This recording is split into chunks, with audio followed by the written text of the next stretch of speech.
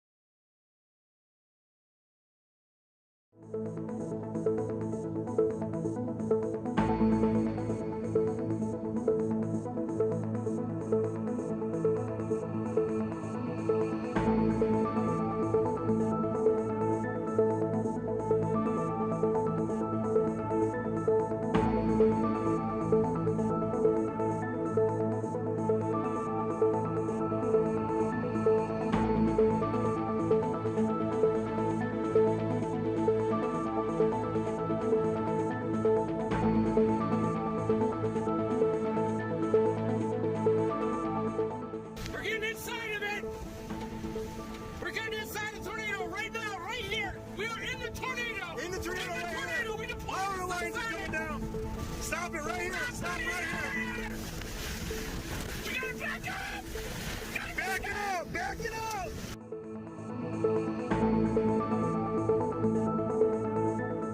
Oh! Roof's going! Roof's gone right now! Iowa, Hurricane Idala making landfall right now as a Category 3 storm, high intensity Cat 3. The roof of this building was just ripped off right behind me. As you can see, power lines down right now as it makes landfall. Here we go, guys. Here it comes.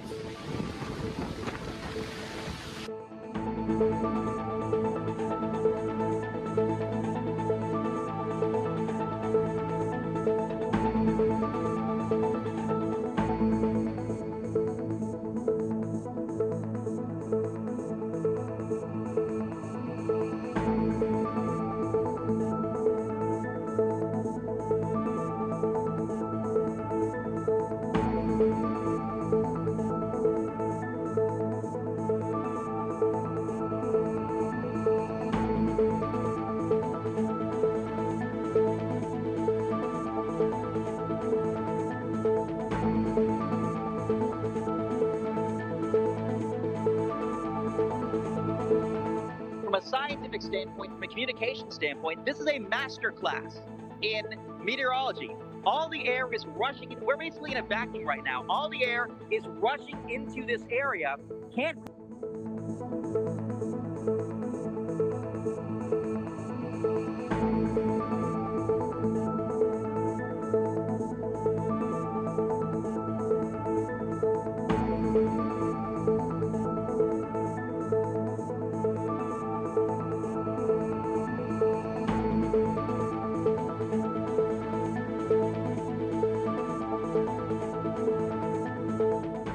general disclaimer, obviously I'm very excited from a scientific standpoint, but I do, and we all are very well aware of the human impact of this. So even though it looks cool online, it looks cool to, oh, there's a bird.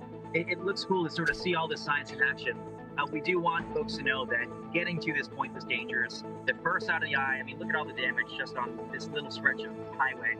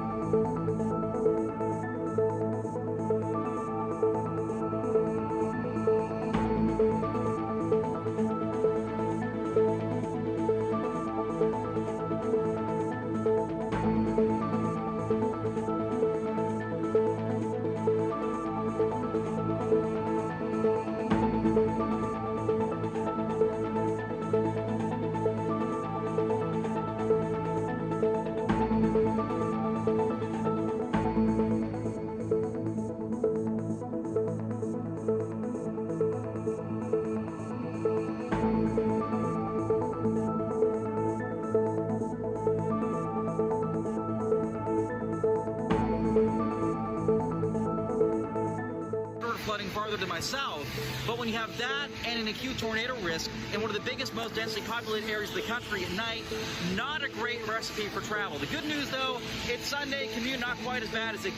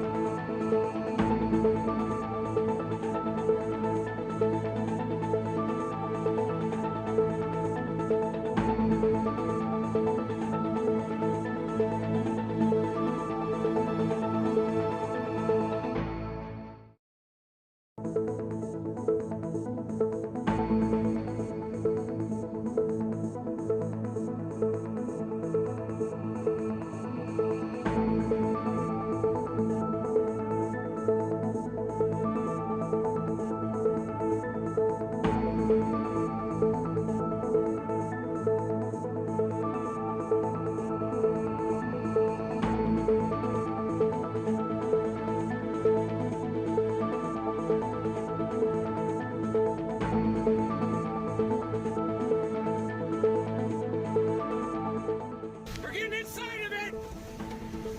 We're getting inside the tornado right now, right here! We are in the tornado! In the tornado right here! We deploy Power lines are coming down! Stop it right here! Stop it right here! We gotta back up! Back it up! Back it up!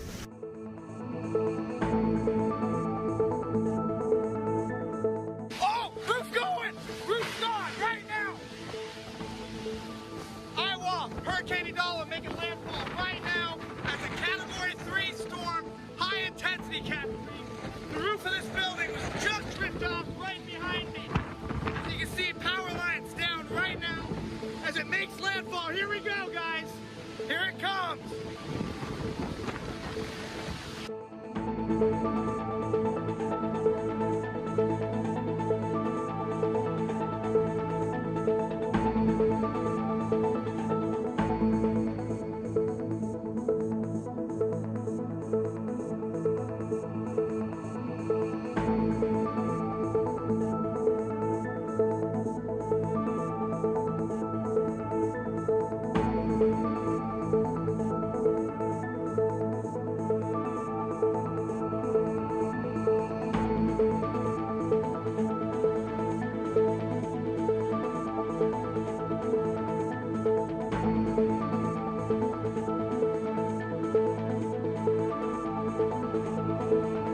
From a scientific standpoint, from a communication standpoint, this is a master class in meteorology.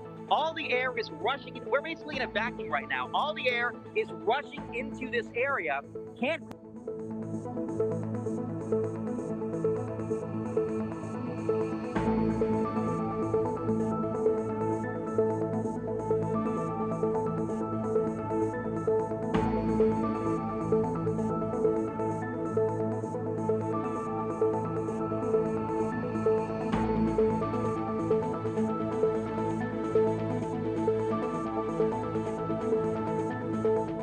the general disclaimer, obviously, I'm very excited from a scientific standpoint, but I do. Good afternoon, everyone. Meteorologist Mike Linden here, coming at you live from the MyRadar studio here on April 2nd, 2025.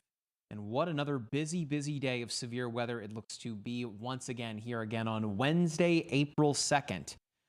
We've got a lot to talk about. Things are somewhat quiet right now, pun intended, before the storm, but it is most definitely going to be an active day. You can see on the app in front of me here, we are looking at yet again, just less than a month after March 15th, we are looking at yet another high risk of severe weather once again today. It's this purple color that encompasses quite a few areas, including parts of Arkansas, Tennessee, and Kentucky. You can see Paducah is under that high risk, Dyersburg, Memphis, Jonesboro, Pine Bluff.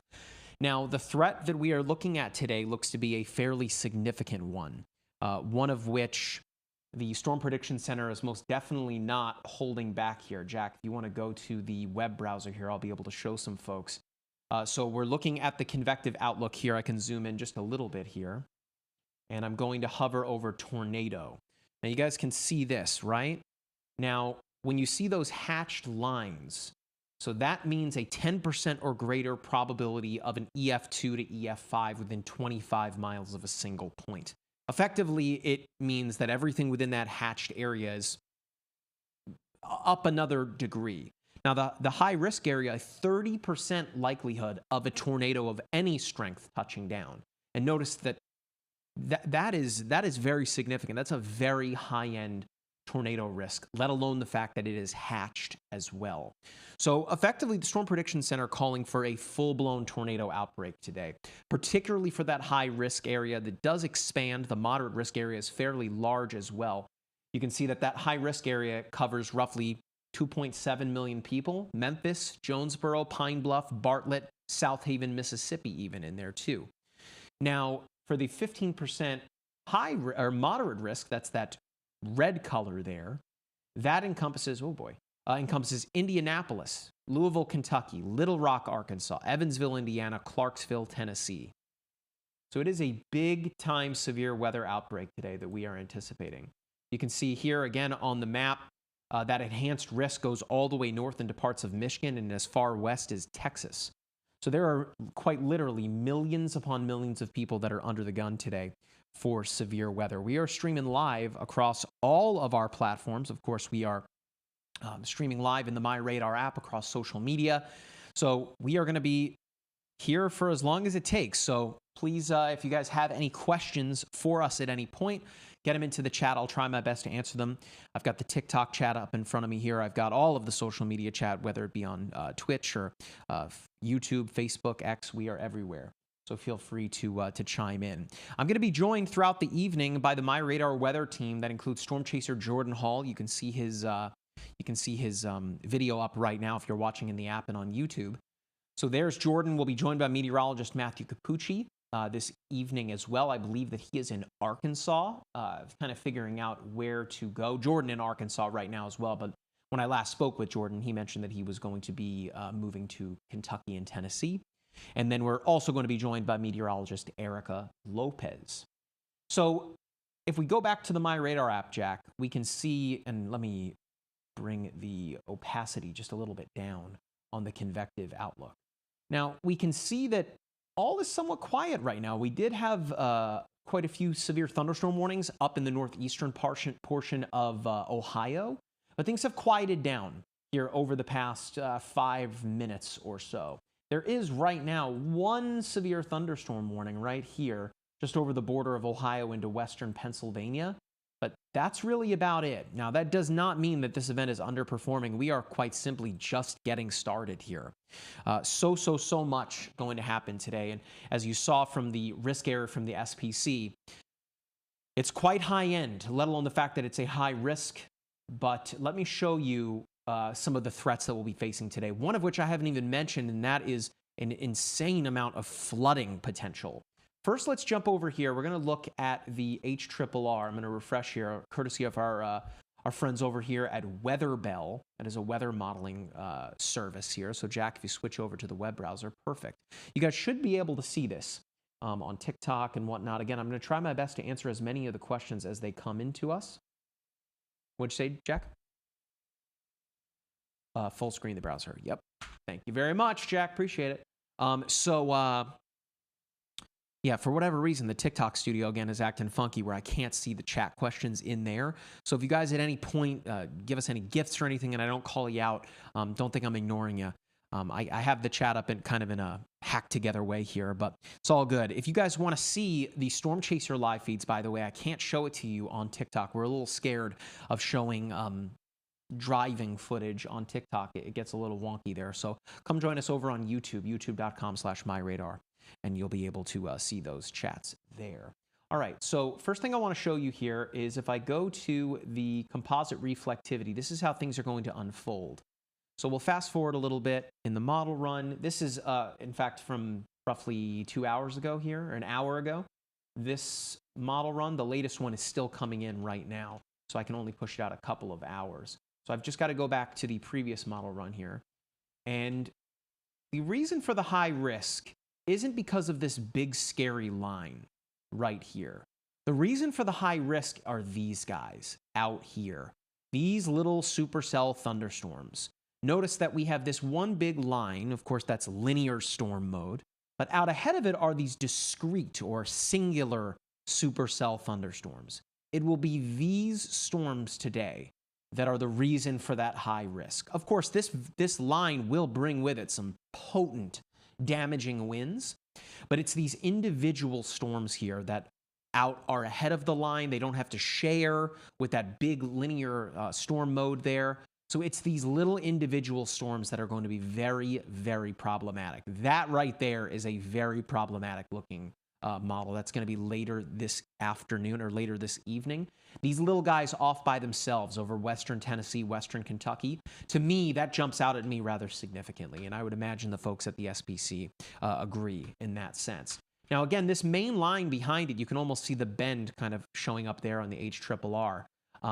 That, again, is indicative of some very, very strong, powerful winds. You know, you're talking 70-plus miles per hour, some big hail from that as well. We're talking 2 inches or so in diameter. But it's these little guys here that are super concerning. Now, if we go to this part of the model run, we're going to look at what's called the STP. No, not the Stone Temple Pilots, great band, but the Significant Tornado Parameter. And effectively what this is looking at is a combination of a few things. It's looking at wind shear, it's looking at the convective available potential energy, it's looking at several markers to us as meteorologists that fit within this index from a 0 to a 10, 0 being not significant, and we're talking significant tornado being, you know, EF2, EF3 and above. And then a 10 here, which would be off the scale, you know, big time event here. As I advance things out, notice that you really start to see that STP really begin to come together later this evening here with some 7s and 8s, if not closer to that 9, 10 range. You can actually see some of those number 10s here on the line. Now, I think that 13 there, holy cow. Again, this is not the gospel. You should not look at this and say that's what's going to happen today, but it's just an indicator of what's to come. Now, today is a day where, you know, we as meteorologists would encourage you to make sure that you are not too far away from a storm shelter. If you had plans to be out tonight, I would encourage you to reschedule them or outright cancel them. Today is not a day where you want to be caught out on the road, where you want to be away from the safe place. And that, of course, is going to be a basement. If you don't have a basement, the centralmost location of your home. If you don't have a basement, listen, I live in Florida. We don't have basements here, but my safe place in my house is underneath the stairs in my house, in a closet with me, my 2 kids, my 2 dogs, my wife.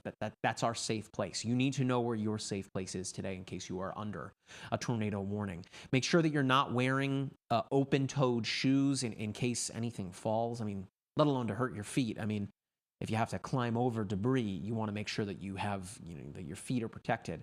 I would also encourage you to bring a bicycle helmet with you into your safe place today. A huge percentage of the injuries that come from these kind of days are head injuries. So wearing a bicycle helmet, particularly for young children, it's not a bad idea, right? Okay. So let's look at a few other things here. I want to show you this here, the surface cape. And then I'm going to take a moment here to answer some of your questions. Again, I've got them all in front of me here. So I've got YouTube, Facebook, Twitch, as well as the TikTok chat here. If you guys have any questions for me, get them into the chat. I will try my best to answer as many of them as they come in here.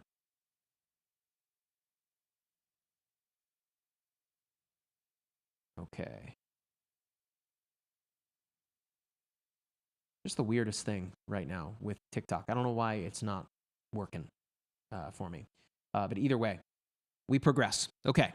So we're looking at the CAPE here. CAPE stands for Convective Available Potential Energy, effectively the juice that is in the atmosphere. This will encourage buoyancy, right? Or allowing for the moisture to rise in the atmosphere. Of course, you know, if you've been to science class in the 3rd grade, you know that warm air rises. If you've slept on a bunk bed, on the upper bunk bed, you know that if you don't do well when it's hot, when you're sleeping, you don't want to get on the top bunk. But with Kate, that is going to encourage, again, that upward motion more vigorously, right?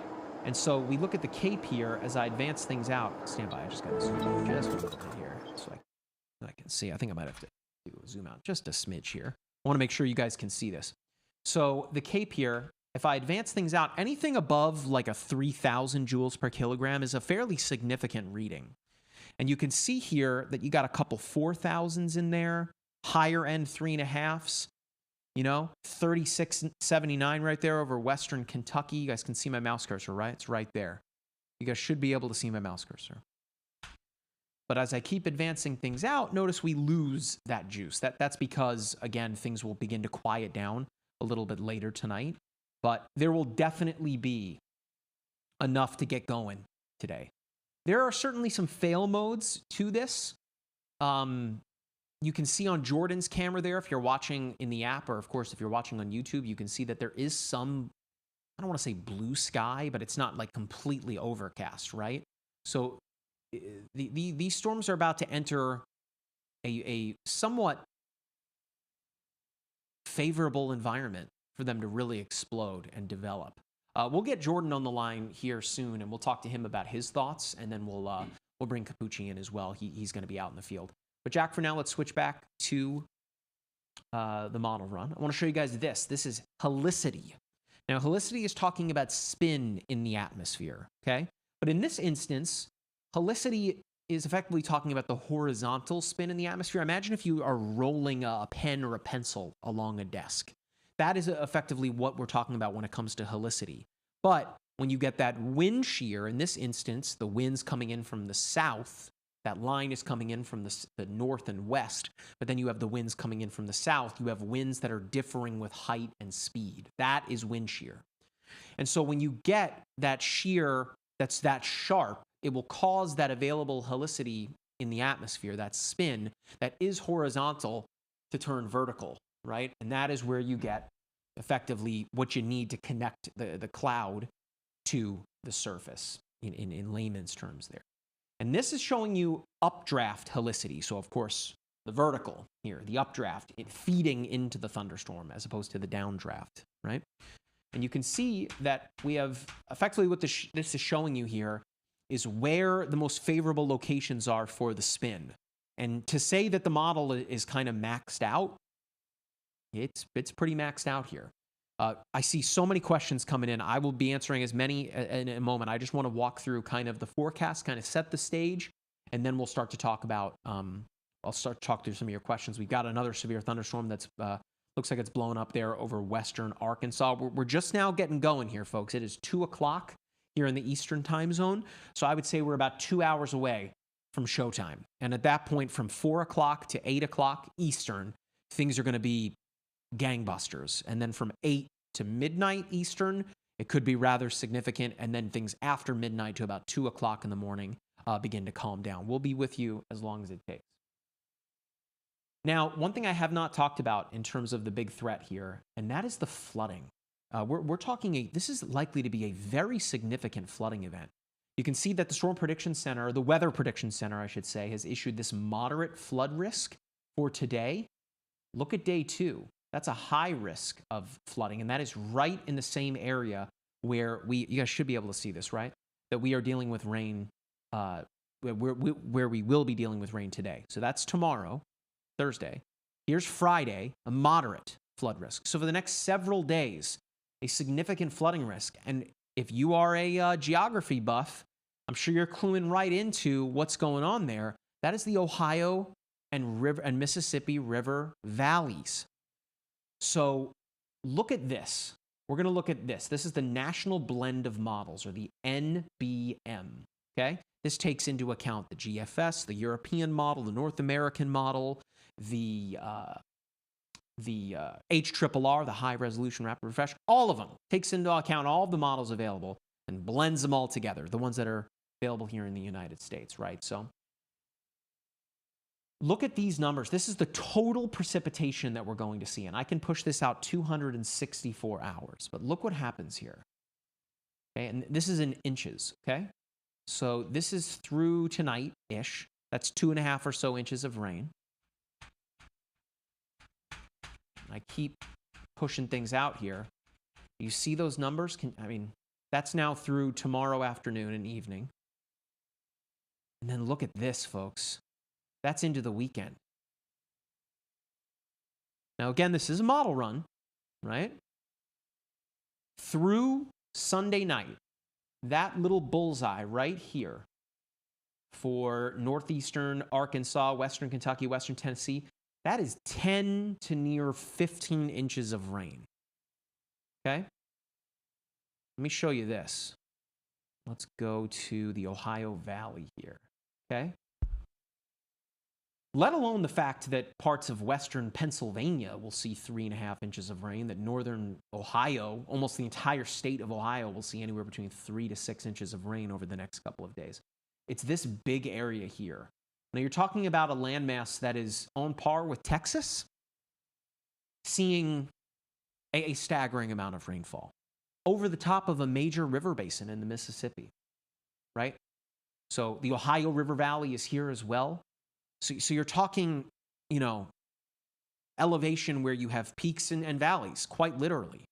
So that rain is going to, there will be some significant flooding here over the next few days. I'm really not trying to mince words here. The Memphis National Weather Service office today used the word generational when referring to the amount of flooding that could come out of this event. And of course, flooding, when it comes to natural disasters, when it comes to deaths, fatalities, flooding is number one. Inland flooding, number one.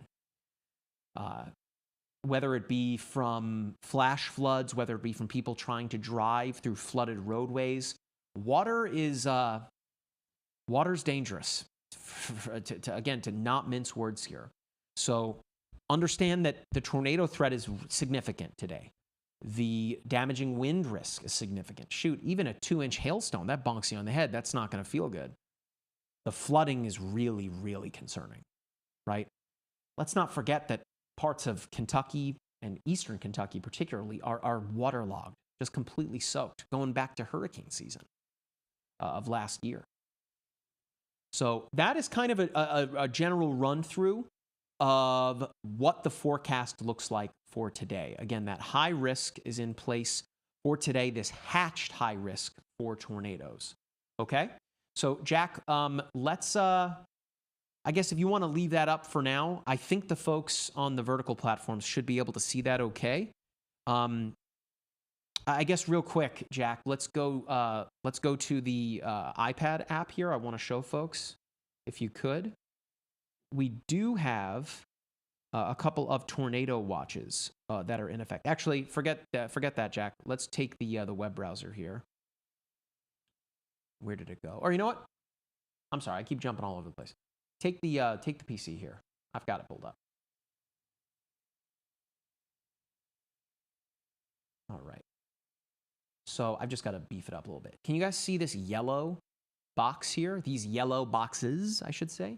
These are tornado watches. So that includes St. Louis, Jefferson City, Little Rock. This one up here is in effect until 4 p.m. Central Time, the one up north. But then this one down here for parts of Arkansas, that is in effect also until 4 o'clock. My guess is that these are going to be extended. It doesn't say that it's a PDS. Of course, PDS would be a particularly dangerous situation, so we will keep a super-de-duper close eye on things as they develop, right? Let me turn the watch down. There we go. Cool. All right. So let's do this for now. I'm going to zoom in, and then I'm going to take a moment to answer your questions.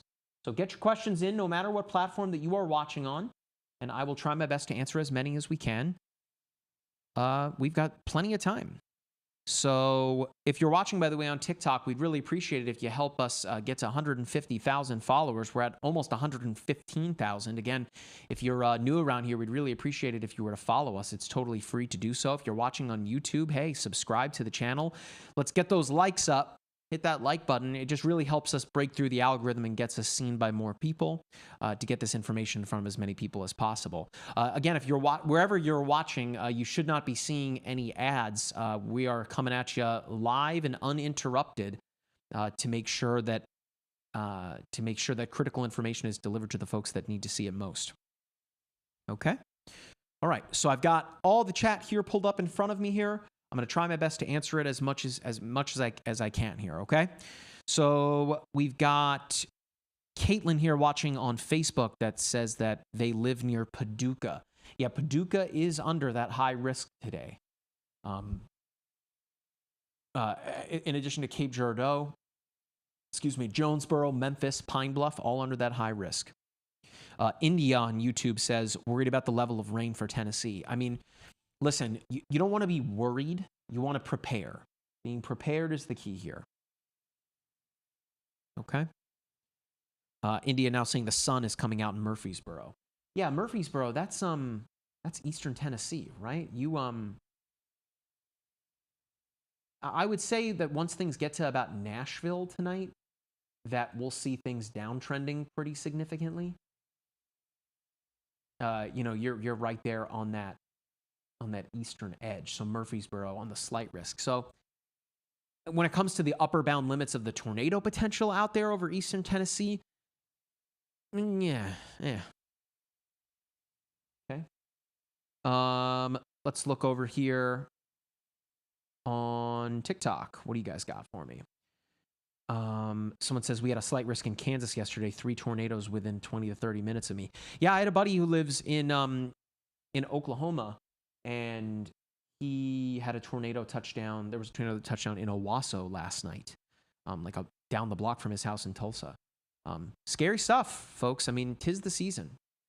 Someone asking, is a tornado supposed to hit Poplar Bluff? I mean, I can't tell you that a tornado is going to explicitly hit a location. I can just tell you kind of the forecast and things that could come about. It looks like we've got Capucci's camera there. Jack, if there's any way on the multi-viewer, if you can put the chaser cameras over Zoom Guest 6 and 5, that way I don't have to keep going like that. If there's any way to organize it. But yeah, you just need to be prepared. Again, if you live in this purple outline here, I mean, let me make it even brighter for you folks. If you live in this purple outline, shoot, even in the red one, you need to have a plan today. You need to know where to go. This is going to be a high-end severe weather day. I mean, the last high risk was just a couple of weeks ago, March 15th. So here, less than a month later, the Storm Prediction Center not playing around. To say this kind of caught a lot of folks in the weather community by surprise would be a bit of an understatement. When I woke up this morning at about 5 a.m., I opened social media and I saw it, and I was thinking it was a meme from one of our good buddies, Storm Chaser Nick, who's an awesome follow on X. I'm like, what? And no, not a joke. It was indeed, we are here, high risk. We've got, all right, I have a lot of locations. Someone said you need a mod in here on TikTok. Yeah, you're telling me. I mean, if there's anybody in the chat that we've worked with that wants to be a mod, let me know. I got to mute this person, unfortunately. That keeps talking about complete and utter nonsense. If I could see the darn chat in the TikTok studio, I'd be able to better monitor things, but I have to go with TikTok.com. It's so strange. All right. We've got someone on YouTube asking, Franklin County, Ohio, will a tornado occur there tonight? So Ohio is Franklin. That is Franklin County. That is Cincinnati, right? Up that way. So you're right there on that moderate and enhanced risk area, where I would say the tornado threat might be a bit greater south of you. But again, just have ways to prepare, have ways to receive alerts. Download the MyRadar app. Gosh, I haven't even mentioned, we've been streaming now for however long it is, and I haven't even plugged the app even once. You guys can see it on my shirt right here. MyRadar, it's the app that I'm using. It's completely free to download. You can find it everywhere where you can download apps. And of course, a huge chunk of the features are completely free to download. And if you want some of the features like per station radar or the hurricane tracker, you can sign up for a free 3-day trial to our premium features. All you have to do is go into the settings menu there, and you'll see premium subscription there to get started. All right, I see Capucci's shot. I see Jordan's shot. So, Jack, just let me know when they are in the call. Hey, Sandy Rose is here. What's going on, Sandy? So, Jack, if you want to switch to the iPad real briefly, I want to show folks this. So, it's coming soon to the Windows app. We don't have it there yet, but on iOS and Android, you can actually follow a chaser, your favorite weather chaser, right here in the app. All you have to do is in the layers menu, it looks like the stack of cards there. It's toward the bottom here, video/storm chasers. You turn that on, and then on the map will be all these little play buttons, and all of these are individual storm chasers, courtesy of our buddies over at Severe Studios. Here's Capucci. All you do is tap on it, and there you go. You have a live feed of a storm chaser. You can even take it in full screen here. Right, there's Capucci's shot. We'll be joined by him momentarily. I know that he was at Waffle House earlier today fueling up. You can hit the little picture-in-picture here and check that out. You can actually, let me hit play here. So you can actually move around the app and have the chaser feed up at the same time. For the folks, I guess folks on TikTok can't see it, so let's be careful here, Jack. Let's be very careful. That's on me, though. I'll be really quick. But yeah, all you have to do is tap on the chaser. Here's Jordan Hall. And then we got Kip Metcalf all the way up here in, it looks like right along Indiana and Kentucky there. So big shout out to our partners over at Severe Studios, Luke Hatton here. So you got all these chasers. This is completely free, mind you, in MyRadar to follow along with the storm chasers. Okay? So Jack, let's go back to the PC. We've got a couple of severe thunderstorms blowing up right now. We got these two guys right here, just west of Little Rock, east of Fort Smith. Again, I will keep you in the loop as things develop further, but as of right now, we don't even have one active tornado warning. We've got a bunch of severe thunderstorm warnings. No tornado warnings yet. That's going to change quickly, mind you. Once things start to get going, it's going to get going. Someone said, what about Apple? What about Apple? Never mind, I see iOS. Yeah, of course. You mean to download the app? You can download it over 50 million times, man. KJ says, so glad you came again across my For You page. Hey, we're glad you found us. Appreciate it very, very much. While you're here, hey, follow us here on TikTok. We'd really appreciate it. And hey, tap on the screen. Let us know you're supporting us that way as well. Someone said, thank you for keeping us safe. You're welcome. William says, can I get an update on Lansing, Michigan? I mean, dude, that's way up there, right? Lansing, I mean, it's raining up near you right now, up between Battle Creek, Lansing, and Flint. But up that way, I don't think you're going to see much in the realm of tornadoes. You're mainly looking at just strong winds. You might get some hail up there. But here to the south and west, considerably more significant. Chattanooga, Tennessee, checking in the chat here.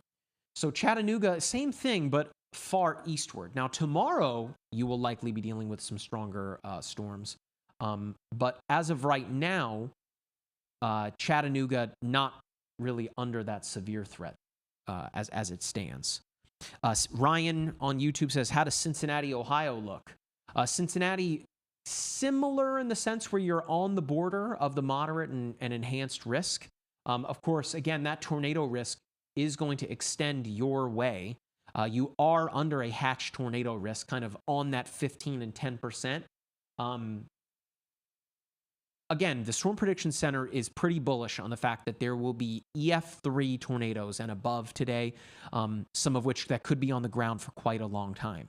As to where they're going to occur, their greatest bet is here in this high risk area, but they can certainly occur outside of it, right? Just a couple of weeks ago here in Central Florida, we had an EF2 tornado touchdown, and we were under a slight risk. That's the strongest tornado to touchdown in Central Florida since 1998.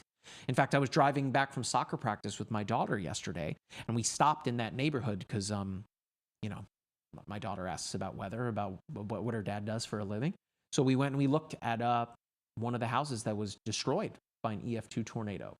And that was, again, under a slight risk. And it happened at 9:30 in the morning. So even though you may not be under this high risk or even the moderate risk or even the enhanced risk, there's still the possibility for some nasty weather coming your way today, okay? King Dylan on YouTube, does the verbiage used in the SPC weather statement stand out to you at all? Absolutely. Let's look at that here. Let me pull that up. And I see meteorologist Erica Lopez has joined the Zoom call here. I'll bring her in momentarily. Erica's going to be keeping an eye on some of those mesoscale discussions in addition to anything that comes across any of the storm reports. I think I hear Capucci on the line here too, so I'll pull him in momentarily as well. Cool. So somebody just asked about the verbiage. Let me pull that up here. Stand by. So we'll read it together. Okay. All right. Capucci, what he's saying is that in order for you to have your audio on stream, you got to connect to the call, not call in. All right.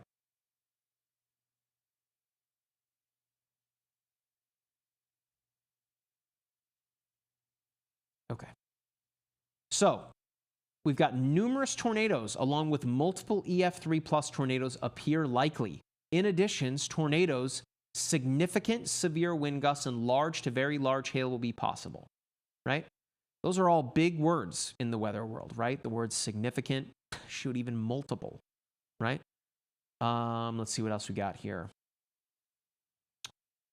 Talking about the surface heating. Surface heating and cloud breaks will boost mixing level CAPE into the 2,000 to 3,000 joule per kilogram range with only weak convective inhibition through the afternoon, meaning that if things blow up, there's nothing really stopping it.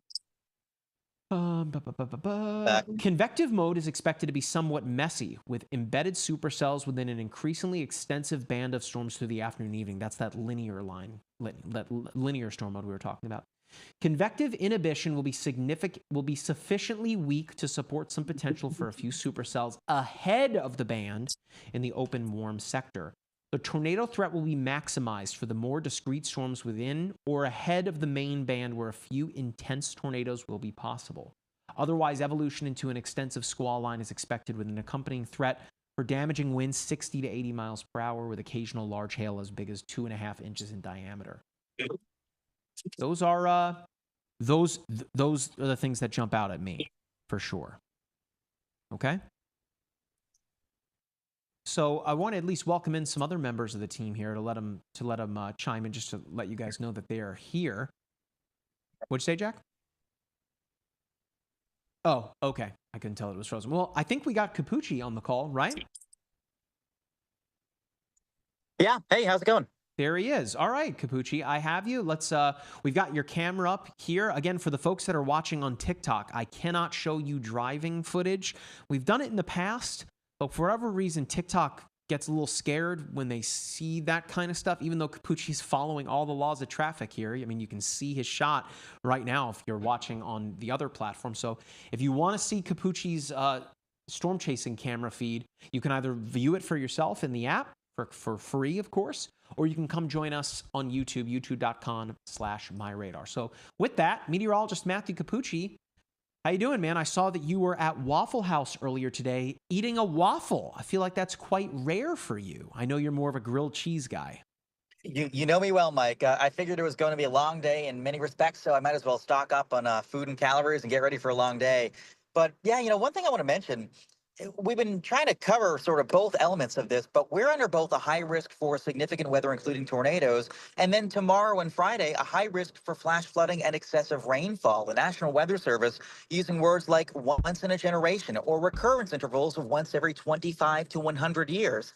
The same places that could see significant high-end tornadoes today are at risk of seeing close to a foot of rainfall by the time we get to Sunday. So it's a long duration event, and it's crazy to think that some places where folks shelter today below ground might be underwater by the time we get towards the weekend. So definitely a multifaceted threat.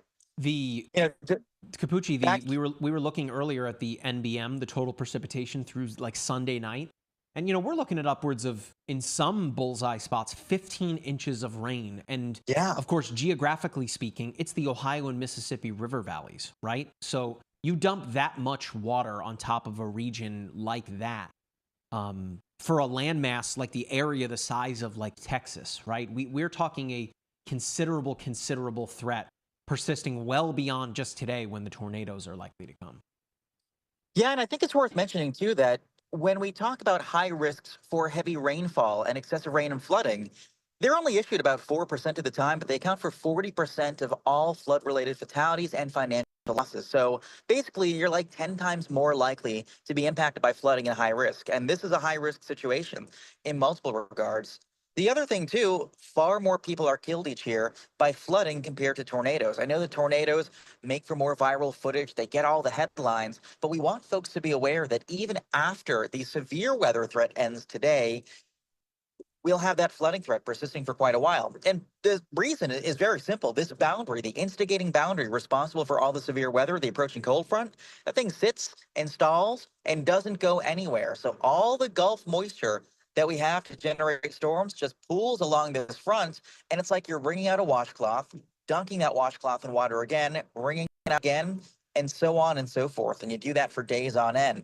At times, we could see rainfall rates over 1.5 to 2 inches per hour, and factor in the fact that many folks will see training or repeating downpours over the same areas. And it's no surprise we could be talking upwards of a foot of rain in a number of locales. Paducah, Kentucky, Jonesboro, Arkansas, Mayfield, over in the direction of Memphis, perhaps, even southeast of Cape Girardeau in the Boot Heel of Missouri. All those folks are under the gun for potentially significant rainfall.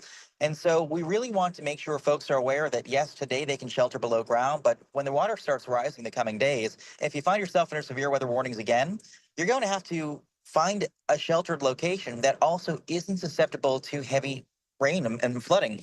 And, we found from social science research, that it's very difficult for people to sort of internalize multiple hazards at once. We saw during Hurricane Harvey in Houston, the National Weather Service issuing tornado warnings for flooded areas. And they actually said to folks, hey, don't go below ground if you're facing flooding.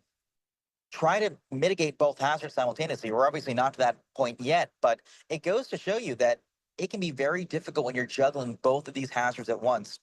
Mike, you were talking earlier on about mesoscale discussions. I know the Storm Prediction Center came out with one recently.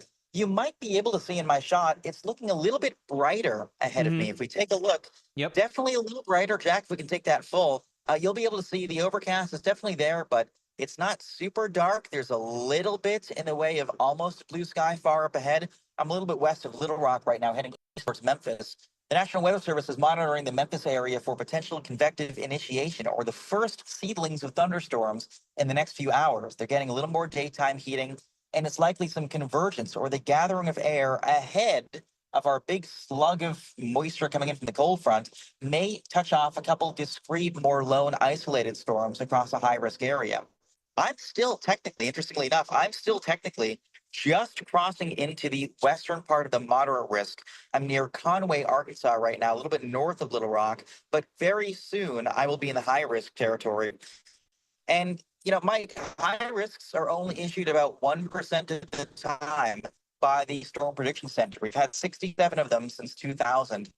And within a high risk, you're about 3 times more likely to be hit by a violent tornado. So something folks really have to watch.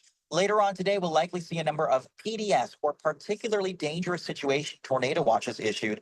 When you see that phrasing, PDS, particularly dangerous situation, it says, hey, you're in a sort of an upper echelon environment where this isn't just a standard inclement or disruptive weather day. This is a potentially life-threatening weather day. I think watches in general is the Weather Service's way of saying, hey, the weather could disrupt your plans. When you see a PDS, or a particularly dangerous watch, it's the Weather Service saying, hey, this is a life-threatening event. And we have that not only for tornadoes, but also a very rare PDS flood watch. So, Mike, a lot to juggle. We'll be here for the long haul as folks go through this entire event, not only today, but these next several days as well. More severe weather likely. And you just talked about how your shot, it's very sunny out ahead of you. People in the chat asking, what's the significance of that? I mean, if you have a, somewhat stable kind of environment in that sense. When you have this incredibly disruptive weather coming its way, it effectively is like driving down the highway as fast as you possibly can. I mean, there's really nothing shutting you down there. So it is quite concerning in the sense where we see your shot, Capucci. I mean, you've got some mid-level clouds there, I guess, but there's some blue sky, and that has me very concerned. I'm looking at Jordan's shot here too. He's in northern Arkansas, kind of working his way, I think, toward Tennessee and Kentucky. And his is a little more gray, but you can still kind of see some of the sky out ahead of it. It's worrying for sure. Hey, Mike, you know what's interesting? We talked that mid-level cloud cover just a moment ago. This will sound kind of counterintuitive. Normally, we talk about more sunshine being like self-destruct sunshine, heating the ground and causing more instability. Interestingly, with this environment, we're already so juiced up that it's actually more dangerous to have cloud cover. And that sounds crazy, but for folks at home, let's break it down. If we were fully clear right now, we would heat the lower atmosphere so much that we would mix some of the moisture near the ground vertically. And so the surface would be a little less dry. The surface would be a little more warm, and you'd have a greater spread between a dew point in temperature, meaning higher cloud bases, and a lesser chance of tornadoes reaching the ground. If we keep temperatures just a little bit cooler, we A, trap more moisture near the surface, and B, we have closer temperatures and dew points, which ultimately actually means a better chance of circulation snaking their way to the ground. So, Mike, I know that sounds kind of crazy, and it's a weird environment. The fact that this cloud cover is actually kind of helping the severe weather potential in a weird, almost backwards way. Yeah. Like so often when we talk these environments, especially in the deep south, you know, juice is the limiting factor. Today, juice is not the limiting factor. So the fact that we're kind of like trapping all this moisture near the surface via the clouds is actually even more concerning. Somebody on TikTok just said no cap today. Yeah, I mean that's changing things as well. Whereas, you know, yesterday where Capucci was out in Kansas and Oklahoma, we talked a lot about the cap, you know, effectively like an invisible lid there, kind of keeping things bubbled up. And usually once that cap breaks, it allows for explosive growth if it does break. I think that maybe for parts of Kansas, things kind of held off a little bit, but then overnight, things really got going. That the environment is very different today. Leading into the afternoon. Yeah, we have a much bigger cap. And so there is a little bit of one. And actually, like those clouds you see in my shot, those clouds represent the cap. That is the cap right there. So probably, I don't know, I'd say 6,000, 7,000 feet right now. It's not a super strong one, but it's a little bit warm at the mid levels. And that warm air upstairs is kind of helping tamp down all the warmth near the surface. It's kind of like if you're boiling water, but you put the lid on. All those bubbles, you got to stay kind of inside. But once you lift that lid, all the steam rises and billows upwards very quickly. Same thing today. So I think we need either one of two things to happen to get thunderstorms out ahead of the cold front.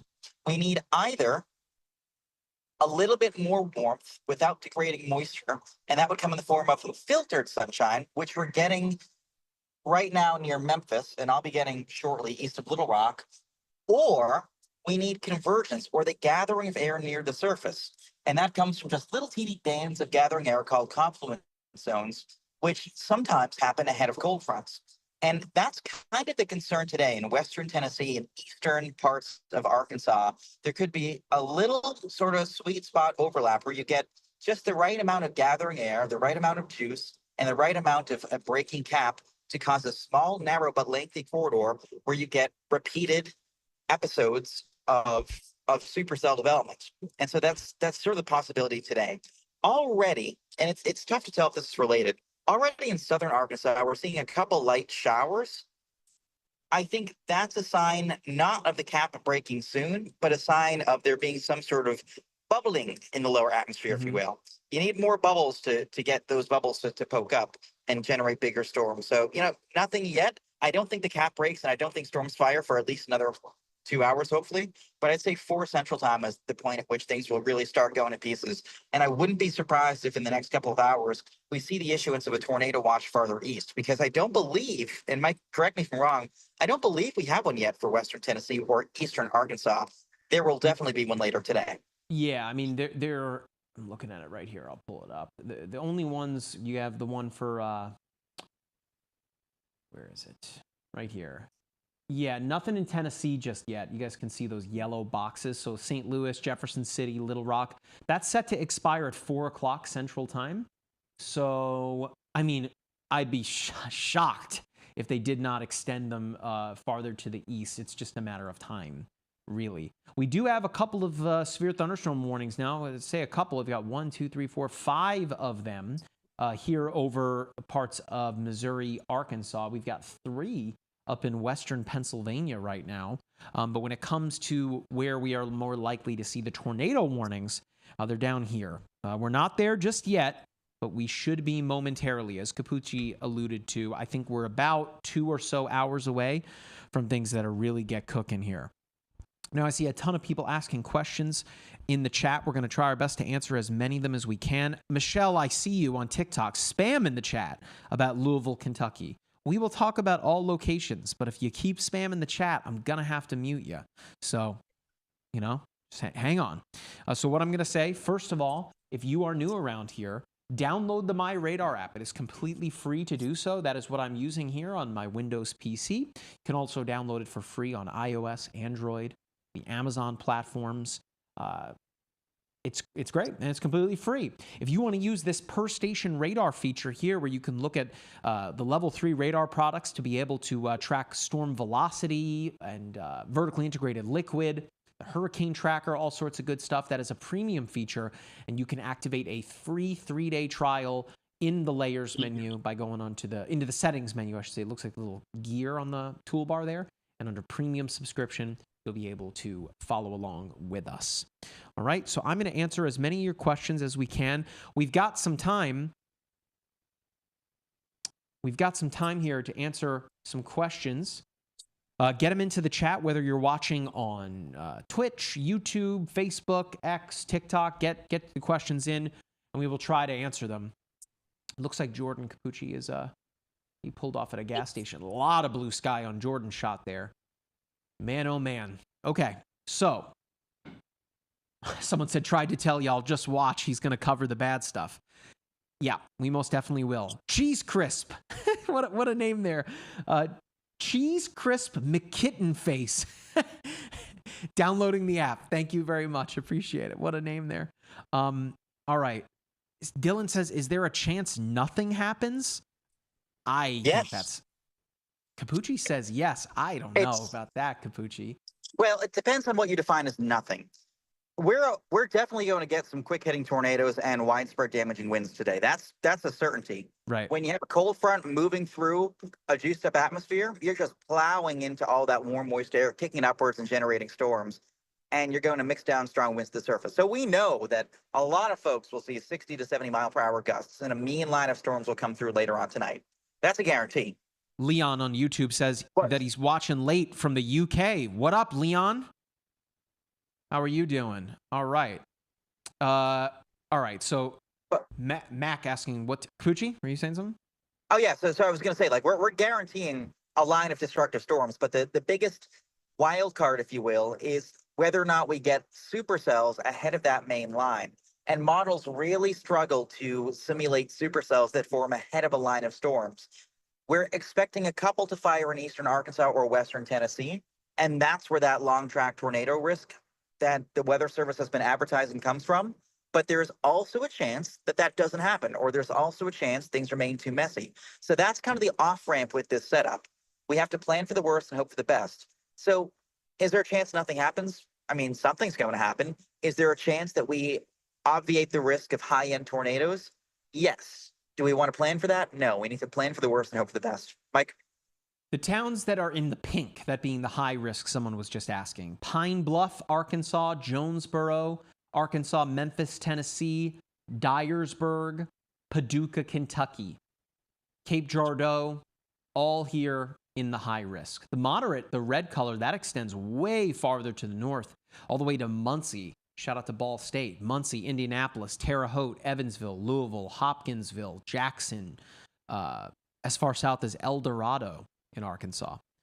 So even though you might be outside of this high risk area, there's still the likelihood for something real nasty coming your way, even expanded around that here. Paris watching from London, England. What's up with all the UK folks watching? What's going on? What football club do you support? Let me know. I know that the Premier League's got some games today. All right. What other questions we got here in the chat? And folks, as things get going, we'll be able to answer your questions, but now's going to be the best time to get your questions into us before things really get moving, because things are going to get active so quickly here. So, Michelle says, I'm in the purple. You're the one from Louisville, right? No, Louisville is not in the high risk. You're darn close. Louisville's up here.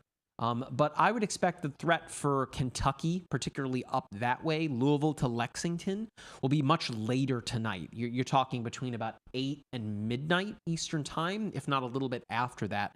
I would expect things, and so does the SPC, that once the storms arrive to Nashville, Tennessee, for things to be diminishing fairly quickly. That'll be closer to midnight to 2 a.m. Eastern time window.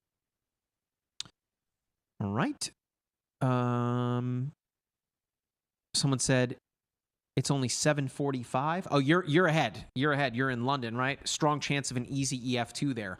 Yeah, I mean, and as Capucci alluded to, if any of the storms get going today, and even the Storm Prediction Center has mentioned that, there's this main line forming now, but it's those supercells out ahead of it that if they blow up, and are what we call discrete storms, singular in nature, kind of by themselves, there really won't be much to get in the way. Those storms will be able to grow, to develop a really significant updraft, and then from there, just continue to chug east through an incredibly favorable environment, where kind of all of the indices that we as meteorologists have been looking at are kind of all at their peak, whether it's the helicity, again, the spin in the lower levels of the atmosphere, or the CAPE, the convective available potential energy. Shoot, folks, you got 65 to near 70 degree dew points pretty far northward. Of course, the dew point is the measurement of the water in the air, the point at which the air becomes fully saturated. When you get up to 65, 70 degree dew points, you're talking like near tropical dew points, like that really oppressive humidity, the air you can wear, if you will. That's a lot of moisture in the air, and that's getting pretty far up north. So all the factors are there. That linear storm mode, I think even that will bring with it some walloping destructive winds and some very large hail. But it's those discrete storms off on their own, particularly here that are within this high risk area, that purple pinkish color, where we are expecting to see the possibility of the worst of the worst. Okay. Someone asked, is Oklahoma okay? You are not really part of this threat. I would say the worst is kind of past you at this point for Oklahoma. Someone asked, what's the chance Jonesboro gets hit by a tornado? So Jonesboro's in that high risk, that pink color, which the SPC has assigned a 30% probability of a tornado. That's just any old tornado, EF 0 to 5. But there's a hatched risk. Jack, if you go back over to the web browser, I want to show folks this. So here is a look at the outlook from the SPC. But if I go specifically to the tornado threat, in fact, let me do it this way. We'll do NWS region. I'm going to click this. It's a little too far to the south. We'll have to go here. And then we'll pick this, the tornado outlook, right? All right. That helped? That should be better. I can go pretty far in here.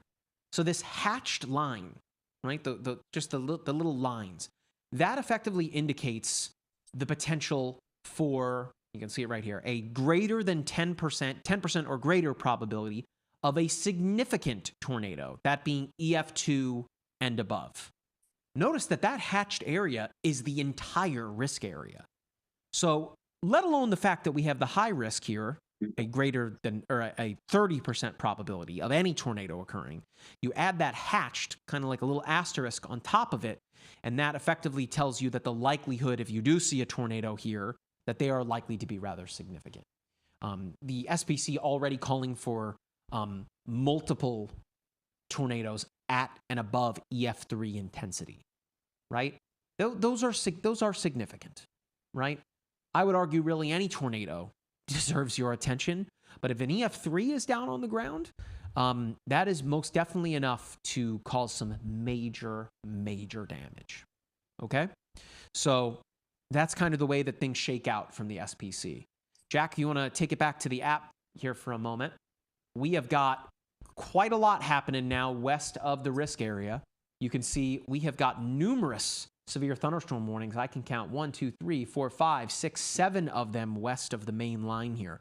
None are tornado warned yet, but we will keep you in the loop. Someone in the chat here just said, interior bathroom is what we have. Fantastic. And that's a great point. Today is a day, and I can hear, Capucci, the voice inside my head, quite literally and figuratively, saying that today's a day where if you had plans to be away from home, to likely cancel those plans. You want to be right near your safe place today. Not a day where you want to be caught out on the roads when you've got weather like this coming your way.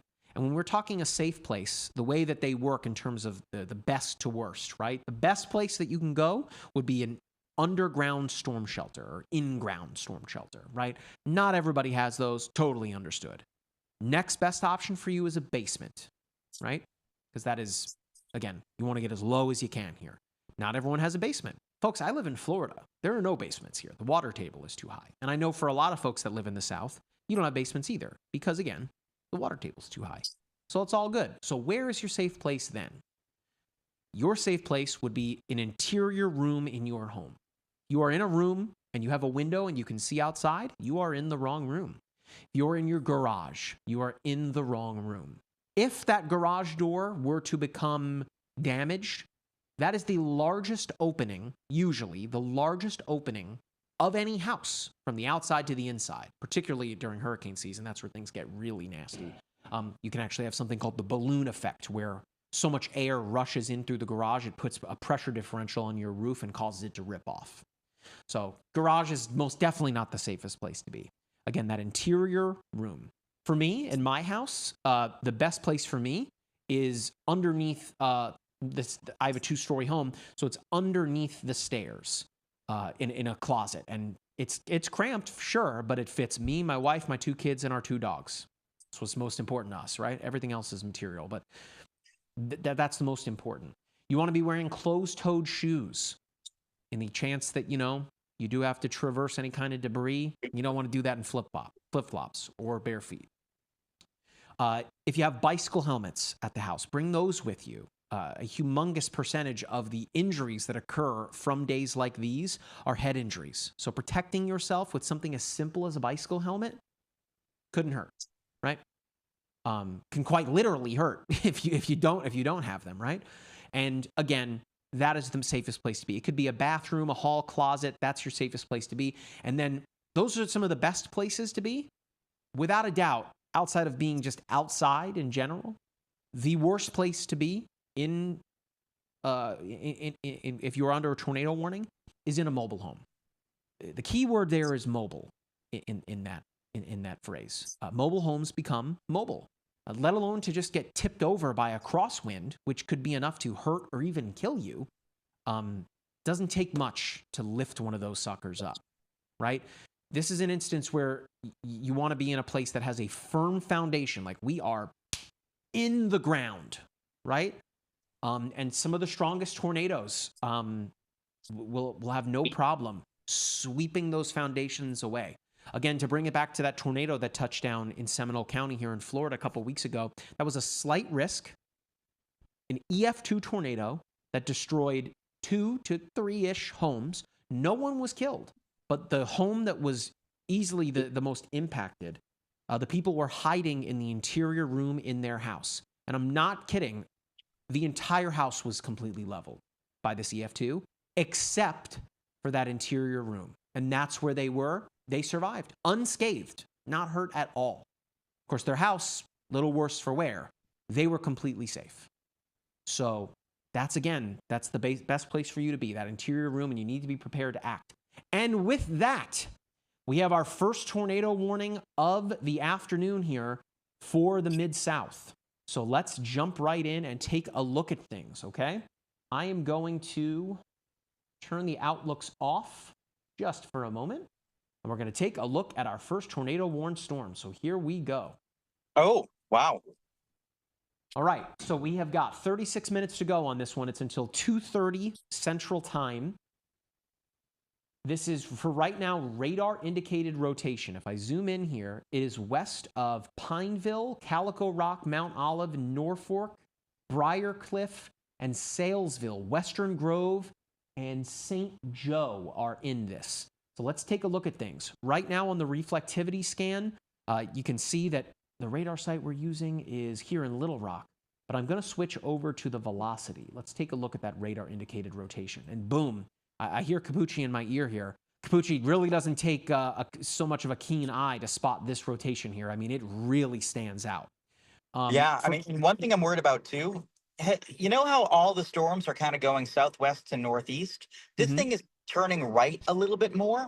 It's going a little bit closer to due east. And so when storms do that, they have a better job of really taking advantage of that low level spin. And so the fact that this is kind of what we call a right mover, if you will, and that'll be the case with the more discrete storms today, shows you that it is definitely more primed to produce a tornado. And we can see that with this one already. Yeah, so again, folks, the product that I'm looking at here, this is the Velocity product in the per station radar feature. This is a premium feature in the MyRadar app, but you can sign up for a free 3-day trial for the premium features in the settings menu. Of course, download the app. The app is free, but right there on the settings menu, it looks like the little gear on the toolbar. Right here under premium subscription, you can get in there and you can try it for free, get you through today, tomorrow, and I think you'll probably want to keep it. It's great. But anywho, we've got per station turned on, and we're using velocity. And what velocity is showing us are the winds, right? Red in this case are winds going away from the radar site. Green is representative of winds going to the radar site. And when I say radar site, the one that I'm using is this one, KLZK, the Little Rock Doppler radar, Little Rock, Arkansas Doppler radar. So green are showing the winds going toward it, red away from it. So when you start to see something like this, it's indicative of the fact that we have spin in the atmosphere. This doesn't necessarily guarantee us that we have a tornado, but it's enough for the National Weather Service to warrant a tornado warning. So if you live in Yellville, Summit, Flippin, Cotter, you need to be in your safe place. Let me get some local landmarks here for you. And Mike, while you're doing that, just a heads up too, if you still have velocity up, there's also a second circulation farther northeast towards Bull Shoals, and this will likely affect portions of the far northern Arkansas, southern Missouri border. And that's one that I think might get a tornado warning the next little while too. So something to watch there. Totally. Let's take a look at the correlation coefficient product. This is showing us whether or not there's anything being lofted into the atmosphere. I know it looks like a big mess here, but this product is incredibly, incredibly useful to be able to show, again, the objects that are being lifted into the air. Typically, you'd just be looking at a bunch of clean air here. Of course, there are some other things that do show up on correlation coefficient, as Capucci has told you many, many times. Birds are often, in the eye of a hurricane, show up on correlation coefficient. But in this sense, it's helpful for us to be able to show whether or not there's any debris being lofted into the atmosphere. And that is an indicator that there is a tornado on the ground. The way that we can confirm that there are tornadoes, of course, radar gets you a good way the way there, but having a trained storm spotter on the ground that answers to the National Weather Service, emergency management officials, law enforcement, that ground truth is incredibly, incredibly important. Now, we are, again, going to keep an eye on things here, but this is right on top of I-65 here. Capucci, where are you in Arkansas? I'm just east of Hot Springs, so I'm about an hour and 40 minutes away from Memphis. Okay, I see you. You're, yeah, okay, so you're south of this line. So, yeah, so I'm just near, actually like, about... Conway. Yeah, I'm 5 miles away from being in high risk, so we'll be in the high risk very shortly. And interestingly, you know, Memphis is towards the eastern end of the high risk. I wouldn't be surprised if they kind of shift the high risk farther east, given the latest model trends are really showing some uptick in activity over, you know, western Tennessee. So we're going to keep a close eye on this thing here to see whether or not we get anything that touches down. I mean, I'm not going going to see much of anything there just yet.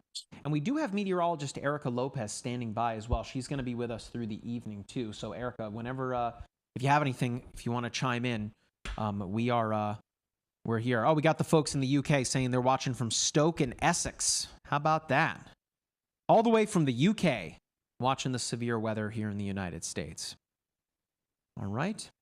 So, hey, Mike, yes. Here's something kind of cool. Could we throw on, let's sort of broaden out from this tornado warning for just a moment. Can we throw on the high-def radar and show kind of the big picture? Yeah, Jack, take the iPad. I have it pulled up. So when we do that, we'll be able to see something kind of cool. You know, at home, see how there was like a big line, if you will? So it all sort of began as a line, but notice how that line is fragmenting a little bit. And now we're seeing more in the way of like those clusters here, those lone discrete storms. Mm-hmm. This is something rather atypical. We don't see it all that often, but we call it downscale growth. So often we talk about storms merging and becoming messy and forming a line, and we call that upscale growth. But once in a great while, we get something called downscale growth, where a large line will actually split into smaller segments. And that can happen when you have a line move into a very highly sheared environment. In this case, shear is through the roof. We have such an incredible change of wind speed and direction with height that as you push this line into that environment, it almost gets torn apart into like smaller little cells that will have a better chance of producing tornadoes. Imagine if you're rolling pretzel dough on the counter and you really roll that so much, but you kind of roll it at slightly different rates. Eventually that big long pretzel-like roll, if you will kind of split into smaller segments of dough. I don't know if that was a good example or not, but no, it is a good example. Maybe hungry. Ooh, I know you're unsuccessful at making homemade pretzels, but it was a good example. Well, hey, A for effort. But in any case, yeah. So the fact that we're seeing downscale growth right now does concern me because I think in the next hour or two, we're going to see an uptick in the number of supercells. We even see one that will soon approach Russellville, Arkansas. We see a couple others as well. And this is just the start of a very long day. I think this threat will go until probably 9 or 10 p.m. And I do think very shortly the Storm Prediction Center will likely issue a PDS tornado watch. Yeah. But if we return to that supercell near Western Grove, heading the direction of Yellville in northern Arkansas. I switched the radar site too, Capucci. I'm using the one north of it there in Springfield. And boy, that one that you called out earlier near Bull Shoals, holy cow. I mean, I don't know what the holdup is there to issue a tornado warning on that. I mean, that is really standing out. Yeah, I'm almost wondering if it's messier. It's not as tight, right? But it's there. Not like this guy that we have here, which looks like it is strengthening here now east of Western Grove on the way to Yellville and Summit. Yeah, and with that cell, the Mountain Grove one, it's moving into a very favorable environment. And speaking of favorable environment, not to jump around too much, but if we take my shot real quick, it's actually sunny here. We just jumped up temperature-wise to the lower to mid-80s. It's sunny. It's mild out. I mean, you can see that flag is definitely waving, but it looks kind of nice outside. My shot right now is actually quite pretty. Concerning, right? Yeah. Concerning. This guy on the ground here, man, that one near Bull Shoals. What are they waiting for? I don't know. But yeah, this guy here, east of Western Grove. This is the one show in town right here, just north of St. Joe, on the way to Yellville, Summit, Flippin, and Cotter there, on its way, kind of running parallel to I-62 there. Let's see if I can get you guys some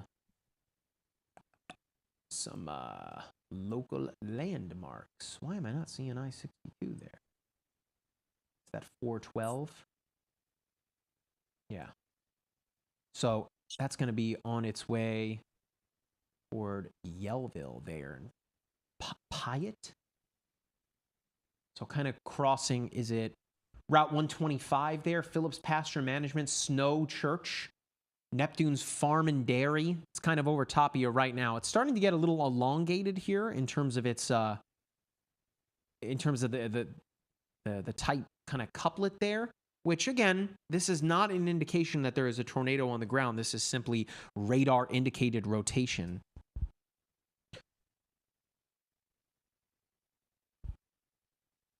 We will keep a close eye on things. Right now, that is our only tornado warning Oh, no, it's not. Holy cow. That just came in. We got another one here. I spoke it into existence here. Here's our new tornado warning. This is for parts of Missouri here, southwestern Dent County and central Texas County until 2:30 Central Time. So this one's real quick here. This is not that Bull Shoals one. It's out ahead of it, Capucci. This one is The one near Houston? Yeah, 2:30 Central Time here. So we've got Houston, not Texas, Missouri, Raymondville, Licking. Let's take a closer look at what we got going on here. And by the way, so that one is for Douglas and northern Texas counties, as well as other places nearby too. But they've also reported 2-inch hail. So 2-inch hail, the size of, almost limes, has been confirmed with that cell as well. So something to be mindful of if you're in the tornado, either getting large destructive hail, or you're also getting that potential tornado too. And by the way, this same area, the Mountain View area, Mountain Grove, was hit by a tornado back on May 26th. They're 25th or 26th of last year. So they're no stranger to tornadoes. They were also impacted recently as well. So certainly an area that knows tornadoes. But Houston and Licking, you want to be below ground if at all possible, putting as many layers between yourself and the outside world as you can. Raymondville, y'all are next in line too. That circulation is tightening up big time. It'll pass very near or just north of Houston. But here's the thing. If Houston is spared, I don't think Licking will be. So Licking, you have to be in your tornado safe place right now, putting as many layers between yourself and the outside world as you can. It's moving northeast at 50 miles an hour. And Mike, we got to keep in mind, 50 miles an hour, people picture driving down the road at 50. This thing doesn't have to drive down the road. It doesn't have to wait in traffic, doesn't have to stop at traffic lights, doesn't go around curves.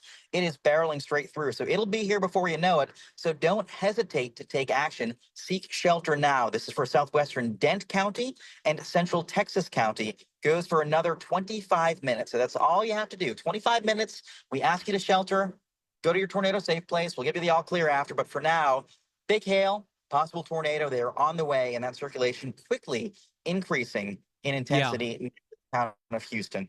And this, mind you, was issued, and you're talking, a 30-minute window, right? So this thing is hustling super quickly, as you mentioned. And then that hail core, if we switch to the vertically integrated liquid product, or VIL, this is showing you vertically integrated liquid, right? So in the updraft region of the thunderstorm, look at that. That is a bullseye of a hail core there. So very likely that we are seeing some fairly significant hail coming out of that there. Again, that large to very large distinction that the Storm Prediction Center was issuing today, that would be 2 to 2.5 inches, enough to really not feel too good if it were to bonk you on the head there. So we've got 2 tornado warnings. Now look how fast things ratcheted up, folks. I mean, this is what we told you here, and this is really not even the main event here. Within the next hour or so, I would expect that we are going to be jumping around to a lot of tornado warned storms. But we're going to keep you in the loop here. That one up north is concerning. This one down here is still rather potent looking at its rotation. Of course, that's the one now east of Everton, west of Yellville. And Mike, you said something that I found really interesting and very important a moment ago. You said this isn't even the main event yet. You said that, we're just kind of getting going. Can I ask you a dumb question? Did you ever own a lava lamp as a child? I had a lava lamp. I guess it's ironic being that I live close to Cape Canaveral. It was looked like a little rocket and had little blue lava, for lack of a better term, inside it. So perfect. So for the folks at home, the atmosphere is kind of like a lava lamp. When you first turn it on, when you first heat it from below, i.e. the sun baking the ground heating the atmosphere, the bubbles in the lava lamp don't rise all that high. They kind of poke a little higher, and eventually they start going up and down all the way in the tank. That's what's happening to the atmosphere right now. We're adding more heat. We're heating from below. The sun is striking the ground and heating the atmosphere from below. And so there are some bubbles in the atmosphere, little pockets of air trying to rise. They're not really able to do it quite yet. They're rising a little bit, and every hour they'll rise a little more until suddenly, boom, they're light enough, they're less dense enough, they can climb and form these thunderstorms by reaching the top of the tank, so to speak. And as Mike said moments ago, we're not quite there yet for the main event. The main event is going to get going in the next couple of hours, probably around 4 o'clock Central Time, when we have more of that daytime heating to really cook the lower atmosphere. But already we see a couple little light showers on radar in southeast Arkansas, northwest Mississippi, and south of Memphis. Those light showers are those little bubbles in the atmosphere trying to rise to a lower level. So that's a sign we're adding more heat to the system, and our lava lamp is beginning to kind of bubble stuff up. But oh, Mike, actually, can we go back to that tornado warning in northern Arkansas using the Springfield radar? Yeah, I mean, it is. That's what I was saying before. It's really tightening up here east of Everton. It really is standing out. Hey, can we show real quick? Can we show reflectivity? Sure. On it. And we'll zoom in real quick, and we'll be able to see right near Yellville. I'm pretty confident in a tornado on the ground because, Mike, I know we sort of talked about the donut of doom before. This is something called a BWER, or a bounded weak echo region. So Mike doing an awesome job scrolling in right there. That little donut hole is the tornado's updraft, or the circulation's updraft. Yeah, we hold it right there, and you can see that's where the air is rising so quickly, it's suspending rainfall and not letting it fall. And so all the air is rising so quickly that if there was a tornado, it would be right there. And that's closing in on Yellville. In fact, Yellville, you're kind of red line, center line for this. It will be in town in the next 1 to 2 minutes. And Mike, I'm very confident that a circulation is either on the ground or in the process of touching down. So Yellville, treat this like you would a confirmed tornado on the ground, because even if we don't have a report yet, I think it's pretty safe to say there is likely a tornado on the ground or in the process of forming immediately. So when it comes to some spots there in Yellville, the Miller True Value Hardware there on Highway 412, Black Sheep Barbecue Smokehouse and Grill, the Carlton Marion Inn, all of those locations, Yellville Summit High School, all kind of in the path of this, just to the south of Summit, along, what is that, North Panther Avenue there, the School of New Hope, Yellville Summit High School. If any of those locations are familiar to you, you need to be in your safe place right now. Flippin and the Marion County Regional Airport up that way toward Flippin and Cotter, you are next for this. So treat this very seriously. Again, you can see how it's tightened up here. Again, green showing winds toward the radar, red showing winds going away from it here. On the correlation coefficient, Capucci, I mean, nothing here just yet. That velocity, though, is ripping. I don't want to forget about this guy up north here. You can see that rotation just to the south and west of Licking is still certainly present. Yeah. And this one, yeah. Let's see. Not quite. So these are our two tornadoes. I don't think I'm missing anything yet. It's just these two. We will keep a close eye on things. And gosh, a couple of weeks ago, that March 14th high risk, the day before when we had the moderate risk, I feel like we got some really significant tornado damage in Arkansas. In fact, 2 EF4s there. So yeah, one was in Diaz with a 190 mile per hour tornado confirmed, an EF4, and that was the strongest since Rolling Fork, Mississippi, back in, I think that was that 2023? So the strongest in roughly 2 years. Yeah. Yeah. A lot of folks questioning whether or not that should have been an EF5. Like, what's it going to take, right, for there to be an EF5 tornado? That one got darn close.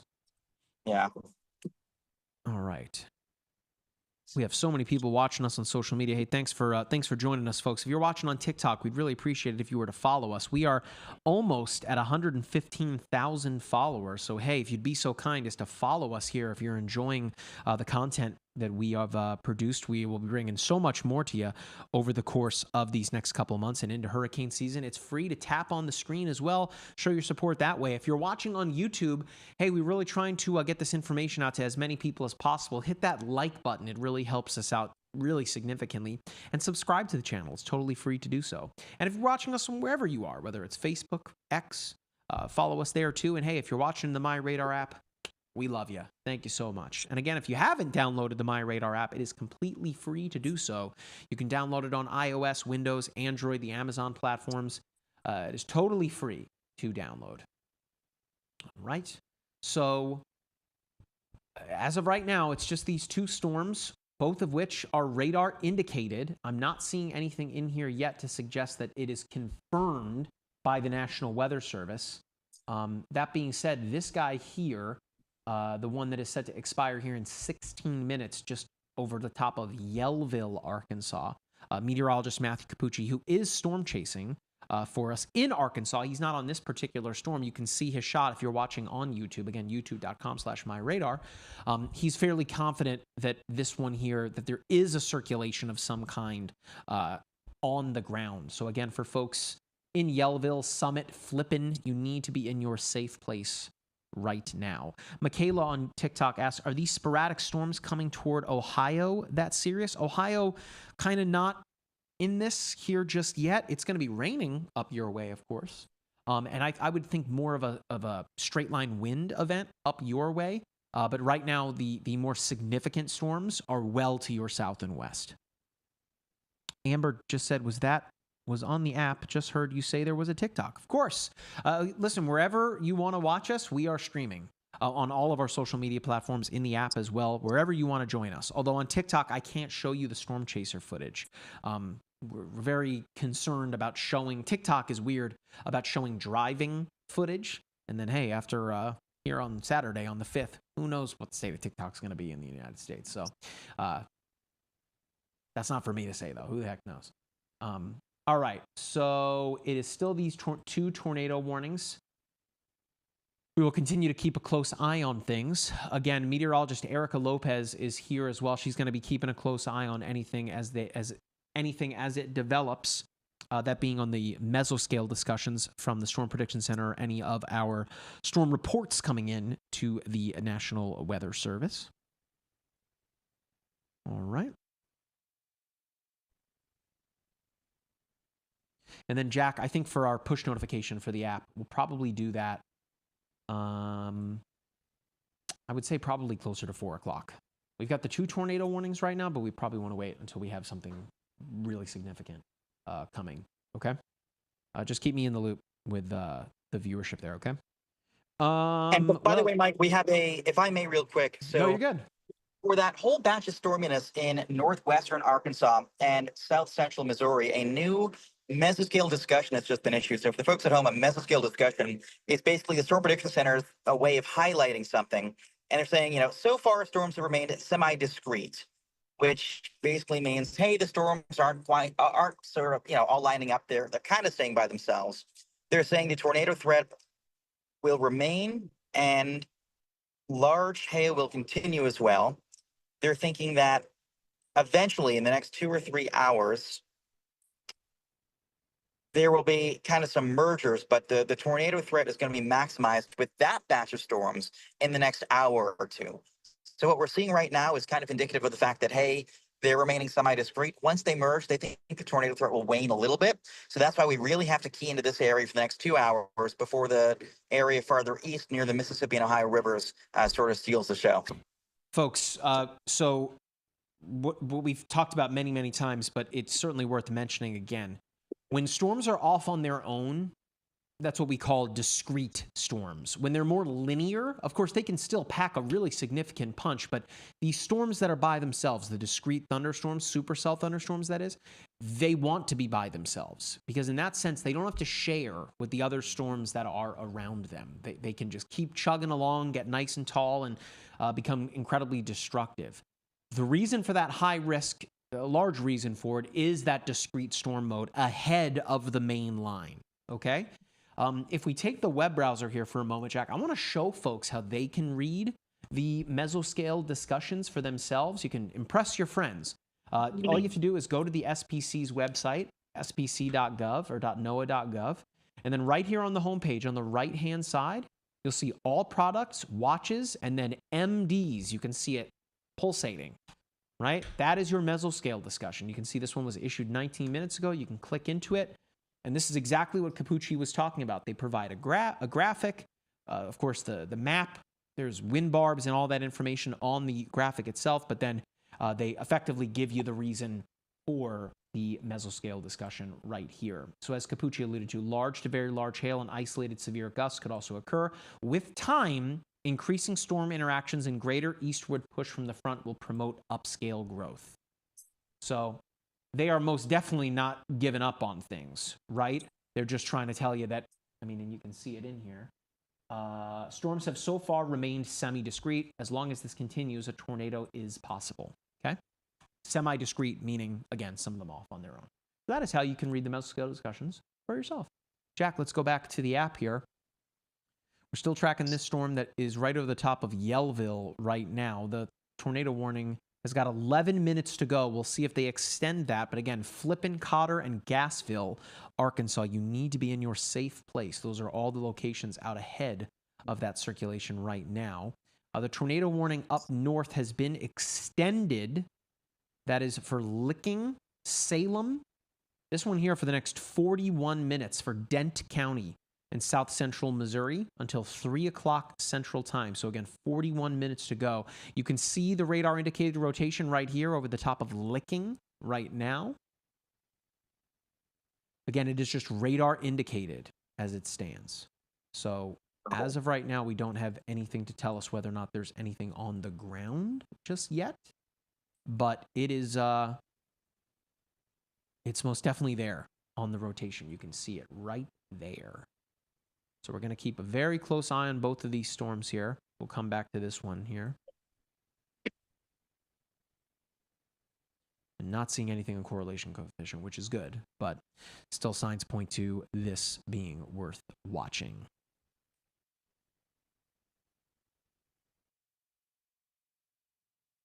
Well, Raymond, I can't talk about them. You know? What do you want me to do? All right.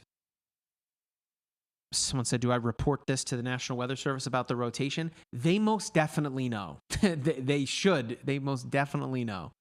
Of course, the way that the National Weather Service works is that there are offices scattered throughout the country.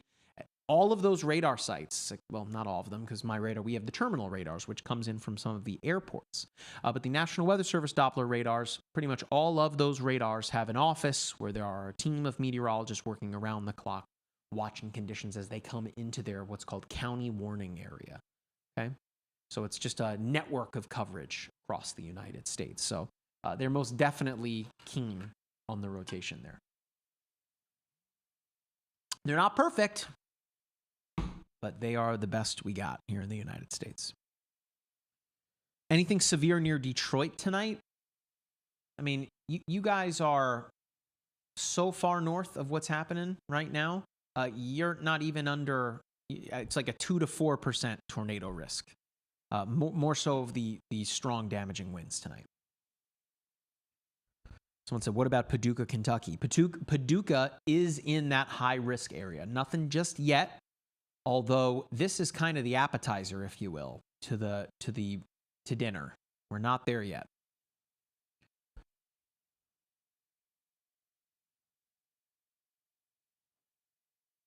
Someone said the National Weather Service recommends not screenshotting the radars. Yeah, they're looking. They're looking at radar, right?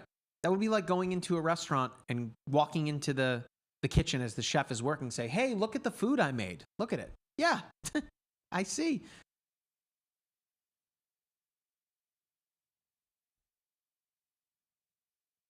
So we still have 7 minutes to go on this tornado warning for Flippin, Cotter, and Gassville, Arkansas. What looked to be some tightened rotation going over Yellville and Everton, Arkansas. Just radar indicated as it stands right now. These things are moving quickly, but it's this tornado up here. Tornado warning, I should say. Where the National Weather Service has extended the risk area. So we will keep an eye there. You can see it right here, just east of Licking.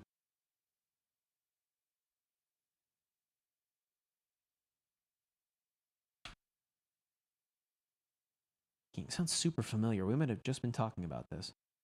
So running parallel right there to Route 32, near the Gospel Chapel Church of Christ, the Zion Church, and just south of Rock Springs Baptist Church. It's kind of splitting the difference there between 32 and Highway C. So if any of those locations are keen to you, just know that you need to be in your safe place. All right? All right, so we have a new tornado warning down here in Arkansas. They just extended the one. This is just an extension of the previous. So now we have some new locations here. So Flippin, That is Cotter, Gassville. We already knew that you're under a tornado warning. Now, folks, in Mountain Home, Briarcliff, Salesville, near just southwest of Norfolk Lake, you are now under a tornado warning for the next 36 minutes. So again, that's Marion County, Baxter County, Fulton County until 3 o'clock Central Time. As of right now, it's just radar indicated rotation. I kind of expected this to happen given that you can still see the rotation pretty keenly. Again, this is not a guarantee that there's anything on the ground. Right now, it's just radar indicated, but you need to treat it as such, that there is something on the ground, right? Because things can develop very rapidly in this kind of environment. Yes, Capucci, go ahead. Is there any way we can take a look at the Memphis radar real quick? Yes, Memphis, where are you at? Here we go. Yeah, so if we take a look at the Memphis radar, and we'll throw on our new tornado reflectivity or composite reflectivity or whatever we want to throw on. Capucci. We have a new tornado warning. This one right here.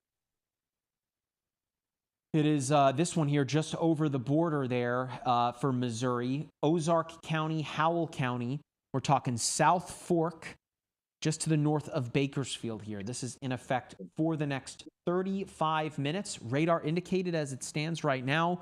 You can see in here it's messy, but there is some tightening occurring there. So we now have a new tornado warning that is in effect. Capucci, go ahead. Yeah, so I was going to say that it looks to me like we're seeing more of kind of a bubbling of shower and thunderstorm activity south of Memphis over the past hour, if you will. And it looks like all those little teeny cells, that's a sign that our lava lamp is really being heated from below. And soon enough, in the next hour to hour and 20 minutes, those will likely become some supercell thunderstorms. And so I do think in the next probably 30 minutes, the National Weather Service will consider either issuing a tornado watch or issuing a PDS, particularly dangerous situation tornado watch. So that likely coming soon. Yeah. So Capucci, talking about the lava lamp example, right? Like here in MyRadar, I'm using the per station radar feature, right? We've got Memphis selected. I'm using the animation slider, I'm just gonna toggle it back to 2 o'clock Eastern time, right? So for them, that's 1 o'clock, right? Nothing, right? A few little pop-up showers there near Clarksdale.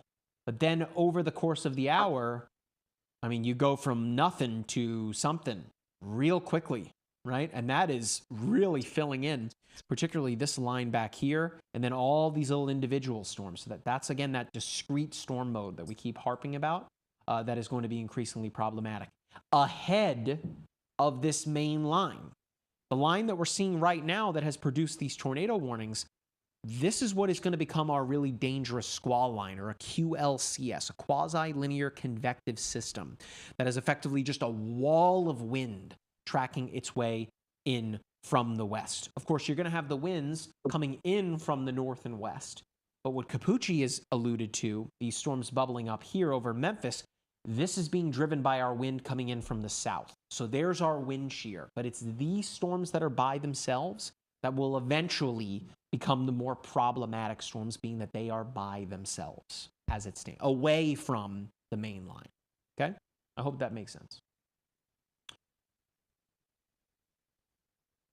Okay, so again, we have our tornado warnings in effect here. We're going to keep a close eye on things. Janet says it's extremely warm in Memphis right now. You know what? Let's take a look at that, right? So in MyRadar, I'm going to click on the layers menu. Again, looks like the stack of cards there. We're going to toggle on the temperatures. Let's see what the temperature is in Memphis right now. 84 degrees there in Memphis proper. If I click the forecast panel and we slide that out, so right there in Memphis, 86 degrees, feels more like 87. So what's our dew point? Our dew point is 64 degrees, right? So that is some moist, humid air. Winds coming out of the west and south at 24 miles per hour. So it's hustling, folks. Interestingly enough, you know, look behind the front here as you get into the weekend. So it might be warm as hell right now, 86 degrees. By Sunday, your high is 64. You got a 20-degree drop. Look at the lows to start the week, 43, 41, 39 next week. So some cooler, drier air coming in behind this. Okay. All right, looks like we're getting some tightening up here, up near Salem, Missouri. I want to clue back in on this one. We're going to switch to the Salem radar. You know what? Let's go to St. Louis. not showing up as well there, but it's right in here. That's our rotation right here, north and east of Licking.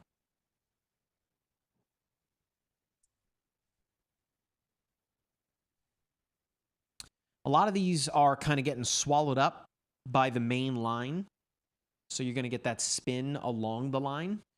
We'll see how those little individual storms start to bubble up. But I would imagine that sooner rather than later, to Capucci's point, we'll likely see a tornado watch issued for that part of the world. Someone said, how bad will it be for the winter storm side of the weather system? People in the UP of Michigan had it bad with icing.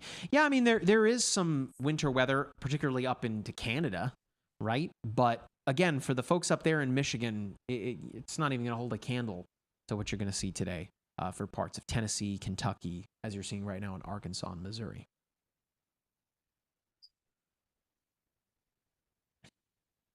Someone said, how bad is it looking for St. Louis, Missouri? So St. Louis is under a tornado watch for the next, hour and a half until 4 o'clock Central Time. As it stands, nothing happening up that way right now. But this yellow color, that is a tornado watch. You've got another hour and a half to go. We'll see if things get extended, but you are under a tornado watch up that way. All right, so we've got 1, 2, 3, 4, 5 tornado warnings in effect. They're all kind of part of this main line as it stands right now. Again, that's semi-discrete storm mode, as the National Weather Service has alluded to.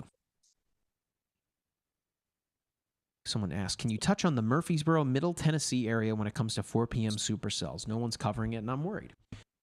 We talked about this earlier, India. So Murfreesboro, so far east of this, I would think as this line arrives in Nashville tonight, that things will kind of be on the back nine, if you will, diminishing. All the little individual storms as it stands right now are more of an issue for far western Tennessee. They're kind of coming in from the south-southwest. They're not exactly pushing eastward right now. So again, east of Nashville, I think you see things drop off considerably as we get into the evening hours tonight.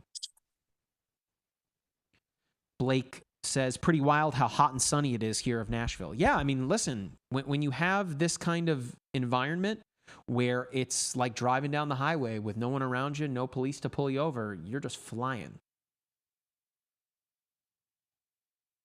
Appreciate it, India. Thank you very much. If you'd be so kind, hey, subscribe to us if you're watching on YouTube and click that like button. Thank you very much for that kind comment on YouTube. The last time, when we were streaming for hurricane season last year and we were talking about Capucci and his love of the MyRadar bus, I was shopping with my family in Costco and someone walked up to me and goes, you guys got to get Capucci that bus. I'm like, what? Like, what's going on? And it was someone who was watching one of our live streams. So Capucci's bus gang, y'all are out there and very, very adamant that he gets to drive that stupid bus. All right. So again, we've got 3 tornado warnings in effect. All of the ones that were previous to this have now expired. It's mainly these 2 down here that have my biggest attention, particularly this guy right here west of Mountain Home. This one, 27 minutes to go on this. As it stands, none of these are confirmed yet on the ground. None of these are confirmed just yet. But you can see the inflow right here ahead of that into Mountain Home, right? That's that drier air coming into the storm. This thing's chugging just south of the Ozark Regional Airport here. This one up here approaching South Fork, right? This starting to become a bit more linear, right? Instead, typically what you'd want to find is kind of that tightened couplet, kind of like this, right? I don't want to say like a circle, but more circular in shape. When you start to see like this line, of course, those are those spinnies along the advancing line, but not exactly going to give you what we're looking for here. Although you can see right in here, as we've talked about many times, I pause it right here. this green right in the center, that is what we call a bounded weak echo region, or the donut of doom, as Capucci called it before. Effectively, what's happening here is that the updraft in this storm is so powerful that it's preventing the precipitation or the rain from falling to the ground. So this is just indicative of a very strong updraft. Reason why you're seeing this rotation here, and the reason why it is tornado warned, right? So a little radar feature there for you. This one up here to our north, again, you can kind of see the hooking of it here at the base of it here in Salem. You've got your overshooting top. This is a big supercell storm here. It is more part of the main line, but it's not hard to find where our rotation is. Whether or not we are going to get anything out of this remains to be seen, but you need to be taking it very seriously. Those are the 3 storms that we got going on right now. Okay. Ian says, is there a good radar app that doesn't cost? This one, MyRadar. It's completely free to download. Of course, the per station radar feature that I'm using right here is a premium feature, Ian. But if you go into the settings menu, it's that little gear icon on the toolbar, and you go to premium subscription, you can unlock a free trial for 3 days. You can drive around the premium features for free for a couple of days. And then from there, I think you're probably going to enjoy it. It's fantastic. Beyond that, listen, if you want to track things with high def, we got you covered there, right? So you can definitely see everything that's going on here. You can, again, just pause it as I'm doing here, and it will update with the latest frames that come in. With that, you got the satellite feature, which of course shows you satellite imagery. We have got the composite radar here. We've got the high def composite. Again, we've got per station. That's what I'm going to switch to now. One thing I haven't even looked at all today are the power outages. This is a free feature in the app here. You toggle it on, it will show you all the areas that are dealing with power outages. Right now in Poplar Bluff, Butler County, roughly 2% of total customers without power. My guess is once this thing becomes considerably linear tonight and begins to track its way eastward, you're going to see just a string of power outages here. Just 60 to 80 mile per hour winds is absolutely going to cause power outages. As to where, remains to be seen, right? All right, so we're going to keep a close eye on these 2 storms here. This one here just west of South Fork, again, more linear in nature, but the one over Mountain Home, that is more tight at this moment in time. Keep looking at the correlation coefficient to see if we can see anything debris-wise. Maybe a little bit of that popping up here over Mountain Home, but nothing that immediately is, jumping out to me to tell you whether or not there's something on the ground just based on using radar here. It still says it's radar indicated too in the warning, but we'll see things as they develop. Raymond says, is the wild card for this event storm mode, or is it placement for the low-level jet for supercells? That's a fantastic question. Of course, this lower-level jet, as he's alluding to, of course, the jet stream is like the highway of wind upstairs, right? The air upstairs. But the lower-level jet are the winds coming in from the Gulf right now. Let me show you. We're going to use that in the MyRadar app. I'm going to go to the layers menu, and I'm going to toggle on the winds, okay? So you have 2 options in the app. Ground and jet stream winds. Ground-based winds are, of course, if I zoom out here, this is that lower level kind of jet that we're talking about here. These winds coming in off the Gulf, almost southeastward in that sense, right? You got winds here to the west that are coming in westerly over Oklahoma City, but the winds at the surface coming in from the south. Look what happens here if I switch to the jet stream. Of course, the air upstairs, right? Remember the winds coming in off the Gulf from the south, but look at this, the jet stream coming in hard from the southeast, right? Big time. This thing is negatively tilted, right? Meaning that if you look at the U, the way that the U is shaped here, so you're just getting the strongest of these winds ejecting here northeasterly. That is just absolutely just cranking this line up. So again, winds at the surface coming in from the south and almost southeast-ish from the Florida area. You can see that little blue dot, that's us.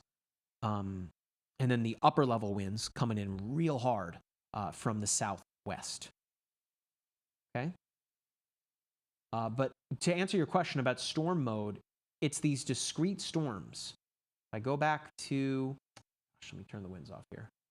If I go back to the Memphis radars, Capucci alluded to, that's a terminal radar. If I go back to those, you see all these little guys out here?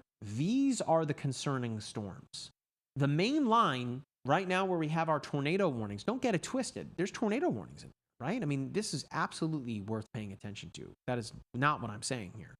But this line of storms will eventually just become effectively a big wall of wind. There might be some isolated spin-ups within that line, but it is these storms here over the south that are ahead of that line coming in from the south. I mean, look what happens if I jog it back an hour, right? Just look at the way they just start to fire up, right? Like little evil pop rocks. It's those storms that as they work their way north and eastward that are going to become problematic. I mean, look, that is right there in the moderate and high risk area. That is the reason right there that you've got your high risk. Those discrete storms that are off by themselves. Okay?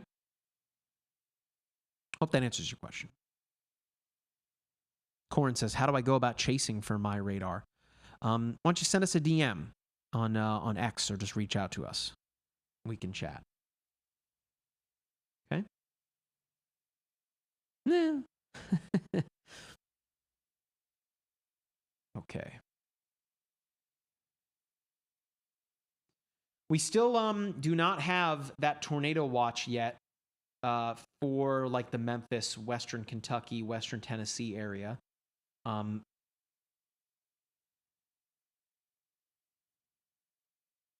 Okay. Yeah, we have yet to do our big app push as well. Kind of waiting on that one. I think we're probably going to do that closer to 4 o'clock when things get cooking. Jack, you've got everything set up that you need on your end, right? Yeah. Oh, perfect. Sweet. I'll take a look at those momentarily. All right. Got a question here on TikTok. How's Ohio tonight? Again, Ohio is going to be more active, to your point, tonight. Mostly the wind.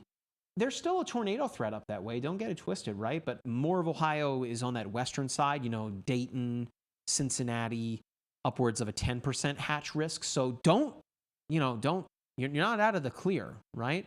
But I would expect a greater wind and hail risk up that way. But certainly something to pay attention to. It'll be much later this evening. By the way, super random here, and I guess I'm hungry. Big shout out to Marion's Pizza there. It's a super regional pizza up there in southwestern Ohio.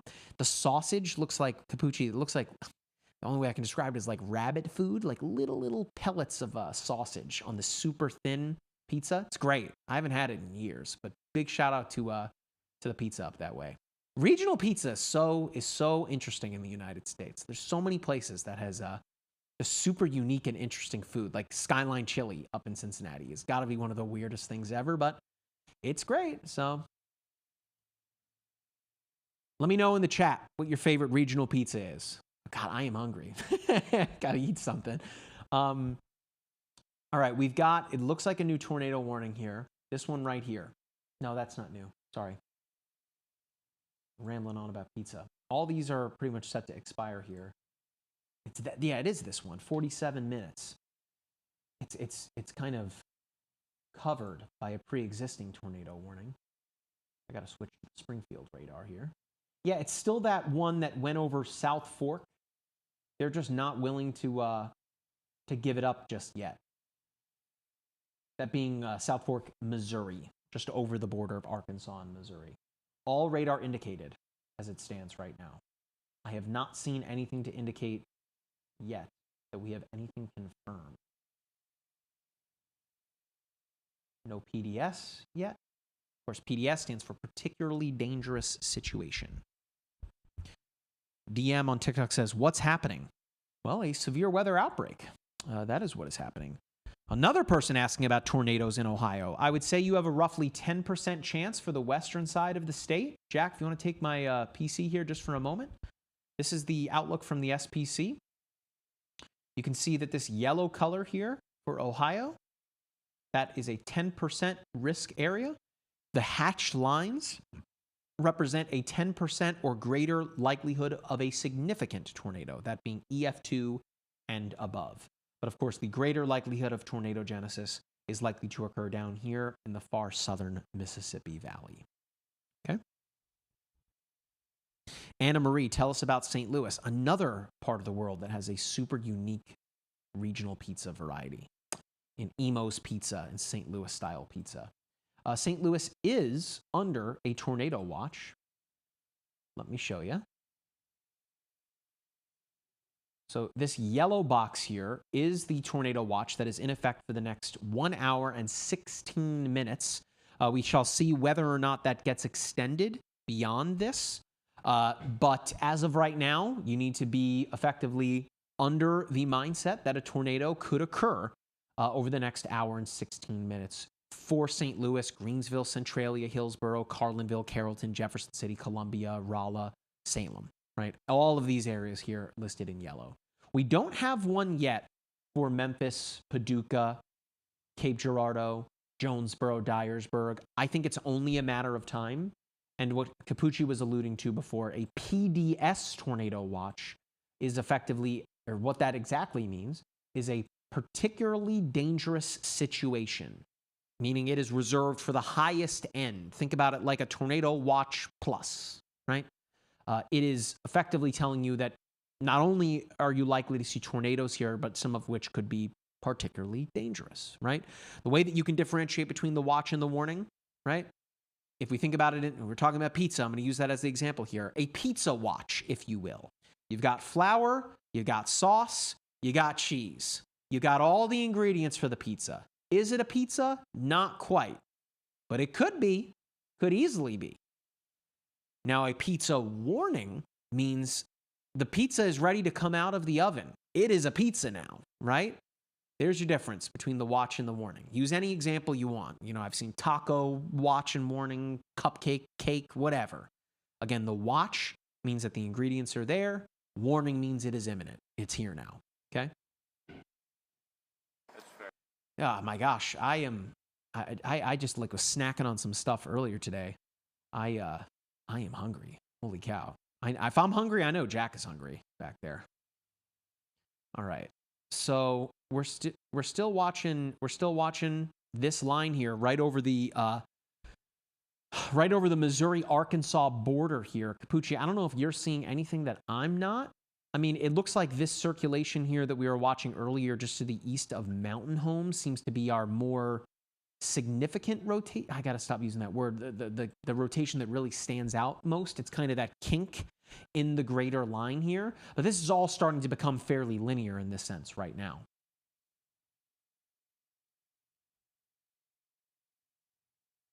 Again, the discrete stuff is still off to the south and east. Crusher says sun starting to come out in southwestern Kentucky. Not good. I mean, look at Jordan Hall's shot here, Jack. Do you want to pull it up? Put it on the bottom screen. So if you're watching on YouTube or if you're watching on YouTube in the app, well, there's Jordan right there. That was great timing. That was Jordan that just walked right past his camera. Do you guys see what I'm seeing in that shot? Jack, take it in full. What do you guys see that are watching on YouTube? Evan asks, how am I using MyRadar on PC? Well, dog, you can download it for free. Go to the Microsoft Store. It's completely free to download. You guys see what I'm seeing on Jordan's shot here? That's a lot of blue sky. Hey, well, I don't know if that's going to get us a copyright warning on YouTube. Capucci doing his George Harrison impression there. Yeah, that's a lot of blue sky, folks. On a day like today, when you're talking about what's possible, you don't want to see that. Yes, Capucci. So one interesting element too, when we see that much sunshine, it's a bad sign. We're heating the ground, we're like baking the lower atmosphere. But B, when we see a sudden emergence of sunshine like that, that's usually a sign to me that the cap is beginning to break, because as that cap breaks, it releases all the moisture and any pollutants that kind of make the lower part of the atmosphere murky. It releases it, it mixes it out, and suddenly you get more blue skies and sunshine. So that might be a sign that the cap is breaking. It's kind of counterintuitive. Right when the cap breaks, you actually sometimes see the nicest weather. and then suddenly the storms pop up shortly thereafter. And we now do have a supercell. We're developing supercell with a severe thunderstorm warning in the southeast side of Memphis, There it but a is. lot Yep. more farther south. And so that, to me, looks like we're almost getting to the point where our discrete supercells will be forming soon. Yep. So this is what Capucci's talking about here, right near Olive Branch. Now, it doesn't take a meteorologist to take a look here. Take a look west, and then take a look at what's going on over Memphis, right? Look what happens if I drag it back, right? We go back, you know, what time would this be? 3 o'clock, so it'd be roughly 45 minutes ago. You still have this big line off to the northwest, but then look at that. It's, again, like little popcorn kernels, right? That storm that is severe warned right now, right here, if I just move it down a little bit here, you can see 25 minutes ago was nothing. It was this right here over Como. You guys can see my mouse cursor, right? Let me know in the chat if you guys can see my mouse cursor. It's right here. I'm not freaking you out, Jack, I promise. For those that are watching, yes, cool. This is like a little teeny little shower. Push it out now, right? Look what happens. These are those discrete storms that can become something quickly, right? It is not severe, or it's not a tornado warning yet, but this is what Capucci continues to harp about. And I'm not, saying harp in a negative connotation here. It's these little guys that are off by themselves that effectively spring up out of nothing. They're not part of the main line. They are loner storms, right? In the same way how when you're talking about, with the ocean, rogue waves, right? The ones that are by themselves, those are concerning. It's all these little guys south of Memphis that are going to become problematic. Hey, Mike, too. Erica's here. Yeah, I'm watching the Storm Prediction Center to see if they're issuing any more mesoscale discussions. And it looks like just to the north in Illinois, they may issue a watch here.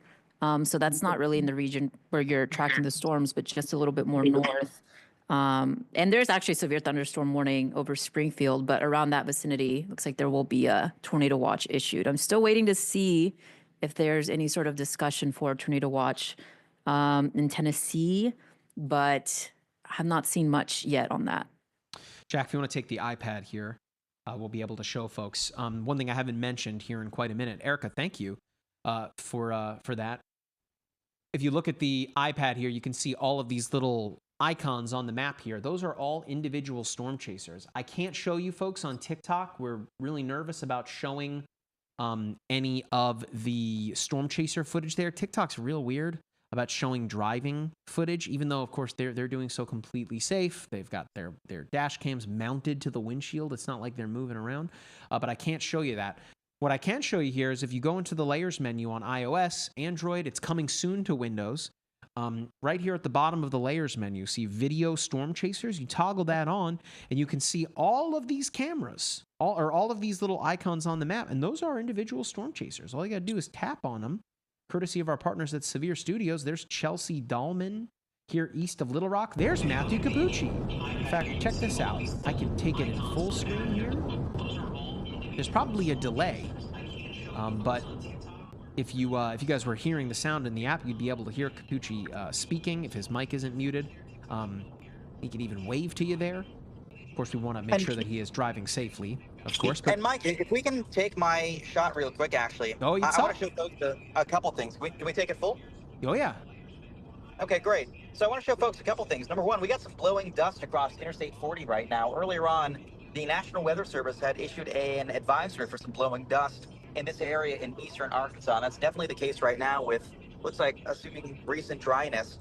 But the other thing, too, you can just barely see towards the center of the shot. I'm going to point it out. You might see my finger take a second just because there's a bit of a lag. But there is some vertical development. We're now seeing convective plumes. We're seeing clouds blossom and bubble up.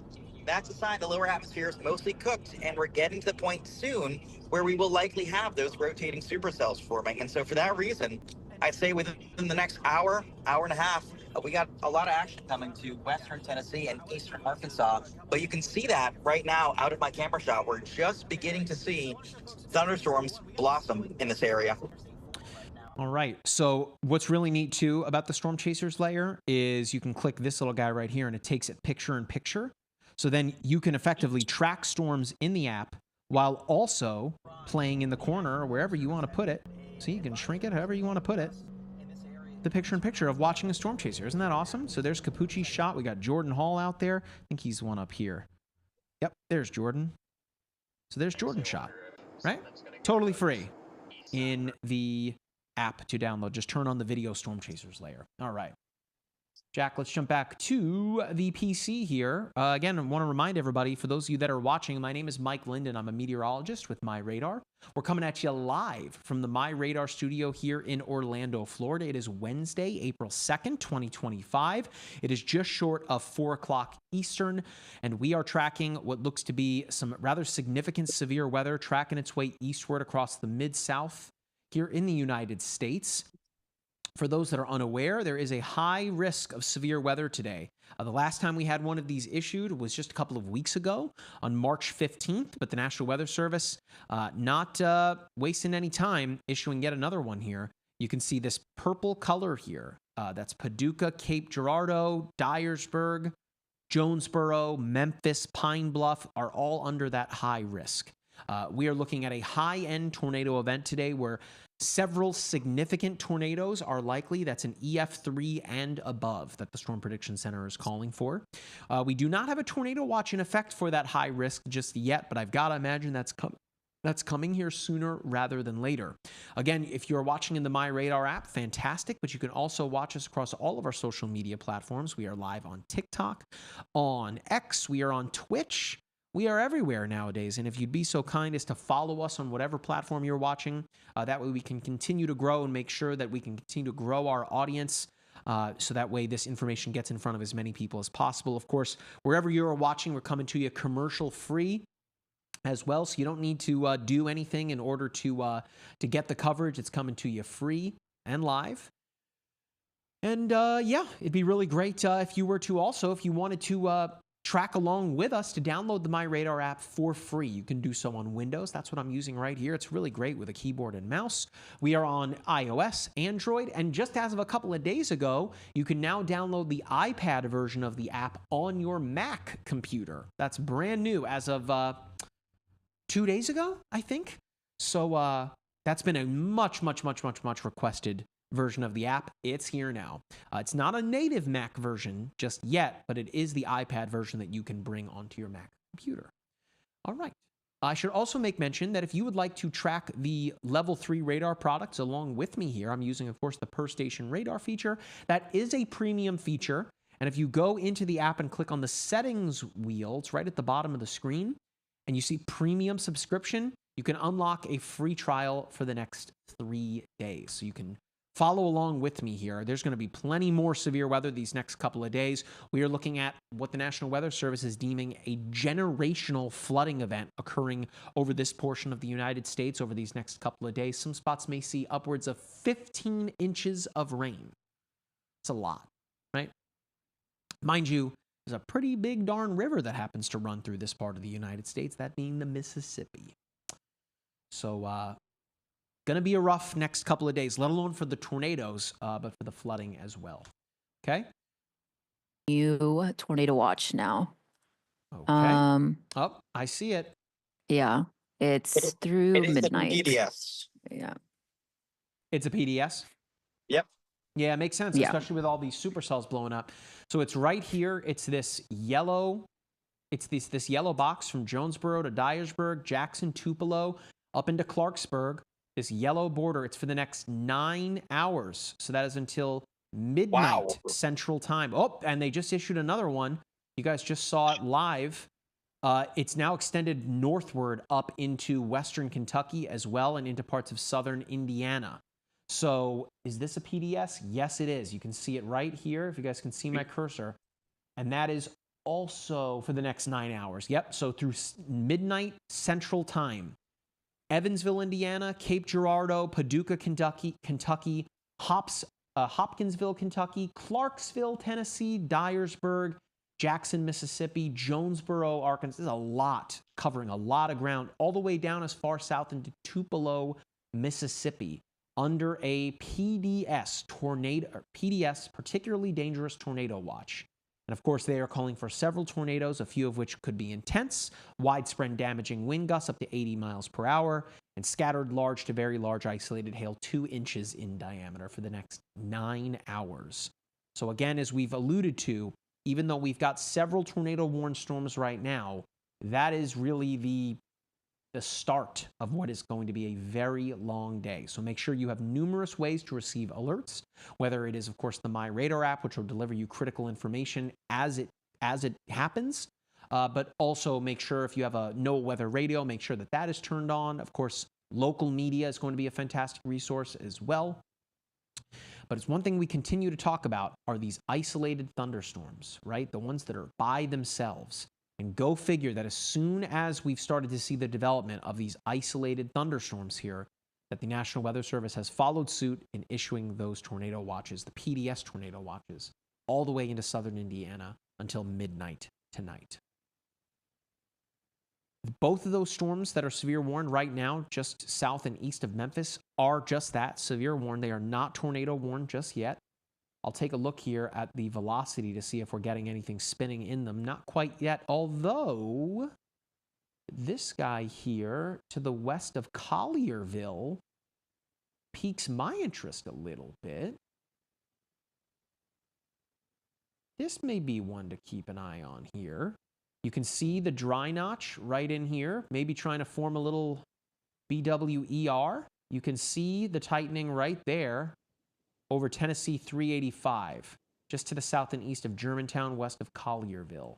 So again, this is not tornado warned. This is just severe thunderstorm warned. We're going to keep a close eye on that one there. That one could be something. It's off by itself too. All right? So I wouldn't be shocked if we see something up that way. Right now, it is 5 tornado warnings that we've got up here into parts of Missouri and Arkansas. This one won't go away near Bakersfield, South Fork. Just won't go away. That one's 0 minutes. That's going to expire. But this one, 29. It's all radar indicated right now.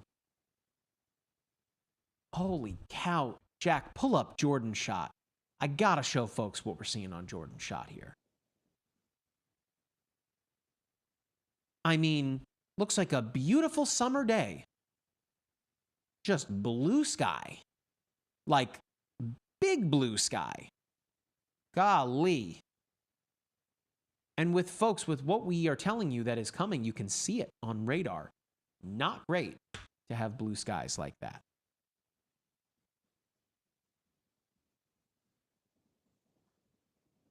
So it's effectively a waiting game at this point. Things are going to develop real quickly here over the next couple of hours, okay? If you guys have any questions, get them into the chat now. We will try our best to answer as many as we can. Wherever you are watching, coming real soon to the MyRadar app will be a video chat, which I'm really excited about. Oh, thank you very much. Someone says the best weather product out there. Keep it up, y'all. Thank you very much. Appreciate the kind words.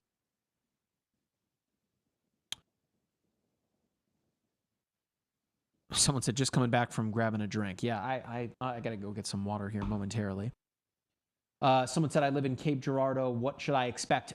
Well, you should expect things to get real bumpy here over the next 4 to 6 hours for you. Make sure, again, that you've got the MyRadar app downloaded to make sure that you get alerts as they come into you.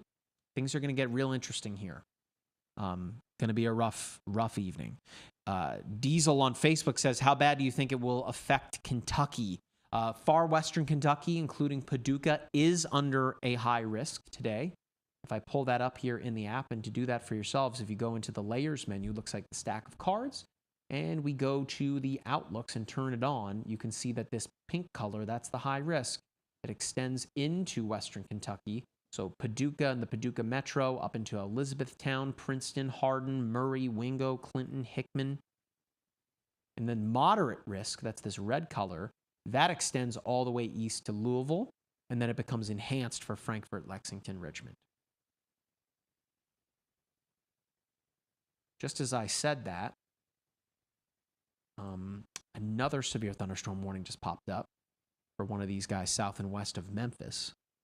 So again, it's these discrete storms surrounding Memphis that are starting to get going now.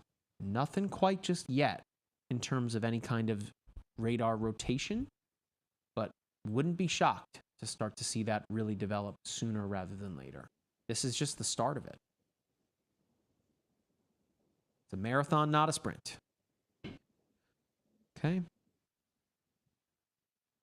My guy Leon says this app even works for the UK as well. Yes, it does. We have raw radar data out there as well. So I believe, Leon, you should be getting rain alerts out there. Of course, one of the best features of the app is are our rain alerts that are proprietary and built by our chief scientist, Servesh. And effectively, that will tell you whether or not it's going to start raining, when it's going to start raining, and at what intensity. The number of times that has saved my skin, I'm a meteorologist, the number of times that has saved my skin here in Florida, where the rain can get going so quickly, where I've been out walking my dogs and I know, hey, gotta pick it up a little bit here. I don't want to get just dumped on with rain by the sea breeze coming in the middle of the day. Diesel says, can you go to Floyd County? You're talking about Kentucky? That's far eastern Kentucky, man.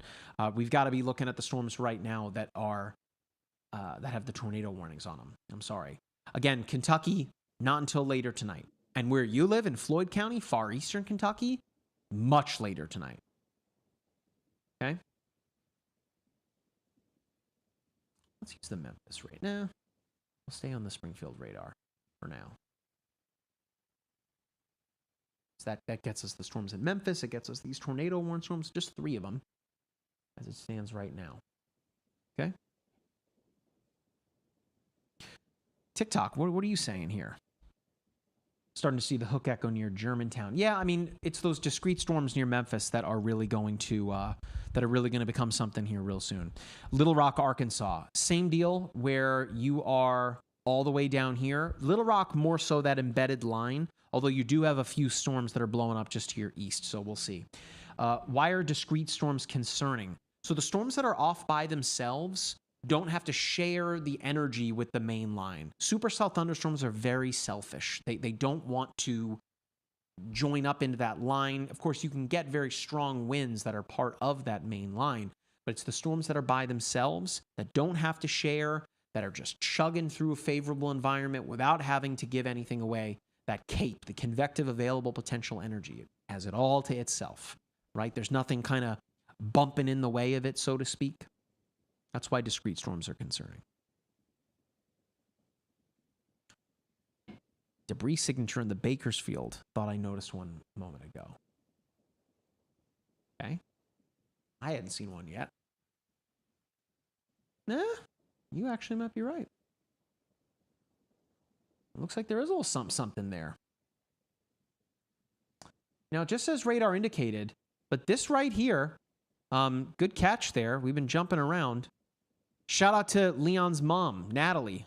What up? What football club do you support? Anyway, looking here at this tornado warned storm, the correlation coefficient. This is a very important product, right? That shows us objects that are being lofted vertically into the atmosphere. And when you start to see the blues like this, that is indicative of there being something there, right? We can actually see it just here west of Bakersfield, particularly right there, and then again and again right here. It's possible that there's something down on the ground. It might be bouncing up and down a little bit, but it is very possible that we could be looking at a tornado here on the ground. Again, for the folks that are in South Fork, is that Missouri? Sorry. I believe so. Yes, it is Missouri. Teeny little town there. Unincorporated. Population 241 as of the census in 2010. That's the most up-to-date information I got. But it's just the south of Interstate 160 there, the Countryside Pet Supply and South Fork Elementary School. It just says radar indicated, but to me it looks like we've got something going on here. Again, you can see on velocity, green is showing you winds going toward the radar, red going away from it here. It's kind of a kink in the line. Not its own little storm here.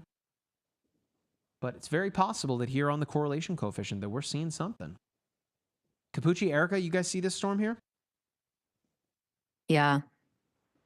I've been Maddie watching. says, I think. What color is debris on a radar? It'd be this bluish color.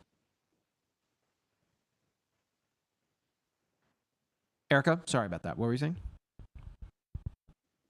I'm seeing if there's any reports from the National Weather Service here in Springfield, Missouri, or if they're going to upgrade this tornado warning.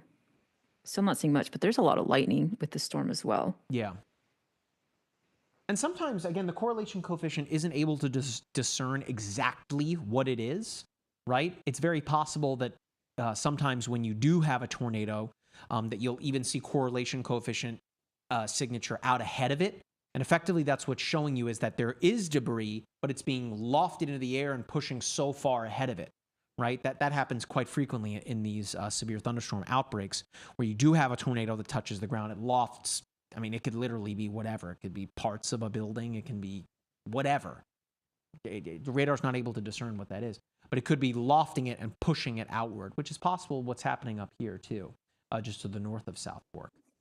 In a hurricane, in the eye of a hurricane, when you use the correlation coefficient, and Capucci's pointed this out before, you see what looks like a giant debris ball. Of course, that's not occurring in a hurricane. Those are birds that are trapped in the eye of the storm, and the correlation coefficient helps us see that. I'm going to use another product here, which spectrum width. This is showing us chaotic kind of motion within chaotic motion within a storm. And again, it stands out here in spectrum width. I don't know what, I think we got one here, Erica. Again, it's that kink in the line from the velocity. You can see it again here. Got what looks to be the BWER here. Again, the evil donut. To me, it seems like we got something on the ground here, south of South Fork. We're going to keep an eye on things. Tammy, is this the official page? Official page for what? For MyRadar? Yes, it is. Welcome. Let me make sure we're not missing anything. Those ones in Memphis haven't gotten going yet. Only a matter of time. We're going to keep an eye here on what's going on south of South Fork.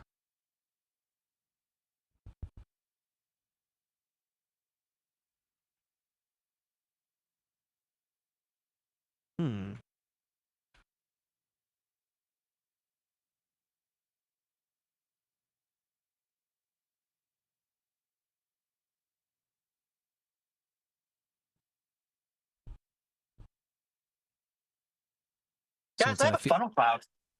Is it the South Fork one? No, I mean in person. Oh, do ya? Yeah, take my string real quick. This is Let's bizarre. do it. I'm coming into the west side of Memphis, and I see what appears to be, and I'm going to zoom in. I see what appears to be a funnel cloud off in the distance. Let me zoom out so you can see this whole big supercell storm. And then this, to me, it's going to be a little fuzzy.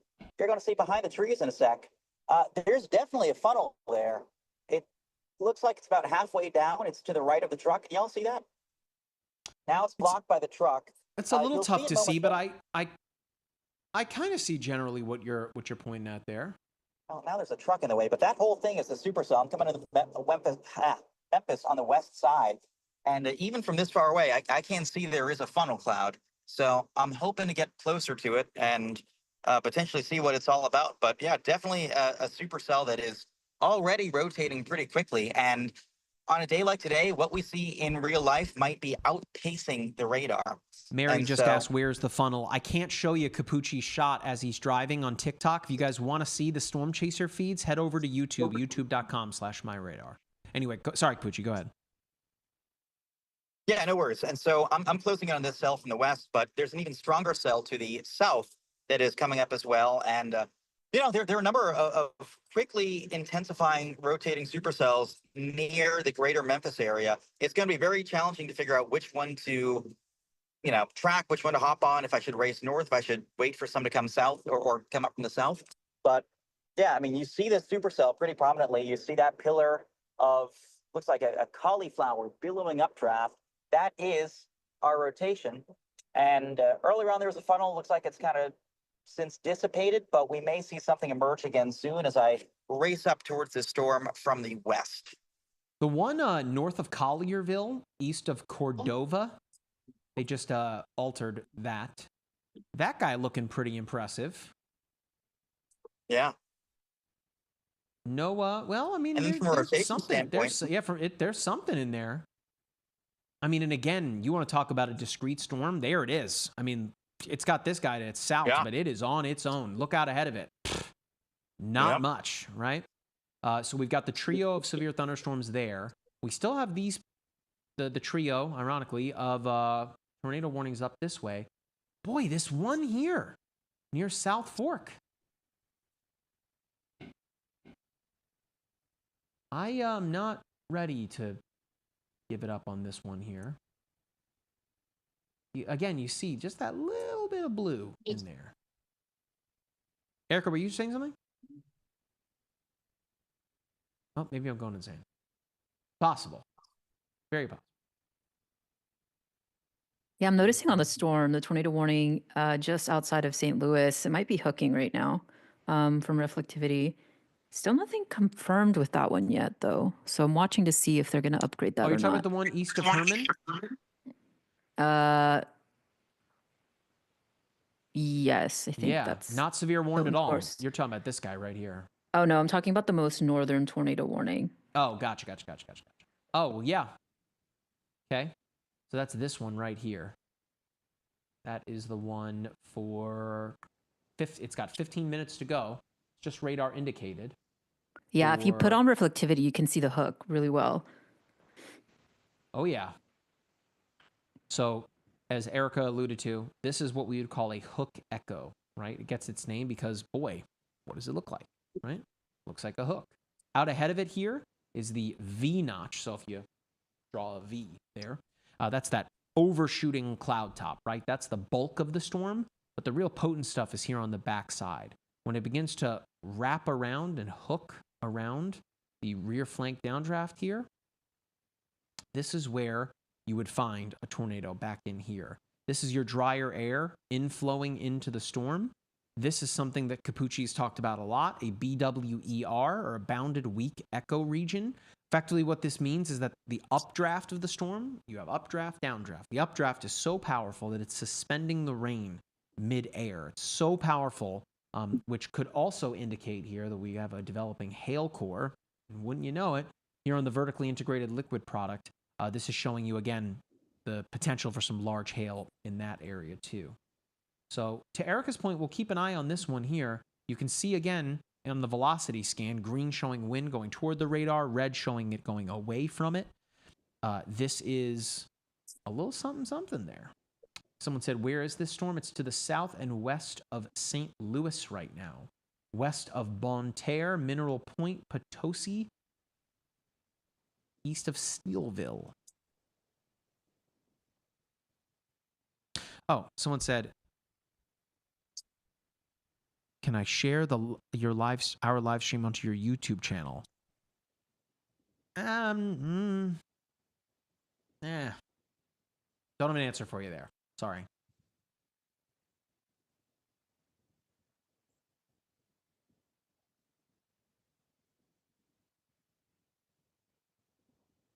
Someone said it's going to be a long evening. Yes. Maddie says, what's reflectivity in storms? So reflectivity, again, the radar is a beam. It is sending out the beam. The beam hits the water in the air, bounces back toward the radar. It's just back and forth, back and forth, back and forth. So it is simply reflecting those readings back to the radar in very, very layman's terms. I hope that helps. But effectively, this is showing us rain. How do I look at reactivity? I assume you mean reflectivity. So what I'm using here in MyRadar is what's called the per station radar. If you look in the layers menu here, it's right up at the top, per station. Okay.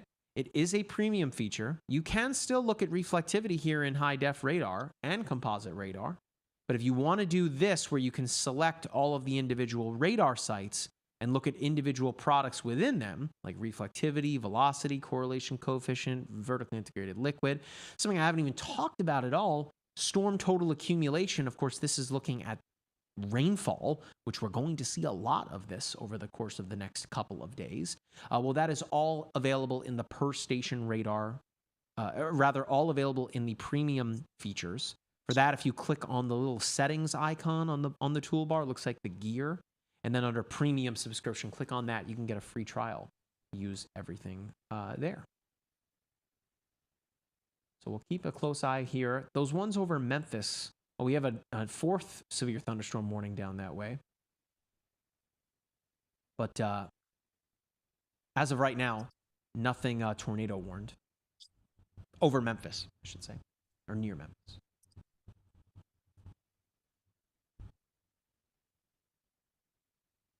All right, Erica, you called it. New tornado warning. For that one, not new tornado warning, I'm sorry. This one just looking a lot more potent. Look at that hook now.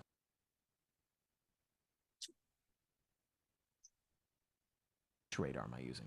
St. Louis? Let's see if we can get a different look. Yeah, they're saying nothing's confirmed yet with that storm, so. 10 more minutes. That has got to get extended.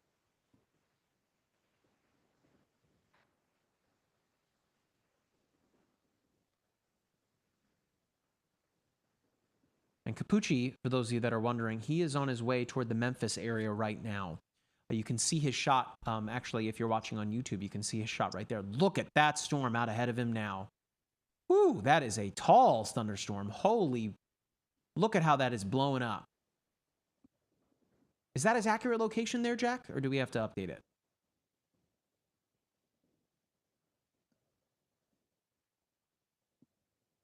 Okay. Yeah, he's just about to Memphis. He's hustling. Look at that storm off to his west. It's so tough because there are no river crossings. So either I can follow this one north, or I can just go east of the Mississippi. It's so frustrating there are no river crossings, because I can see a wall cloud from my location, but with no river crossings, the second it crosses the river, the chase will be over. So I have to go east. It's one of those, damned if you do, damned if you don't. I think I'm going to have to let this one go, such that I can continue east in the direction of either Dyersburg or Jackson, but a very difficult decision to potentially let that one go. Someone on YouTube says, Mike, since I pointed out the debris signature over Bakersfield, I expect a free lifetime subscription to the MyRadar app now. Listen, that one is still not even radar confirmed. To me, it certainly looked like we got something on the ground there. Send us a DM on X. Someone again, can I use your live stream onto my... No, direct him here. Sandy Rose, I thought we gave you a subscription. I think you have my email, Sandy. Just send me an email. We'll get you hooked up. I know we've sent you some swag in the past. Mailman, will you say something about St. Louis? I think that you guys deserve your football team back. No, I'm joking. I'm not joking about that. I do think it's crummy what Stan Kroenke did to y'all. But when it comes to St. Louis, you guys are under a tornado watch for the next 40 minutes. Again, we are watching this storm to your southwest. As it stands right now, St. Louis is not part of this tornado warning, but it is wrapping up. It is hooking pretty considerably. You can see the rotation in there. We're not gonna forget about it. It's got the BWER, again, that bounded weak echo region. This is a pretty potent storm chugging along here. I'm so frustrated. I can see the wall cloud with that storm to my north, but it's crossing the Mississippi and there's no way to get to it.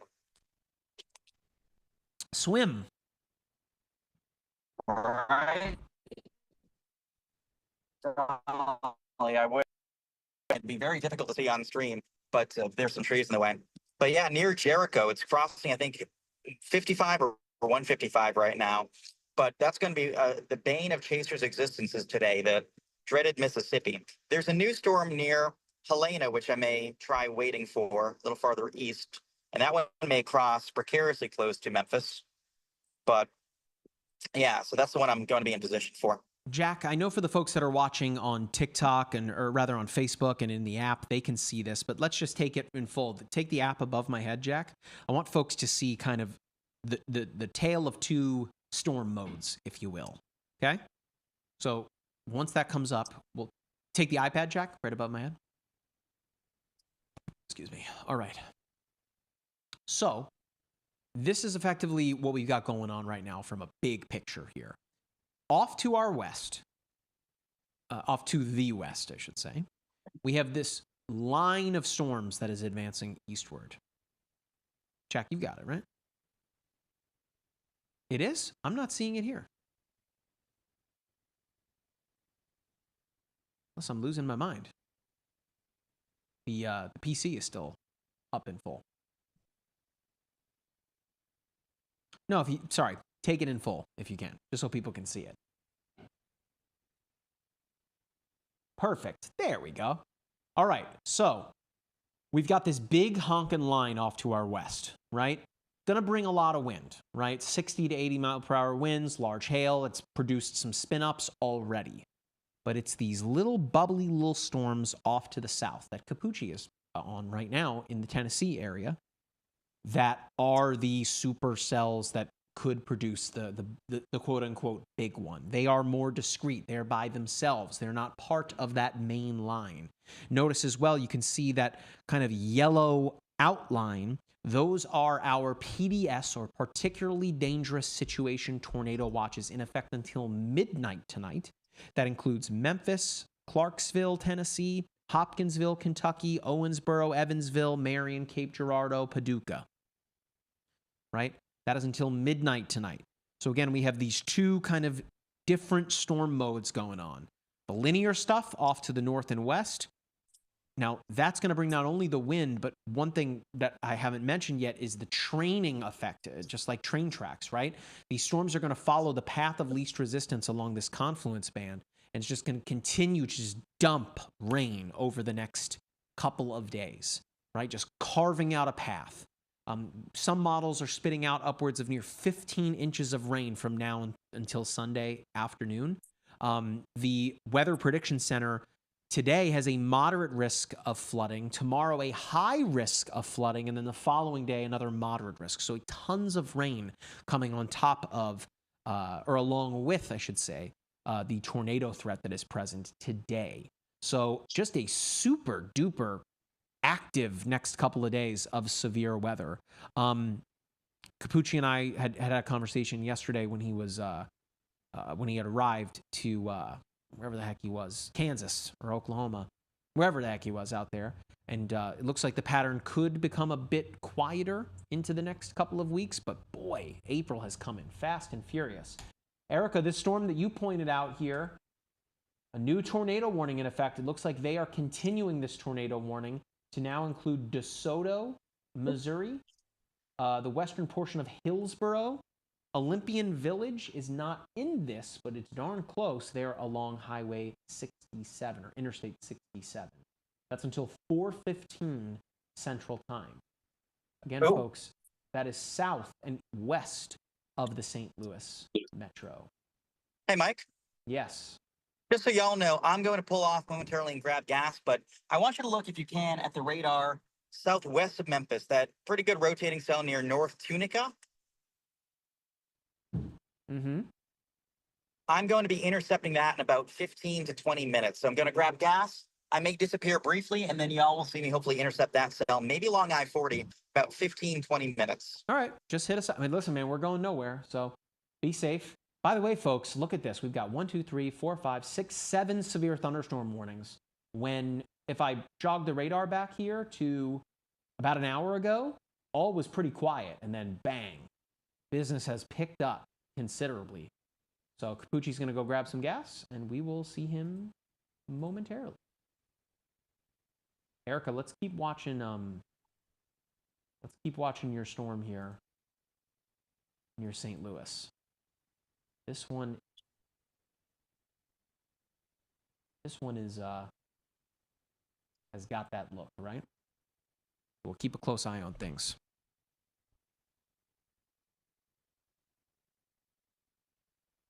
Tuck It on YouTube. When will this get to Kentucky? Kentucky is, at least in Paducah there, is part of the high risk. I would expect things for Kentucky to get active here over the next 4 hours, a little closer to around 8 o'clock Eastern time.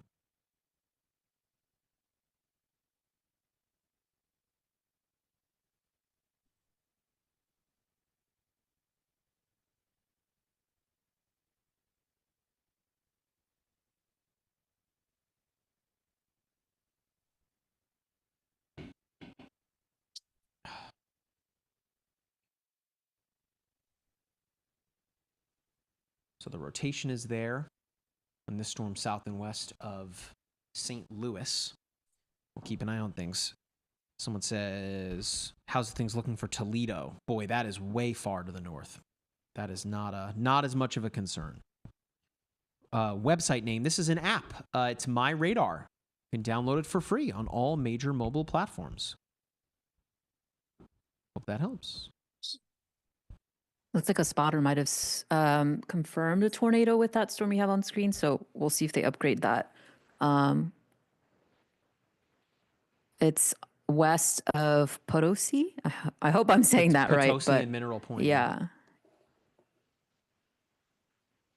look at spectrum width. I mean, there's definitely something there. It's right here, guys. You can see the rotation, right?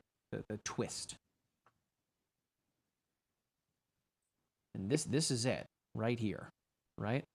I'd be pretty surprised if we don't have something on the ground, or at least it's a considerable lowering. Poplar Bluff timing outlook. Misty, I'd say here over the next 4 hours. Mayfield, Kentucky. Yes, Mayfield, Kentucky is in the risk area. That is correct. Someone said, bit terrified tonight. Don't be scared. Be prepared. Considering the area I live in. Where do you live?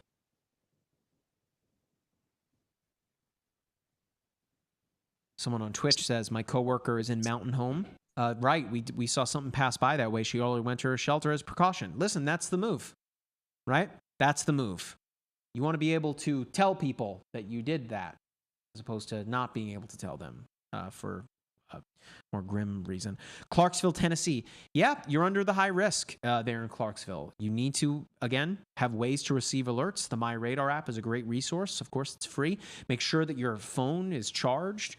Of course, the one time, you know what, I have one right here. Hang on, let me grab it out of my bag. This is a MagSafe one, but these mobile power banks, these are, I would argue like a necessity nowadays, where if you are to lose power, your phone is kind of your connection to the outside world, right? Listen, it's 2025. Everyone's got a smartphone, or a phone, and a mobile phone, I should say. If you lose power at home, and you can't charge your phone to be able to track radar, to watch local news, to be able to simply call the police, the emergency services, you need to have something like this to charge your devices. So make sure that something like this is in your emergency kit. Again, this one is magnetic. It charges slowly because it's the MagSafe, but better than nothing. Right? Yeah, Mike, if you turn on the correlation coefficient, you can definitely see a debris signature there. So there it is. Yeah, it's a confirmed tornado on the ground. Okay. Thank you, Erica. So for those of you that are unaware, the correlation code product is a level 3 radar product that shows us objects that are being lofted vertically. And you just saw the latest radar scan in. This blue dot right here, especially when you stack it on top of everything else, here's your reflectivity. There's your hook echo textbook, right?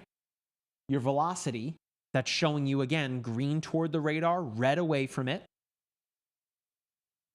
And then correlation coefficient, right? There's our debris ball right there. So this is a storm on the ground Erica mentioned.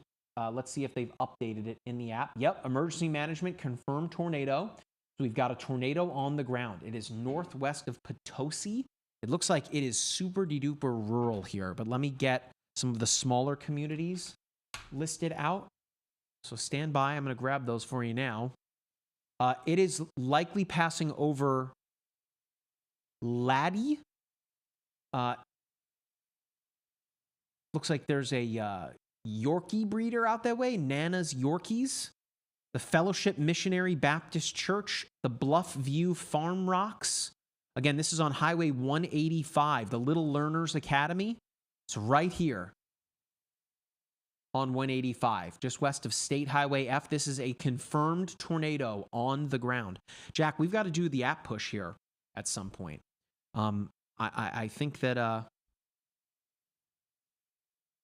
would think we'd want to do that here soon. We might want to wait until there's something near Memphis, Jack. Okay? Okay. Let's wait until we've got Capucci back.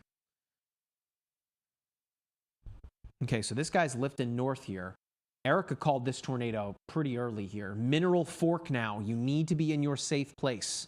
It is imperative that you are in a storm shelter. If you do not have one, make sure that you are in a basement or the lowest level of your home. You've got a tornado on the ground. For those of you that are watching on TikTok, we'd really, really appreciate it if you could share the live stream right now. You never know if you know someone that lives there. We want to make sure that these folks are able to see what's going on. Again, Mineral Fork. Let's talk about Mineral Fork here. Mineral Fork, Missouri. I mean, that's a river, right? But this thing is large on the ground here. Again, that is showing you the tornado on the ground. Again, please share the live stream if you haven't already. We'd really appreciate it if you were to follow us too. We're almost at 115,000 followers. Again, if all of you that are in here right now followed us, we would hit that mark. We'd really, really appreciate it. Do you think it's a strong tornado? Leon, the only way you're seeing anything like this, what's called a debris ball, is if it is something, EF2, if not EF3. You're really not going to get a debris signature like this on an EF0 or EF1. Not impossible, but, something like this, yeah. This is our first biggie of the day. Jason, I see you asking about Indiana, my guy. We got a tornado on the ground, man. I'm not talking about Indiana right now. If something happens, I'll talk to you about it. EF5s are rare. Yes, the last one was Moore, Oklahoma, 2013. We had that one in Diaz, Arkansas. Holy cow. We had that one in Arkansas back on March 14th. But it was EF4, right? H. Dizzy, how long do you plan on streaming this weather event? We'll probably be here until, midnight Eastern time, if not a little bit after that. That's when things should start to wane. So we'll be here. I got to get some caffeine here in a minute, but I'm not walking away right now. This is a tornado on the ground. Boy, you zoom out and it really stands out. Again, this is south of St. Louis. This is in Missouri. It's a PDS, I think. That would make sense, Erica, given a PDS tornado warning. Yep, particularly dangerous situation. Yep, absolutely. Thank you, Erica. I mean, that makes a ton of sense, right? Makes a ton of sense given, look at it, right? These towns are very small that are in this part of the world, and this is a biggie here. So we're going to keep a close eye on things as they develop. Yeah, and looks like there's also a new tornado warning in Illinois now for Bloomington. In Illinois? Yes. Okay. Just want to make sure that we are covering this one here.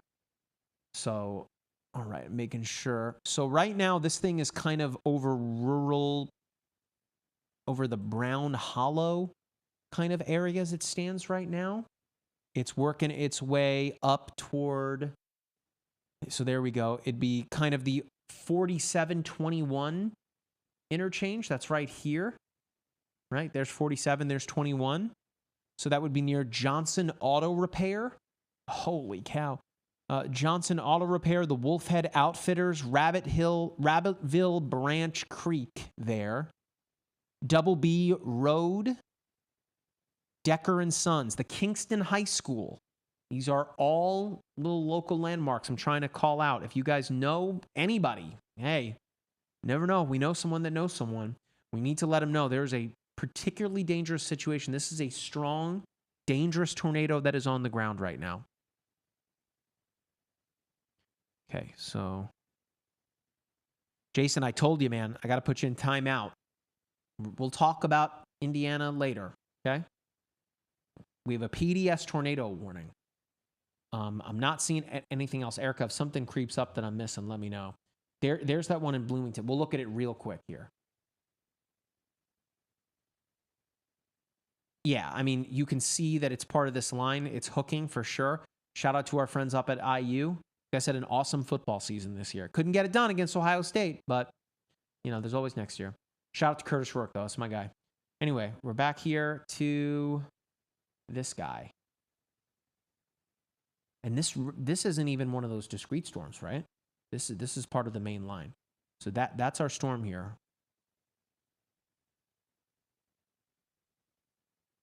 Dylan says, if I were under a PDS tornado warning, I would be running, not walking to my safe place.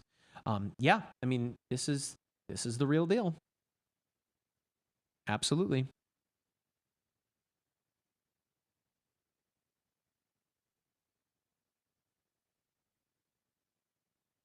Thank you, Dylan. Appreciate it very, very much. Again, wherever you guys are watching, whether it's on TikTok, whether it's on Facebook in the app, what have you, share the live stream. You can do that in the app as well. You click the little share button, and you can send it out. We want to make sure as many people are watching as possibly can. You never know, again, if you know someone that knows someone, you know, like they say the 6 degrees of Kevin Bacon, like you're only 6 jumps away from Kevin Bacon. That may be a dated reference now. But you never know if you know somebody that lives in this part of Missouri that needs to know and might be unaware that there is a powerful tornado that is on the ground right now southwest of DeSoto, again, near Kingston High School. That is in Cadet, Missouri. This is a very small rural town here in Missouri near the County Road or Highway 2147 interchange. Just about to jump over, I believe that's County Road 346 down here. So yeah, State Highway 2147, right? So the high school is like right here-ish, right down here. So it's nearby, but you need to be in your safe place. This next radar scan is going to be pretty telling here. We'll see if it works its way to the roadway there.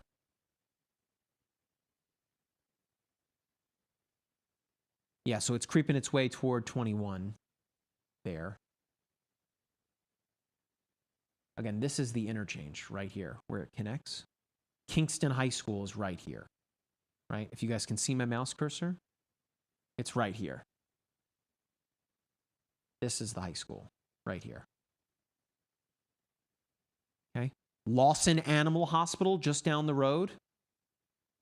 This is heading right now toward custom cabinets and furniture. That's right here.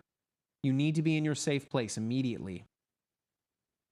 The All Aboard Marine. Just calling out little local landmarks, folks. Someone said show rotation. Sure. It's not as tight, or rather it's tight. You're seeing it. This is the storm. It's right here. And we got to use correlation coefficient to see it right now. This is the tornado on the ground, right? This is lofting debris. That's what the correlation coefficient product is.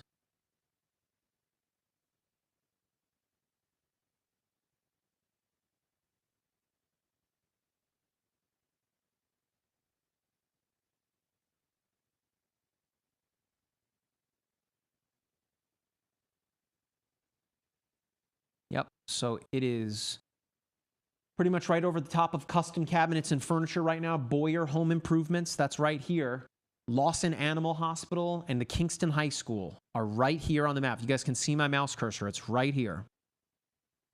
Okay, this is a tornado on the ground. It has weakened a little bit given the fact that look at that radar scan. Sorry if I'm screaming into the mic here.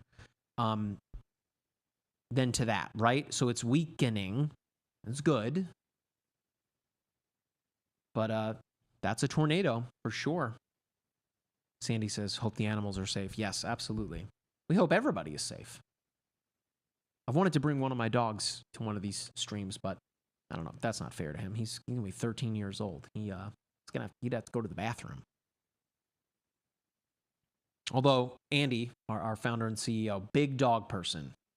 So we've had many dogs in this office before. Big animal person, I should say. Let's be fair to all the animals. RWA on TikTok says, how many tornadoes are on the ground right now? Well, for sure one. For sure one right here. Erica, I'm not missing anything else, right? I haven't heard of or seen anything in that sense. Yeah, I think, yeah, that's the only one confirmed. There are several tornado warnings, though, in Illinois now. More than just the Bloomington one?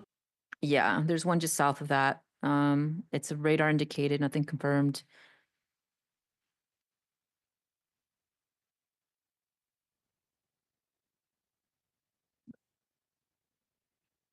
We're still waiting on Capucci. He's going to... Oh, and just like that. So that's... I mean, there could still be a tornado there, right? But the good news is here that just as it arrived... Again, the high school's right here. Kingston High School. They're in Cadet, Missouri.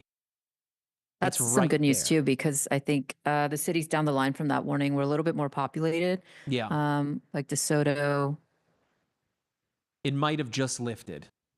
and Hillsborough, yeah. Now, of course, that doesn't mean that it's out of the woods there. Tornadoes absolutely can lift up and then come back down.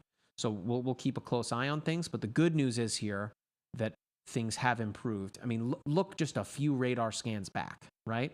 That's when it was like, whoa, that really jumps out at you. The next radar scan there, that's a big honking tornado on the ground. And now where we're at currently, we've kind of lost it a little bit.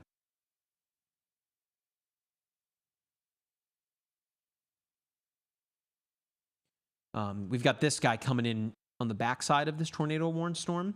So likely, again, becoming more linear in this sense right now. But you can totally still see that rotation in there.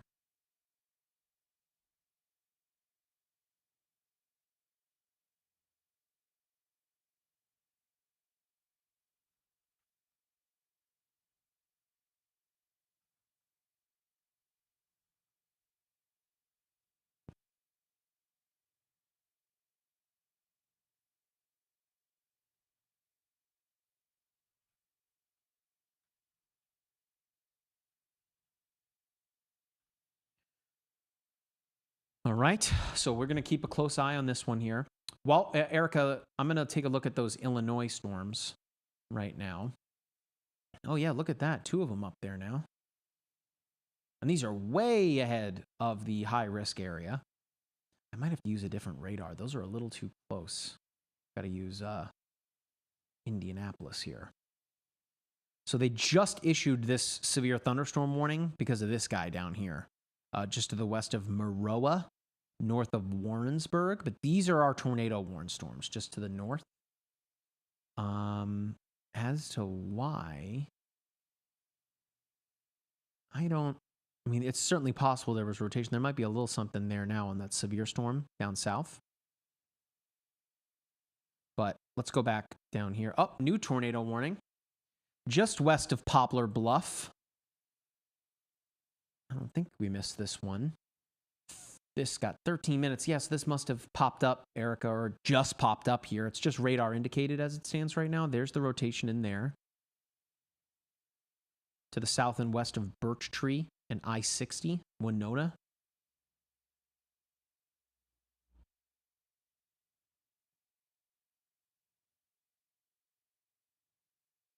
Oh, new tornado warning. Or no, that's a flash flood. So this darker reddish color, that's a flash flood warning that just popped up here. Okay.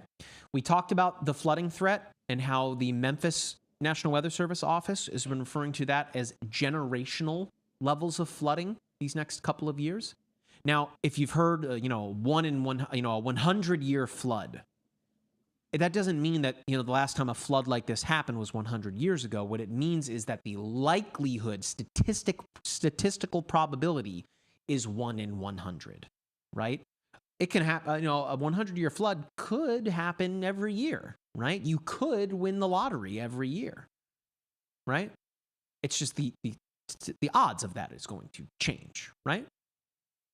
But what's happening here, and if I jog it back, notice that these storms have just continued to rain over the same area for hours now. That is going to continue to happen. These storms are finding the path of least resistance here. As these storms fire up, the storms coming in behind it are going to want to fill in right behind it. And it's for that reason that these storms are going to continue to train and continue to drop precipitation on top of it. In fact, if I go here into the iPad version of the app, it's coming to Windows here real soon. But Jack, if you want to take the iPad in full, this is brand new. I haven't even shown you guys this yet. Check this out. So I'm going to switch to a different radar product, Storm Total Accumulation. Okay? And that is showing us here over the life cycle, or at least of the day here, 24 hours, showing us the precipitation that has fallen. Now check this out. If you put your finger on the legend, can you guys see it on the very bottom of the screen? If you put your finger on the legend and drag left and right, it will show you effectively what it is that we're looking at on the map there. So they're in, and I'm using, by the way, I've left my finger on and I'm using my other fingers to pinch and zoom. Right there, just of Salem there, that pinkish color. So you're talking upwards of good 3 inches of rain that has fallen there already. Out ahead of it, the greens there are roughly 1 to 2 inches of rain. So that's brand new in the MyRadar app. And by the way, you can do that. You don't have to have the premium features here in high def. So when you look at reflectivity, this is showing you DBZ, right? That is effectively showing you heavier rain in that sense. Hey, Mike? Right? Yes, Capucci. You Welcome want to see back. something really cool? Speaking of heavy rain, take a look at my shot right now. If we can pull that full, you'll see it in just a sec. I can see what appears to be like a cloud burst or a downburst or just absolutely pouring rain, maybe a hail core, which you can see towards the center of your screen, kind of in the white. I'm on the west side of Memphis, and you can even see the Memphis skyline down bottom. And they're just getting deluged with very heavy rain. And then you can see that hail core in white. Can you guys see it? Yep. Yeah, so there are probably rainfall rates there of like 2, maybe 3 inches per hour. Let's do it. Under You that know what? little area. We were just talking about this. I'm going to switch to per station radar. We're going to go to the Memphis radar. And then we're going to switch to precipitation rate. You now have a new tornado warning, by the way, for that cell on the north side of Memphis. So that north side, that one that you were looking at here, so there's the storm. And again, you tap and hold on the legend there, and that yellowish color, that's upwards of 4.5 inches of rain per hour. Now, again, that's not necessarily going to tell you that there's going to be 4.5 inches of rain. It's saying if it were to stay over that one particular area for an hour, given what the storm looks like right now, it would be upwards of 4.5 inches of rain. That's just, it's really what it boils down to. As Capucci said, they're getting dumped on with rain right now. And there is a tornado warning there now, right? Well, wait. Yep, that is a tornado warning. So let's do it. We're going to zoom out for a moment. Jack, if you want to take the PC, let's jump into it, shall we? It looks like it's just north of the Memphis radar here, which is just on the north side of town. So this tornado warning, remember, this is in the PDS tornado watch area here. This is for the next 53 minutes. So this is a long one here. And there are a lot of populated areas here. We have got Garland, Burleson, Henning, Durhamville, Ripley, Woodville, Forked Deer, Gates, and Halls. This is all here in Tennessee for the next 53 minutes. So that's until 4:45 Central Time. It is just radar indicated as it stands right now. But as Capucci was just alluding to, and as we just looked at with those rainfall rates, this storm is pretty powerful. So let's do a little radar analysis, shall we? Let's look at the velocity. And you can see right in here, you do have some spin. Again, in this sense, the radar's right there. So green is showing you wind going toward it, red away from it. It's a little messy right now, but you can chalk that up to it being close to the radar site. If I switched to another radar, like we can use Little Rock, we might be able to see it. That's just outside. How about up here in Tennessee, also kind of just outside. And then the Nashville radar, it's kind of in a weird spot. So we've got to use the Memphis radar for now. It'll really start to stick out. It kind of already is, just to the southwest of Gift Edge there in Burleson. Now let's look at the correlation coefficient, which would show us, again, objects that are being lofted vertically. This would definitely show us the presence of said tornado, but as it stands, not right now. Not seeing that. So we'll keep an eye on things, but one more thing I want to take a look at is the vertically integrated liquid, which shows us the presence of potentially a hail core, right? And this, again, it's showing you the reason why it looks bent is, again, it's really close to the radar site, which is right here. I guess it's in Millington. It's at the Millington Regional Jetport there, north of Memphis. But this return that you're seeing on Ville is effectively showing you that there's some hail up there. Whether or not it makes it to the ground, should. But you can definitely see it hooking a little bit here. It is off by itself. Therefore, again, it is one of those discrete storms we've gone on and on about. So it looks like, Capucci, this could be an interesting one for the north side of Memphis. Is this the storm that you're on? No, so this one is the one that we talked about earlier on. How I see you. You're southwest of that. Yeah, there's no way for me to get to it, so that's kind of unfortunate. Crossing but I know the there are river. many more coming up from south, which I'm positioning for. I'm debating whether to continue east on I-40 and try to just, intercept one after another on the highway, or if I want to go farther north, because it seems like they're maturing a little bit just north of I-40, so I'm not sure yet. Folks, this is why north. This is why, everyone, they're like, oh, I could be a storm chaser. There's so much that goes into it outside of just liking the weather.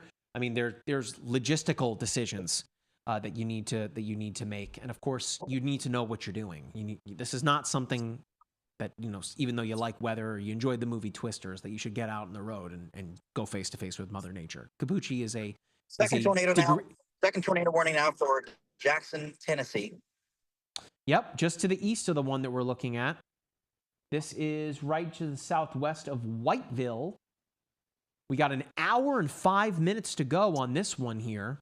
This is what we talked about, folks. Between 4 and 6 o'clock Eastern time, things were going to get going, and that powder keg has absolutely gotten going here. So this includes Crockett County, Henderson County, Gibson, Fayette, Hardeman, Carroll, Haywood, Madison, and Chester. That includes Whiteville. Is that Vildo? Toon? Medin? You need to be in your safe place, particularly in Whiteville. You can also, definitely what's see the interesting rotation too about these there. warnings is they're both within that high risk zone. Some of the ones we were tracking earlier were not. So this is just the beginning of what's going to be a very long afternoon and evening. Yeah. The one there in Whiteville that Capucci just called out that we're looking at here has a pretty staunch looking velocity signature there. Still remains to be seen. Folks, I want to show you, one second, Capucci. Jack, if you take the iPad app, I just want to show folks real quick.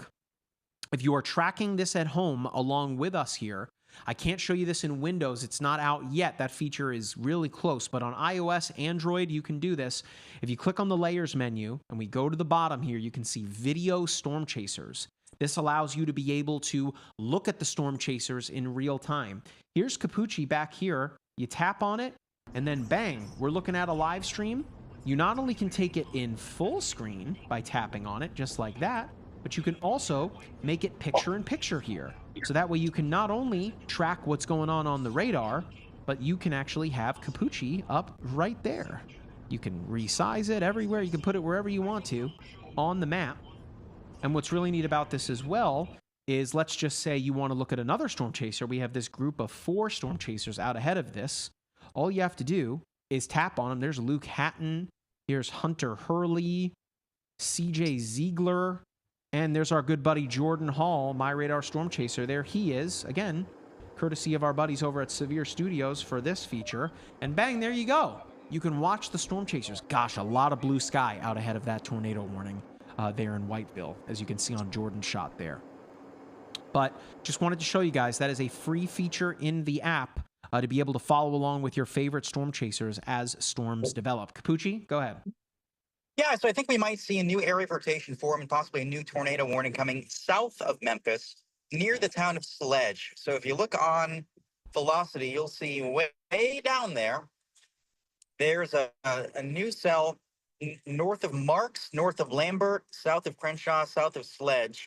It is severe thunderstorm warned right now, but it does look like it has some pretty good rotation with a classic hook echo on radar.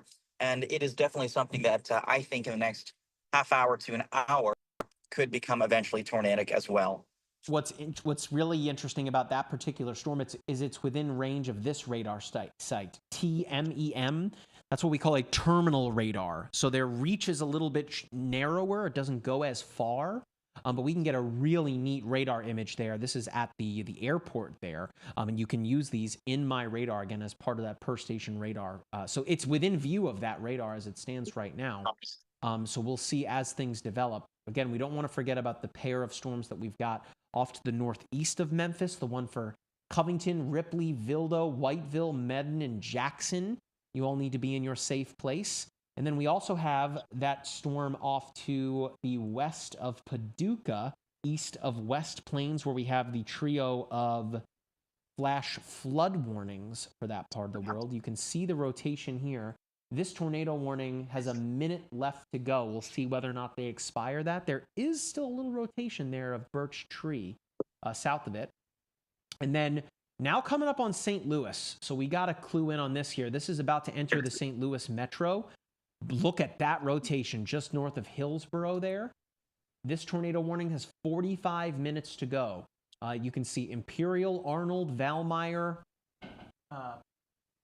Pevely, Pevely, Festus,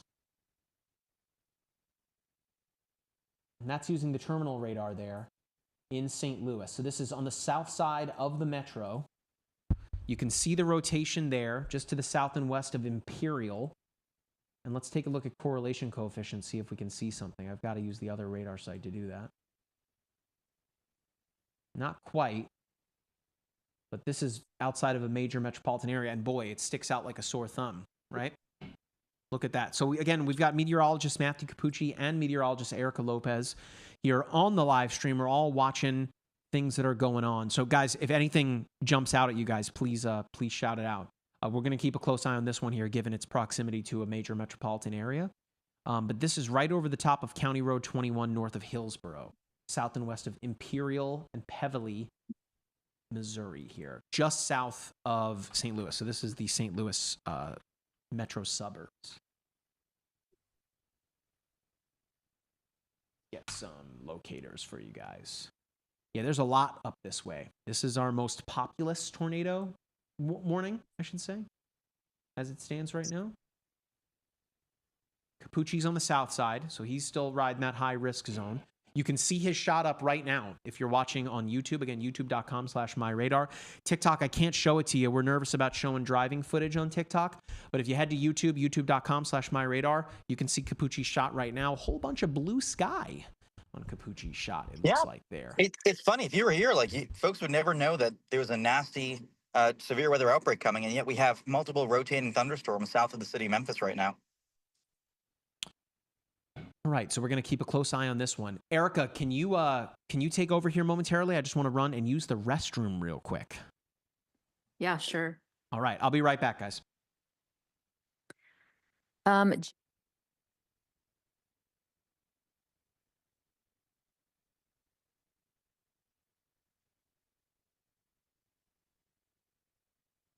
3, 4, 5 tornado warnings.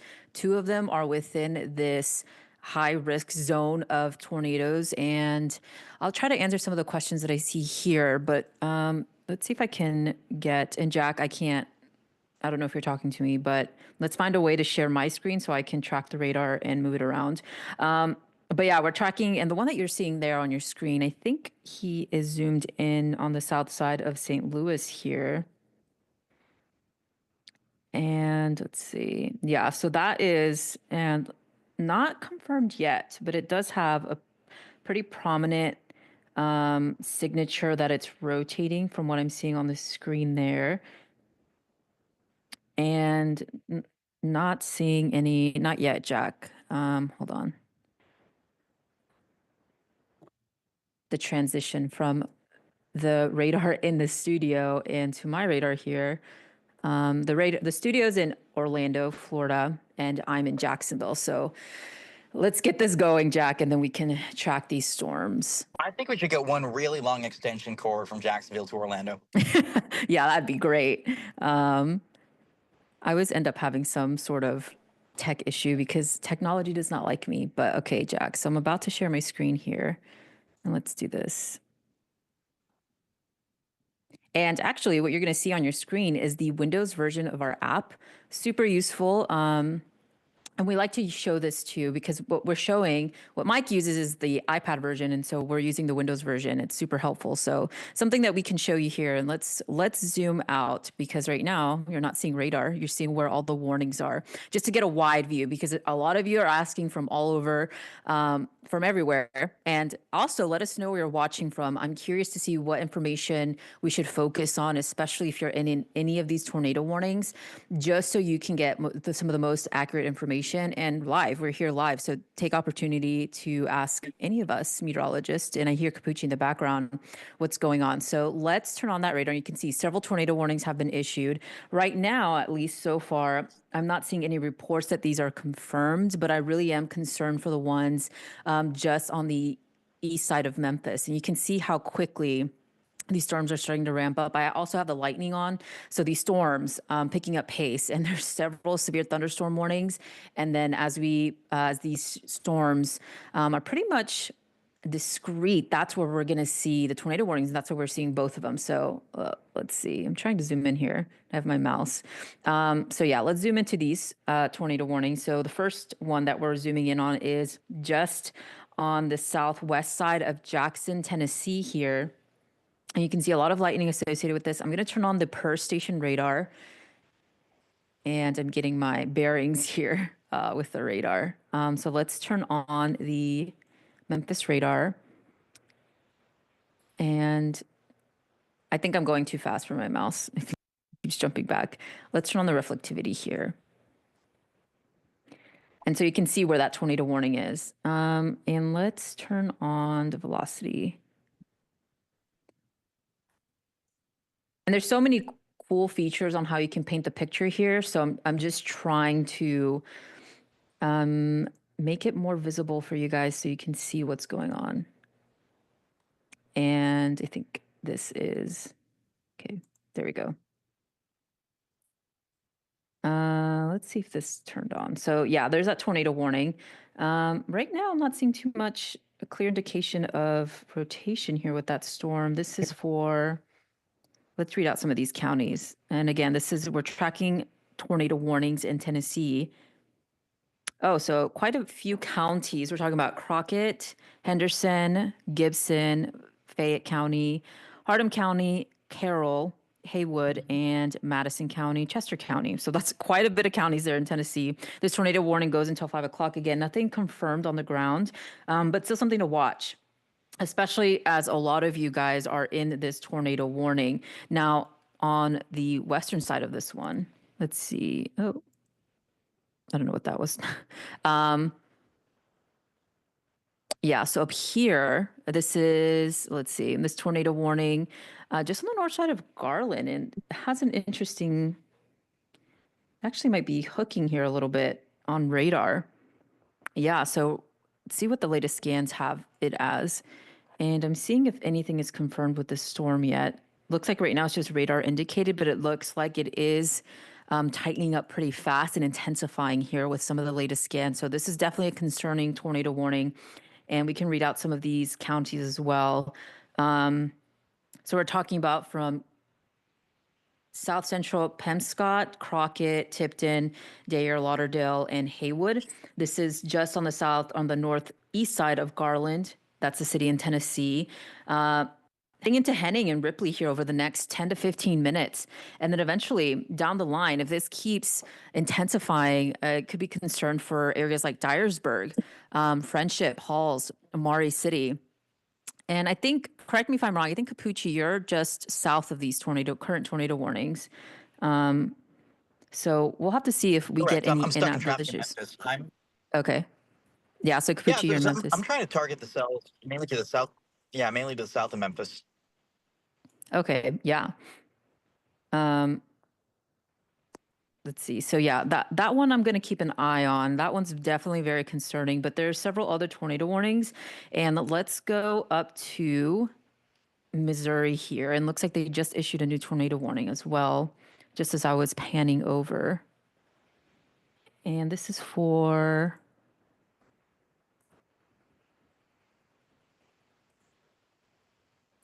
let's see. So yeah, we're watching this tornado warning. We have two now in the state of Missouri. This first one is for Iron County, Madison County, and Francis County in Missouri until 4:45. So nothing confirmed with this one either. And really what I'm showing is I'm kind of going through it and seeing if I see anything of concern with these storms. Really the one I'm a little bit more concerned about is the one near Garland in Tennessee. Yeah, we have some broad rotation with that storm in Tennessee. And I think my screen share there locked up for a second. Yeah, let's let's pull back up the app here.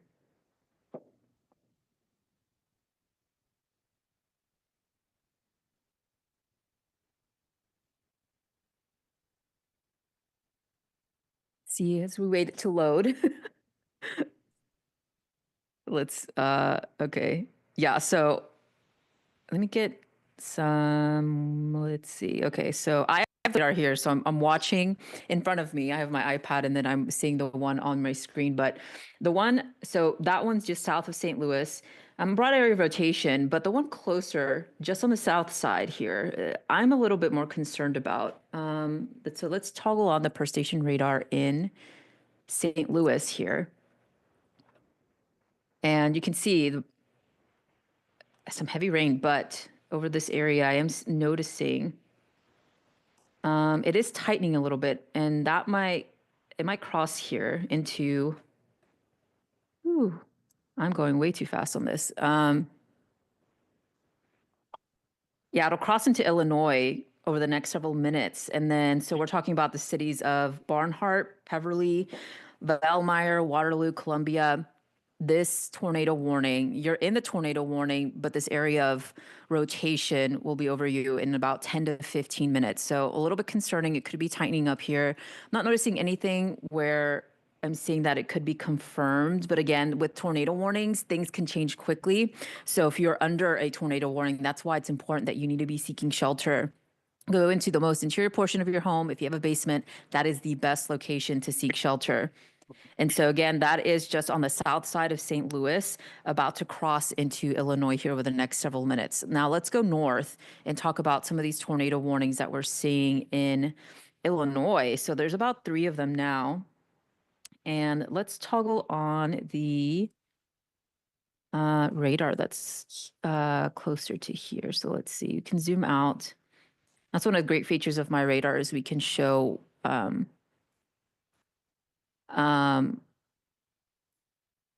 these tornado warnings. So let's look here. And yeah, so we have 3 tornado warnings just outside of Bloomington. So Bloomington, you're seeing a lot of activity just on the east side. So there is also a severe thunderstorm warning on top of these tornado warnings right now. And over the counties of Piatt, Eastern DeWitt, and McLean counties in Illinois, this tornado warning, broad area of rotation. Nothing is confirmed on the ground yet, but of course, watching very closely to see if we have anything confirmed. But so far, those are all the tornado warnings that we're tracking. And I'm getting some of the latest updates from the National Weather Service as well. But so far right now, I don't see anything that's confirmed on the ground, which is good. But of course, things can change pretty quickly here over the next several minutes. So let's go down south. Looks like we got some I'm back, more Erica. tornado warnings here. All right. You guys hear me? Yeah. I was Cool. just showing there's a new tornado warning in Arkansas. So I think that one just got issued. Okay.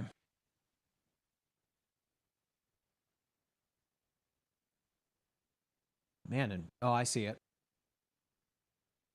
Just to the west of Memphis, that's what you're talking about? Yes.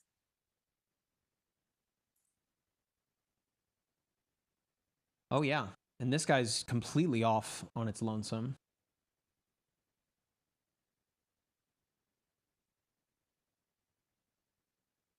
That's for Cotton Plant, McCrory and Augusta, just west of Forest City Municipal Airport,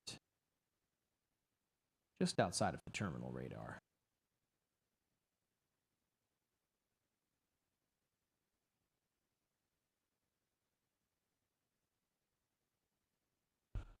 We got numerous flash flood warnings up now for parts of Arkansas. That's those dark red colors there.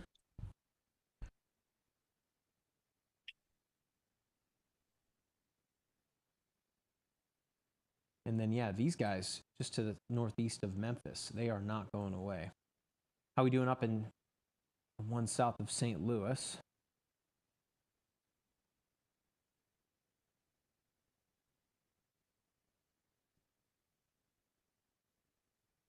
So there's the rotation there just west of Arcade and Fredericktown. And that is near Cape Girardeau, right? I'm making that up. Yes, west of Cape Girardeau. Pilot knob. So nothing on the ground, it seems. Just radar indicated. But this one up here near St. Louis. Radar indicated. And then we've got this trio of tornado warned storms up in Illinois. This one near Farmer City, just to the south. You can see the rotation signature there. But, I mean, it's tightening up. It's tightening up. So, again, Farmer City, Blue Ridge. This is Illinois. You need to be in your safe place. Haven't really talked much about Illinois. Sarah, Erica's still here. Erica's here. Not going anywhere. Did Capucci step away to chase that? Oh, I see his shot. He's parked. Capucci is here. He is on he's the not. I see him. east side of Memphis right now. Yes. Going through Memphis, I have to say, if any storm chasers have ever driven through Memphis, my goodness, it is a pain, especially during rush hour. Holy cow. My live view is transmitting at about 3,500 kilobytes per second.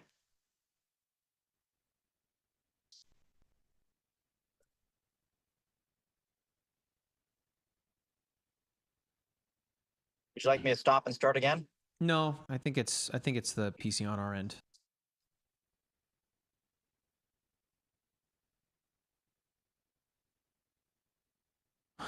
Huh.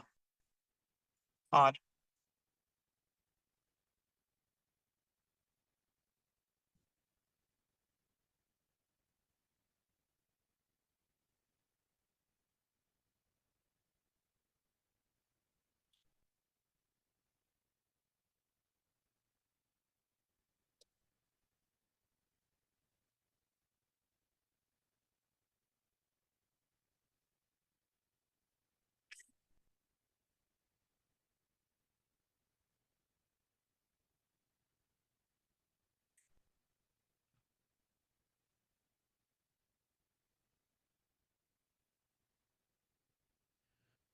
Okay.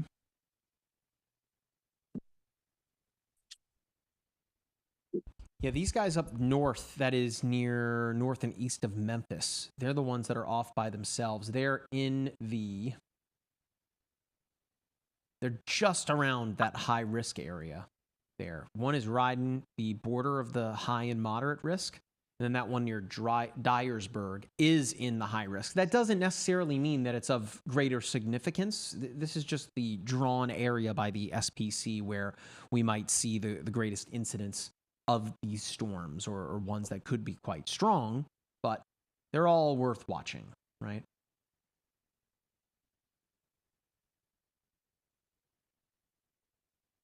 Looks like we're down to 2 tornado warnings now in the Illinois area.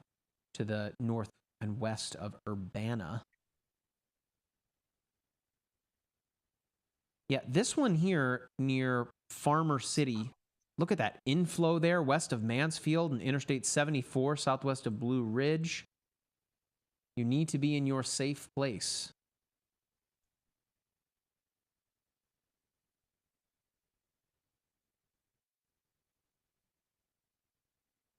I mean, this is a widespread event today.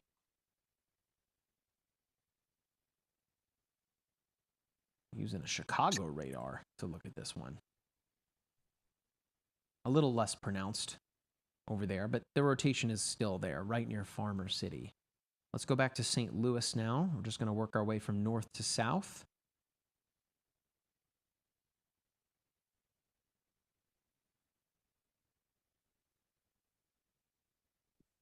Maybe a little something there on the correlation coefficient, a little bit. But unlikely that there's anything on the ground, but we can see the rotation.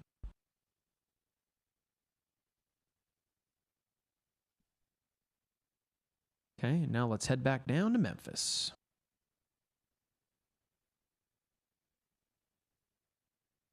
Here's that storm near Arcade and Pilot Knob that we were looking at. So that would be Missouri as well. I mean, yeah, look at that.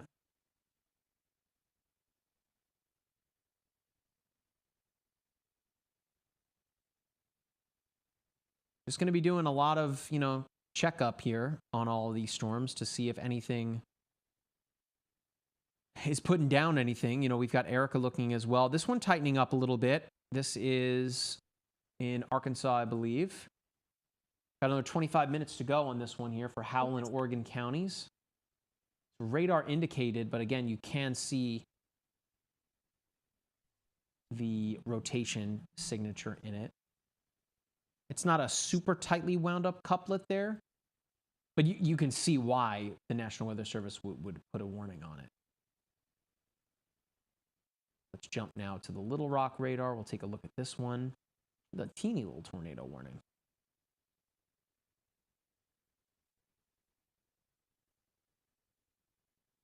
$24 minutes to go on that one. And then we've got our two here northwest of Memphis. Jackson.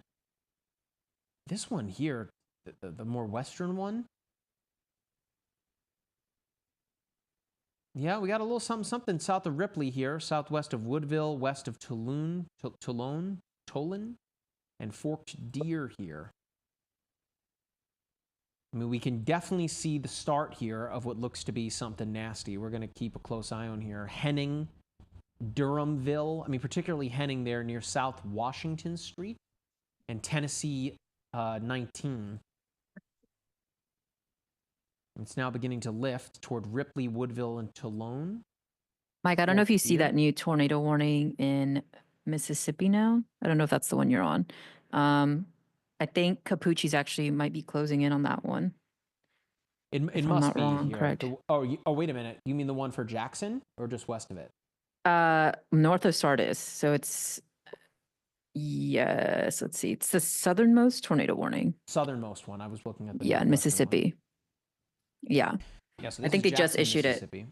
Yeah, 38 minutes. Radar indicated. Yeah, both of them look to be interesting. This one near Ripley, we can see the rotation right here, or near south of Ripley, northeast of Henning. And then here southwest of Jackson, a little messier on the radar, but we will continue to track them, of course.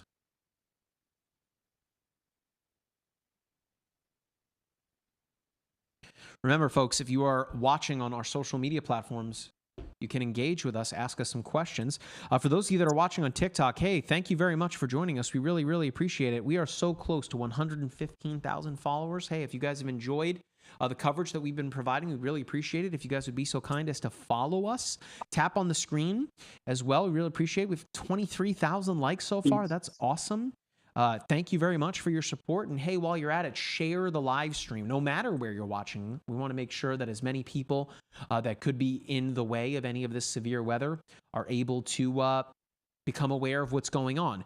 Of course, if you're watching on YouTube, hey, hit that like button. Let's run it up. I don't know how many likes we've got over there right now, but we'd really appreciate that as well. And hey, share the live stream there too. Subscribe to the channel.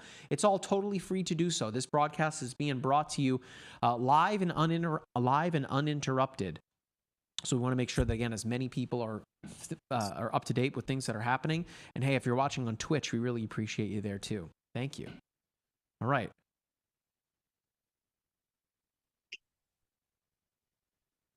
Okay, so we got a lot of people chiming in on YouTube now. How's Arkansas looking? We were just looking at Arkansas. Right now we're watching Arkansas. You can see all these red boxes here. These are flash flood warnings. It's kind of like a maroon color there. It's going to be a messy 24 to 48 hours for all the folks in the dark red here. But out here to the east, we now have this new tornado warning, Erica. And I think it's because of this right down here. The one just north of Sardis Lake, unless you were talking about this before. This one is south and east of Memphis. This has got 36 minutes to go here. Lafayette County. This is in Mississippi. This must have been one you were talking about, Erica. There's a lot happening. But look at the hook on that bad boy there. That is west of Abbeville, southwest of Holly Springs and Interstate 22. Just to the northeast of Sardis, Mississippi. So you can see the hook shape right here. Let's take a look at the velocity. I might have to switch to a different radar here. Let's go to this one. I might even be able to see that in the terminal radar a little bit. It's in here. I think right now the shape on the reflectivity is more concerning. Switch back to Memphis. Yeah. I mean, you can see the inflow notch right here, right? If we are to get a tornado, it would be down here. The velocity, And of course, I think it might be a little too early to get anything on the CC. Although, that could have very well been something right there near Batesville. But it might have just been the BWER. So it's sucking in something there, the drier air. You can see that there is something showing up. So let's keep an eye on this. This is in that PDS tornado watch area. And right now it's just radar indicated rotation. So Erica, if you can keep an eye on other things that are going on here, just make sure I don't want to miss anything. There are numerous tornado warnings now. So I want to make sure that we are keeping a close eye on things as they develop. All right. If you guys have any questions for anything, please let me know. Sandy Rose. Oh, nice. Let's get those likes up. We're so close to 100 on YouTube. Run it up. We're so close.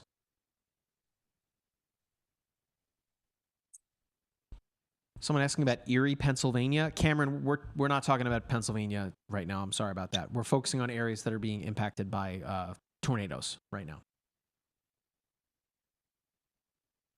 Okay. And for those of you that are calling out your town names, we will try to cover as much as we possibly can. But we've got to cover the areas that are dealing with active tornado warnings right now. Nico asks about St. Louis. Or St. Louis. There's that one on the south side of town that did look rather potent earlier, but is now becoming a bit more linear, passing through the south side of town near Columbia. And there is some embedded rotation within this line here. But in terms of putting down a tornado, there might have been a little something right here east of Oakville. But it's very possible here that is, again, just the straight line stuff.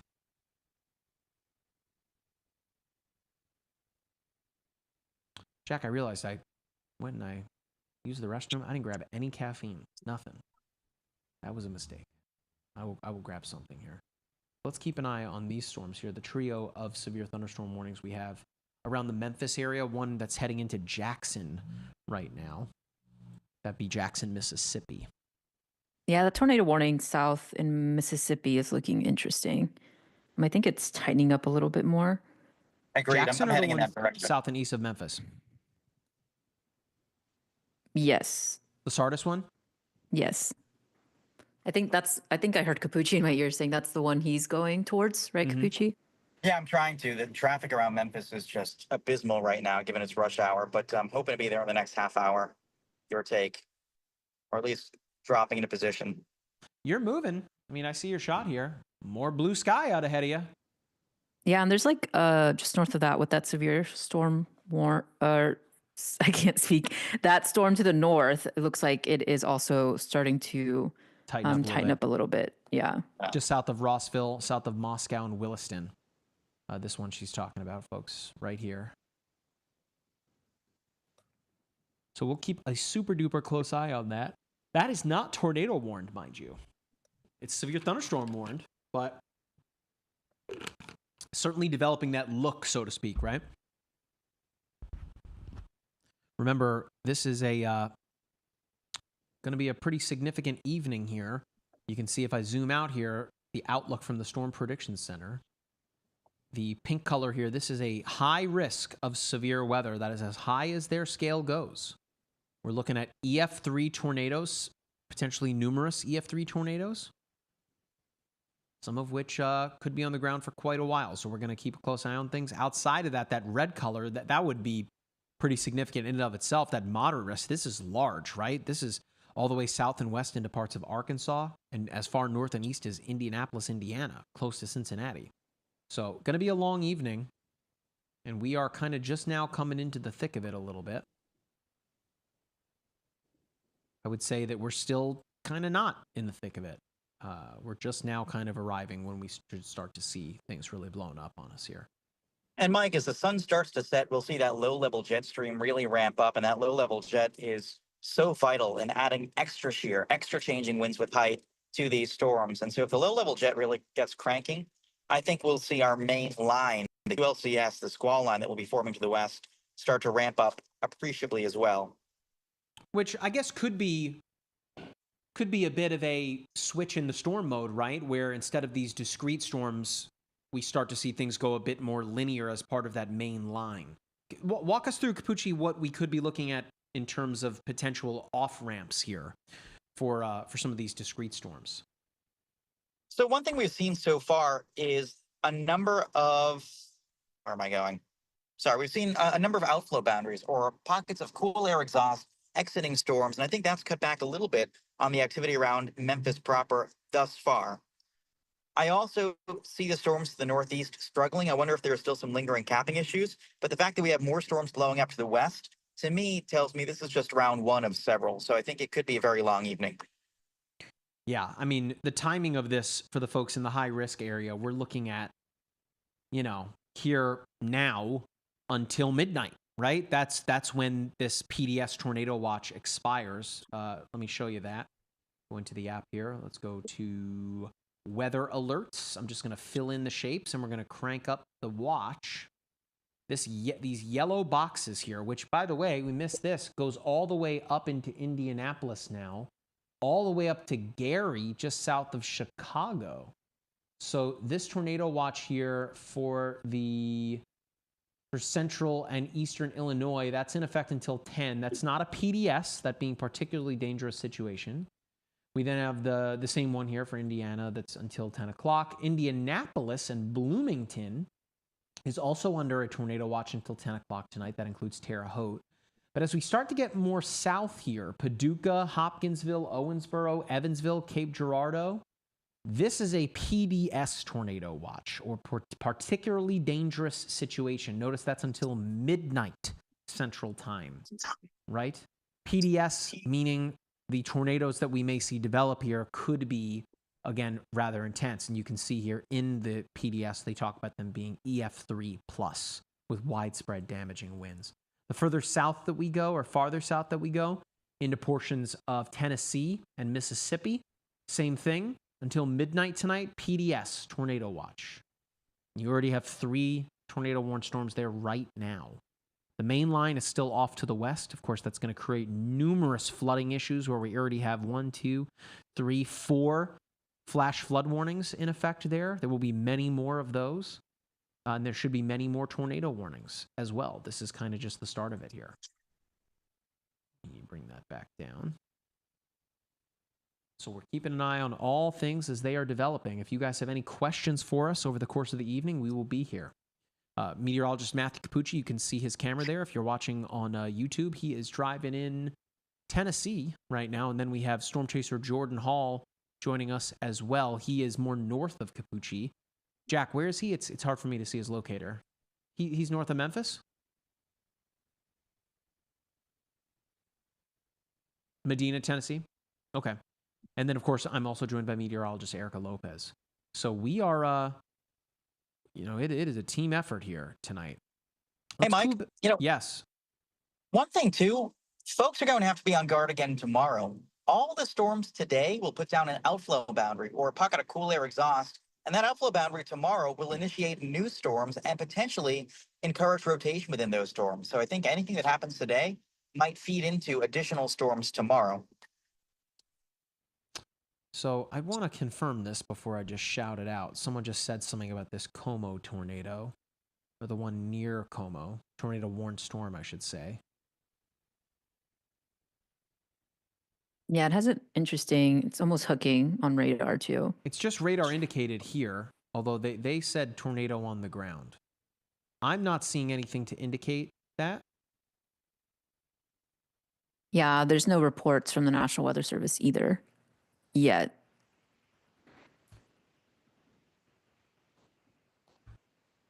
I don't know if you guys could hear that in the Zoom call. I muted my mic here. I don't want to sneeze in the mic. Yeah, so that's the one south and east of Memphis. But this guy near Jackson, this has got the rotation within it. Of course, that's radar indicated too. I see a lot of you folks that are... So the person that's saying about the tornado there, local fire department confirmed. Brad, I'm not seeing that anywhere.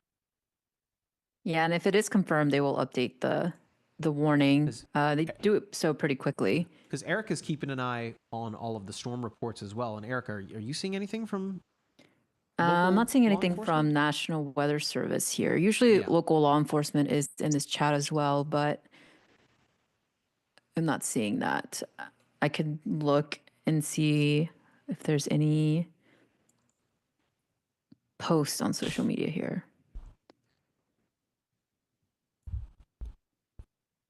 Yeah, I mean, listen, that's kind of how this evening's going to go. Things are going to be happening real quick. There's going to be a lot happening here. And I'm sure some of these smaller storms will end up blowing up too, right? Someone just asked about Arkansas. How are we feeling about Little Rock and Benton? So Little Rock right now, you're about to get slammed by the backside of this line. But if I bring it back, you can see that the line is still moving eastward, but you do have these little individual storms, the discrete storms, right, that are firing up out ahead of that line, which could very well, become tornado warned. But one thing's for certain here for Little Rock, it's going to be a bumpy ride the rest of the evening. You're under, it says this was until 4 o'clock Central, so I don't know why it hasn't disappeared. But either way, it's going to be a bumpy ride the rest of the night tonight. More rain, strong winds. Of course, you got a flash flood warning to your west. And of course, as Capucci alluded to, this kind of sets up even more happening tomorrow, particularly the addition of more heavy rain tomorrow. But for Little Rock right now, most of the severe storms are to your north as a part of that main line that's pushing toward the Jonesboro area. But it's these little individual supercells that are the discrete storms, as we've said many times. That's the word of the night, that are the ones that have our greatest attention.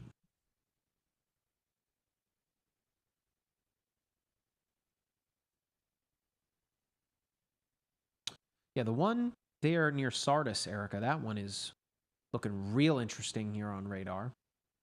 Oh, I'm trying so hard to get there, but traffic is just so rough. It says I have 30 minutes to get there, and hoping I'll get there in time. I can already see dark skies ahead of me from the lead storm. That's the one near Moscow right now. I'm hoping that rain ahead of these storms doesn't slow the whole highway down, but I mean, you know how drivers drive in the rain. Yeah, I'm watching your feed, Capucci. A lot of traffic. The one near Moscow is only severe warned right now, too. It's not even tornado warned. To me, I'm surprised. I don't think that thing's even producing hail. I think that's almost like a, hey, This thing's spinning a little bit. It's not the, oh, watch out, buddy. The one that you're chasing, though, Here, has a you're pretty... not. The one that you're chasing has a pretty potent little hail core in there, west of Abbeville. Yeah, I almost wonder if the one to the south is just kind of gobbling up all the energy around. It is the southernmost storm, so it doesn't really have any neighbors. And so it will be interesting to see how it evolves. I'm surprised the Moscow one died or is in the process of dying. There's another one to the west near Coldwater that looks like it's trying to get its act together. Yeah. But, you know, so far the only real game in town is this one that will be approaching Holly Springs soon. Yeah, and I'm seeing reports of golf ball sized hail with that tornado warning as well. Wow. I want to Pretty go impressive You, considering the how Union area relatively in small- Panola County, yeah. I'm impressed considering how small the updraft appears, at least nominally. Now, there's also one due south of me right now that is trying to get its act together. And based on other radars, it looks to me like it's more mature at the upper levels compared to down below. So I wonder if soon we'll see a second area of rotation develop near Coldwater, south of Memphis. That remains to be seen, but definitely multiple things we're kind of juggling right now. I'm really hoping that I can get to this storm because it looks like it should have some pretty beautiful structure. The Coldwater just went severe. Yeah, okay. So I'll be intercepting that one regardless, and I'm hoping to get to Moscow in the next 30 minutes. It says I have 2 minutes of traffic. It feels like more than 2 minutes. If we keep at this, y'all gonna hear my road rage. Well, let's remember we're broadcasting on to the world. Yeah, this guy here, that one's trying. The one that came through Sardis that's going to Holly Springs. Again, you folks that are in Holly Springs along Highway 7 there, south of Interstate 22, you need to be in your safe place. It's just radar indicated right now, but it certainly looks the part on radar. We'll keep a close eye on things here. I almost wonder if it's a low precipitation supercell because it doesn't look that big. Interestingly, the one to the west right now, the newly severe warned one, is actually slightly taller than the one that is tornado warned. It's up to 50,000 feet. So even though it doesn't look super duper impressive on the Memphis radar yet, I think it's kind of building up from the top down. So what Capucci is talking about is this product here, Enhanced Echo Tops. That's a level 3 product in the per station radar feature. This is effectively showing you the tops of the clouds, right? And of course, as you go higher in the atmosphere, it gets colder. Just look at a mountain. There's snow on top of them, right? So the higher up you go, the colder it gets. And we can see that right here, these yellowy kind of colors, that's indicating upwards of, again, that 50,000 feet. Whereas this one that looks a little more potent, at least on the reflectivity, is not as tall, right? One thing that we might also see, and go figure as soon as we do this, looking at the VIL, the vertically integrated liquid product, with it being a taller storm, that's allowing for the moisture to go taller in that storm and allowing for the accretion of ice and hail. So the hail core looks a bit more punchy on that storm over on the west. Could be indicative as to why it is severe warned as it stands right now, because when it comes to any kind of rotation, we're not seeing that as it is right now. They are, though, talking about hail damage to vehicles being expected, right? So I'm trying to figure out what the limiting factor is with these particular storms, because it seems to me like they're having a tough time, even if they're spinning at the mid levels, a tough time tightening up at the lowest levels, which to me is interesting. I'm wondering if that trend will be reversed, especially as we get closer to nighttime. But I mean, it's definitely interesting. We're seeing spin. We're just not seeing super tight spin down at the lowest levels. Capucci, we're talking about the low-level jet. We talked about it briefly, but we got some people in the chat that are asking about that. Explain what the low-level jet is and why, particularly once the sun sets and begins to set, I should say, why is that a concern? So great question. The low-level jet is a or LLJ, as people are saying in the chat, for those of you that are unaware of what the heck those three letters mean. Go ahead. Yeah, so it's like a river of winds from the Gulf of Mexico about a mile above the ground. It pumps in warmth, it pumps in instability, and it's very fast. The low-level jet oftentimes races north at highway speeds. And when you have air about a mile up rushing through at highway speeds, that adds changing winds to the atmosphere and can help get thunderstorms spinning. Now, the reason the low-level jet oftentimes strengthens at night is because during the day you have pockets of air that rise and they bump into the jet stream, they kind of slow it down. At night, when the surface is just a little bit cooler, you have fewer of those air pockets, and subsequently, you wind up getting a more streamlined flow, if you will. Nothing's kind of interrupting your flow. It's like if you're on the highway and you're cruising down the highway, and every 5 seconds somebody's trying to merge, you're going to slow traffic down. But if you don't have anyone merging, if you don't have any air pockets rising, then you don't slow that jet stream down, and the flow can continue unimpeded. That's what's going on probably after about 7, 8 o'clock tonight. So I wouldn't be surprised to see an uptick in the overall amount of severe weather we see. And that's definitely something I'm keeping close tabs on for later on tonight. Swoop. Gonna just sneak in here. Thank you, big truck. So we're looking at this storm, for those of you that are watching, we're looking at this storm here that is on its way to the Jackson, Mississippi metro rather. And we can see that there is a little rotational couplet in there that's just to the southwest of the McKellar-Sipes Regional Airport. This is a tornado warned storm, and it's heading for the Jackson metro, just to the west of Interstate 45. You need to be in your safe place. This isn't anything where, as it stands right now, that we have, it's not confirmed, but it is trending in a rough direction, right? And it's heading toward a major metropolitan area, right? So you need to be in your safe place. You need to take this seriously. Again, you are under a tornado warning. We're going to keep a close eye on it here. But if there is going to be anything that gets put down here, it is heading right for Jackson, Mississippi, as it stands right now. So we're gonna keep an eye on this storm here. Is that Jackson, Tennessee, or am I saying Jackson, Tennessee? Is this not? You're saying Mississippi. Oh my gosh! Yeah, it's Tennessee. You're right. Thank you, Erica. Thank you. Jackson, Tennessee. Holy cow! Jackson, Mississippi. What am I talking about? Thank you, Erica. Jackson, Tennessee. Holy cow! McKellar-Sipes Regional Airport, Jackson, Tennessee. Thank you, Erica. See, I should have grabbed that caffeine when I got up earlier. Forgot it. Danica asking about Clinton County, Indiana. You know, earlier Indiana was dealing with some, or rather, what am I trying to say?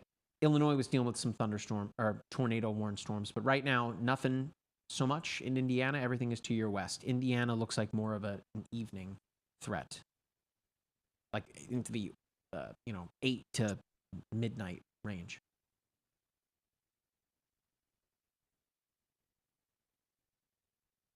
So Capucci's down here. You can see his shot there. We're looking at something. Is that Jordan or Capucci's shot? That's Jordan's shot. Can we take Jordan's shot there, Jack, in full? Yeah, he's on that Jackson storm. Yeah, they're saying too, I mean, I can see it on radar. The latest scans are showing that it's tightening up again, so. I mean, if we look at his shot here, It looks like it's really trying to put it down. Hard to say. It looks like he could be wrapped up a little bit there in rain. But yeah, Jack, for those of you that want to see this, this is, you got to come to youtube.com/myradar to see this. You can see Jordan Hall's shot here.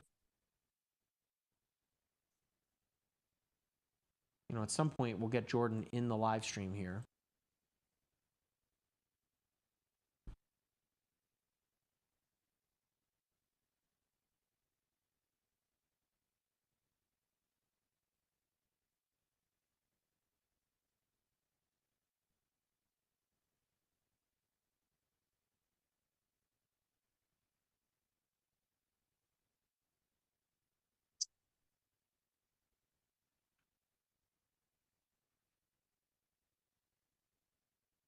So yeah, we're looking right now at a live image of Storm Chaser Jordan Hall's shot. I know it's tough to see. If there is something, it's in there. It's wrapped up. We're looking at effectively the X-ray of it here on the radar. It's passing just over the McKellar-Sipes Regional Airport, running parallel to Interstate 70, perpendicular to Interstate 45.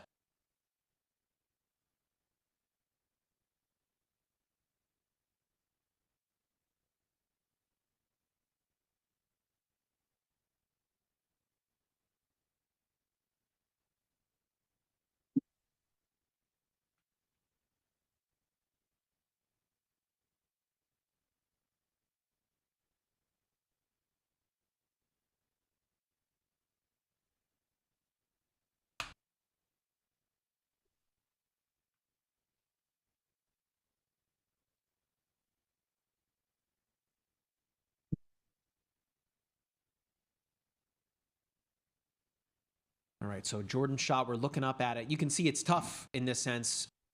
He is kind of socked in by the rain. Jack, if you can take the, can you take Jordan in full and then leave the radar up in the corner there, Jack?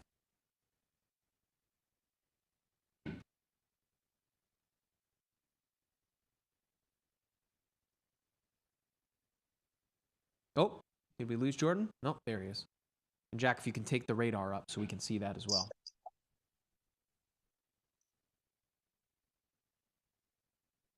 Yeah, so Jordan's chasing it here.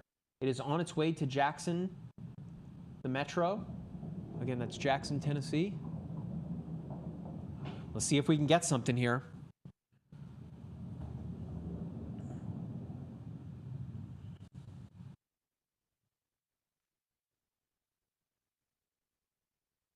It is certainly trying to tighten up on it. And notice, nothing around it, right? You got a storm to the east. You got one far to the south. I guess there is one to the north there, which maybe could be impeding it a little bit. But the rotation is certainly there. Jordan is definitely on it.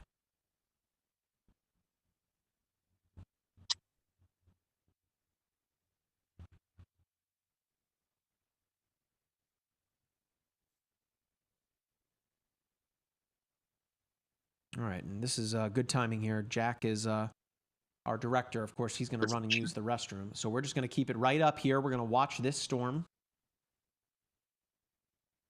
Looks like all of the storm chasers on the map here are converging on this particular storm here. And it looks like Capucci is right behind it as well. Yeah, so I'm coming up to Moscow in the next 15, 20 minutes. So hopefully we should have a pretty good view of it. And Yeah. the hook. We also have that second storm off the west near Hernando, which I'm also in a position to intercept. So at this point, it's kind of waiting to see which storm exhibits better rotation. I'm going to go with the eastern one right now because it's entering an environment where rain hasn't really cooled the atmosphere. That said, the one to the west still has my attention. The one near Hernando, due south of Memphis. It is a little taller now as well, upwards of 40,000 feet. And so both of them definitely have my curiosity piqued, we'll say. Boy, this one, though, now moving into Jackson, Tennessee, this is a little something, something here. Nothing confirmed. It is radar indicated. But I mean, gosh, that's a little hook right there. Someone said it'll weaken. Listen, I mean, that's the hope, right? You don't want this thing to impact people. But the environment is favorable for some pretty nasty development here.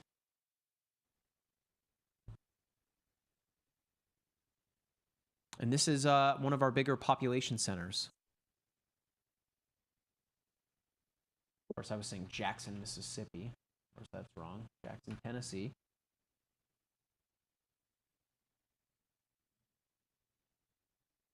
All right, this thing is just west of downtown, pushing over the airport here and the Cypress Grove Nature Park, Westover. If you're familiar, the Madison County Recreation Department off that way. Lower Brownsville Road. It's kind of right over the top of that area here. Oh, looks like Jordan's shot is coming in and out here.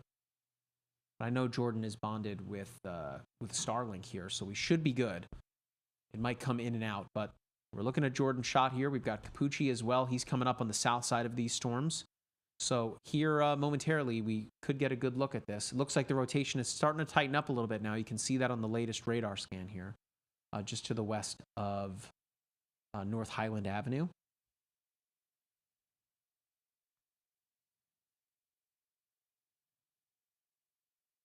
Let's see if we got anything on the correlation coefficient now. Again, this is going to show us anything being lofted vertically.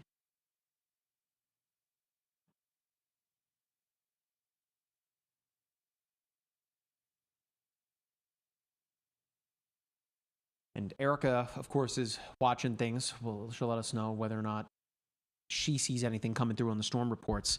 But let's keep a close eye on this.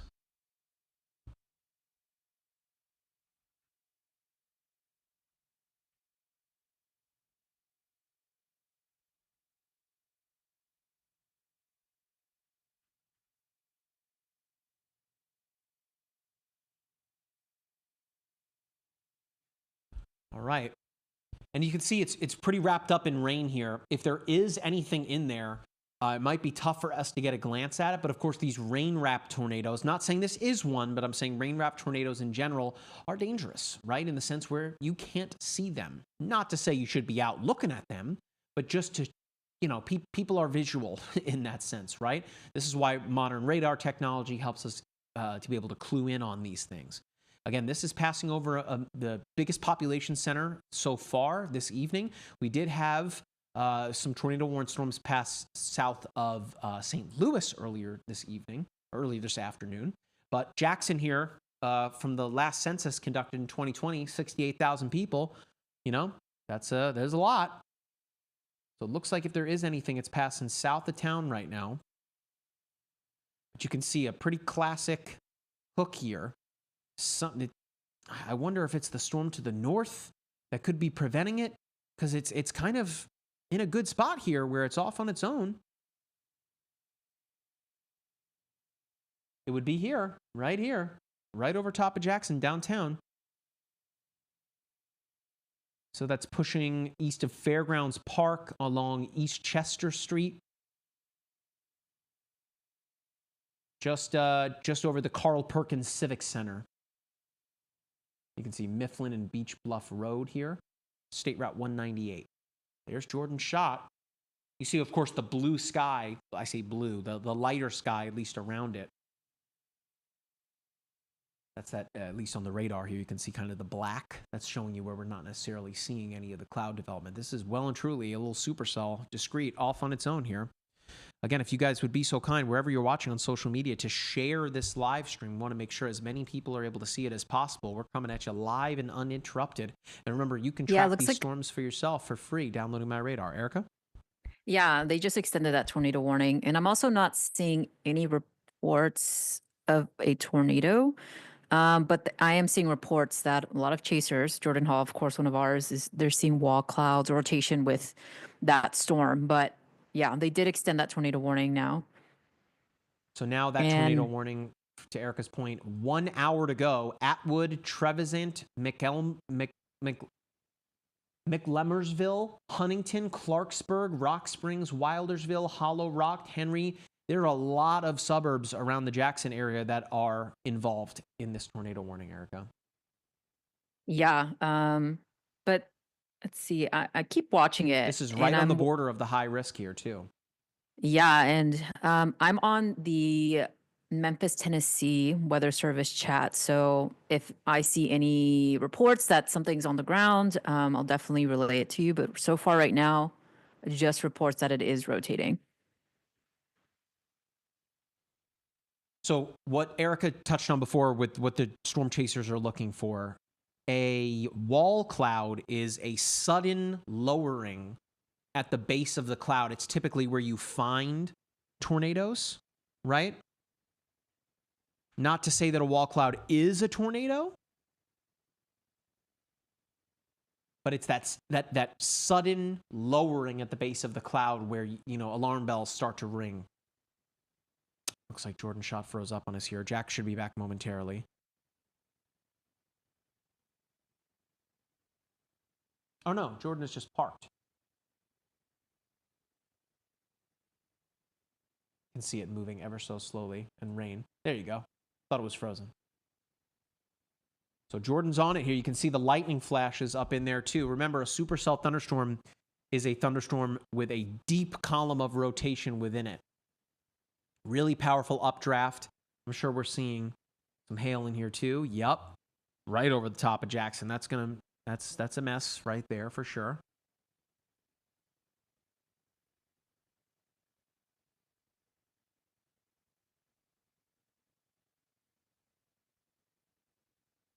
Looks like it's lifting east and north of town.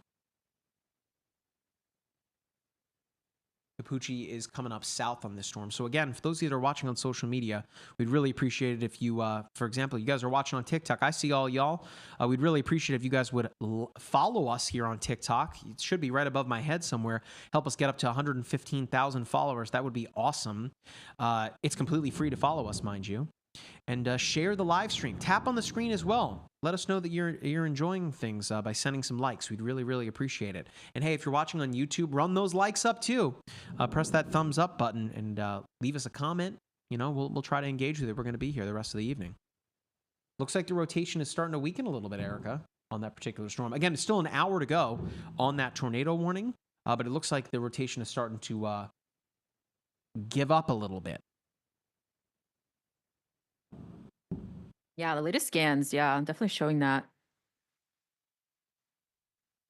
But still nothing on the ground, so that's some good news. But still tornado warning down the line for that storm. Looks like quarter-sized hail also has been reported north of Jackson near North Park.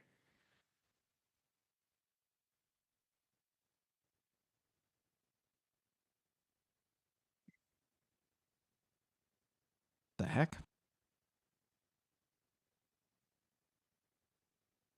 Jack, did I hear you just say that you're back?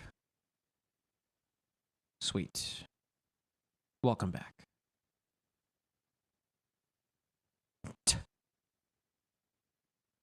Cool. Did you grab that drink, Benjamin? That would be awesome if you could. Anything with caffeine. Anything with caffeine. Sandy Rose, our mod over there on YouTube, we're up to 120 likes. Thank you very much, guys. Looks like every time I ask for it, you guys are delivering. Thank you very, very much.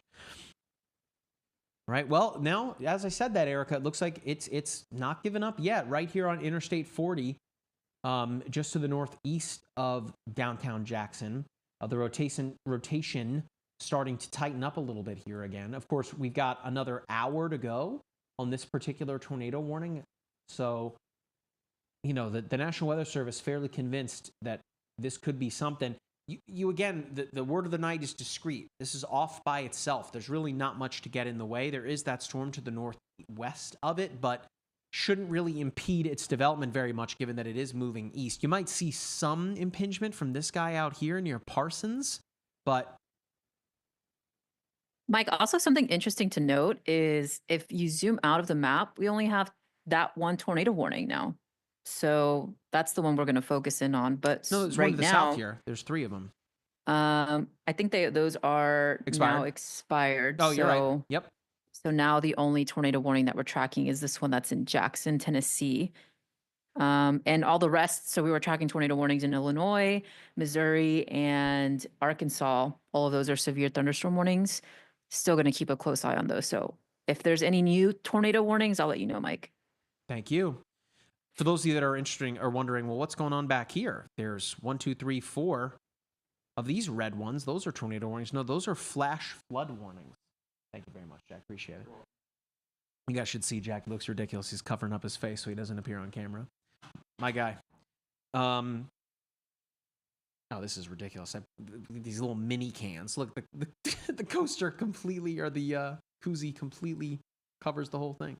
These are sweet though, right? These little MyRadar coasters. Right, cool. Anyway, gonna be a long night, but Erica's right. Only show in town is this one that all the chasers are converging on.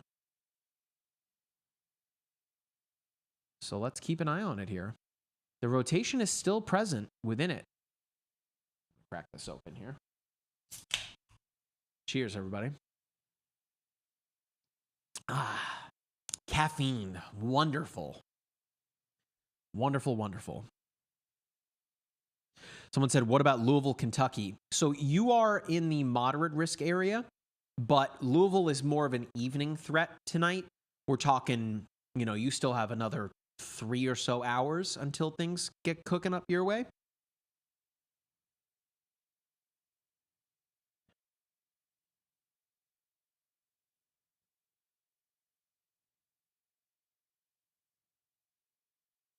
And then whenever we can get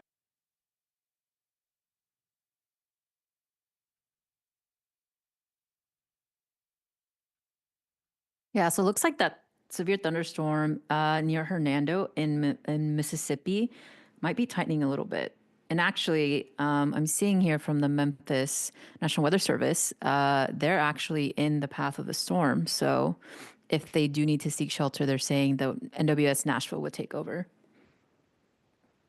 So that I think that's one to watch. Which one, Erica? That's that severe thunderstorm warning. So it's not tornado warned, but the one just This on one the back east here? side no? of Memphis. Oh, gotcha. This one. Yeah.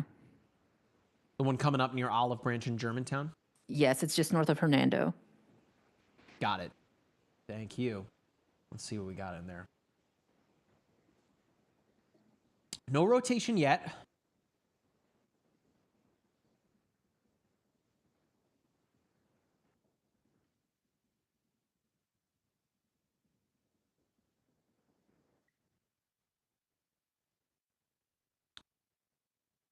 Local weather says Clarksville by 6:30. Don't know what you're talking about. You think it will be bad, Louisville? Yeah, man, you're under a moderate risk for severe weather. You need to be prepared for any and all threats coming your way, particularly tornadoes into the overnight hours. The late night hours. So if you're up into Louisville, again, you're in that moderate risk area. The good news is things do start to wane the more east you go toward like Lexington, Richmond, that part of Kentucky.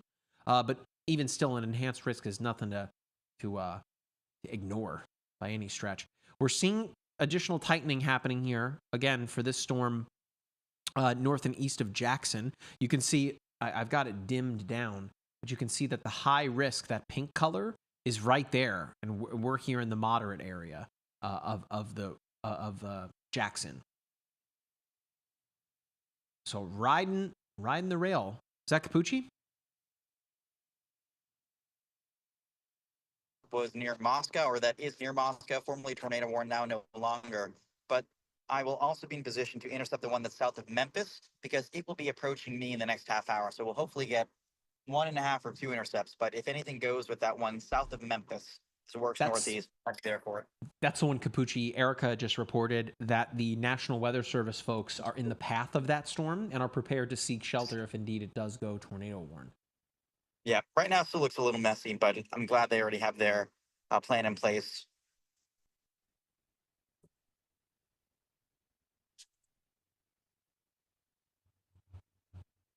And then if we can get Jordan here on the stream, we'll do a big app push here. But we only have the one. Whatchamacallit, tornado warned storm.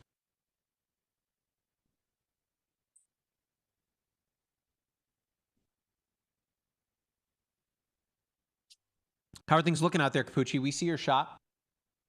Yeah, so in just a sec, I'm hoping to be able to get a view of the formerly tornado warned cell to my right, to my south. It looks like it's kind of fizzling rather quickly, though. Looking out the window, I don't see too much visible structure with it.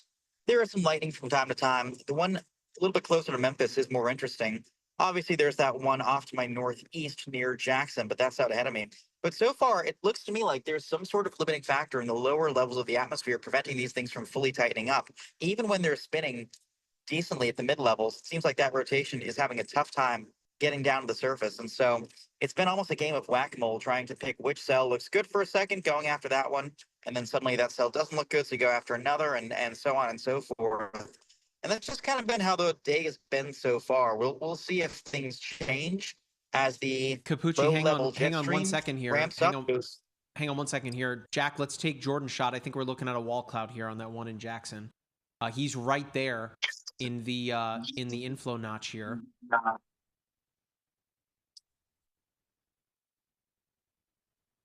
Sorry, Capucci. Oh wow, look at that. Yeah. I mean, I just saw him tilt his camera up here, and he's right there in it. Like, I don't have his location here on the Windows app, but he's right here in the dry notch here, in the inflow. So again, this storm has really he's on the Jackson one. It's really trying to put something down here.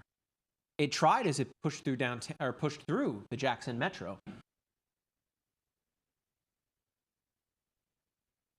We'll see. Yeah, it's by far the best game in town, and it's right on my 40. It's the only game in town. Yeah. Jack, if you want to put in the corner there the radar imagery, that'd be great. Excuse me.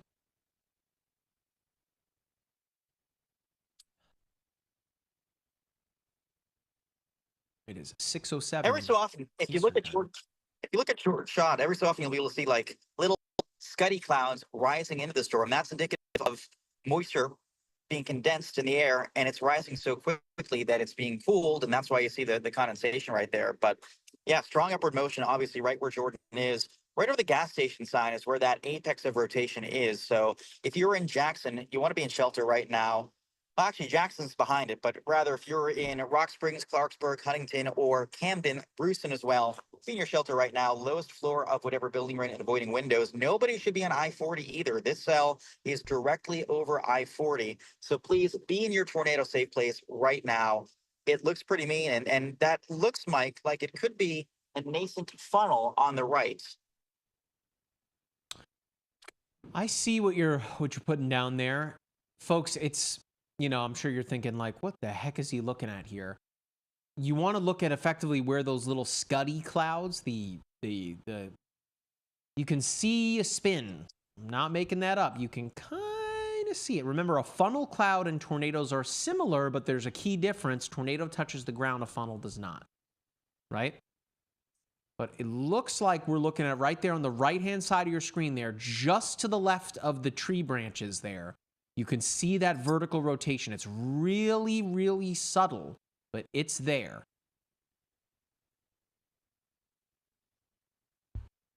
You know, had this storm developed maybe, I don't know, Capucci, what, like 2 hours from now? You'd think that that low-level jet could have really taken over.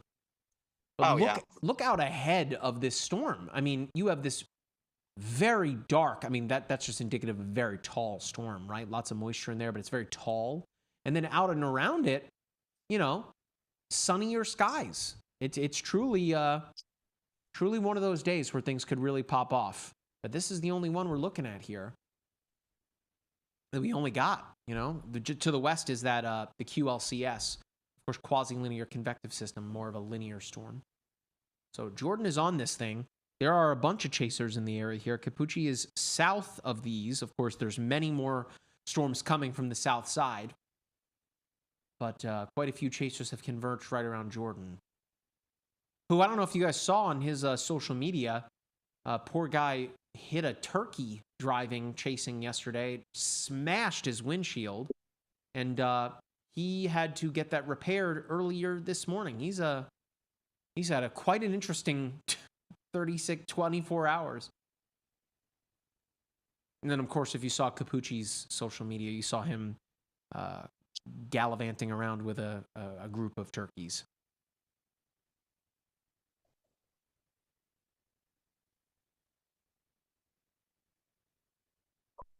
That was from years ago. That video was funny. All right, so we're watching this. I'm just zooming out here for the folks that are asking. You know, that's the only tornado warning that we have right now. Oh, look at that. We got 2 little baby severe thunderstorm warnings over Georgia right now. Way away from the line.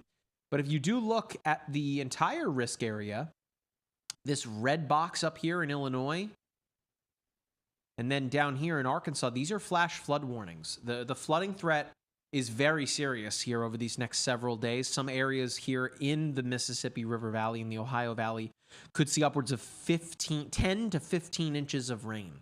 That is a lot of rain in a very short period of time in a river valley. So the flooding threat that the Memphis office over Western Tennessee referred to it as generational.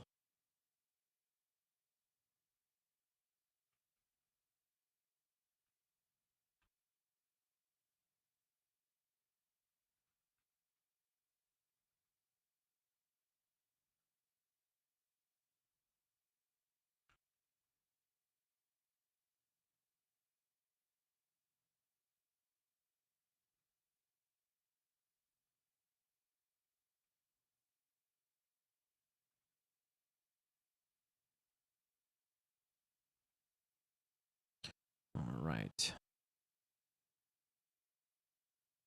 Now, if I brighten things up, you guys can see the severe outlook here, right? So this pink color here, or the purplish, Capucci, what is it? Is it pink or purple? Magenta?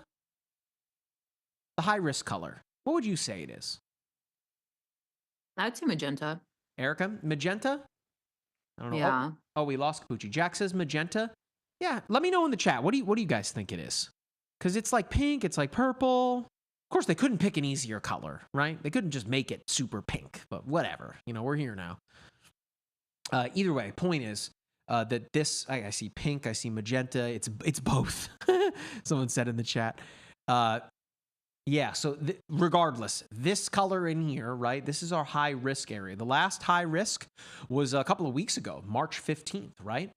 Since, I forgot the year that Capucci mentioned, we've had 67 of these, right? So it's very rare that these are thrown out there, right? It's reserved for the highest end days. Beyond that, you can see that we've got this, if I zoom out here, you can see that we've got this moderate risk, and that covers Indianapolis down into Bloomington, Evansville, Hopkinsville, all the way south into El Dorado. In fact, the number of people, let me get the number of people there that are under the high risk here, that's the pink color. And remember, the high risk, they're calling effectively for the greater chances of seeing an EF3 tornado. That's roughly 2.7 million people. The moderate risk area, almost 8.5 million people. The enhanced risk, that's the orange color. Gosh, that goes all the way back to Dallas, Texas, over even into Abilene, Texas, and as far north and east as Mansfield, Ohio, Lexington, Kentucky. 24.2, let's call it 24.3 million people. And then the yellow color, the slight risk, which stretches from Wichita Falls all the way to almost Charleston, West Virginia, Cleveland, Ohio, Detroit, Michigan, Battle Creek. That's 24 million people. Then the greener color, that is marginal risk, that's 18.7 million people. So we are talking millions upon millions of people that are under the gun for severe weather today. But of course, the greatest threat is right in here. So a very active evening progresses here on April 2nd, 2025. My name is Mike Linden.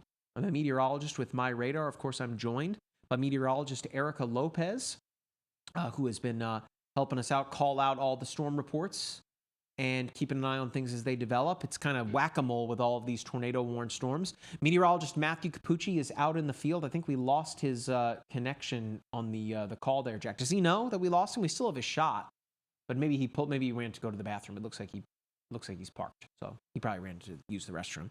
And then Storm Chaser Jordan Hall, that's the feed that we're looking at right now.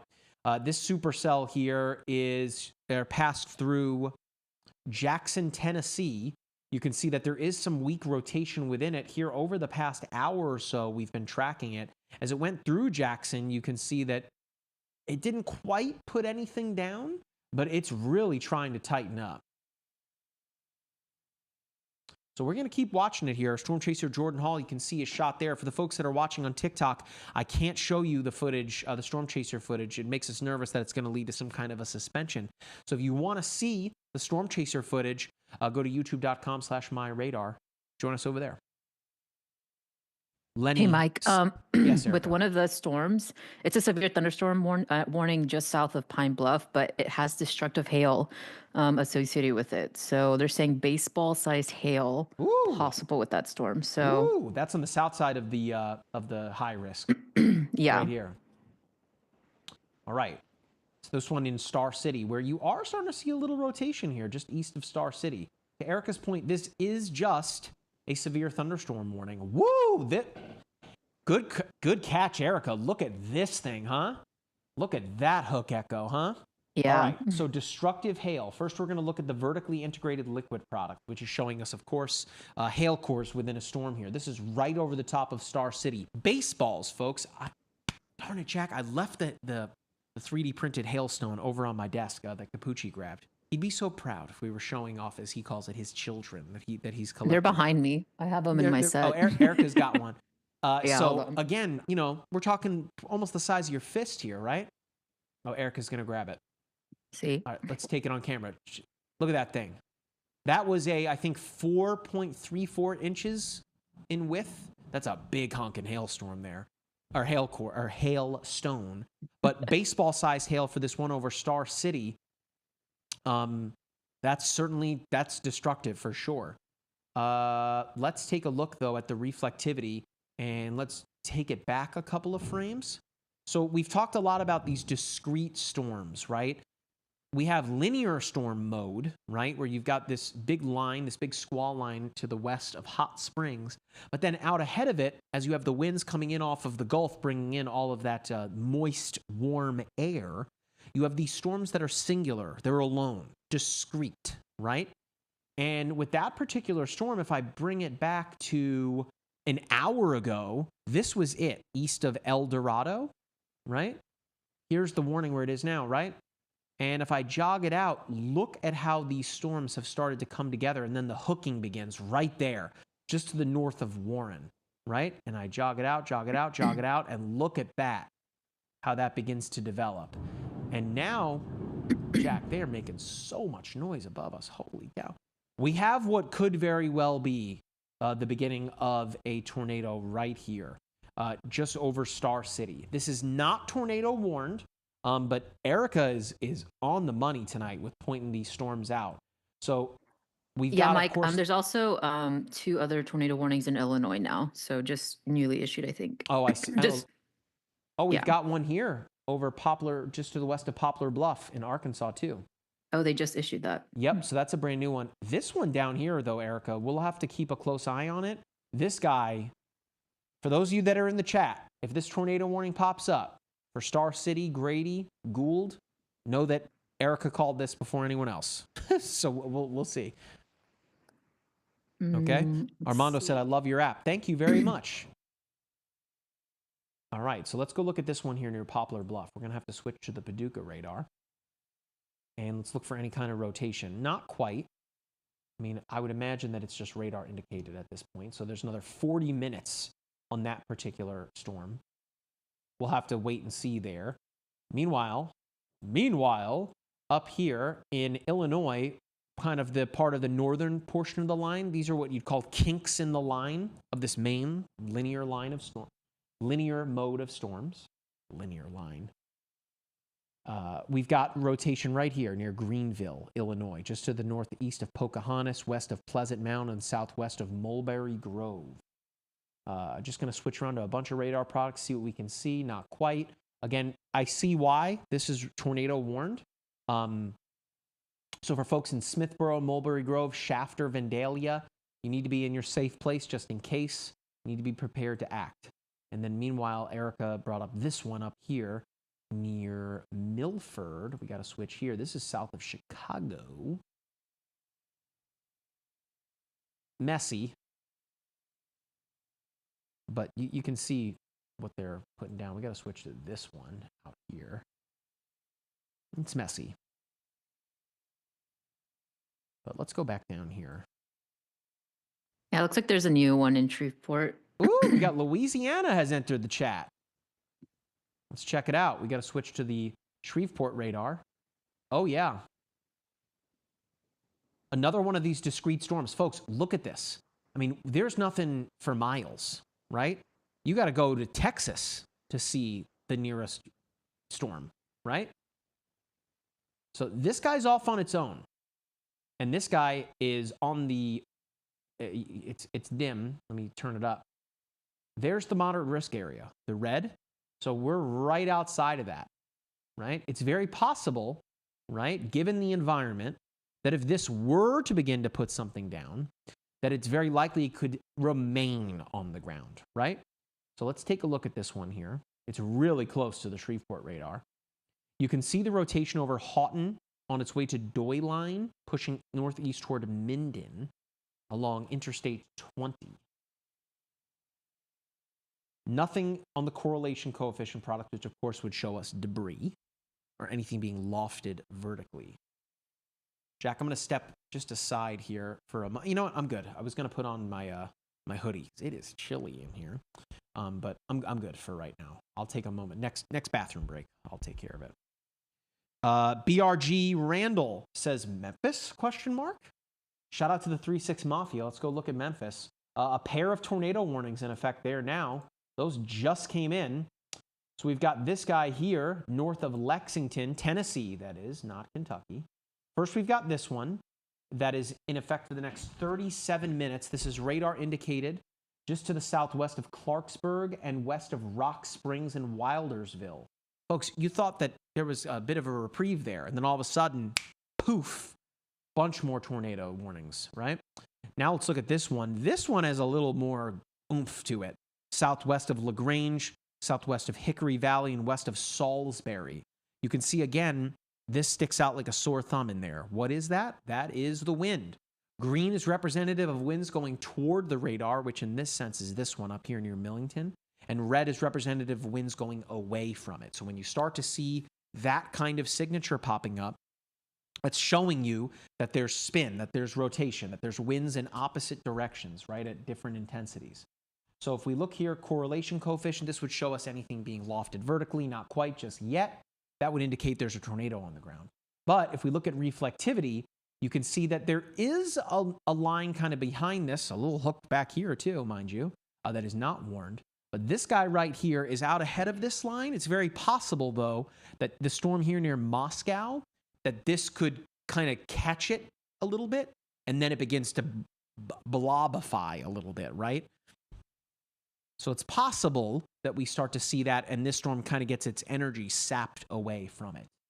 But as it stands right now, there is a significant amount of rotation in there. So it's very possible that there could begin to be something there. LaGrange, Grand Junction, Hickory Valley, you need to be in your safe place. This is, of course, in Tennessee that I'm referring to. Radar indicated as it stands right now. Erica, that storm with the baseball-sized hail that you called out before, the one in near Grady, not severe or not tornado warned. But look at this thing. Look at this. Yeah, I'm watching the chat. I wonder if they're going to pull the trigger yet for a tornado warning The there. rotation, We'll I see. mean, it's not, right? I mean, it's not like super duper tight or anything. So maybe that's why they're not. But like, golly, that thing is off on its own here. Look at that. It is trying. Man, not tornado warned though, that one. Let's go check out our friend here in Louisiana. This is another one that, again, is concerning in the sense that it's by itself. Tyler on YouTube says, I was in the 2021 Mayfield tornado. Well, I'm sorry to hear that.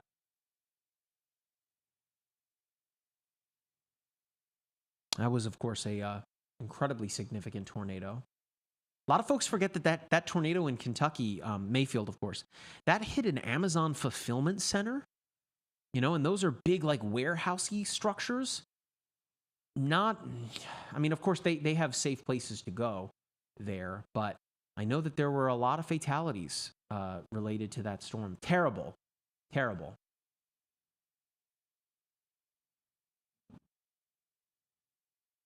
Yeah, this one here east of Memphis, when it comes to the rotation signature, Erica, this is the one that stands out most.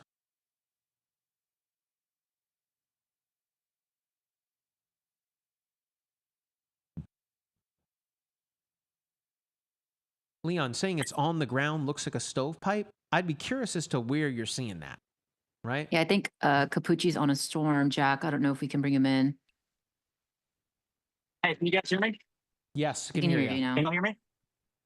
Okay, so you're going to see on my stream in just a sec, the rotating wall cloud is barely a mile to my southeast. I'm in the tornado warning. My apologies for the delay. I had a brief impromptu stop that involves apologies to whatever I'm in for going slightly above the speed limit. That wasn't a mission of guilt. Anyway, yes, we're taking a look up here on the right just a moment. The wall cloud is literally Oh, we're losing him. Oh,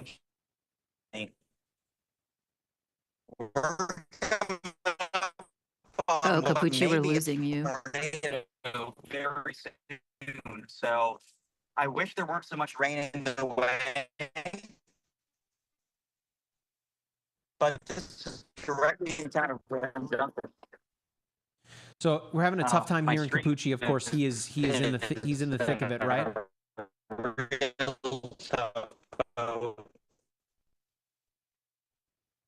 So we're having a tough time here in Capucci, as I'm sure you guys can imagine. I mean, he's out in the thick of it right here, surrounded by a bunch of storms. He's here. east. He's near the Memphis area, right? So as you can see on his shot, we should momentarily see that wall cloud here. Jack, if you can take his shot. We've got two up. We've got Jordan Hall there, and we've got Capucci. It looks like we lost his connection on the Zoom call, but I do see his camera feed. Jack, is it frozen or am I... Okay, let me see how it's looking.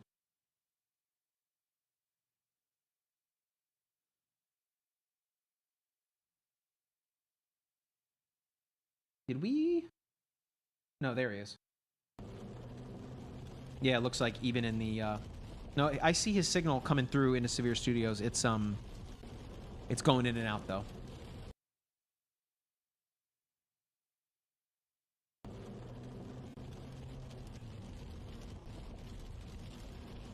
Oh, yeah, you're right. That's absolutely what it's doing.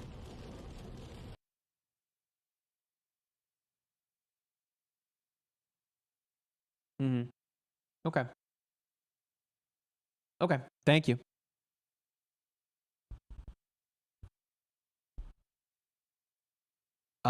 Joseph asking about visual confirmation on Greenville, Illinois. Was that confirmed? This one up here? I mean, I don't know which one you're talking about. There's this storm up here. Tornado warned. Just radar indicated right now. We've got this one. Oh, this is the one you're talking about. Gotcha. East of... Oh, there it is. Confirmed tornado. Thank you very much. Confirmed by law enforcement. Listen, we keep jumping around. There's this one here, east of St. Louis. Let's see what they're talking about here. It is really wrapped up in the line. Let's see what it is that they're looking at here. Where? Okay. Oh, yeah. Bang. There it is. Okay. So it crossed over just west of Greenville Airport. You can see that it was that one near Pocahontas that we were watching, Erica. And that pushed eastward just south of I-70. And then it looks like it might have passed right north of the Greenville Airport and over Smithborough. The only thing is, though, that on the most recent radar scan, it kind of disappears. This product that I'm looking at, folks, the correlation coefficient, this is showing us objects that are being lofted vertically into the atmosphere. So when you see something like this little blue dot, that is showing us something. It's impossible to say what it is, but it's something that is being lofted vertically into the atmosphere, enough so that the radar signature is showing it, right? So that is just to the southwest of Smithborough here. Remains to be seen, again, what that necessarily is, but that was the radar scan from roughly 8 minutes ago. Now, not so much. That being said, that is a confirmed tornado. It looks like the rotation is weak, but passing over the Vandalia Municipal Airport. So, Vandalia Municipal Airport near Shafter. You need to be in your safe place. This is embedded within this messy line here, but you need to be in your safe place. That does include the areas out ahead of that: Sefton, Avena, Brownston, and Ramsey. This is up in Illinois. Big shout out to the chatter here that brought that up. Listen, there's a lot happening right now. We got darn tornado warning down in Louisiana. I think here, Erica, that we should probably do a push to the app here soon. Erica, you can hear me? Yeah, I can hear you. Cool. Jack, you're monitoring the viewers, right, in the app? Let me know in the chat if you can, Jack, what we're looking at there, and then I think that we're probably ready to pull the trigger on that. Okay. So we've got... Is that a new... No, that's the one we were looking at, the confirmed tornado east of St. Louis. There's the one just south of St. Louis. Tornado warning, I should say. Southwest of Junction City and Centralia. But again, that's part of that messy line.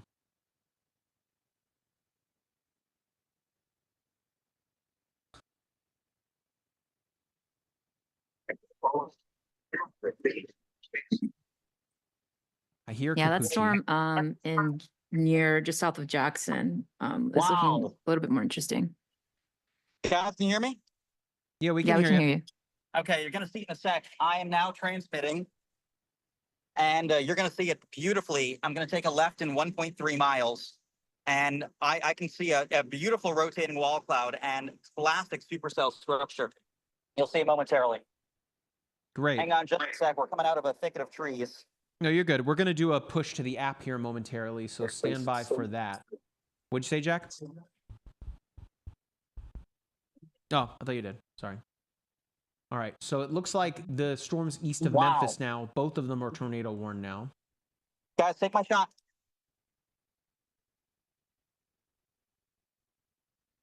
Oh, yeah, there it is. Yeah, we're turning left in 0.7 miles to get ahead of it.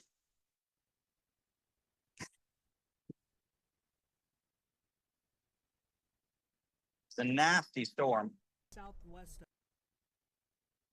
It still looks a little high base, but it's there.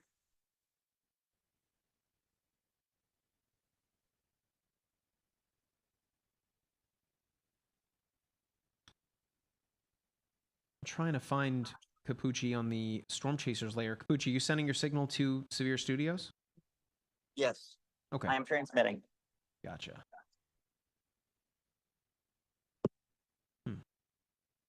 Okay. All right, here we go. Turning north. Yeah, there it is. So you guys see it on his shot there. Jack, if you want to take the radar picture-in-picture there. You're on the one near Moscow, right, Capucci? Yep, and here it is. Yeah, and they extended that warning too. Oh my gosh. And now The there are two east. warnings. Yeah, they're pretty much right on top of each other.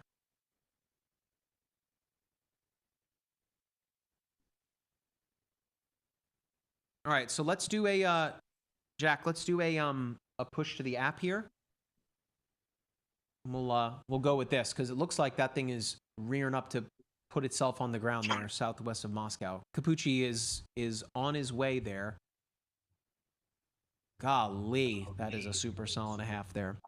All right, Jack, let me know when it's locked and loaded, and we'll do this thing, all right? All right, let's do it, Jack. Let me know when the numbers start to climb, and I'll do a little intro from the top, okay?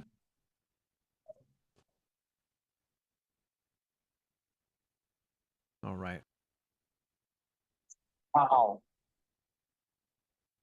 Yeah, so right there is you can see the funnel right in the center of your screen, almost right over top of the road there. Oh my goodness. Wait until big y'all lightning see the strike. supercell. Huge lightning strike there. And here we go into the clearing.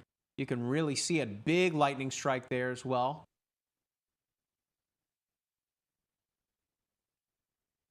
So if you guys see in the corner of your screen the radar there, that is what Capucci is on right here.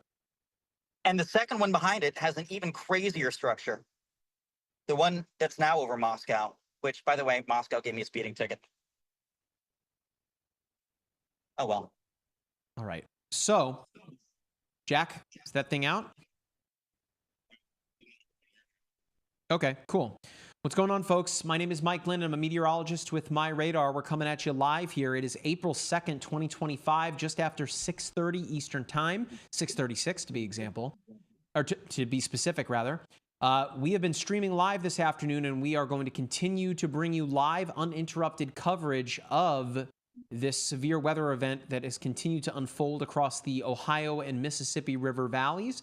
Of course, you can see on your screen here a live shot from meteorologist Matthew Capucci, who's chasing a tornado-warned storm right now just east of, or just rather to the south? Where to Memphis here? Hang on. It's been just the east of Memphis. Yep. Just to the east of Memphis. There's two storms effectively right on top of each other. You can see in the corner of your screen there. This is all part of a high risk for severe weather. If I zoom out here, you can see this big purple color here. That is a high risk for severe weather. The last one, of course, just a couple of weeks ago on March 15th, 2025. Yet here we are with yet another one just a few short weeks later. This is fairly rare to be issued, a high risk that is. But then if I widen things out even more, you can see this moderate risk, that red color. We are talking the potential for EF3 tornadoes and above. The Storm Prediction Center has been pretty bullish on the forecast for this, and we are seeing that kind of verifying in real time right now. If I widen things out on the radar, you can see all these little individual storms. We've said the word of the day is discrete, right? Out to the west, we have a linear mode of storms. Of course, it's a big line. Of course, there's still kinks in the line there. But out ahead of it, we have these little discrete storms that are the worrisome storms, being that they don't have much to share with. And let's chat with meteorologist Matthew Capucci. His shot, as you can see, is struggling. He is right underneath a very tall thunderstorm. Capucci, it's been an active afternoon thus far, but it looks like the storm that you have blown up that you're looking at right there looks to be fairly significant. Still just radar indicated. Nothing is on the ground yet, but it looks like that storm is really trying its darndest to put something down. Yeah, my goodness, the one near Hickory Valley right now is intense, but the one near Moscow looks like a Great Plains supercell. It is a stack of plates. I'm trying to find a clearing so I can take a picture and get y'all a shot.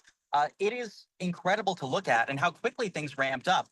I was pulled over the Dollar General briefly for about 5-10 minutes, and in that time, things really just escalated incredibly quickly. And I'm wondering if either the low-level jet has just arrived or if there's been some change in dynamics. But that one near Moscow is producing large damaging hail as well, in addition to this one that obviously is right in front of me, the one near Hickory Valley. So 2 supercells, both significant supercells, capable of producing tornadoes. I'm going to be heading northeast towards Jackson, paralleling these storms.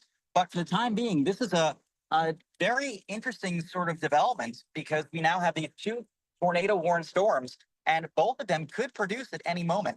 The one in front of me looks a little bit high-based. I wonder if it's a tad tall. You'll be able to see there's a subtle clearing in just a moment. You'll be able to see structure a little bit better. But yeah, I'm hoping to find an opening, park for a few minutes, get some shots, get some photos, and then continue onward. Awesome. Well, I mean, it's certainly been an evening where things have developed fairly quickly. We've had numerous tornado warnings. We've had some confirmed tornadoes around the St. Louis metro area, confirmed by law enforcement. Otherwise, it's been numerous tornado-warned storms as far southwest as Louisiana in Shreveport, which there's one right now just over the Minden area. And then as far north as if you look right here, up north of Urbana, Illinois. So a very wide, very large area under the gun here. We've got tornado warnings kind of all over the place. But when it comes to, again, that high risk, that bullseye zone, it's from Cape Girardeau to Paducah to Dyersburg, Jonesboro, Memphis, Pine Bluff. You're seeing storms kind of firing up in that zone right now, and things are only getting started. We've got several more hours to go. People in the chat that are asking, what about Nashville, Tennessee? Nashville's part of the enhanced risk. I would expect at that point, closer to midnight tonight, that things will begin to wane just a little bit. But of course, you don't want to let your guard down. Download the MyRadar app for free on all major mobile platforms, so that way you can get up-to-date information as things develop. Mind you, look at all of these severe thunderstorms. Tons of them. 2 just went up right here as we're looking at it. One just to the west of Cape Girardeau and one to the east of Pine Bluff. Storm earlier in that area was producing baseball-sized hail, which of course is pretty destructive. Oh, here we go. Guys, get ready to take this shot. This is going to look good.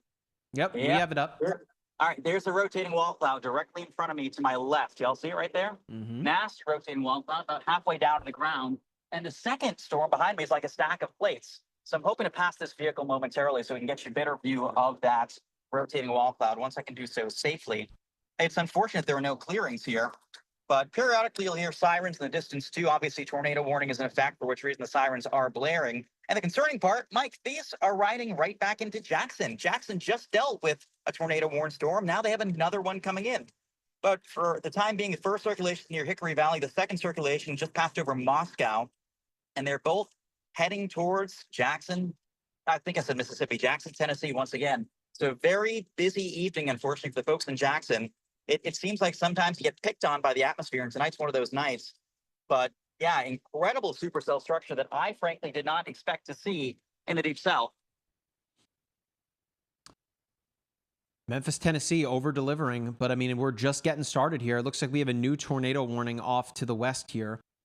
Let's look at this one here. We got 47 minutes to go on this one. This is for parts of Arkansas until 6:30 Central Time. It's radar indicated as it stands right now. We're not leaving Capucci. You guys can see his shot in the corner of your screen. For those of you that are watching on TikTok, if you want to see this, head on over to the MyRadar app, or of course join us on YouTube, youtube.com/MyRadar, and you can see his shot. This is really close right here. Diaz, this town was hit by an EF4 tornado less than a month ago, right? And now they are yet again under the gun of a tornado warned storm right now. It's just radar indicated, but let's take a look at a couple of the radar products. There is, of course, rotation in this, just to the east of Pleasant Plains. So once again, the small communities of Jacksonport, Newport, Diaz, Campbell Station are looking at a storm, a tornado warned storm with embedded rotation within it. We're going to keep an eye on things, but that is, of course, majorly problematic when you consider the fact that that small community is quite literally still picking up the pieces from an EF4 tornado that some folks in the weather community felt as though could have been the first EF5 since Moore, Oklahoma in 2013. The night is young, though. We still have more rotation up in this guy up here. This is for Carter County in Missouri, Wayne County, and Butler County in Missouri. This is until 6:30 Central Time. Some embedded rotation in that in Ellisnor, southwest of Williamsville. Yeah, Mike, there's also a new tornado warning now in Texas, just right outside of the border of Texas and Louisiana. So, oh, look at that. Just to the west of Shreveport. Let's take a look. Thank you, Erica.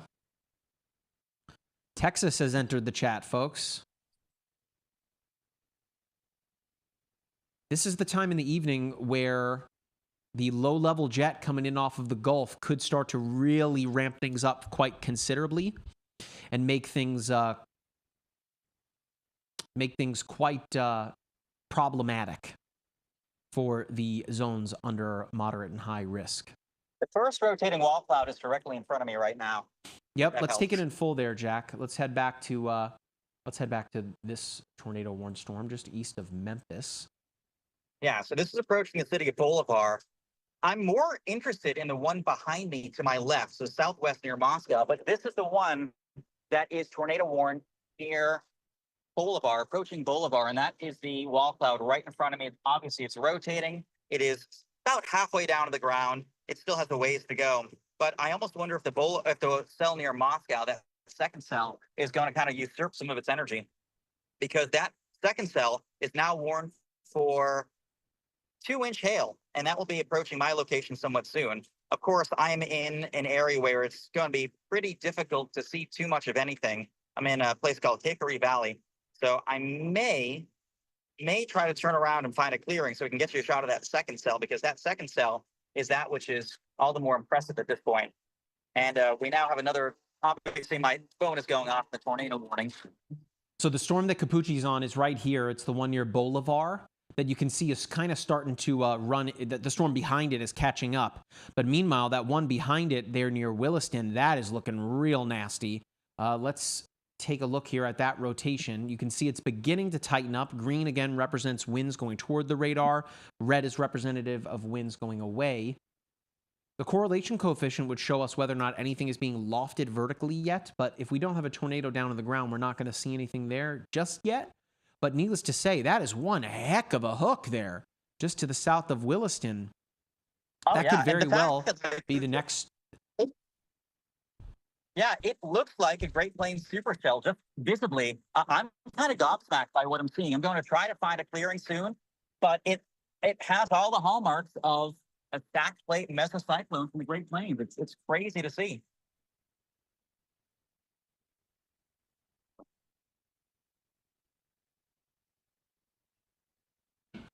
All right, so Capucci is positioned to be able to cover both of those storms. Jack, if you want to take him in full. Storm Chaser Jordan Hall is north of him.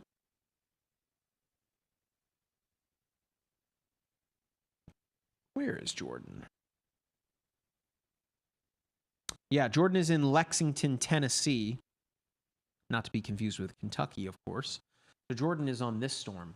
up here. He's been chasing this one since it pushed through Jackson, Tennessee, not too long ago. Jordan is just south of this tornado warned storm here. 12 minutes to go on this tornado warning. You can see that on the backside, there's some weak rotation within.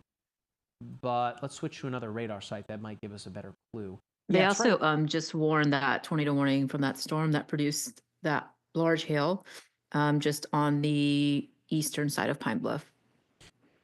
That was the one that you called, Erica. We were waiting for them to pull the trigger there.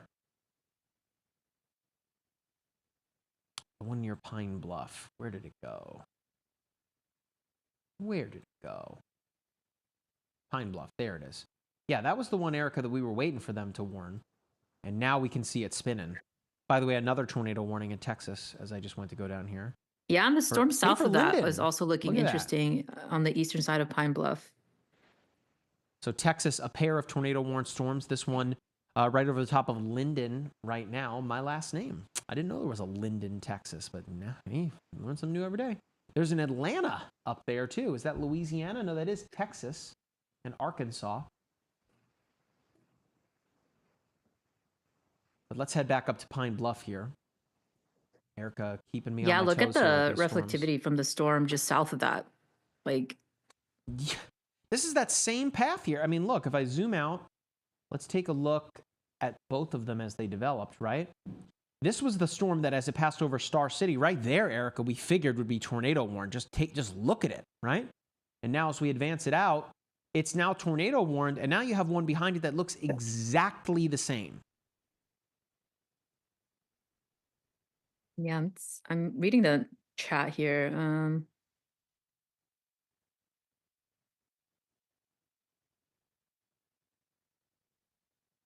So baseball cloud. yeah, so this guy here that's pushing west of DeWitt, that is most definitely, I mean, gosh, let's look at that Ville again. So yeah, it still has a fairly potent hail core. The one behind it, not so much, but it could certainly develop one. But when it comes to the rotation within it, let's look at correlation coefficient. I don't think there wouldn't be anything down the ground just yet. It's just wild how they both look so similar to one another. But for folks that live in DeWitt, Elmira, you need to be in your safe place. Just radar indicated as it stands right now, but this tornado warning is set to go for the next 39 minutes. Boy, there's a lot of them now. Holy cow. Let's look east of Memphis, Hickory Valley, Whiteville. These are the storms that Capucci is on. Yep, the Boulevard one. I'm directly underneath the rotation, so I can see it right now. It still looks like it's high up there, but actually, is that a funnel? I mean, I can see Spin right in front of me. If y'all want to take my stream real quick, there's a funnel right in front of us. Do you guys see that? That's in the town of Bolivar. So if Yeah, I'm anything is seeing touched down, reports it's going to be too. right here in the next couple minutes. Reports of what? Funnel cloud?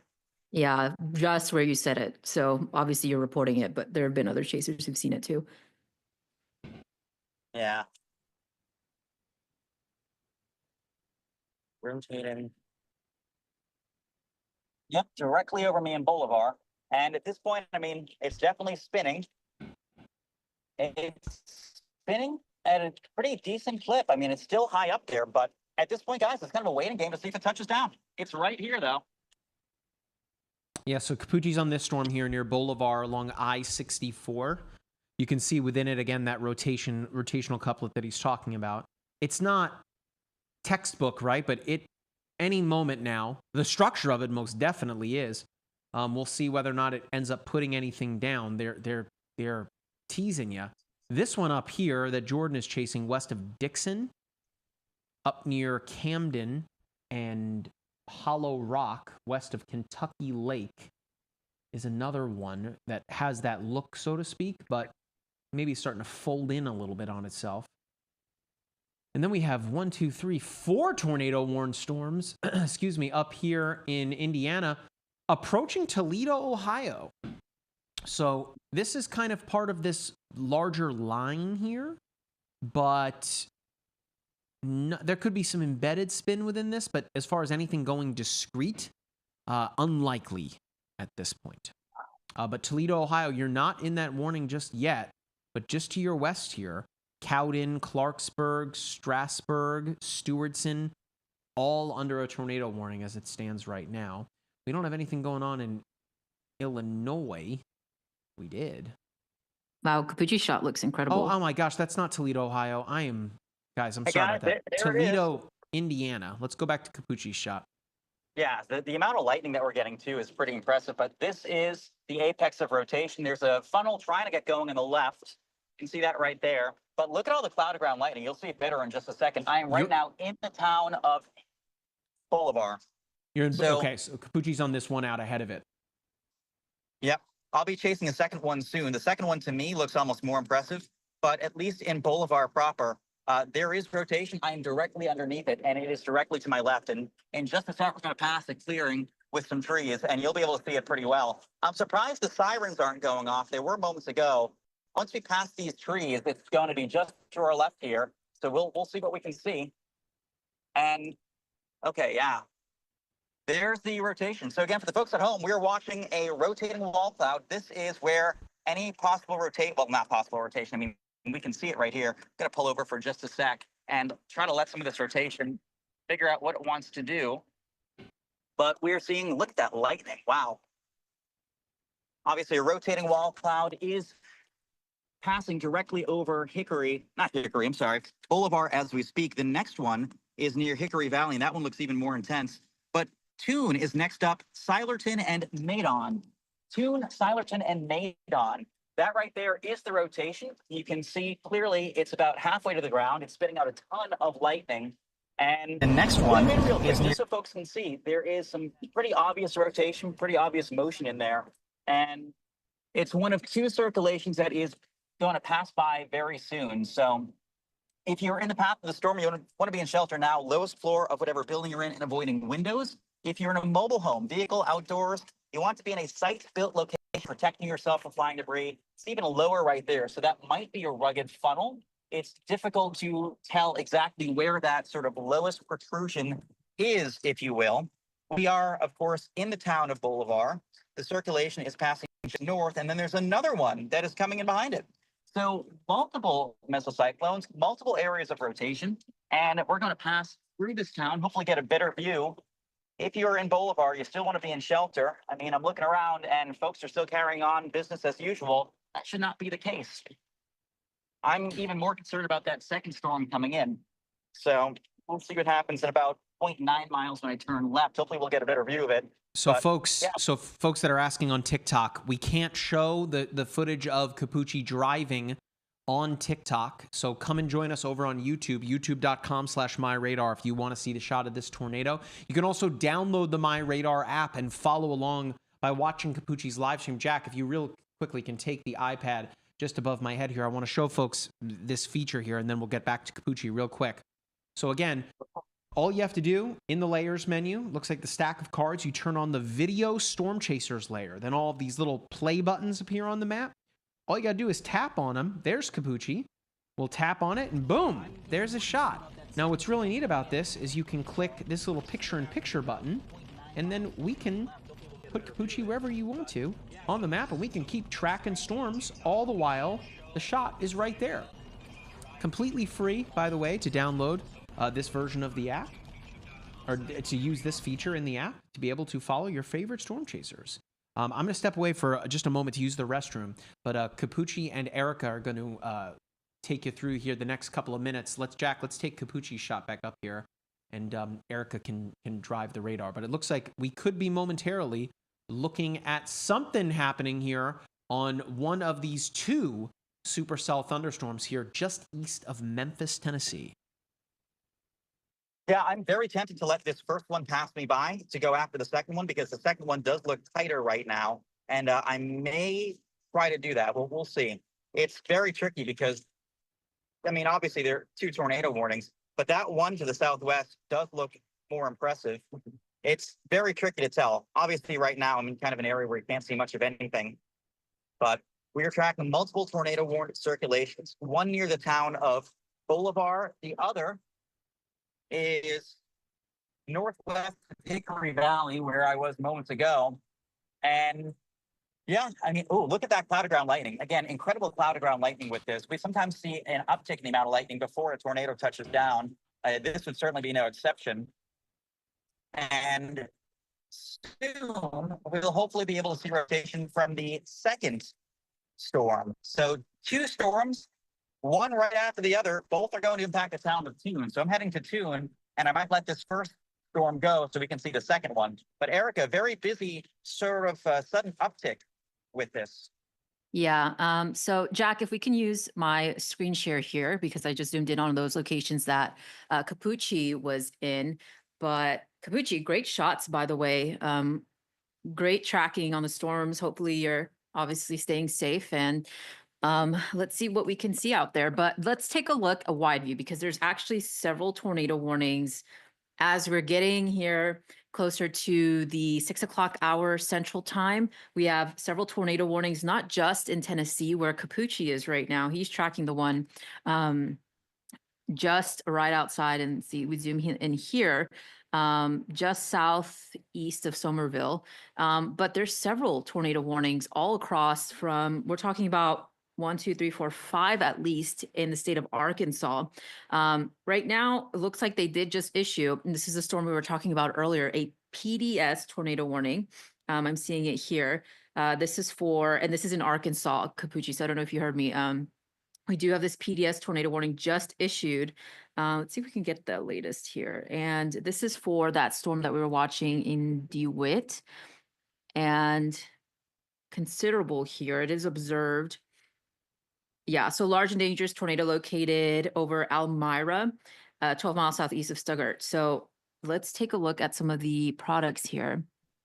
And let's toggle on the Memphis radar. Again, this is for just on the northern side of DeWitt, Arkansas. That is where we have a particularly dangerous situation tornado warning issued. Then we have several other tornado warnings, but let's focus in on this one. And let's take a look at some of the latest stats here. So the latest warning, at least in a very rural part of Arkansas, 6,000 people live in this area, but a life-threatening situation. So we're talking about on the north side of Biomedo, DeWitt, Van, St. Charles, Crockett's Bluff, Holly Grove, Blackton, and Monroe. You're in this tornado warning. Again, a PDS tornado warning, large and extremely dangerous tornado confirmed on the ground. And let's actually switch this radar here. Let's do the Little Rock radar. I think that'll show us a better picture. So yeah, you can definitely see the storm tightening. Even the southern, there's 2 of them here. This area of rotation, just north of Grady. So this one, and we were tracking this one to the north, but they're warning it for the one that's coming close to DeWitt here. Yeah, so you could see a very tight indication of rotation and correlation coefficient picking up. So this just shows you, I call this our debris tracker. It lets us know if there's anything on the ground, and you can definitely see that bright blue on your screen that is telling us that the radar's picking up something, there's a tornado on the ground, lofting debris in the atmosphere. And so that's what we're watching here, just on the, just right over Elmira. So Elmira, Arkansas, you are in this PDS tornado warning. Now down the line, if this continues to be on the ground here over the next several minutes, Holly Grove, you're in the path of the storm and areas surrounding that area. Not a huge population zone, but if you know anybody who lives within this area, let's actually read out some of the counties. We're talking about Monroe County, Jefferson, and Central Arkansas County. You are in this PDS tornado warning. And let me know in the chat where you're watching from as well. I want to get some of the latest information. Some of you asking about Arkansas. Yes, this storm is in Arkansas, this tornado warning. Down below, what you're seeing is, I think, Capucci's live feed.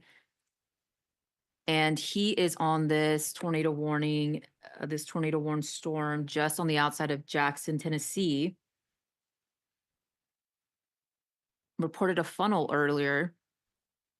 And I was monitoring the chat here, so I'm going to go actually and check out what the Little Rock National Weather Service is saying about this PDS tornado warning. See if I can find it here.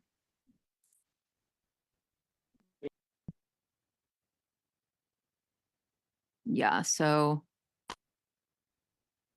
yeah, just confirming that the tornado is on the ground.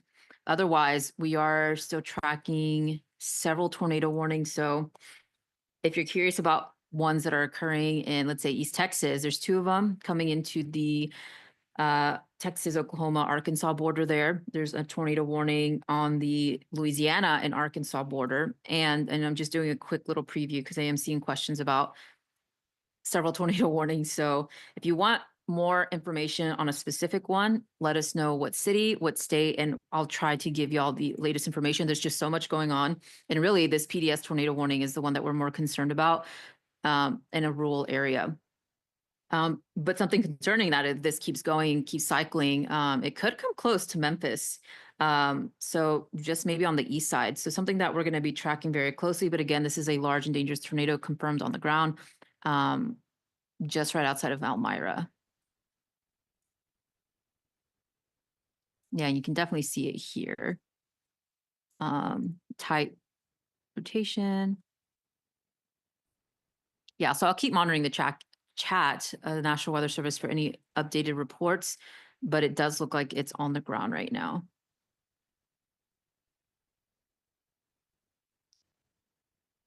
Moscow, where is that Tennessee?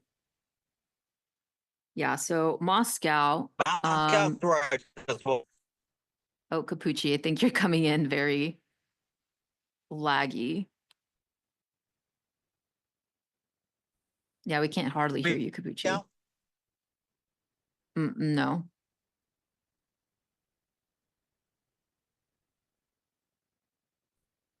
Yeah, there's several tornado warnings in Arkansas right now. And it's blowing up as we speak. You can see National Weather Service, Little Rock doing a great job warning these storms, but there's a cluster of tornado warnings just north of where that PDS tornado warning is. And just north of that, there's another tornado warning. Pretty much anything on the northeast side of Arkansas, there's some sort of tornado warning. So a lot of you under a tornado warning right now. If remember, tornado warning means that you need to be in your safe spot, safe zone. Tornado is imminent, or like if you're in Elmira, it's on the ground right now. Memphis, all right. There's some thunderstorms, non-severe thunderstorms near Memphis. There's actually a severe thunderstorm just south on the western side of Hernando for that person asking, near Memphis. But yeah, Capucci is actually on that tornado warned storm just south of Jackson, Tennessee. And right now it's just radar indicated. See if I can move this radar. But yeah, what you're looking on your screen here are those tornado warnings. And see if I can make this a little bit more visual here. Let me know when Capucci's back, Jack.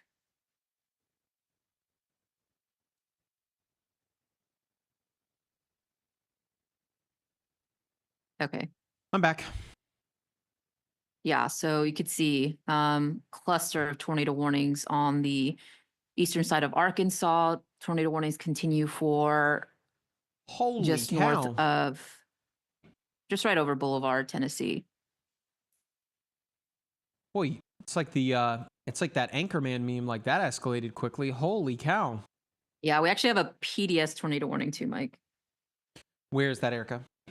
That is for Elmira, that's the most southern tornado warning in Arkansas. It's the one right behind the destructive hail one then. Yes. Well, I think it's the one that was the destructive hail one earlier. Gotcha. There's one to the south as well. Okay, yep. Weather spotter confirmed tornado. Yep. And then the one behind it. is just radar indicated. Okay.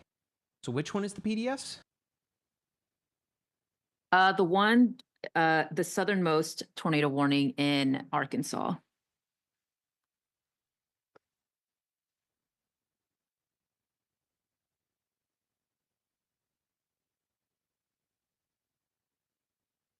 Oh, yep. Okay.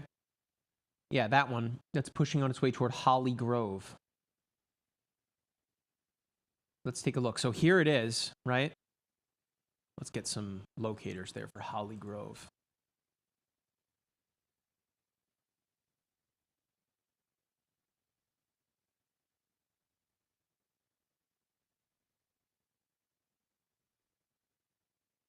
Teeny little community of 602 people.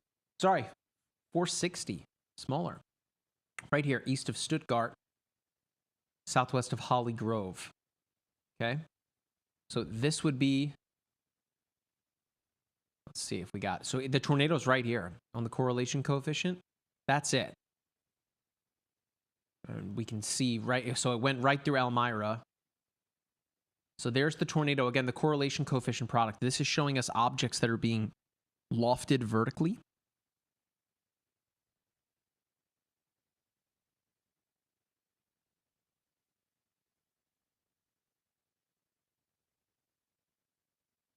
And this is a particularly dangerous situation. They just narrowed the tornado warning there. Again, a PDS tornado warning. Weather spotters confirmed tornado. This is the real deal. Holly Grove, you need to be in your safe place if you can hear me. For the folks that are watching on social media, if you guys can please share the live stream. Really want to make sure that folks are able to see this. If you know someone that knows someone, right? Yeah, it's hard to keep track of these tornado warnings. There's a There's so million of many them. ongoing right now in just in Arkansas alone. Arkansas been the home of the big tornadoes here lately, especially with the EF4, the touchdown in Diaz. And they're all within the high risk zone too. So it's interesting putting on the high risk weather outlook over the tornado warnings. Mm-hmm. Yeah, so let's do that. Let's zoom out here. Turn it up. Yeah, I mean, it's boom. So this was, so it's 7:09 Eastern, right, Erica? But we said earlier from 6 o'clock until about 10 o'clock Central is when things are just going to pop off. And boy, is that what we're seeing right now. Now, coincidentally, this is all ahead of that main line. All of these are the discrete storms, right? The ones that are by themselves. Look at this one, Erica. I didn't even, there's so many. This one right here, west of Caldwell. Look at that hook right here. Oh, yeah. Hang on now. Yeah, let me Radar indicated. see. Come on now. So is it this little one underneath? Radar indicated? No way. Come on. Let's see. Correlation coefficient. See, it's possible that that could be debris from the previous storm getting blown out ahead of the main line. I'm going to have to look on different radars here. All these, I mean, honestly, wait all a these second. tornado warnings in Arkansas are rotating. And the one near Augusta, at least on velocity, looks like it's tightening. You got this one over the here one near near Bald Harrisburg, Knob. Do you too. see this one too? Yeah, that one. That's the one I was talking about. Just right on the west side of Augusta. Yeah. And then if you take a look at the one that's to the east near Harrisburg as well. And the one in the northernmost part of the state. So pretty much all of them, really. All of these in Arkansas. So again, folks, we're going to try our best to cover as many of these as we can. It looks like there's a tornado on the ground right here, Erica, near Harrisburg. Right here. And it's a PDS, yeah. This is a tornado on the ground near Harrisburg. Oh, yeah. They just issued that. Yeah.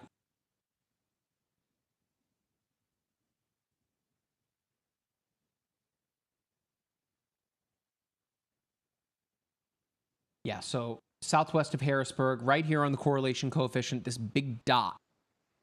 The correlation coefficient product is showing you objects that are being lofted vertically. This is a signature that would tell us as meteorologists that we're looking at, you know, an EF2, if not EF3 tornado on the ground here. I see someone yelling about Little Rock. Little Rock it's raining a lot. You've got a flash flood warning in effect. No tornado warnings in Little Rock right now. Harrisburg, Arkansas, certainly not Pennsylvania. Boy, that would be crazy. Then, yeah, we can't forget about these two guys east of Memphis, the storm that Capucci was on earlier, where you saw that crazy wall cloud near Medin and southwest of Tune and Bolivar. Those storms are still going strong here. Remember, those are isolated. And I think they maybe extended it with a severe thunderstorm warning. I do see that there. I'm trying to keep up with all these National Weather Service chats, but there's just so many different offices. Yeah, I mean, when it comes to the correlation coefficient product, it's that one near Harrisburg that looks like it's starting to give up just a little bit, but it could still very well be on the ground given the product. We've got this one down here, which is near Fredonia and Briscoe, that is radar indicated, but I guess it could just be something being lofted from the south, whether or not there's actually a tornado on the ground. This is the one. Oh my gosh, look at Capucci's shot. Let's take that in full, yeah. So we can see the rotation at the bottom of the image. That's the one in Bolivar. So let's jump over there. So I don't know if that's the one. It's got to be, yeah, if he's in Bolivar, he's on this one right here. Yeah, Tune. Yeah, this one here.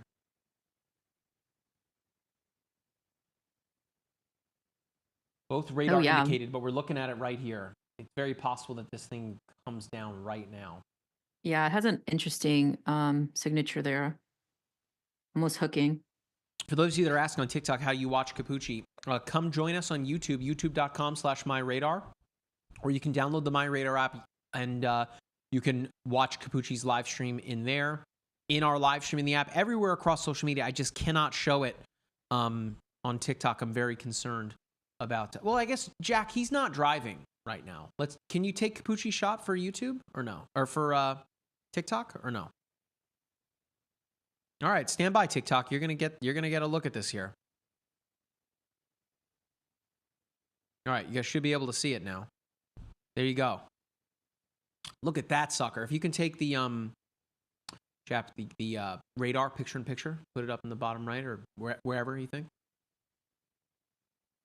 I assume Capucci's outside of his vehicle shooting some video.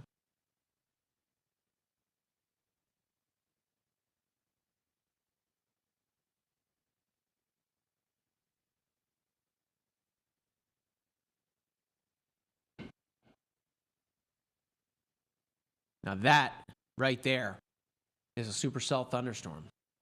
If you look real close, just above that tree, you can see the rotation at the base of it. Yeah, and it looks like they're just keeping it a severe thunderstorm warning. They expired that tornado warning. There's still a small one just south of Tune, but yeah, it's got 13 minutes to go, Erica. We'll see. There's still embedded rotation up north of that, just west of Henderson.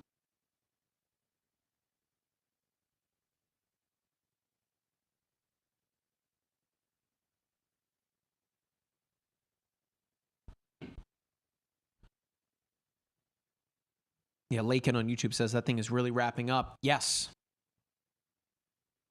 Absolutely. Again, if you guys want to follow this for yourself, golly, you want to follow this for yourself, I got it right here on the picture-in-picture. I guess TikTok, you guys can't see this because I can't take all the things, but you're seeing the storm, right?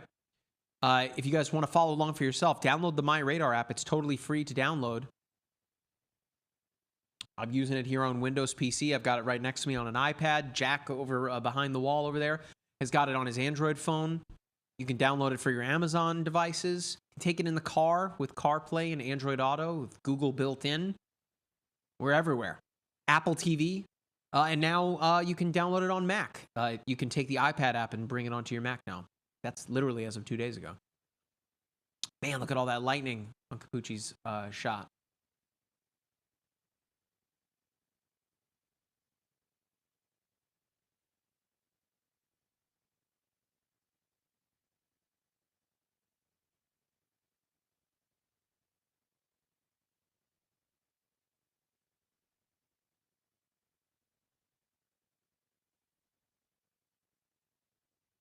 Golly, man. Hey, if you guys on TikTok are enjoying the live stream, hey, we'd really appreciate it if you were to follow us. It's totally free for you guys to do so. We're almost at 115. We're literally like 20 something away from 115,000 followers. We'd really appreciate it if you guys help us reach that mark. Of course, if you're enjoying things, tap on the screen. Someone said there's no chat in the MyRadar app yet. Is there? It is on the way. But of course, we're streaming live across all of our platforms. The cool part about the app is, of course, you can put the live stream in picture and mess around with the radar in addition to watching our live stream too, right? So it's really interactive. Look at all that mess underneath the cloud there, right? Lots of lightning. This is, again, we're looking at it right now. It's a tornado-warned storm. 13 minutes to go on this thing. We'll see whether or not it ends up putting anything down. For those of you asking about other locations, Erica is behind me. Or Erica is in the stream, and she's keeping an eye on a bunch of other locations as it stands right now. If anything develops, we will have you covered for sure. But for those of you that are asking about random locations, we got to focus on the areas that are dealing with active tornadoes right now. Yes, I mean, just so far, those 2 PDS tornado warnings that continue in Arkansas. And I saw somebody ask about Illinois. I'm not seeing anything confirmed on the ground, but there are several tornado warnings. And there's actually a new tornado warning in Indiana now. Indiana. All right, we'll take a look at that in a second. Someone on YouTube, how confident do you get that there is a tornado on the ground whenever you see an obvious debris signature in the correlation coefficient? That's the point of the product, man. When you see that debris ball, I mean, there's no question that there is a tornado on the ground at that point. You're not getting that unless there's a tornado on the ground. Also helps with having like Capucci and Jordan Hall in the field. Ground Storm truth. chasers really help with reports. Ground truth is immensely, immensely important. Mm-hmm. Someone in the chat was saying it's SCUD. SCUD stands for Scattered Cumulus Under Deck. Jack, let's get off this for TikTok now that Capucci is driving again. Well, TikTok, you guys got the shot. I'll follow up with you if need be. People see scud clouds though, and they get really scared because they look scary.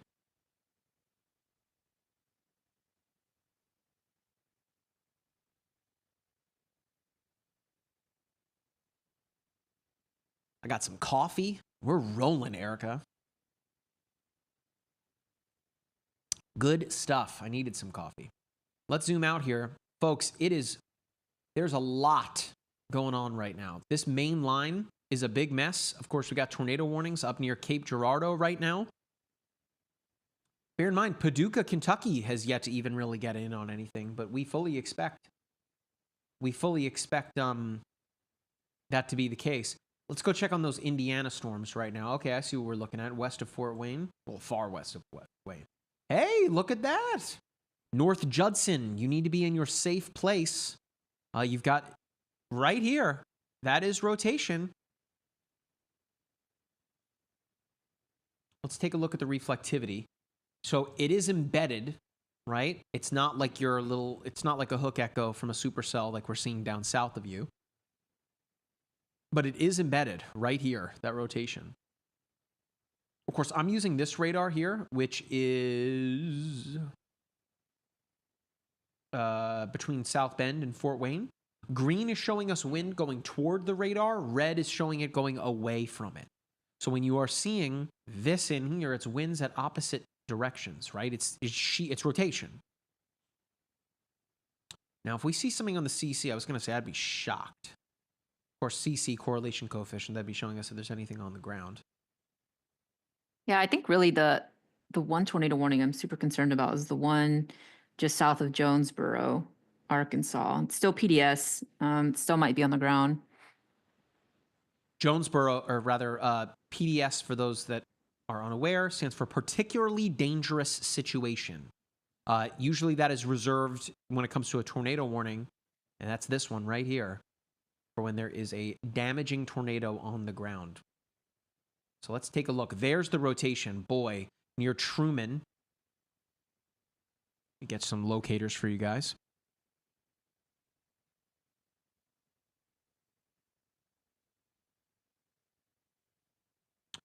This is on its way to Truman.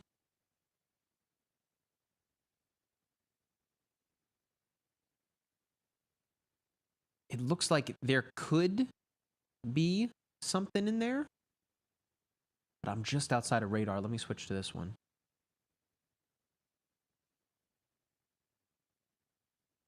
See, this is the tornado. It was right here, right? This was about 12 minutes ago. Looks like a new tornado warning just came in right behind it. So we kind of lost it a little bit. It's still a PDS. So that still means we have to look at it, but it would be right here if we did have a tornado. Remember, these things can lift, drop, lift, drop.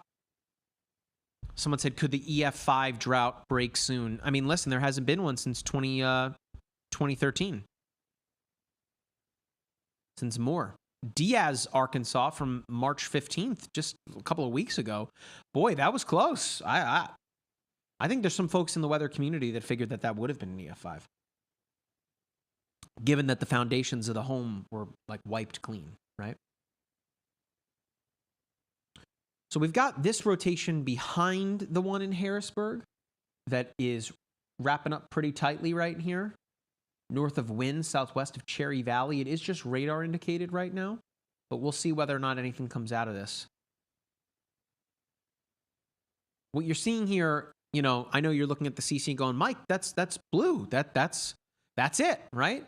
This could very well be debris maybe from a previous storm or anything that could have been lifted and lofted and taken northward, being that this line is kind of coming in this way from the southwest. So it's not indicative of there being a debris ball. Meanwhile, you can see kind of in here, into Wynn, it's possible that this is the dry slot, right? So yeah, right into here. So it's very possible we could see something right here southwest of Cherry Valley. This is not PDS, but you can see that it is wrapping up real tight. And that, again, has the look, so to speak.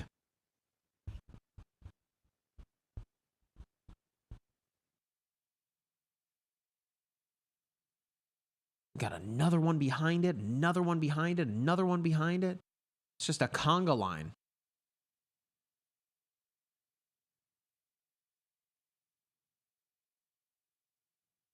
At this point, I wouldn't be shocked for Erica to be like, hey, Mike, we have one in South Carolina, with how things are going tonight. Oops. Yeah, I mean, most of them I'm seeing are all in Arkansas. Yeah. There's a new PDS tornado warning for Cape in Missouri.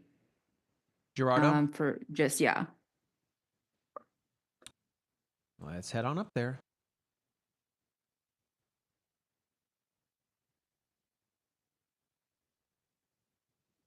Which one, Erica? Yeah, the one that has Cape Gerardo. I'm saying Gerardo. I'm not saying that correctly, but that's a PDS tornado warning. Okay. Let's find it.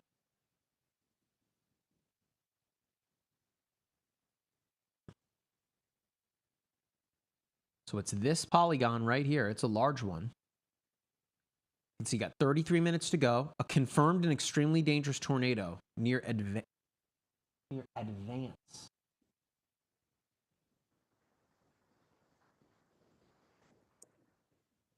Why am I? Oh, right down here. Okay. Right here.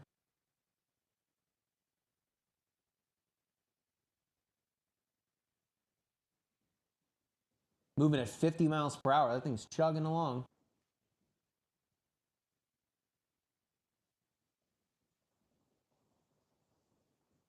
Who issued that? Was that Paducah?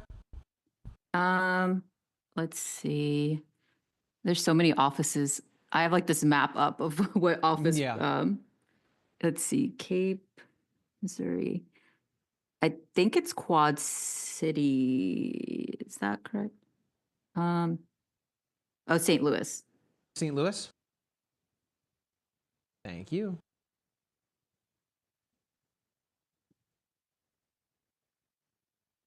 There it is. There it is. Sometimes as needing to know which office issued it will tell you which kind of radar to look at because they're the ones seeing it, right? So this is a PDS tornado watch. Warning, sorry. This thing could very well be wrapped up in rain. Tough to see. And if there is, it could be very well right in here. In the tornado warning, it says that it was spotted west of Advance, which Advance is right here, if you guys can see my mouse cursor. That's it. That's the tornado, right? If I jog it back, you can see the rotational couplet right there near Lake Wapapello. It really tightened up right here. Golly. So again, it would be right in there, which going to be hard to see any kind of debris ball at that point, right? Being that it's covered up. But that's it. That's the PDS. Or that's the heck am I saying? Tornado warning. Sandy Rose, I'm sorry. I didn't mean to scare you. Last thing I want to do.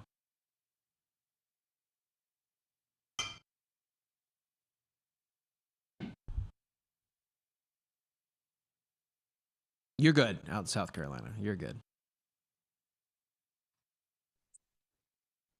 Charleston, one of my food bucket list cities that I've yet to go to. Oh, nope, that's a severe thunderstorm warning. They keep popping up, man. Golly. See Capucci in our Zoom. Of course, that storm that he was tracking was crazy. Mike, there's a new PDS south of Jonesboro, Arkansas. South of Jonesboro. Let's go. Yeah. We hear you, Capucci. I see you, Capucci. Awesome. Is it the one west of Truman? Yes, that one. Yep. Oh, yeah. Here it is. Damaging tornado. It's right here, west of Truman, along Interstate 555, southwest of Bay. Confirmed an extremely dangerous tornado. There it is. This is a PDS. Let's see if we can spot it on correlation coefficient.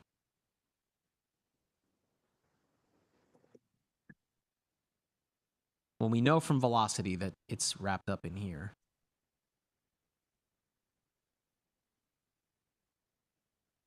Right? No, not going to get it from there.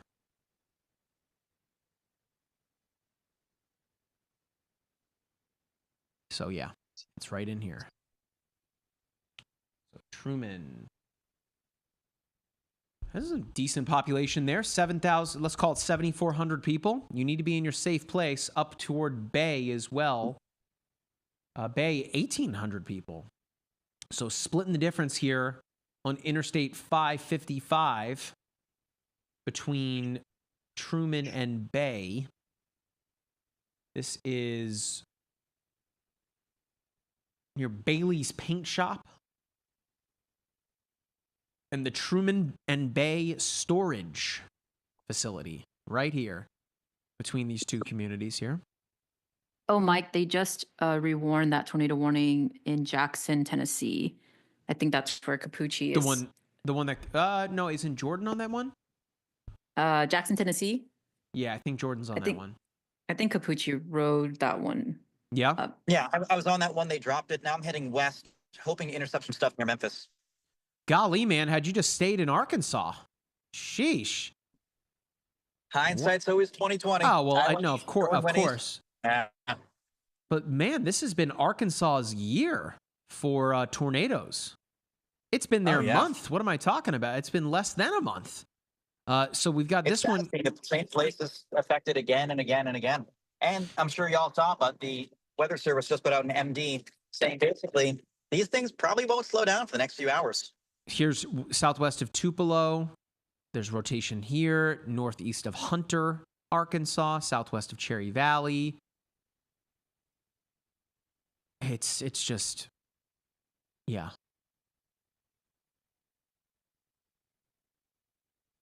Crazy.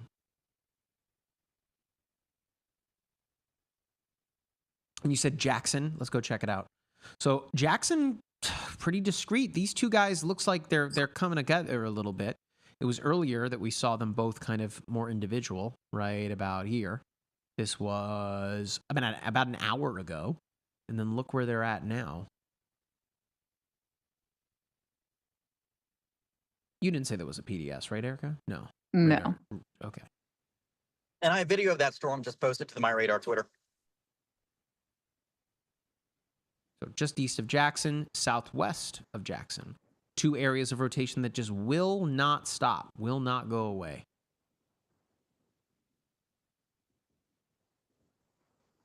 But look at this line here. That is a potent line of storms right there, boy.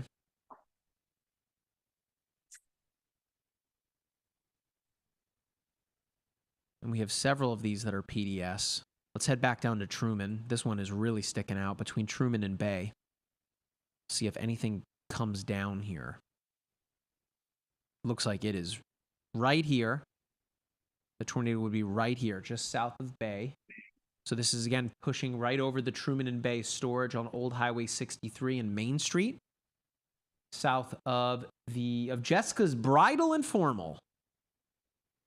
Bay High School up here on the north side of town. But now pushing its way eastward. This is, again, a PDS, particularly dangerous situation, confirmed by law enforcement.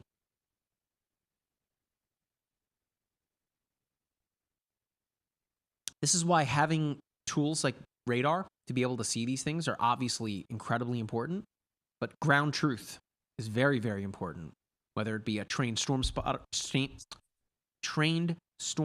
chaser like Capucci, who's also a meteorologist, of course, trained law enforcement, emergency management officials, storm spotters from the National Weather Service. Very important to provide that ground truth to people. Cameron asks, when 2 separate storms come together, does that lessen some of the energy? It certainly limits their upper bound potential. These storms want to be isolated. They want to be by themselves.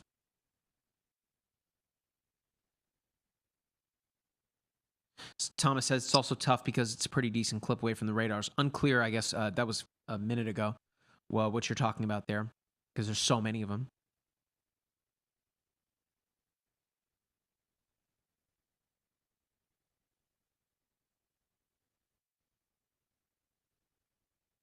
Hope you're all having as good of a night as you can. Very active. We will continue to be here. We're not going anywhere.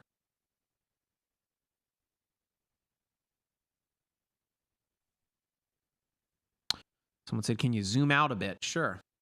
We're looking at Arkansas. It's this one here near Jonesboro, Arkansas. I'll leave my mouse cursor on it, right? And in fact, actually, if I zoom out all the way and I turn up the convective outlook, look, folks, we are bang right there in that high risk. We've got several more hours to go before this thing begins to wane. I would say up until about midnight tonight, Eastern time. The tornado watch, the PDS tornado watch that is in effect until midnight Central time. In fact, I'll show you that now.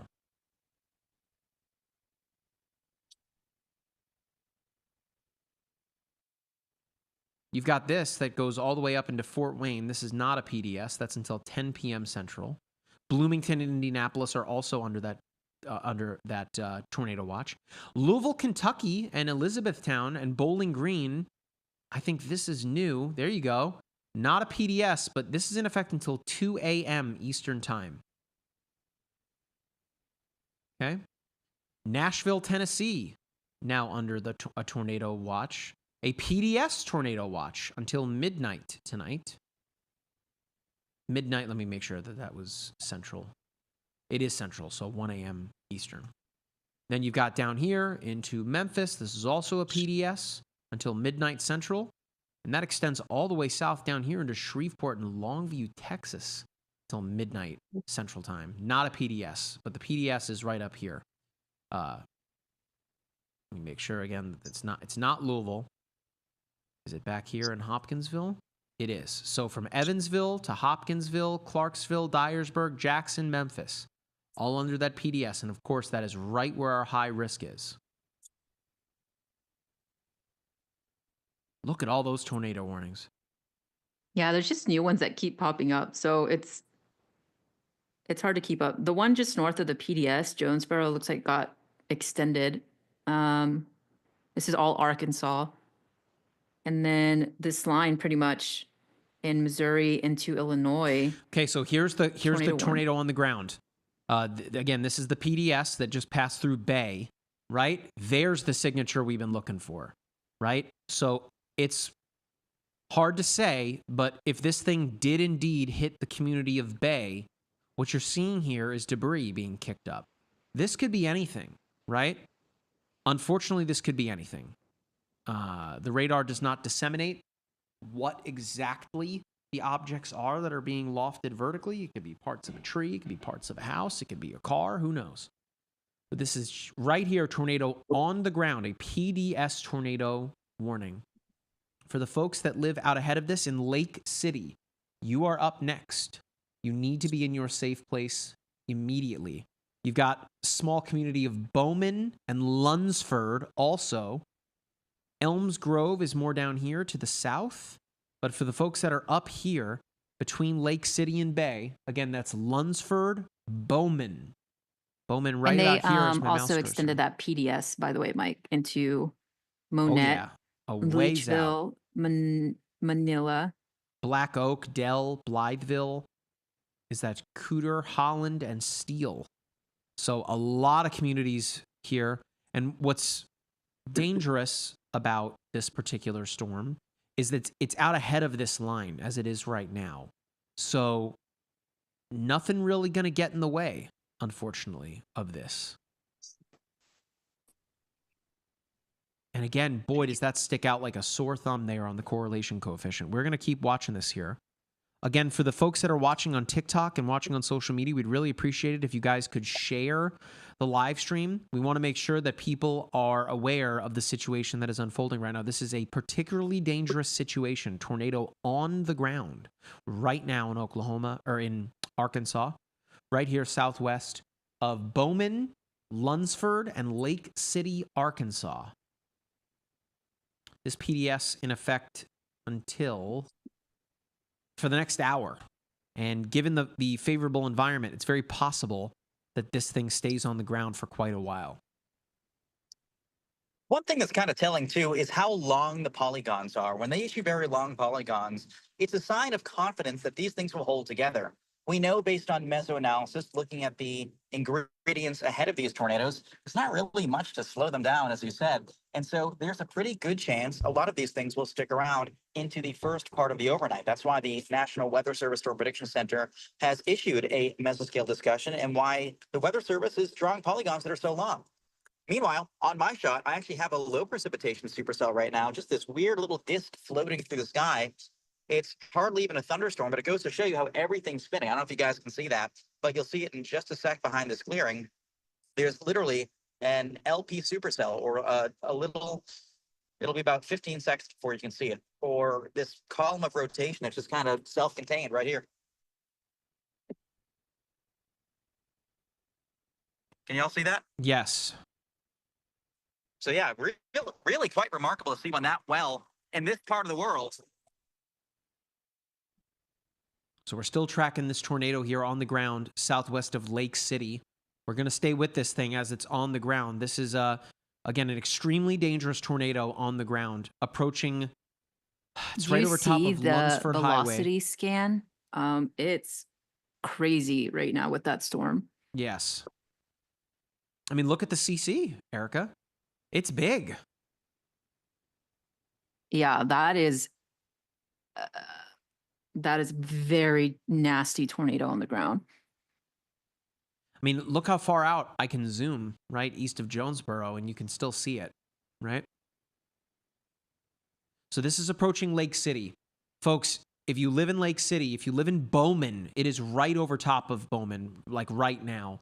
Crossing County Road 158 on the way to Refuge Church. Riverside West Elementary is right on the western side of Lake City. It's right here, right near First Street. You need to be in your safe place right now if you can hear me. It's a tornado emergency now, Mike. Okay, golly. Yep, tornado emergency. Here we go. That's the first. It's a deadly tornado. All right, this is the first tornado emergency of the evening. Considering all the tornadoes that we've had tonight, I mean that the odds are pretty high that we would have had one by now. But here we go. Tornado emergency, folks. This is right over the top of. It's approaching. I mean, right here. Right here on this turn is west. Over my mouse cursor is Riverside West Elementary. I'm Of course, there's seeing no it kids on at the social elementary school media right now. too, Mike. Let me share this post I just saw on ours. It's huge. If you want to share it to the X feed, I can take Yeah, it. I just did. I think it's somebody else's stream, but wow. Oh, wow. Yeah. Shout out Brandon Kopic. Oh, my gosh.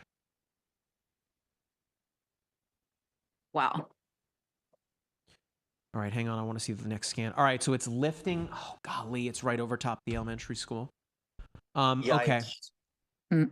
Of course, there's no kids at school right now, thankfully, right? But it is lifting over 18. It's on its way to Delta Farms here. It's right on top of Delta Farms right now. On its way toward, let's get you more here. It's going to head for the St. Francis River. That's right here. You can see on the radar. And then jump that. It looks like they just, no, okay.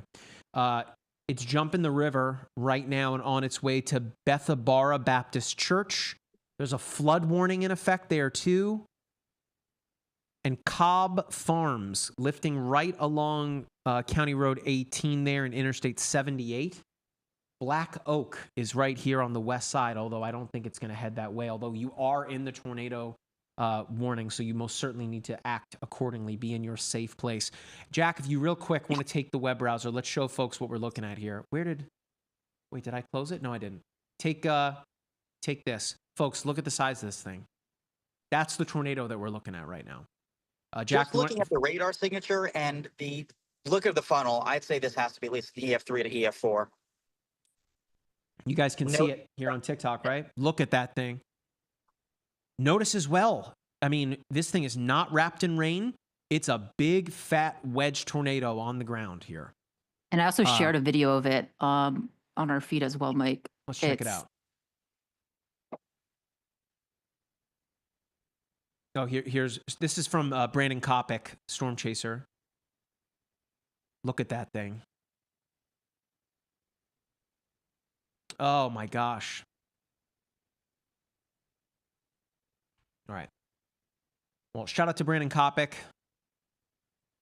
Let's head back. Jack, if you want to head back to the radar here. It just jumped the river. It is on its way to Macy Road here. Folks, we're going to stay with you. This is a tornado emergency right now. Big honkin' wedge tornado on the ground here. Where's Monette? Here's Monette right here. Monette, you are next in line for this thing. Again, from the Bethabara Baptist Church to Cobb Farms, west of Interstate 78, Highway 18 there.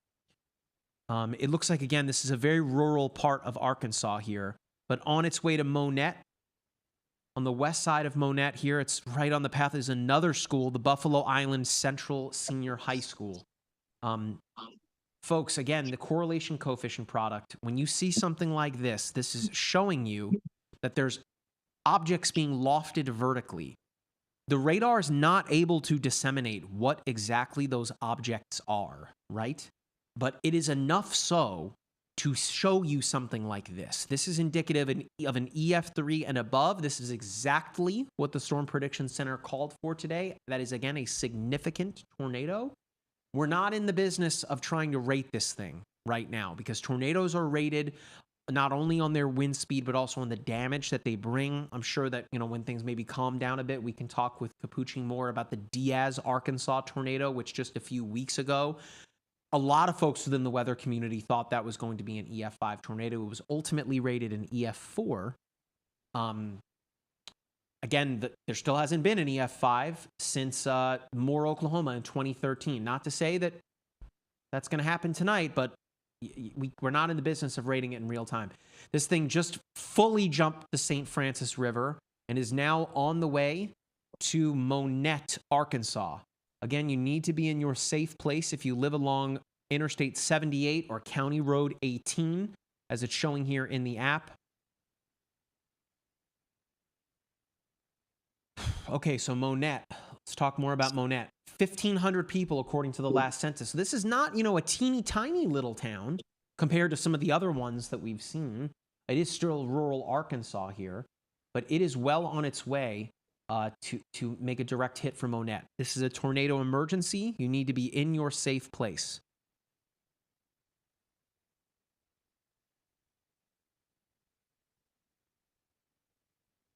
Buffalo Island Central Senior High. I mean, luckily there's no kids at school, right? It's 7 o'clock at night Central Time, almost.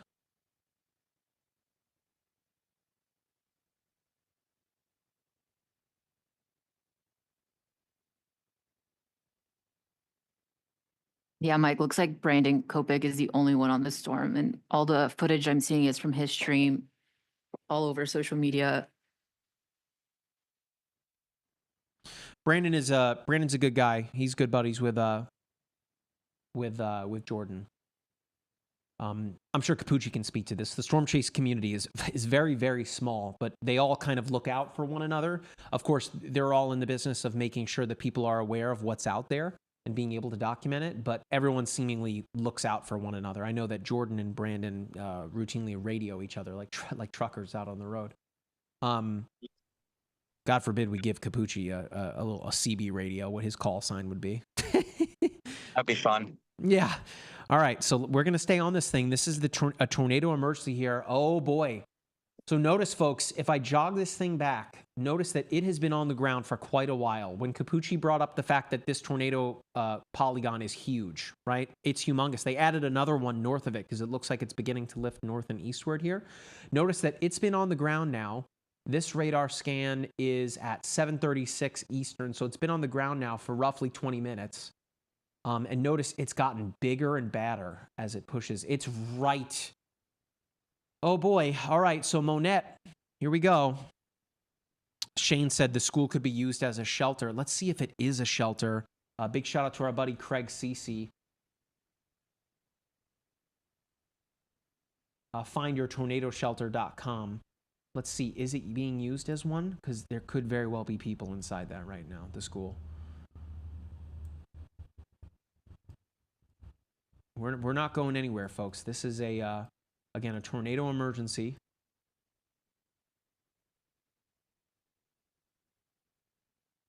Okay, there's Little Rock.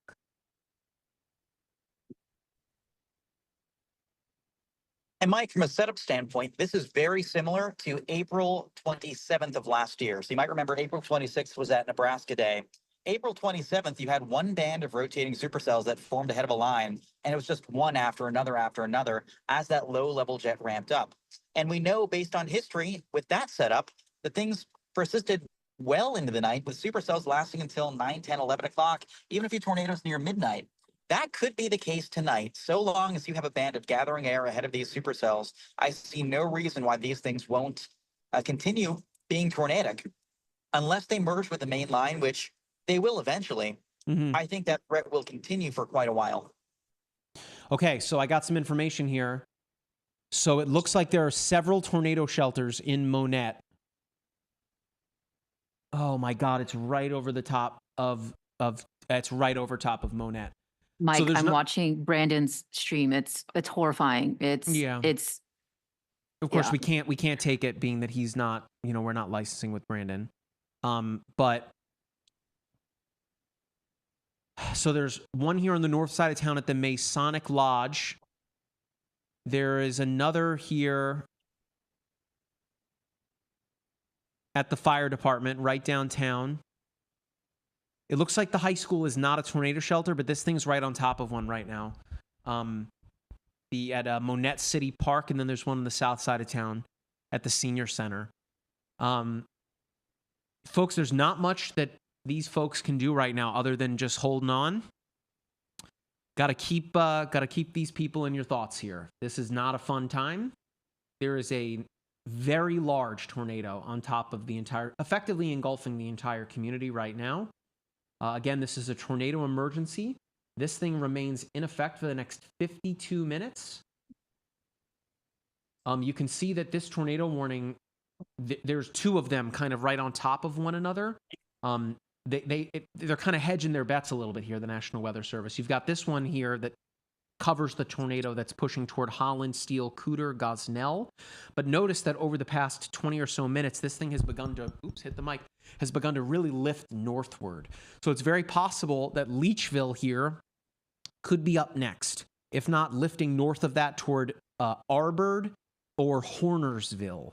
We'll know a lot more in the next radar scan. But all that you can do right now for the people of Monette, it looks like the thing just passed over them. We'll see some of the imagery that probably comes in from Monette, but you saw. Yeah, it looks like it's crossing the highway now. That's right there. I'm seeing it there on your screen. Yeah, it's crossing that highway as we speak. So Leachville is up next. You folks, this is this looks like an even smaller community. No, it's roughly the same size, roughly 2,000 people. You folks need to be in your safe place.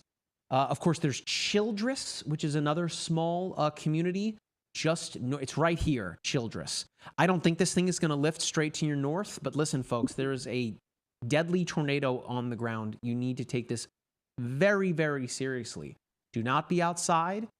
Do not be in a mobile home. You are running out of precious, precious time to make sure that you are in your safe place.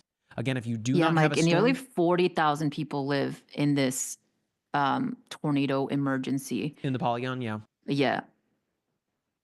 Someone said that CC is crazy. I mean, listen, it hasn't stopped. It's been on the ground here for about 20 minutes, and it's been roughly this size almost the whole time. All you can do for the folks of Monette is just keep them in your thoughts right now. This thing just passed right over top of them.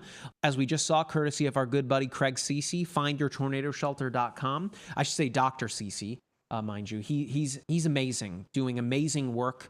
Findyourtornadoshelter.com is an incredible resource where you can find tornado shelters that are available in your community, whether or not what their limitations are, who they accept, what their hours are like, yada, yada.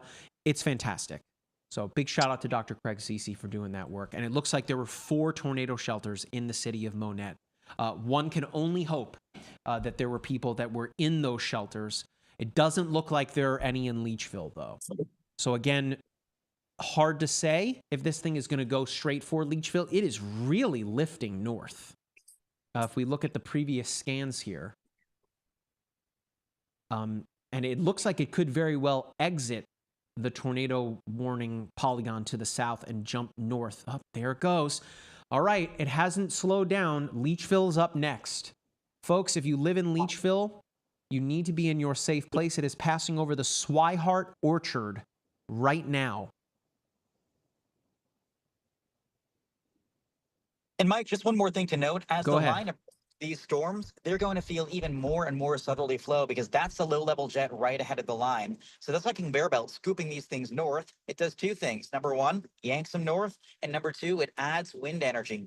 So these things will actually be at their most powerful right before the line catches up to them. And the other thing worth noting too is that they will kind of get these northward tugs at the last minute. So no matter where you are in the polygon, you really want to take it seriously, especially because, look at all these other storms. After this first one, there were multiple additional storms following it. So this will be a very long night for folks along Interstate 55 and on the east side of the Mississippi River as well. Someone in chat just asked how I'm looking at this. This is a level 3 radar product in the per station feature in MyRadar. In the layers menu, if you click on per station right here at the very top, it'll allow you to select individual Doppler radar sites, and then you can look at the correlation coefficient product like this. It is a premium feature, but if you go into the app under the settings menu, you can actually get a free trial of the premium features under premium subscription for 3 days. So give it a rip. I mean, obviously, I think that the features are great, and there's a lot that you unlock even beyond just the per station. It's just one part of the premium features that you get in MyRadar. And we have so much more coming feature-wise in the app. We're always iterating and developing things. We're a bunch of nerds here, and I mean that well. All right, folks. This thing is about to hit Leachville here. It has not shrunken in size whatsoever. In fact, it looks like it might have even gotten larger. Someone in the chat is saying it's not ironic that Dr. Cece, and we're looking at a correlation coefficient product. I didn't even think about that. That is his name, though, CEE. But shout out to Craig, Dr. Craig, I should say. So Leachville's up next. This thing is 4 times the size of the city of Leachville. Buffalo Island Central Elementary School, another one. Big Butts Barbecue, Huford's Ace Home and Auto. Again, Leachville proper is staring down the barrel of an incredibly large tornado right now. Oh my gosh. I just can't believe that we have over 20 tornado warnings at this hour from Texarkana, Arkansas, all the way to north of Madison, Wisconsin. So it goes to show you, Mike, it's not just the high risk that's seeing this activity today. Of course not. Anybody in the levels 2, 3, 4, all the way up to 5 is seeing tornado activity. I mean, even near South Bend, Indiana, there are multiple tornado warnings. But obviously, the most dynamic ones, the most extreme ones, are those which are impacting areas near the Mississippi River right now. There was some doubt as to whether or not the high risk would verify. It certainly appears right now that high risk is unfortunately coming true, and it was very prescient, we'll say. Let's not forget as well, Capucci, the flooding threat is significant with a capital S here over these next couple of days. So just not going to catch much for a break. Erica, go ahead.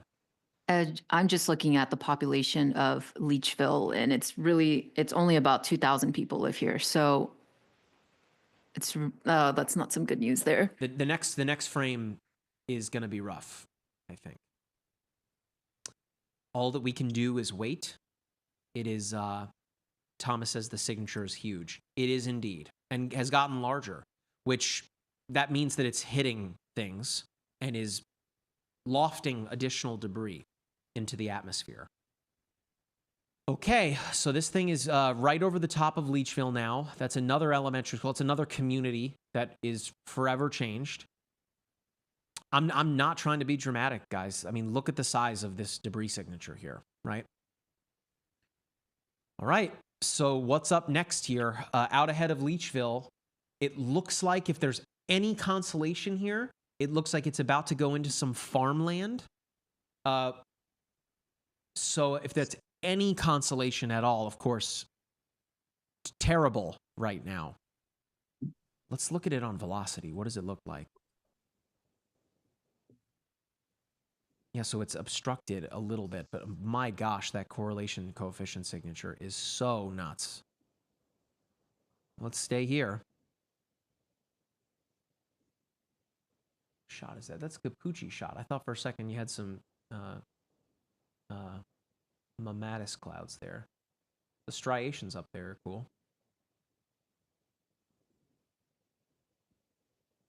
Capucci is a professional cloud admirer.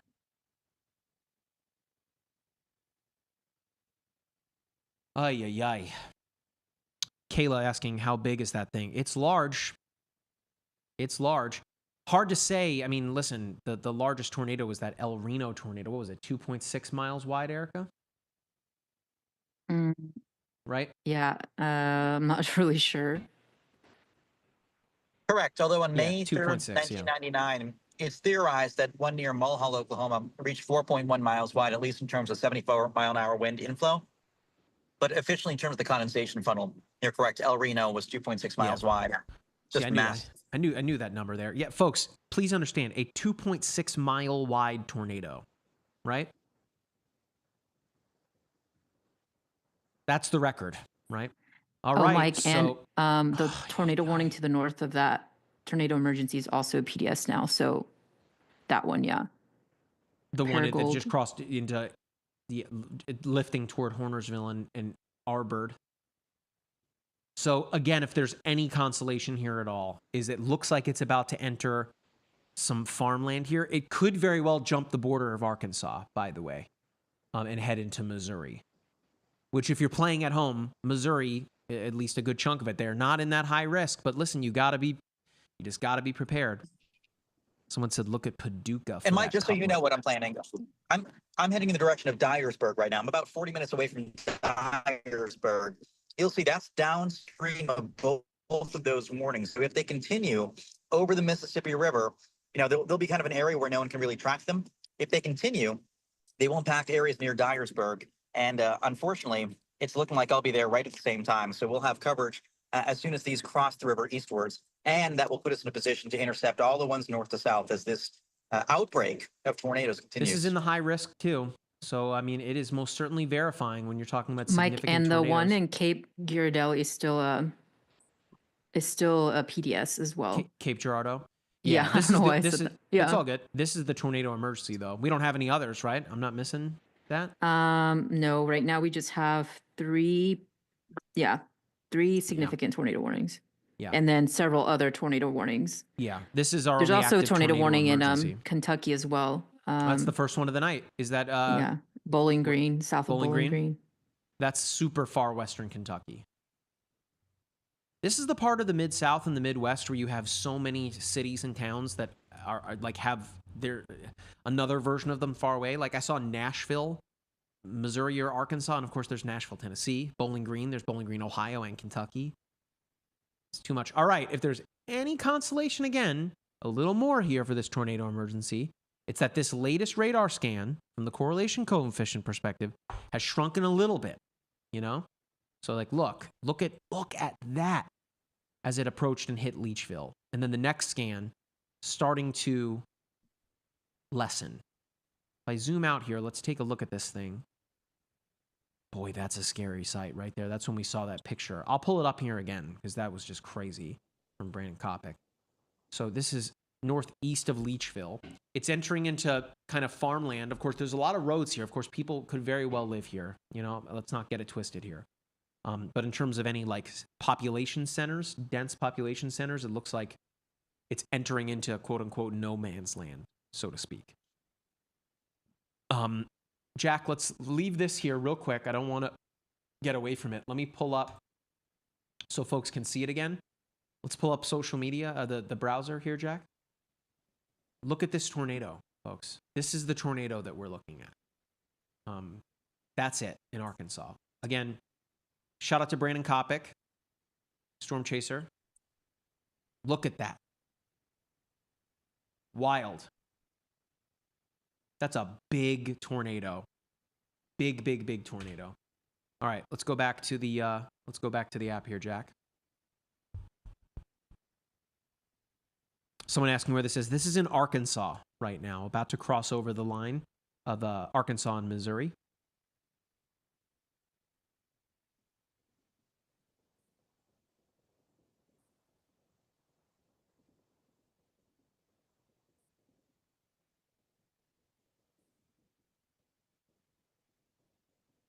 Gee whiz, man. All right, so again, more good news. The correlation coefficient signature, has started to weaken a little bit. I mean, look at that. Look at that signature there. That is so nuts. Push that out. And we kind of are starting to see it fade a little bit. That doesn't mean that the fat lady's ready to sing here. But what this does mean is that we are seeing conditions improving. But, Capucci, it's not. I mean, we can certainly see tornadoes come up, come back down, come up, come back down, do some hopping, if you will. Yeah, I think in this case, my guess would be these things will be furious right before they get eaten by the line. Then they'll kind of fall apart. Then the next one down will be furious right before it gets eaten by the line, then fall apart, and so on and so forth. So I think the threat is going to shift south. Like the one near Caraway will probably be the next mean one, then maybe near Cherry Valley, then the one near and west of Memphis. It's going to be tricky to chase these, just given that you have no roads between I-55 and east of the Mississippi River. I know everyone today was trying to bet on whether or not they should play west or play east, and a lot of the models had development off the east. But yeah, I'm definitely watching those southern cells now as the next ones that could kind of take over and be especially mean. So interesting here on the correlation coefficient signature, out ahead of this big confetti mess over near Hornersville, this is very likely debris from this tornado that's being lofted and ejected away from the storm, right? So that's kind of another interesting thing about the correlation coefficient product, especially given how large this tornado was. That what you're seeing out there is likely, again, whatever was lofted vertically was taking its way that way, especially when you consider the fact that if I look at reflectivity, you can see here that this is embedded within this line, but it overshoots up near Bragg City. Now, what Capucci was just talking about was getting eaten by the line. If I jog it back, you can see that our tornado was right down here where my mouse cursor is, was kind of away from the main line, more discrete. But then if we advance it out, notice how it's getting gobbled up in this larger squall line here. Of course, we can still see embedded spin within a QLCS or a quasi-linear convective system. Mike, by the Right. way, they just reissued that tornado warning for a PDS tornado warning now. So it's no longer a tornado emergency. Okay, yeah, because we kind of lost it on the correlation coefficient, right? That's good. It entered in, unfortunately, well, it's still, for folks that live in Hornersville, you need to act accordingly. There is a, you are still under a PDS tornado warning. But again, Yeah, someone asking how many tornadoes are on the ground. At least 3. And 2 in Arkansas, 1 in Missouri, Illinois. The one southwest of Memphis is now a PDS. Oh, I see that now. Forest City, right? That one? Yep. So 4. And that will likely be the longest lived unless more develop because it has the most room ahead of the main line. We got this one back here. This is just radar indicated, but boy, look at that rotation southwest of Cotton Plant near Desark. So many of them. And we're even seeing a few new cells try to sprout ahead of the main line. Like, look near Ripley and look near, like, Trenton and even Dryersburg out ahead of that line. These likely not quite tall enough to become tornadic, but they're definitely strengthening, which goes to show you how the environment is just so supportive of upward moving air. And there's so much spin that literally everything that can sustain and become tall enough is spinning. I mean, this whole line is warned. This whole line is warned. We're talking tornadoes continuously from Indianapolis to Memphis. Indianapolis to Memphis. That's insane. Oh, yeah, look at that. Look how far that goes north. How many total are we up to right now? Tornado warnings? It's a lot. 7, 10, 12, 13, 14, 16, 24? Yeah, that's what I have too. 24 tornado warnings. Wow. And many of these, of course, confirmed large, extremely dangerous tornadoes. So these aren't just, oh, radar sees something. A lot of these are long track tornadoes that have been on the ground for a while. And the number of places that have seen repeated warnings. Oh, now I'm seeing lightning just out of random areas too, where I am. This one that you called out, Capucci, near Forest City. Is this one of our PDSs? It is, yeah. This thing is pretty evil looking here. It is a PDS for folks that live in Forest City, Madison, Widener, Palestine. You need to be in your safe place. Right here near Haines, too, and south and west of the Forest City Municipal Airport. This is one of those storms that's off by itself, right? Could become quite problematic very, very quickly. Let's use the Little Rock radar.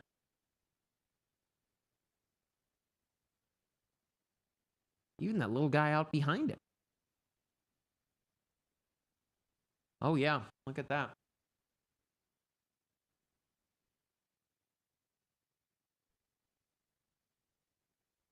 Okay, someone is saying something about Shreveport.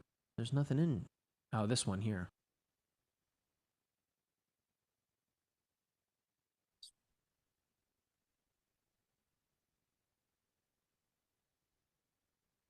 Yeah, confirmed tornado down here in Louisiana.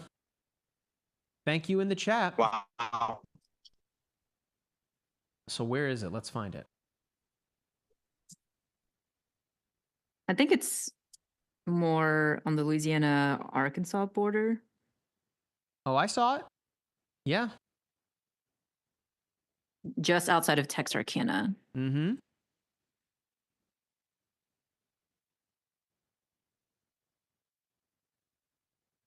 West of Bradley and Spring Hill.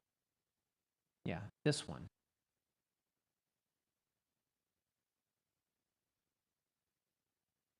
Had something up here. Even had a little something back here. Golly, man.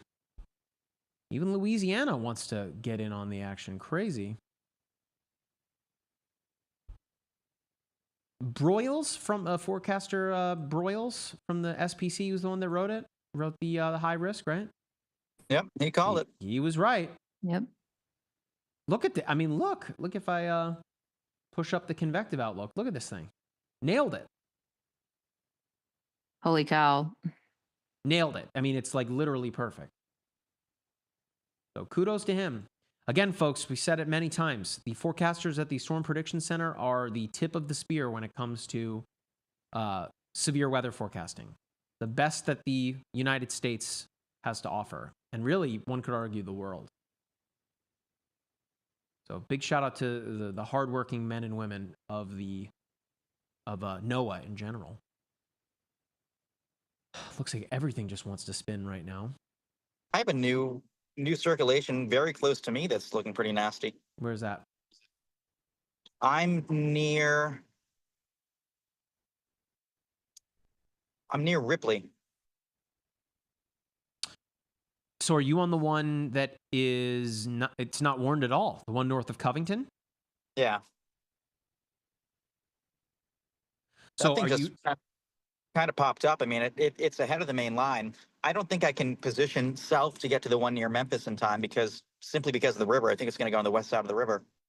So I'm debating following that one to Dyersburg and then being in position for the tornado warnings on the other side of the river. I was going to say, you might as well wait where you are, considering the wall of noise that is coming in from your west.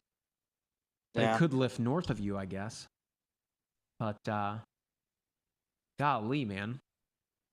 Yeah, the I'm one getting that... concerned for Memphis too, Mike. I mean, all those tornado warnings are coming very close. Well, let's not forget that, like, Memphis is in the high risk. This one back here, though, in Forest City, look at this guy. The reflectivity.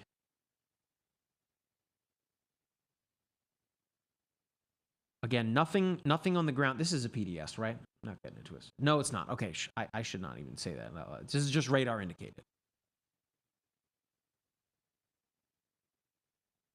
Oh, we have a brand new PDS for, again, Leachville, Blytheville, Hornersburg, Steele. I can't even see what rotation that is. There are just so many of them all at once. You said PDS? Yeah, it just popped up.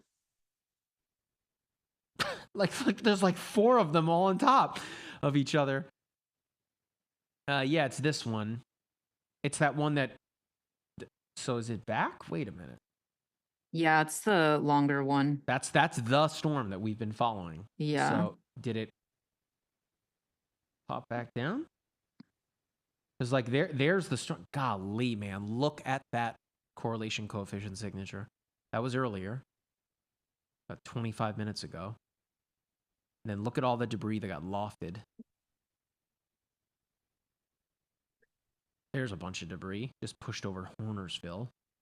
But I'm not seeing anything on the CC that would indicate that the storm is back on the ground. But I guess, given its history, someone said, what does correlation coefficient mean? How does the setting work? So effectively what it's looking for are objects that are being lofted vertically into the atmosphere that don't normally belong there, right? So it can discern what's in the atmosphere based on what, water vapor effectively looks like in the atmosphere and is able to differentiate between that. So obviously, parts of a roof or something is a foreign object, so to speak, being lofted into the atmosphere. That's a big, messy line.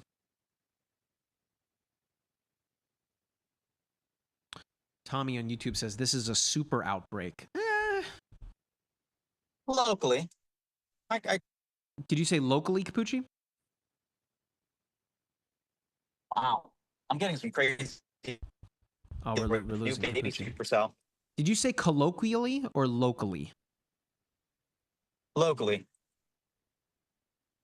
One more time, with an L or a C? He said locally, I think. Locally, that's L. that's what I thought, with an L.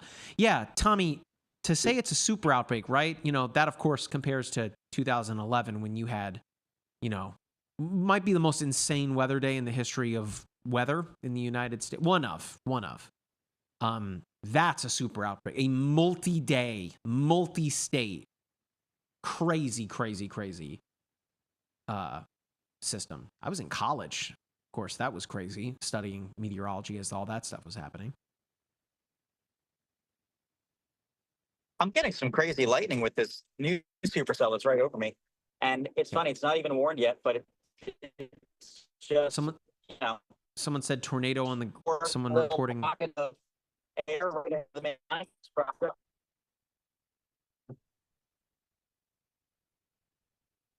So Yeah, there's a someone's saying tornado in Anna, Forest City, Arkansas, observed. Anna, Illinois. No, these are radar indicated.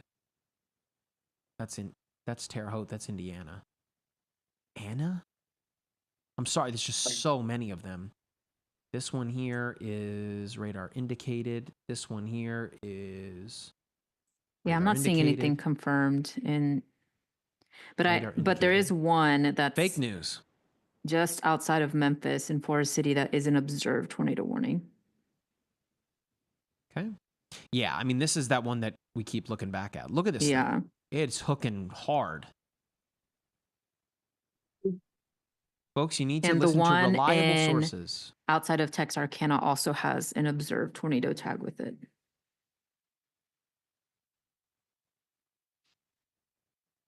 And that one is looking You say pretty strong Texarkana? there. Yeah. Just right outside of it. Yeah, that was what Capucci said. So far to the south that it's going to be these southern storms that start to pop. Yep, right in here. Buckner, Waldo, Magnolia, McNeil, Stamps need to be in your safe place. Lowest floor of your home or basement or storm shelter, away from windows. We'll keep an eye on that one. But when you're talking like classical looking supercells, I mean, this is one right here. This storm here. Jill says, really appreciate you guys are explaining these. Makes it a little less Like scary to someone took understand it. something out of a textbook and slapped it. That's what I'm saying. I mean, it's like perfectly shaped. You have all of the, you know, like if you were to have a worksheet, you know, to show the V-notch, the overshooting top, the inflow, it's all there. Someone said something forming in Kentucky, Plano Church. Erica, can you take a look at that? Someone says, how can you tell there's lofted debris? What kind of colors are you seeing to indicate that? So the correlation coefficient normally is all red. So when you start to see those darker blues, it's particularly when it's just a little circle, right? It's called a debris ball. And that is indicative of, you know, we're talking EF3 tornadoes at that point. Yeah, there's no tornado warnings right now in Kentucky. In Kentucky, yeah. But that one near the southern tip in Anna is still PDS in Illinois. Oh, that was what someone was talking about before, the one in Illinois. Yeah, Jill says, I really appreciate you guys are explaining these. Makes it a little less scary to understand it. Absolutely. Knowledge is power. Someone saying, I can see it in Kentucky, that forming is happening. Yeah, so it looks like that's the only PDS tornado warning is the one over Anna, Illinois. Kentucky. Plano Church. One thing we should mention too, just because a lot of these are seeing their PDS drops, that just means they're not really, you know, being seen by people. But keep in mind, it's nighttime here now. So even if you don't have a report of a tornado on the ground, doesn't mean there isn't one. It just means it's nighttime, it's dark, we can't see as much. And that's why we have to take these things extra seriously. Okay, so the person about in Kentucky is talking about this storm. here near Bowling Green. Talking about this one right here. Severe thunderstorm. West of Scottsville, east of Franklin. I mean, yeah, there's rotation in there for sure.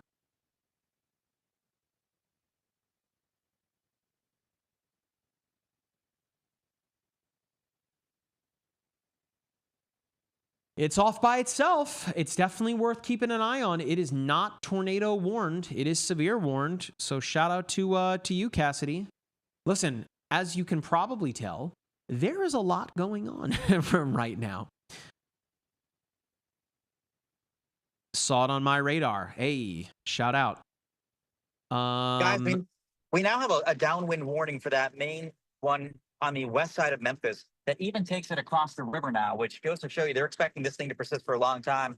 I mean, it's the southern one. It has the best longevity. It will probably be the one to keep going. And we're noticing more cells forming to the south. So the end is not coming anytime soon. It's going to keep going. So right now, Madison, Widener along Interstate 40. It's pretty much riding Interstate 40 to Capucci's Point. Here's Memphis, downtown. Here's the river, right? Right here, the Mississippi River. It looks likely, and if you're going by the polygon that's been drawn by the National Weather Service, it is going to jump the river. We'll see what happens. I'd be concerned for folks in like Millington down the road. Millington looks right here, right where the radar is. Yeah. That's yeah, these things will just keep chugging on. And Mike, I know initially it looked like that cell, that southern one, the PDS one, is the southernmost cell. It is for now, but I would not be surprised if more form in the so-called warm air conveyor belt. I'm underneath an unwarned supercell right now, and I'm seeing, you know, that birthday cake structure. It's nutty. And I don't know if we'll have a good view here anytime soon because of all the trees, but it's weird to think that on days like today, there are just so many of them that you literally have supercells just about everywhere. This one near Forest City continues to stand out. And then to your point, Capucci, look behind it here. If I jog the radar back by even just 20 minutes, look at it. There's nothing here. And then boop. Look at that, firing up right behind. Now you have the benefit of the fact that there is that line just to the west that could just, you know, gobble all that energy up. But if any of these do get to going here, then they can be discreet, like our storm here over Forest City, and we'll have no problem developing in this very, very ripe environment. Yeah, it looks like there's a new tornado warning too for Evansville, Indiana now. Yeah. So that means Louisville is potentially under threat here soon. The heck are we? Gotta go all the way up here. Yeah, so Louisville, not yet. Of course, it's still ways to go. But here's Evansville. That means Kentucky, it's getting closer. Oh, yeah.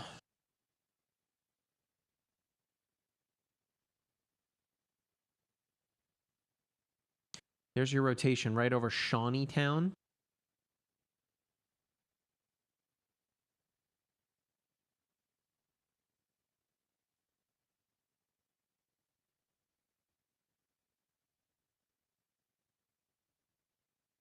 Let's go back to Forest City. Because this is Memphis. This is a major population center. Memphis is not, by the way, in the polygon, right? The red box here.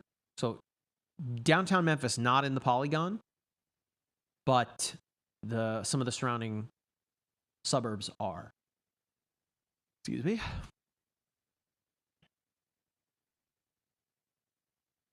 A lot of people asking about Ohio. Folks, you got to tell me where in Ohio. It's a very large state. You talking Athens, Ohio, Cleveland, Ohio, Toledo, Ohio, Cincinnati, Ohio? Got to be specific. I need the specifics, please.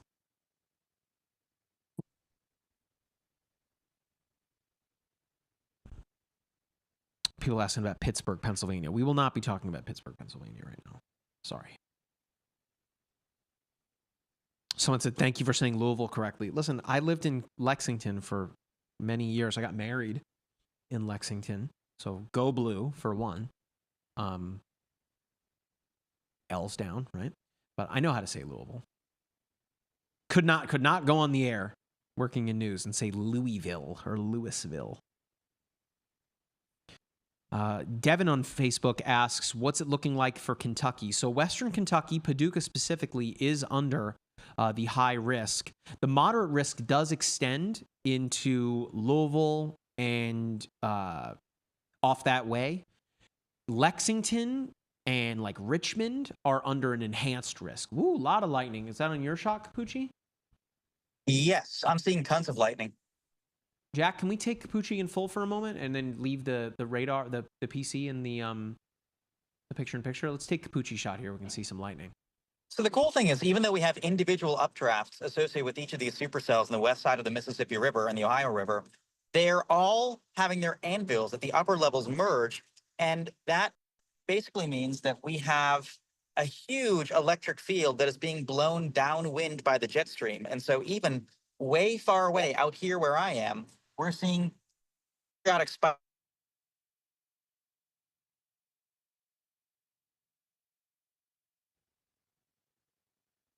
Oh, did we lose Capucci? I think so. All right, Jack, take the radar back here. Test, 1, 2, 3, test. Oh, there he is. Hello. That's weird. I heard you guys. But yeah, in any case, I'm going to be in the thick of things sometime soon with multiple supercells coming at me. You know, it's tough to say precisely what we'll get, how well these will hold together east of the Mississippi. The National Weather Service is bullish on them holding together. Whether or not that is the case remains to be seen. I would venture to say, given their performance today and how the forecast has evolved, basically exactly how Broyles and the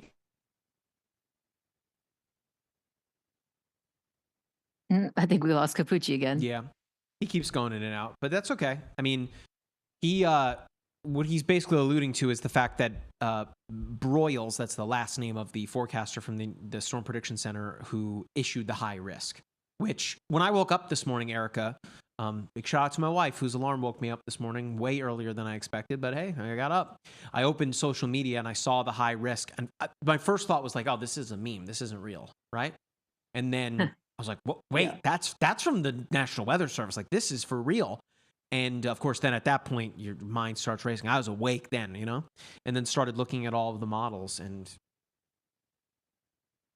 you kind of thought it would have been a higher end severe weather event. I'll admit, I did not think that we'd get a high risk, but of course, listen, we're here now, right? And I'd say it's verified. On intensity and on scope. And you know what impresses me, Mike? You know, all the he models showed things staying linear. They showed things looking like lines, behaving like a line of storms. They didn't really show lone, discrete, isolated supercells to the Well, Capucci center was confident would happen. And it goes to show you, sometimes you got to ditch models and do the meteorology. And the Storm Prediction Center did exactly that.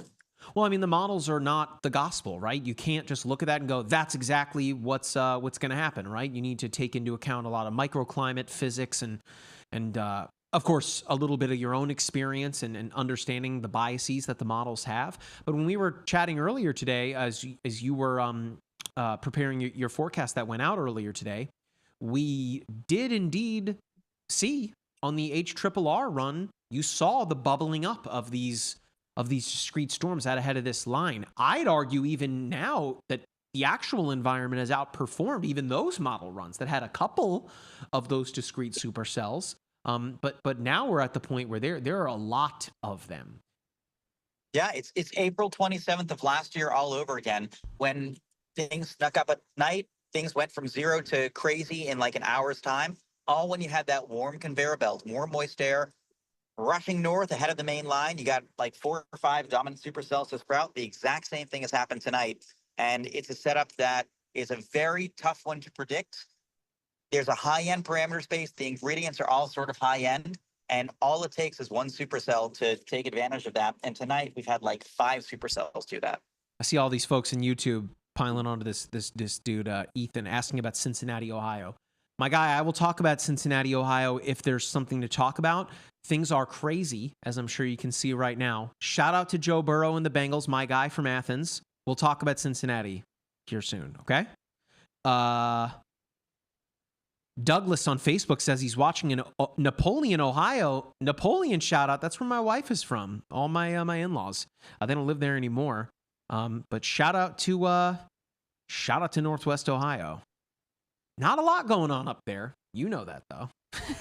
But hey, I love my wife, right? So that's where she came from. So some good stuff that comes from up there. Sandy Rose keeping people in line on YouTube. Gotta love it.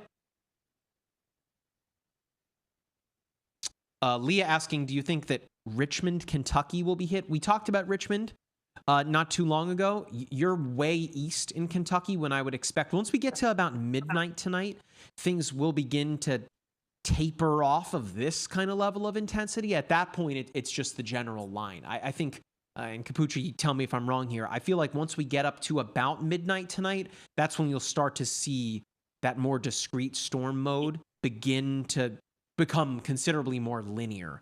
And then at that point, I mean, 60 to 80 mile per hour winds coming through town is not fun, right? Let alone all of the rain that's coming too. But when it comes to the really high end stuff, I think that's here for Memphis, Jackson, Tennessee, Western Kentucky, like Paducah. Do you agree, Capucci? Disagree? I would agree. I think the number of supercells that we have, the supercells, of course, producing the high-end tornadoes, will diminish with time this evening, just as the line catches up and kind of gobbles them. But that's not to say this line itself won't contain damaging straight-line gusts of 60, 70 miles per hour, and perhaps some quick-hitting embedded tornadoes. That's what we call a QLCS, or a quasi-linear convective system, a squall line with kinks of spin, and this looks to be pretty much exactly that. So, again, it's not so much a decline of risk, it's a shift of risk. It's different, right? I mean, it's more significant isolated tornadoes versus more widespread damaging straight line winds. I mean, no matter what, you're going to get impactful weather tonight through at least midnight. So we really hope folks have a way to be notified and stay abreast of all these warnings, because they don't issue the warnings for fun. They issue the warnings to help people. Now, somebody on TikTok, shout out to this username, Willy Wonka. what a great name. Says the videos of the Leachville, Arkansas are straight out of a movie. EF4, or am I exaggerating? Again, you can't get into the guessing game when it comes to tornadoes. We can see in real time using radar to be able to determine the gate-to-gate shear, as it's called, effectively looking at what that wind speed looks like from one side to the next. But the way that tornadoes are rated, and I highly suggest you go check out the videos on our YouTube channel. We've posted several to TikTok as well. I know Will Cano just made a video here recently talking about the tri-state tornado, talking about the drought of EF5s and how those are rated. So check out our TikTok profile and you can see some of that, or head over to our YouTube channel. Capucci has produced several videos about the true location of Tornado Alley and whether that's shifted over time, and then talking about where did all the EF5 tornadoes go. There's a lot more that goes into it than just wind speed. Particularly need to be looking at the damage that it brings along with the wind speed. So the streak continues of no EF5 since 2013, even though some have, certainly come very close. I thought a couple of weeks ago we had one in Diaz, Arkansas, but I guess the thinking from the National Weather Service, because they send survey meteorologists out there, right? I guess the thinking was that the damage was not widespread enough. Capucci, am I on the right track there? So it's not a matter of widespread. You can have just one house that gets a damage indicator of EF5. We just didn't necessarily see a firm enough anchoring of the house to the foundation.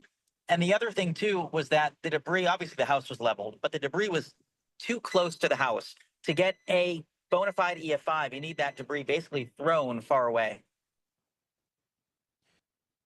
Looks like Jordan shot here. He is like socked in by the rain. I don't know where Jordan is. He might just have been pulled over here for a moment. And then Capucci's shot. He is, of course, you can see the sun has set. But that certainly does not mean that the threat has diminished whatsoever. Ethan, again, what'd you say, Jack?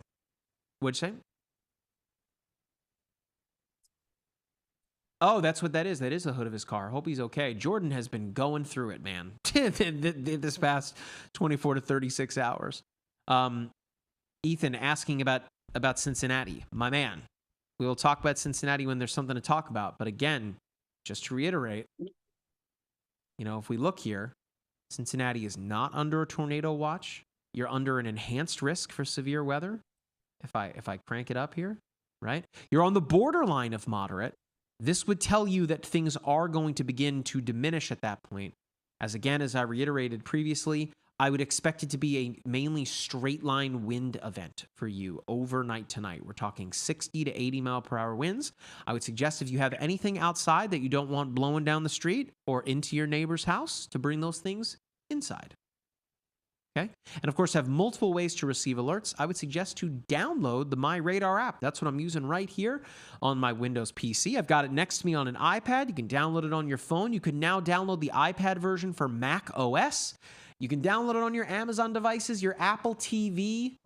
I don't think the Xbox app is out there anymore, but hey, maybe you can find it. So you can take it in the car. I wouldn't suggest driving in this though, but anywhere where you can find an app or find MyRadar, you can find us, and we will deliver you incredibly important information when you need it most. Okay? Sandy Rose said, there you go, Ethan. There you go. And again, shout out to my guy, Joe Burrow in Cincinnati.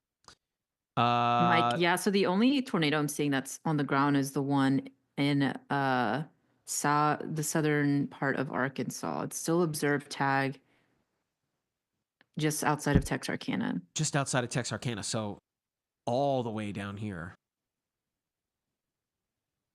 I gotta say, I didn't expect to have a confirmed tornado in Louisiana today. That was rare. Shoot, I mean, was it Capucci, was it yesterday? It was yesterday because you were out in like Kansas and whatnot. There was a confirmed tornado in California. That was the first one of the day yesterday. You know? And you know what? We had done a push alert to California in the morning just in case because you had upper level low pushing through. And it was funny, Sacramento was only like 58 degrees at the time, but it was so cold upstairs from an upper level low. They had just enough rising air, just enough twist, and boom, you got a tornado in the higher terrain out there. But yeah, Wild. I mean, the interesting thing now is we're going to see, I think, less in the way of long track tornadoes across the main, the main areas that we're looking for, so to speak. And I think we'll see more surprise little ones on the southern side. So, for example, the one near Texarkana right now, that might become a dominant storm in the next little while. The reason being, it's more isolated. You have less forcing down there, less because it's well removed from the low pressure system way to the north.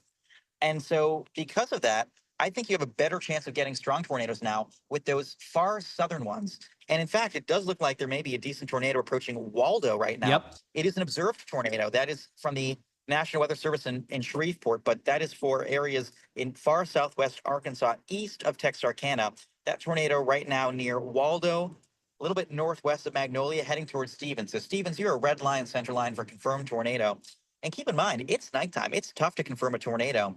The other thing, too, given the structure of supercells, you may actually see the rain stop before the tornado comes through. So if the rain stops, that doesn't mean you're out of the woods. In fact, it means that you're in the region of the storm where the air is moving upwards, which, I mean, A, it suspends rain, but B, that's where the tornado is. Mm-hmm. So suffice to say, I think we're going to be looking for sort of the tail end Charlies now, things on the southern end of the line. This is about to jump Interstate 82, as Capucci, you just alluded to here, and about to work its way into Waldo proper. Along that line, we're talking minutes away here, is the West Side Church of Christ and the Dollar General smack dab in the middle of Waldo. Again, this is a confirmed tornado, as Capucci alluded to, a courtesy of emergency management. Someone on TikTok just asked how late we're going to be streaming. I mean, really, as long as it takes, we will be here. Mel Kent watching on YouTube. Shout out to Mel Kent asking, is there a function to have the same account across multiple devices yet? Yes, it is called Identity. Well, internally we call it Identity Hub. But if you go into the settings, right here you see My Radar account. If you create an account there and then log into it on your devices, you'll be able to carry over your subscription to multiple devices. If you run into any issues, just send me a DM. We can help you.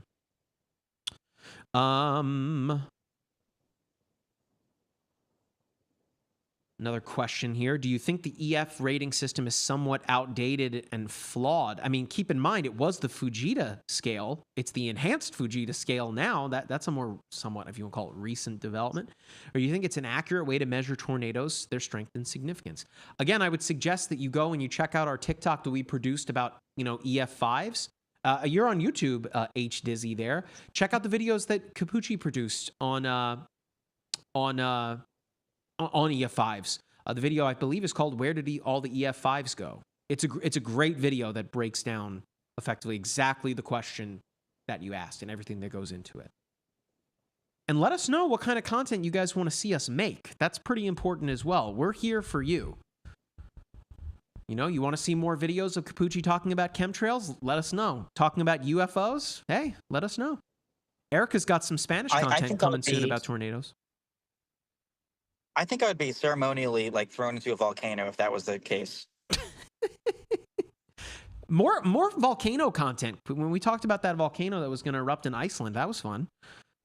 Not the that would be cool. Destruction, but tornado content or volcano content was interesting. There are people that want volcanoes in the app. I don't know how often we'd use something like that, but gosh, the earthquake stuff is pretty popular. All right.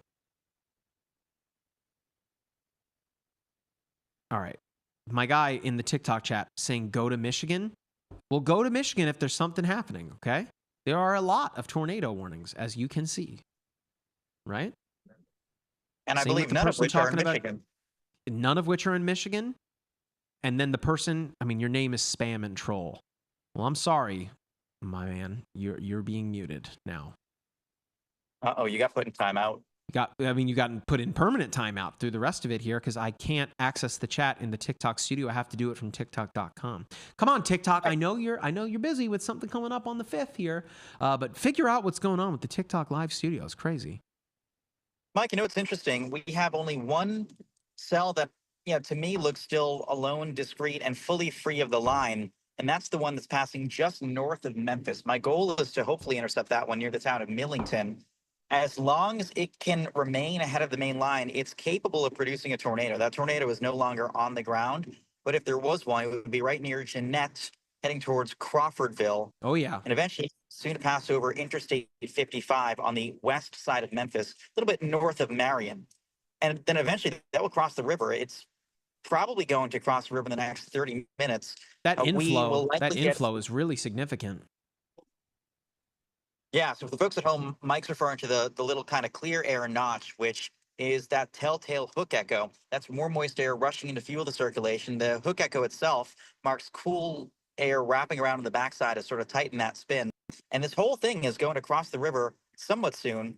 One thing that I think is worth mentioning too, it may be trying to turn a little farther east compared to northeast, which if that's the case, it would A, prolong its life, and B, acquire a little extra low-level spin. Sometimes those so-called right movers are good at that. And so I'm hoping to intercept this one. We'll see what we get. I'm going to be in the town of Millington in about 26 minutes, and that should put me in sort of the perfect position to hopefully intercept that storm, either whatever's left of it, et cetera, or the main line itself, which will likely contain some pretty significant winds as well. But the good news, the supercell tornado threat is winding down a little bit, but Mike, that threat of widespread damaging winds and embedded tornadoes will persist for quite a while. Overnight, right? I mean, that's not wrapping up anytime soon. The Veteran on YouTube, I didn't know you had a channel, following and sharing. Thank you very much. Appreciate it. Someone here on Facebook was talking about weather manipulation. I mean, listen, that's nonsense. We all know this. Check out Capucci's video that he produced about weather manipulation. All that is complete and utter nonsense.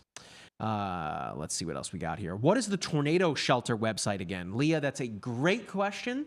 I'll show it to you. How about that? Jack, take the web browser here just for a moment here. Courtesy of our good buddy, Dr. Craig CC on X. You know what? I'll show you. Let's give him a plug. He's awesome. I met him when I was finishing the Mississippi State program. He was just getting started with it, I think. But here he is, Dr. Craig CC at CC_Stormwatch. You can see he's a pretty popular guy in the weather enterprise, 23,000 followers. But his website here, findyourtornadoshelter.com, he built this entire thing himself here. And effectively, it is a map of, I mean, the world, but predominantly it's the United States. This is all crowdsourced information, too, that he's filling in all himself.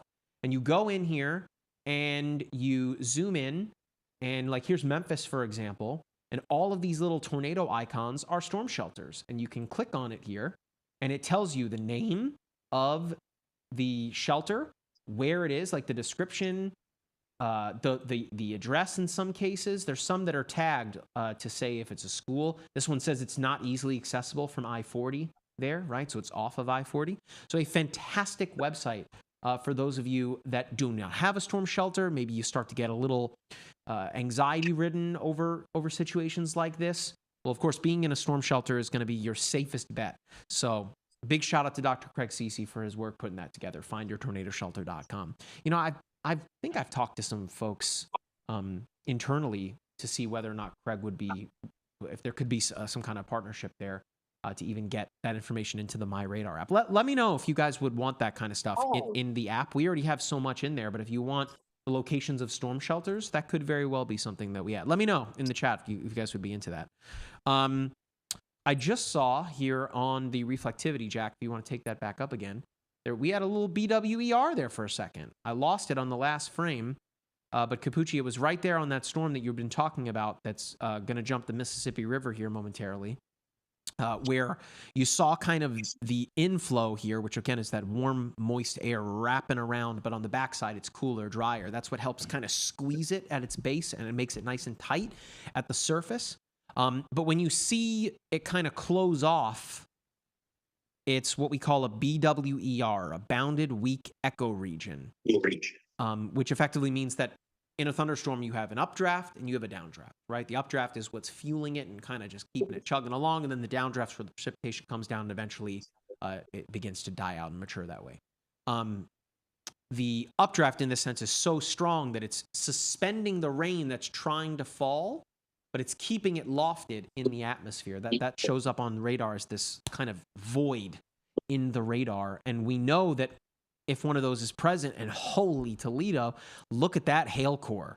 The vertically integrated liquid product here, as the selected product I'm using, effectively is showing you what that hail core looks like. It's showing you, again, how high into the cloud the water and the ice is being held.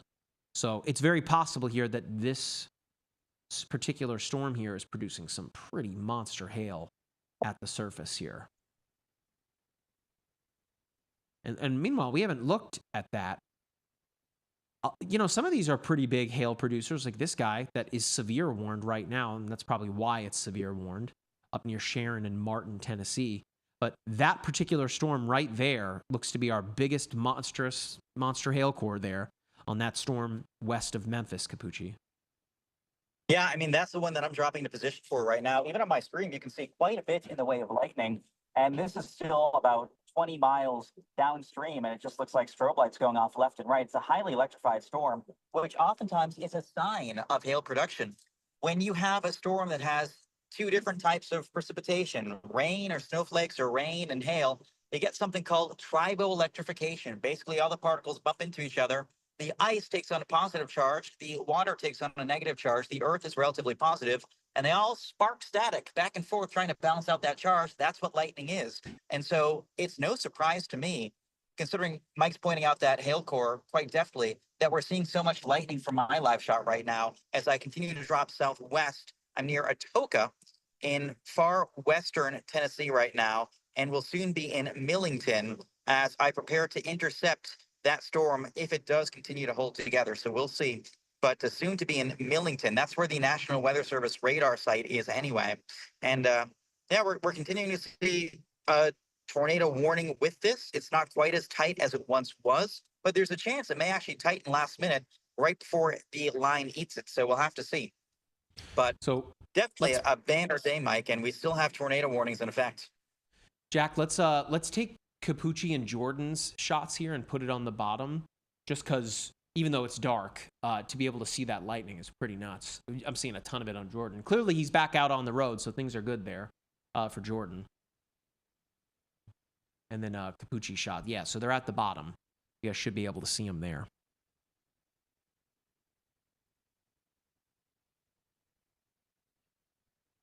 Rat watching on YouTube said, I have to go. Praying for everyone in the areas. Hey, thank you very much for joining us. We appreciate it very, very much. Jill says, I could have used science teachers like y'all in high school and college. My mother was a science teacher, and my dad worked in news, so you put news and the science teacher together, and you got me. Of course, gotta love the teachers of the world. Underappreciated, underpaid. Some of the most impactful people I had in my life growing up were teachers. I loved science and English. One of my favorite classes in high school was my Shakespeare classes that I took. So big shout out to Miss DeFeo if she's watching. That would be crazy if she was watching. Someone said make the tornado map downloadable by area. I see that's out of my hands, but if it's something that you guys would want to see in the MyRadar app as a layer, let us know. Someone said that tornado sirens went off in New Bern, Tennessee about 6 minutes ago. New Bern, Tennessee. Let's find New Bern. It's like on the edge of that tornado warning. That's this one for Dyersburg? Yeah. So remember, It's folks, just north of that. a tornado siren doesn't necessarily mean that there's a tornado on the ground. It can mean that you're under a tornado warning, right? And something that Capucci has brought up many, many, many times is that if the power gets knocked out, there goes the tornado sirens. Of course, they could potentially be on generators, but you don't want to rely on them as your only means of knowing that there's a tornado in your area. That's where something like the MyRadar app will fill in a lot of those gaps. Of course, NOAA Weather Radio, your local media. Something that I would argue is more important than ever now, an emergency kit to have in your house, which, by the way, should be in a waterproof tub. Do not put that stuff in a cardboard box. Bad idea. But something like this, hashtag not a sponsor, although, hey, get at us, all you manufacturers of these mobile power banks. This one here is magnetic. I can attach it to my phone. Bang, just like that. If you lose power, you need to be able to charge potentially your lifeline to the outside or to be able to watch radar, receive alerts.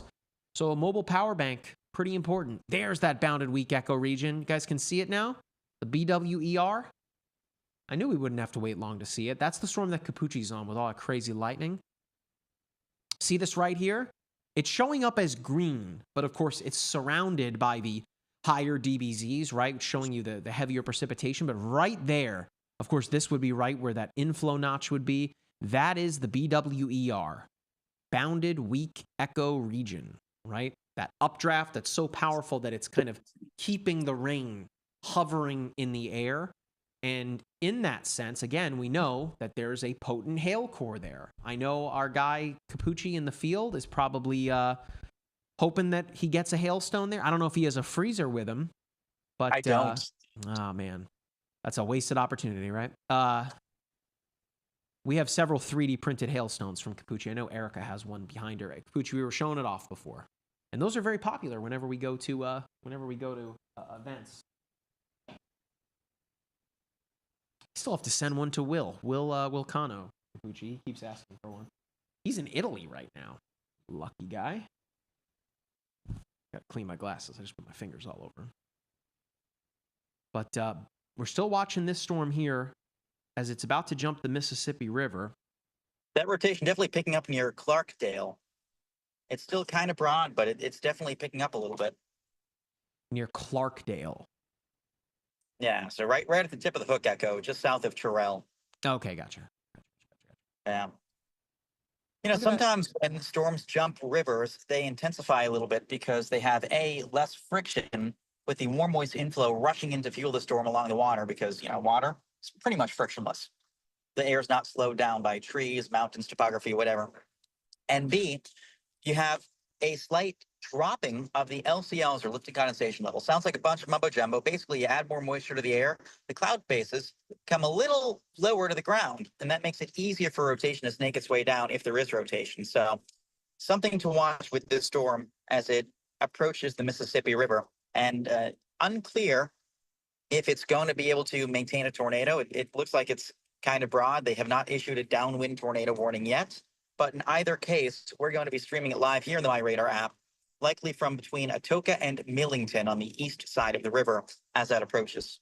Someone just asked, how do I see Capucci's cam? Let me show you. Jack, take the iPad in full here. So this isn't on the Windows product yet, although it is in the works. It's really close. This is actually a way to not only see Capucci, but to see any of the storm chasers in the MyRadar app, and it's free. Let me show you how to do it. So in the layers menu, which looks like the stack of cards on the toolbar, you tap on that, and if you look toward the bottom, video/storm chasers, you toggle that on, and then you're going to see all of these little play buttons out on the map, right? All of these are storm chasers here.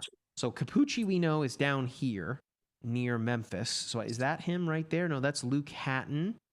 That's Hunter Hurley. A little bit northeast of Memphis. Oh, you're up near Henning? There he is. There's Capucci. So all you do is you find the chaser you want to watch, then you tap it, right? And there it is. There's Capucci's feed right now. You can take it in full if you'd like that.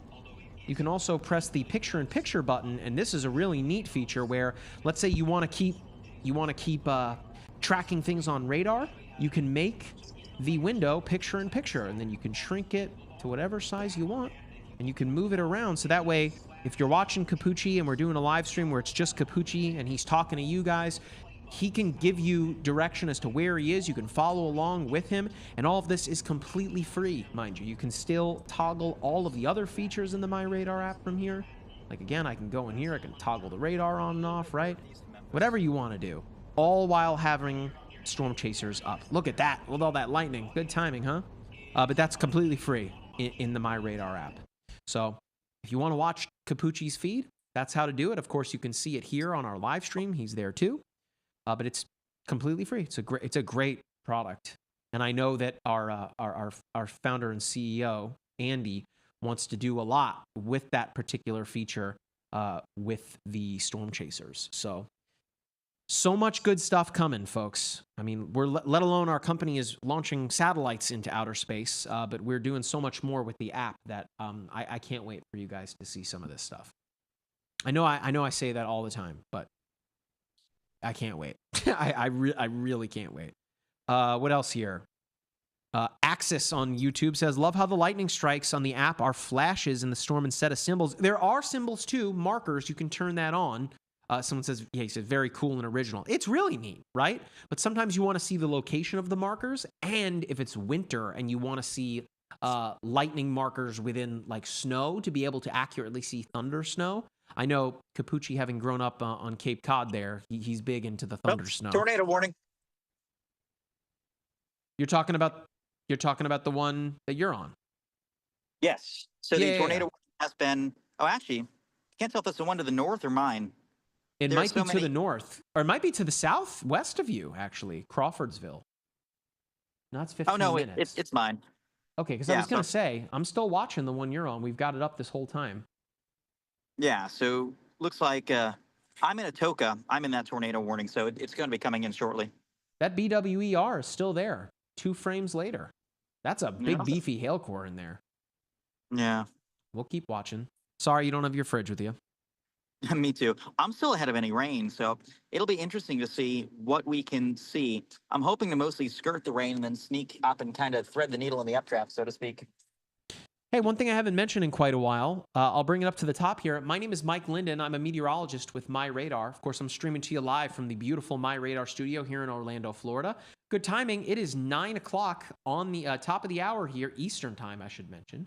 Again, my name is Mike. I'm joined by meteorologist Erica Lopez. She's been live streaming with us all this whole time as well. We've got meteorologist Matt Capucci. You can see his camera on the bottom there. He's out in the field along with storm chaser Jordan Hall. So team coverage continues. My guy Jack in the back is on the 1s and 2s there. He doesn't want to appear on camera. Maybe one of these days. Who knows? But Jack has been rocking here with us, making sure that everything looks and sounds as great as it does.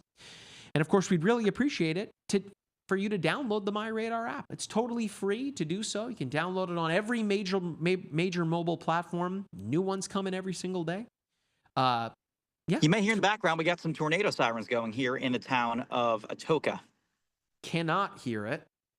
Well, they just stopped. They'll go again. Okay. And I'd be remiss if I didn't ask if you guys are watching on TikTok. I see that we've crossed 115,000 followers. That's amazing. Thank you very much for that continued support. If you're enjoying the live streams and you want to see more of them, be sure to follow us on TikTok. That way you always know whenever we go live, whenever we drop a new video. And hey, tap on the screen, show us some support that way. We're at 44,000 likes. You guys are amazing. Thank you very, very much. And again, be sure to share the live stream. That way more folks can get in here and get critical information to potentially keep them out of harm's way. If you're watching on YouTube, hey, we'd really appreciate it if you hit that thumbs up. It really helps us break through. There's some massive creators in the weather space that are all great at what they do, but we like to think that we offer you guys something different. So if you're enjoying what you're watching, hey, hit that like button, subscribe. It's free to do so as well. And so much more exciting stuff coming. All right, I'll get off my soapbox now, but I feel like I have to do that every now and again. Yeah, Mike, I'm seeing local media reporting a wall cloud with that storm that Capucci's on near. Of course, going to be real What was tough it? to see a wall cloud right now, being Terrell? that it's at Yeah. night, right? Yeah, I think their cameras are picking up on it, is what Yeah. I'm seeing. Now, you're talking about the one that's just ahead of Terrell now, right? Yeah, that That's one. crossing the Mississippi. So if I'm going to switch to velocity for a minute. You guys can see it. There's the Mississippi River, right? So if I turn the opacity down just for a moment, there's the Mississippi right there. Old Mississippi. And the storm is literally about to cross the river right now. And as Capucci alluded to, there's no friction compared to land. So this thing will skirt right over it. It's still, it's there rotation-wise. Unless I'm missing something, there's nothing on the ground. But to Erica, what she just brought up, a wall cloud, that's the sudden lowering at the base of the cloud. That's usually the telltale sign that something's about to happen or could happen. So we'll see what happens. This is passing just north of Here we go. Memphis. Y'all can hear the sirens in the background here in Atoka. Oh, I hear it now. The warning is in effect for the town. And something tells me that we're going to be kind of red line, center line for this. Already I'm seeing more of a wraparound, a rear flank downdraft, which means the cool air on the backside of the circulation is definitely kind of wrapping back. We got warm, moist air ahead of this main line, so I see no reason why the circulation wouldn't strengthen a little bit coming into town. Obviously, tornado sirens in the background right now. We're not even seeing too much in the way of rainfall yet ahead of this. I positioned such that most of the rain will pass by north, say for a little bit right before the circulation itself. So we're going to just kind of sit and see what we can see from here. At least I'm in a town where hopefully we'll be able to see some stuff, but otherwise, we certainly have plenty of lightning to illuminate the clouds.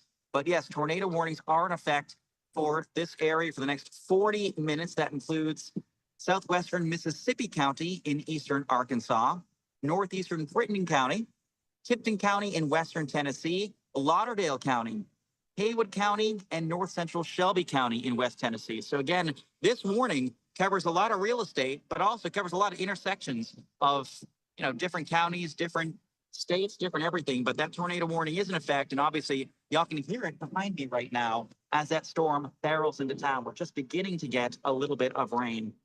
Is it still going off, Capucci, the siren? Yeah, can you hear it? Yeah, if anything, let everyone hear it on the stream for a second. I don't hear it. I was hearing it before as you were talking. Oh, it's very loud. It's pretty much all I can hear here. Yeah, I can only hear it when he talks. Yeah, I think it's Zoom's. Probably the 'Cause audio. we're yeah. using Zoom. I think it's the what's the word? Not compression, like noise isolation thing. It's why you guys can't hear my dogs barking when they're like loud as heck right next to me in our meetings. It's like hey, I see someone in the TikTok chat that's saying that I have premium. I have a different version of the app. You can get premium too, even if you're not a premium subscriber. You can activate a free trial and use the per station radar features for yourself. So in MyRadar, if you click on the settings menu, it looks like that gear on the toolbar there. It's right up here, premium subscription. If you just click that, you can activate a free trial and try out the features for yourself. There's so much more beyond just the per station stuff. So check it out. Let us know what you think. All right. And then someone in here said that we're not going to be able to check everywhere. That is true. We're trying our best. We're actively covering the areas that are under greatest threat. As I'm sure you guys can tell, there is quite a bit happening right now. So if you want to check a particular location and I'm not calling it out, I would suggest, again, downloading the app. It's completely free to do. And you can even be watching the live stream in the app on the video portal. Put us picture in picture, and you can zip around and look at whatever location you want to. Okay. Background noise suppression. There you go.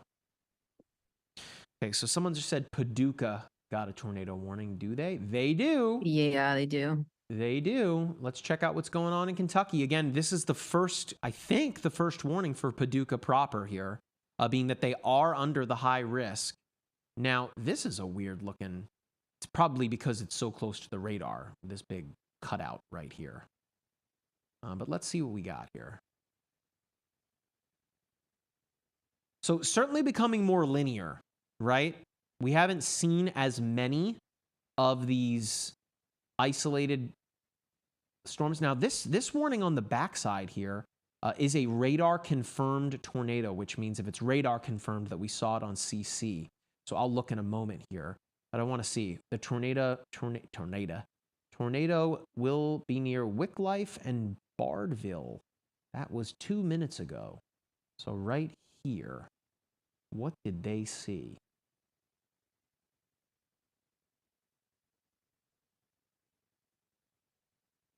Perhaps this right here?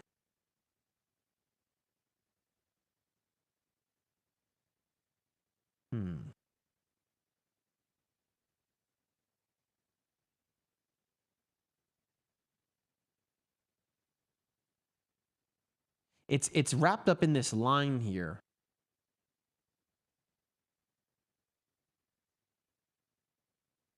And it's so close to the Paducah radar. I don't think I'm going to be able to see it from the Evansville radar.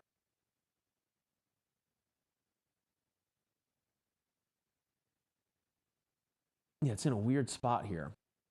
But if you are in, which communities did they say? Wickliffe, Bardwell, Lovelaceville, Wilson City, Keyville, and Blandville, you need to be in your safe place.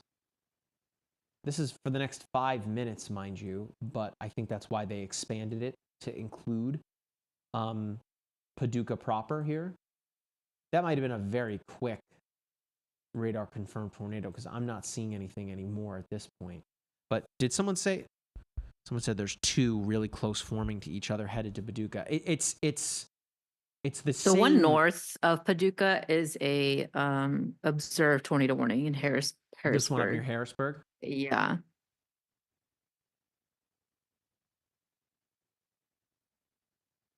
I have here radar indicated rotation. This storm has a history of producing damage. Takes shelter now.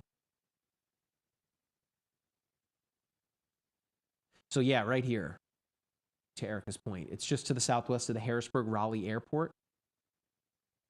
Right here, south of Galatia, southwest of Raleigh, west of El Dorado, and northwest Harrisburg. The rotation, just as I say that, the rotation starts to kind of heater out a little bit. This is all part of this line now, right? Earlier today, we had more discrete storm mode where you had these individual storms, but now you're seeing everything kind of jumping into this big QLCS. That's a squall line with embedded spin. Fucci, were you trying to say something? Oh, I was just saying, I think you're right. It looks to me like this rotation is kind of being eaten by the line, so it's not quite as tight as it used to be. I'll be intrigued to see if it manages to strengthen as it moves into town in the next 15, 20 minutes. But for now, the sirens are still sounding here in Atoka. I was going to say, I thought for a moment that I was having like flashbacks there. I can still hear those sirens going off. Yep. Now, they've been blaring for the past roughly 11 or 12 minutes now. Look at, I've got the high def radar turned on now. We are looking at effectively just one single line from Saginaw, Michigan, all the way south to, there's a breakdown here. Like, this is where, if we're going to get any of these isolated ones, they would happen down here. near El Dorado, Arkansas. But like all the way to pretty much Little Rock and Pine Bluff, this is now one giant QLCS. Pretty wild. But I don't want to say that the individual, the discrete threat is over, because I think we still have some right here out ahead of this line near, it's in Kentucky now, near Murray. There's Mayfield, not under a tornado warning, mind you.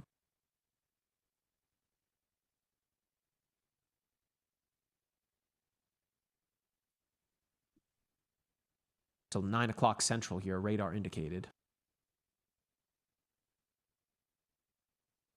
But Kentucky now kind of starting to get into things. Remember, these yellow boxes, Louisville, Nashville, under tornado watches until pretty late this evening. Louisville and Bowling Green, not a PDS, but you are under a tornado watch until 2 a.m. Eastern Time. Nashville, Tennessee, you are under a PDS tornado watch until midnight. Central Hey, Time. Mike, I see with the latest mesoscale discussion I know there's somebody who's asking about Ohio. Looks like they're saying the severe threat is going to increase overnight. Tornadoes, damaging winds, and large hail in Ohio. Yeah. Wait a minute. We have a tornado warning north of Indianapolis now. Wow. All right, shout out Pat McAfee. Let's head up there and see what's going on. Again, part of this line. This isn't for Indianapolis proper, but it's northwest of downtown. Oh, yeah, that to me looks like it's probably in the ground. Oh, yeah, there we go. Yeah, west of Brownsburg, west of Claremont. Yeah, look at how tight this is here. This is just to the southwest of Highway 136. We have a correlation coefficient signature. We it's don't. Confirmed. It's confirmed. I mean, with that rotation couplet, I bet. Let's see what happens here. So that one snuck up on us pretty quickly. Again, this is part of that line, but just because these storms are not by themselves doesn't mean we're not going to get something like this. But just look at the tightness here, right? Red is showing winds going away from the radar, which is this site, KIND here. Green is showing you winds going toward it. But right when you see them kind of come together like that, that's major indication of a tornado, or at least radar indicated rotation. But to Erica's point, it's been confirmed. You see right here, radar confirmed tornado, damaging tornado, right?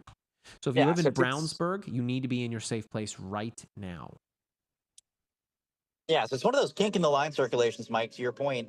And it forms when you have cold air to the south surging out, kind of bowing the main line of storms out. And then on the northern end of that kind of bow, that surge ahead of the main line, you get like a curl back, if you will. And that curl back acquires counterclockwise rotation, sometimes gets stretched and produces a tornado. And right now, that's exactly what we're seeing southwest of Brownsburg. They're usually only on the ground for a couple minutes. This might be no exception.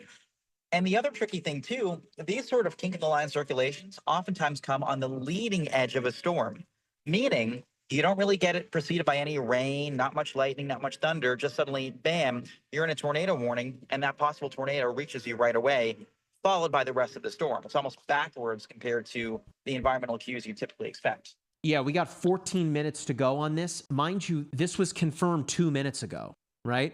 Just to show you, literally, as Capucci was just saying, bam, it's right on top of you. 2 minutes ago, this was a confirmed tornado. It happened so quickly. You've got right here, to repeat, a tornado is on the ground. It's right here, just to the south and west of Brownsburg. Tilden is a community right here along 267 near Williams Park. The Lucas Oil Indianapolis Raceway Park is on its way here, off toward the east. Wood Creek Crossing, Fairfield Heights.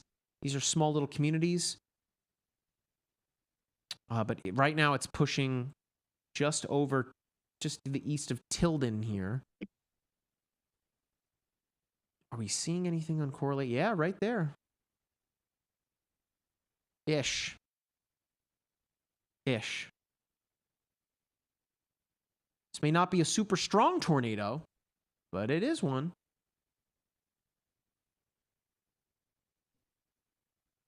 And like, this isn't your prototypical hook echo look, right? It's embedded within that line, as Capucci was talking about, right over the top of the Brownsburg Public Library right now. But we know that it is confirmed and it is on the ground. So here we are talking about Memphis and Arkansas, and now Indianapolis, or nearby, is dealing with a tornado of their own. Right here. Someone on TikTok just asked, do you think the line is fizzling out a bit? Absolutely not. No way. Even though we're kind of done with the individual discrete storms, I mean, to say we're done, that threat is waning. I mean, literally, as you're seeing right now, you had a tornado confirmed within 2 minutes, and this thing is hustling, right? How fast is the tornado moving? Let's see. What does it say?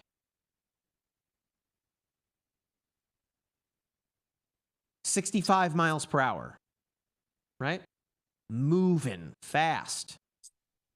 And this thing isn't having to, you know, turn on its turn signal to switch into the left lane. Full steam ahead.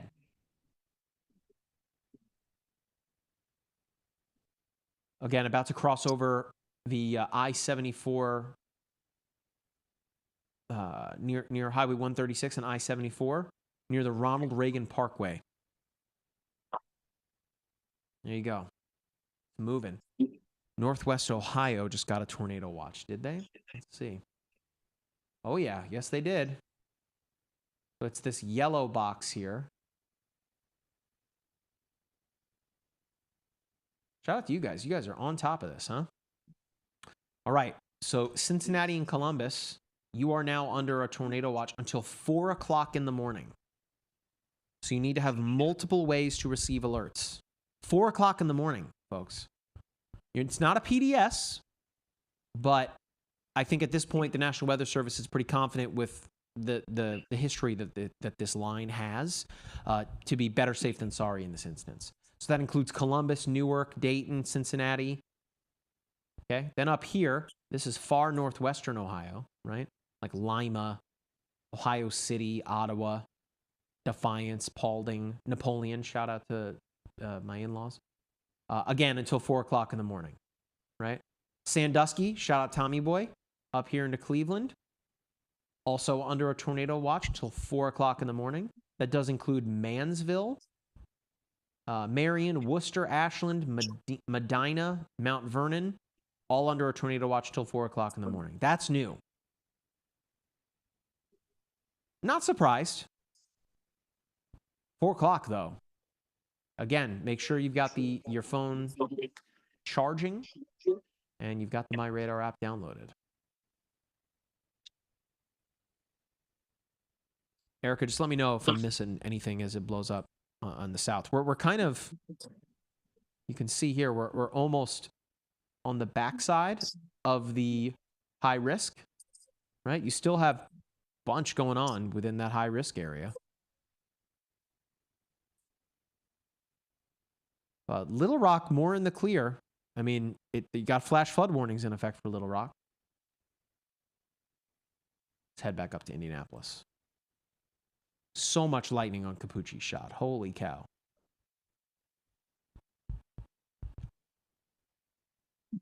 Here's the Indianapolis Motor Speedway, mind you, right here. Yeah, that's the only warning I'm seeing. Something confirmed with it.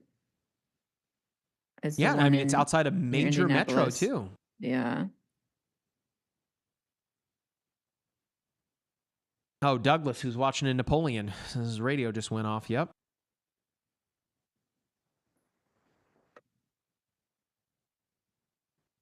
Yeah, I'm seeing about 13 tornado warnings, and one of them with a confirmed tag.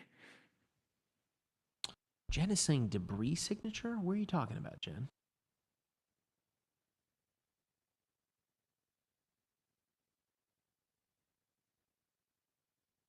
Someone on TikTok just said debris signature. What are you talking about? Where are you seeing a debris signature? Sirens going off in Anderson, Indiana.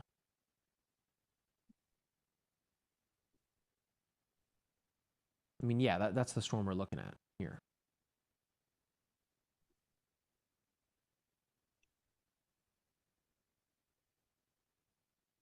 Said you saw it on the news. Where? Where are you guys talking about a debris signature? This lightning is crazy. You guys will see in a second. Pivoting back. We've got your shot up here. It's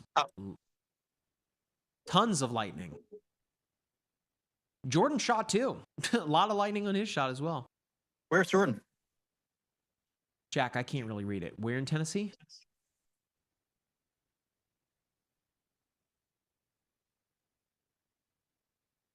Jack?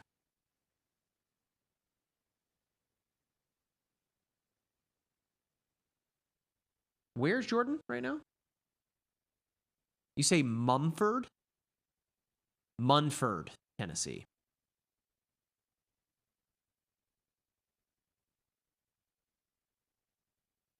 Yeah. I worked with meteorologist Chris Bailey in Lexington, Kentucky. He used to say the storm is an LOL storm, a lot of lightning. So this is still radar confirmed, right?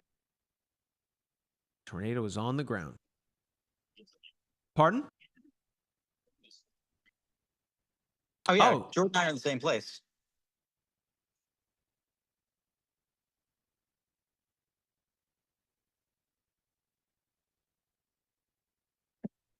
Wow, look at this. It's like a strobe light is going off. That's crazy.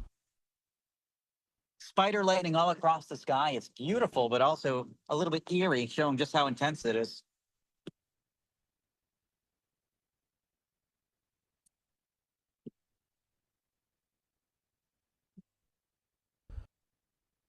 Jacob says, can we see the coefficient? I mean, there's not going to be much to see on the correlation coefficient unless we have something to show you, right?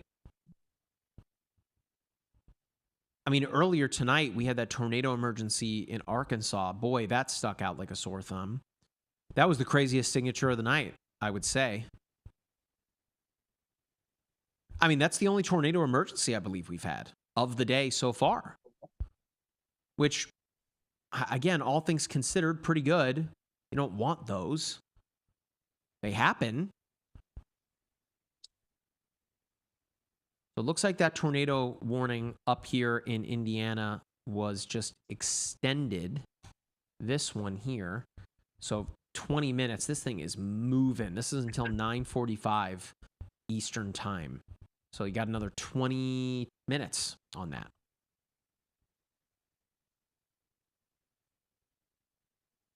And it's all embedded within this line here, right? How's our, let's see, Evansville, Indiana. How are we looking down here?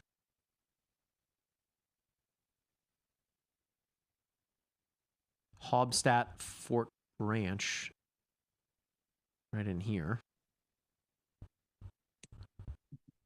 See, this doesn't, it's not to say this is getting tough, but it's the part of the night where everything just goes super linear and everything's going to move so fast. Yes, Erica. They extended that tornado warning in just north of Indianapolis. Yeah. Still with an observe tag. I don't know if you got that, but. Yep. It's, this is the part of the night where everything's just going to go super linear. So it's just going to move so fast. And getting that, classic look as the night progresses will become more and more difficult here. Let me switch. That one's too close to Paducah. Like, you're not going to get... I mean, there's some rotation right here near Paducah. Oh, wow. Hence the tornado warnings there. I think there's a tornado just southwest of the radar in Paducah. It's so close to it. Oh, yep. Tornado. It is debris ball on radar. If we can switch to reflectivity, you can see just a mile or two southwest of the Paducah radar. Are you using the Paducah radar or are you using another? I'm using the Paducah radar. Paducah radar. Paducah.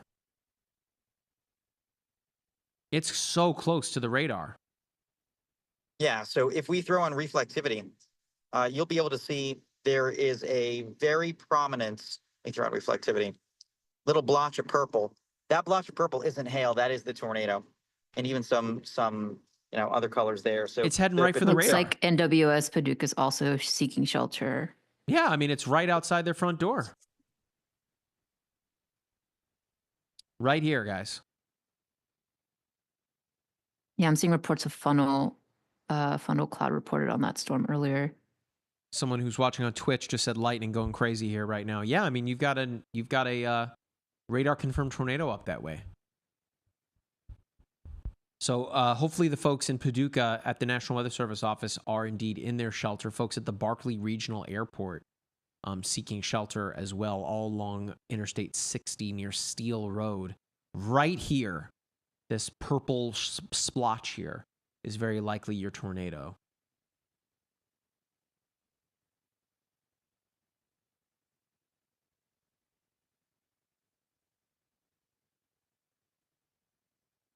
It's right on top of the radar. It's going to either come very close to, if not directly, very close to, if not directly, over the radar in the next probably 2 or 3 minutes, if it's not there already. I don't see a scenario in which it misses the airport.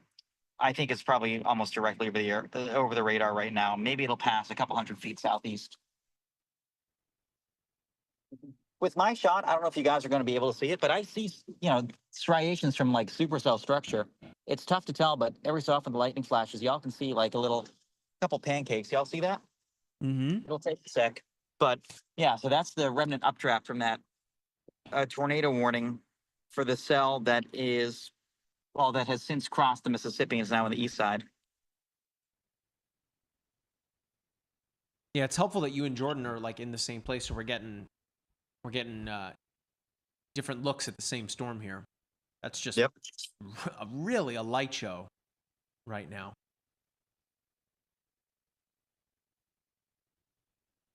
Jack, if you want to just for a moment take Capucci's shot in full here, and then just leave the radar up in the picture-in-picture, if we can. So much lightning to show. We'll keep an eye here on what's going on in Paducah. It's very likely that there is a tornado right on top of the Paducah airport right now. Look at all that lightning in Munford, Tennessee. Whose shot is that? That's Capucci's? Just an incredible amount of lightning with it. It may be trying to squeeze out a tornado way to the north. It's like the entire storm reformed a little bit and shuffled its area of rotation north of Garland. And that sometimes happens when you have a supercell that's being eaten by the line. So it looks like near Garland now there's a new potential tornadic circulation. It is in the tornado warning. Areas just northwest of Garland have that circulation, eventually heading towards Ripley, where I was earlier on. It isn't long for this world. It's about to be eaten in the next 8 to 10 minutes by the actual line itself.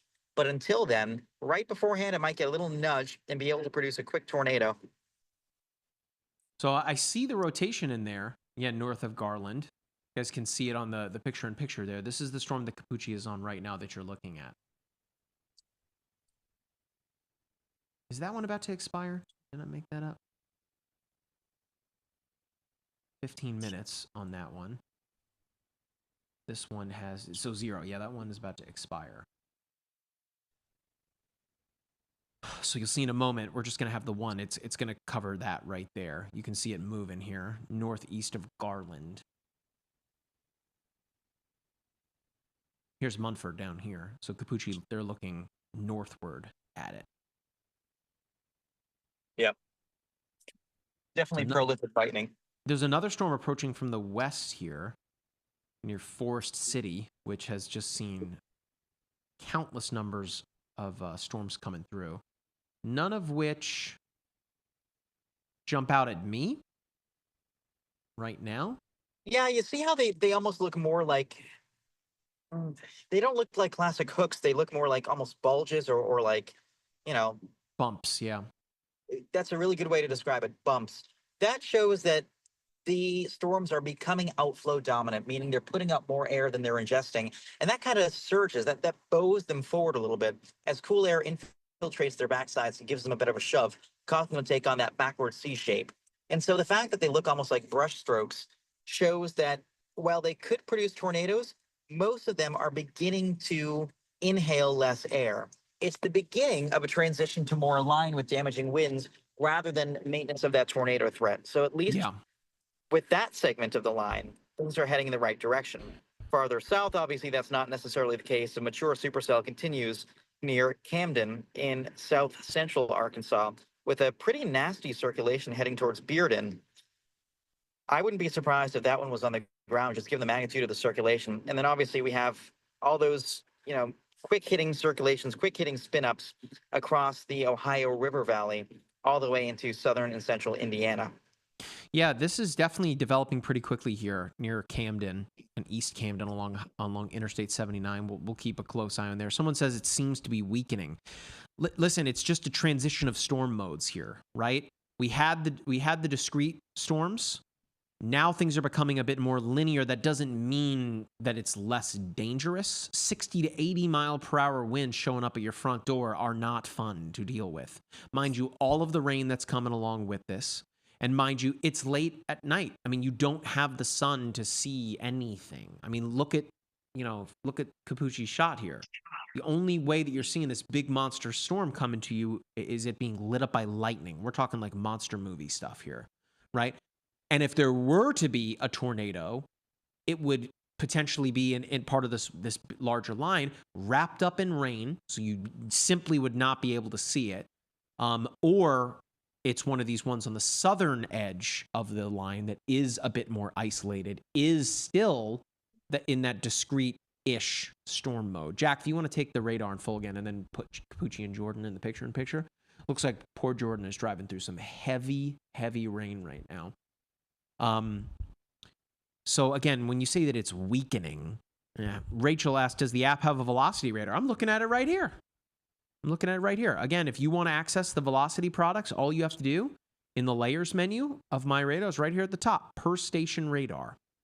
It is a premium feature. If you'd like to become a premium feature subscriber, you can do so right there, or you can go to the settings menu. It looks like the little gear here, and then premium subscription is right there.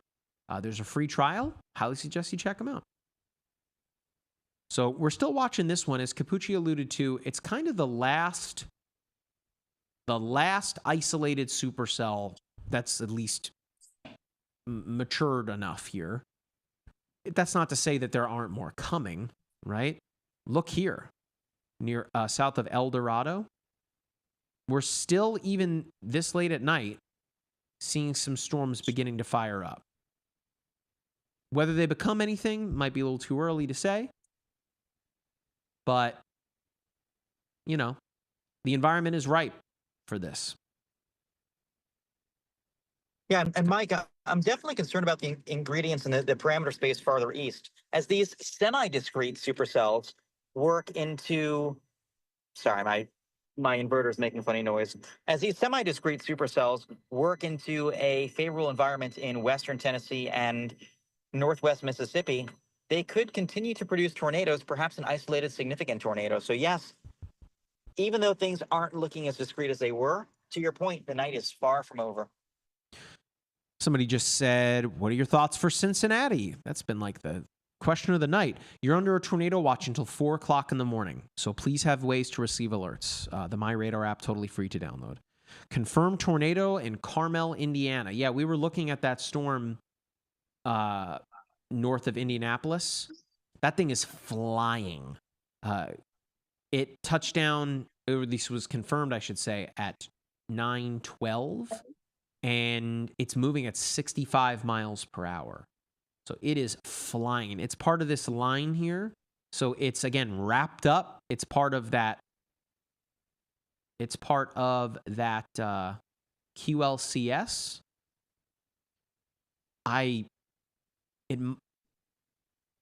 Damaging, confirmed tornado, yeah, near Carmel. So this thing it's tough to see. Right? Yeah, it looks like NWS Paducah is okay, but they did say there might have been some damage reported near them. Let's see if the radar's working. Yeah, the radar's still live. Oh my God, I'm like so disoriented. Here we go.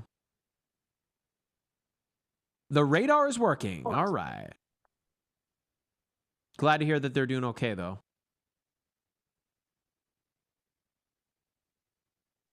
There's a tornado watch in Ohio. Yes, there is. Oxford, Mississippi, pretty windy right now. What kind of weather should we expect? Oxford, are you guys even... Heck is Oxford? You're down here. Yeah, you're in the moderate risk area, and you are on the southern side. So you're the reason why you're feeling it windy right now is because you're kind of ahead. Capucci touched on this before, that the storms are becoming more outflow dominant, meaning what's happening and why you're seeing this kind of bowing beginning to happen. Not Boeing, the airplane manufacturer here. Boeing in the sense that it's not doing it so much, but you can see little sections of it, like right here or right here, these little bumps in the line. What's happening is that the wind is rushing so fast out ahead of this advancing line that by the time that return comes back to the radar site, it's taking on this shape where the winds are rushing so fast out ahead of that advancing line that it looks like it's bending like this, right? So it's like when you pull back on a bow to shoot in archery, that the tops and the bottoms begin to flex inward. This is what you'd call a bow echo. Remember, an echo with radar, meaning it's sending the signal out, returning. Anyway, so what you're feeling in Oxford right now is the outflow, right?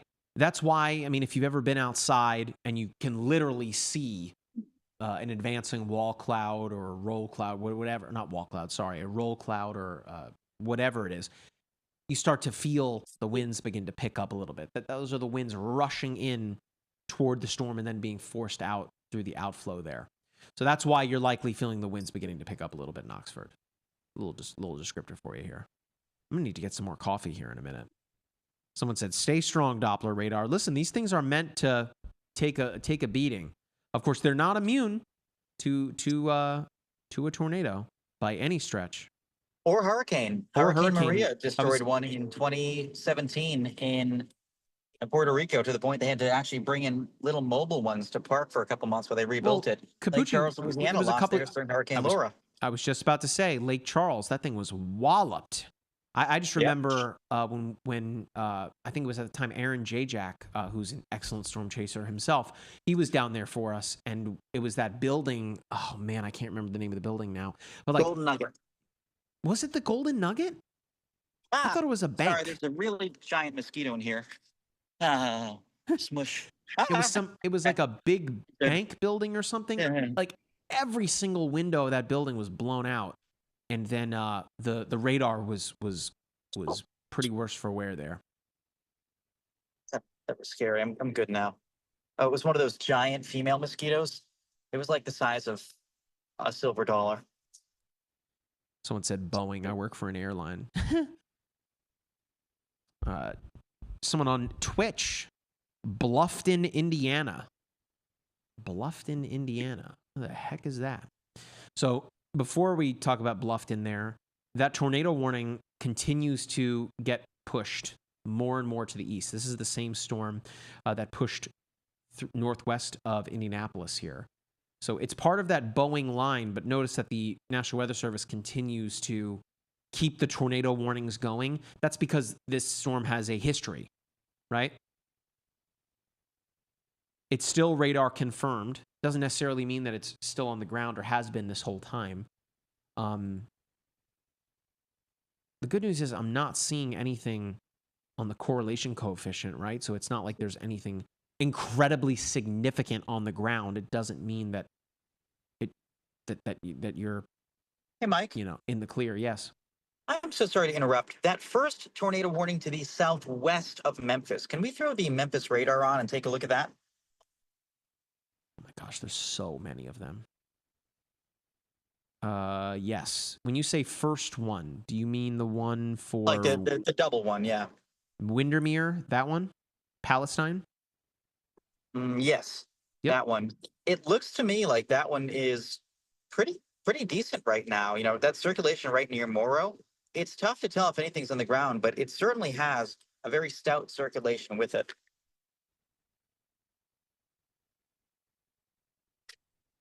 That one is the one that's going to eventually be impacting Forest City and may try to make a run at Memphis. I don't think it will reach Memphis. I think it'll fall behind within the line, but still Memphis, you're not out of the woods until this line finally clears you.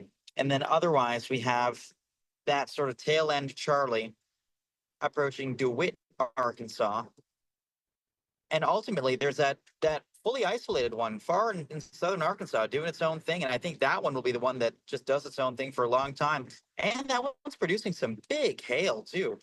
That one, if we can take a look at that one, I mean, that's got to be close to being on the ground. It's just a very impressive circulation approaching Bearden in far southern Arkansas. I know no one is chasing that one, but suffice to say, it's an extremely powerful circulation, at least at radar level, moving northeast at 40 miles an hour. So Bearden, Thornton, Fordyce, and Kingsland, right along that highway, you guys are all next in line. And so that lone, discrete, isolated supercell, Mike, south of Pine Bluff, to me, that looks like the main game in town if you're looking for a strong or long track tornado, because it is, word of the day, discrete, isolated, and all by itself.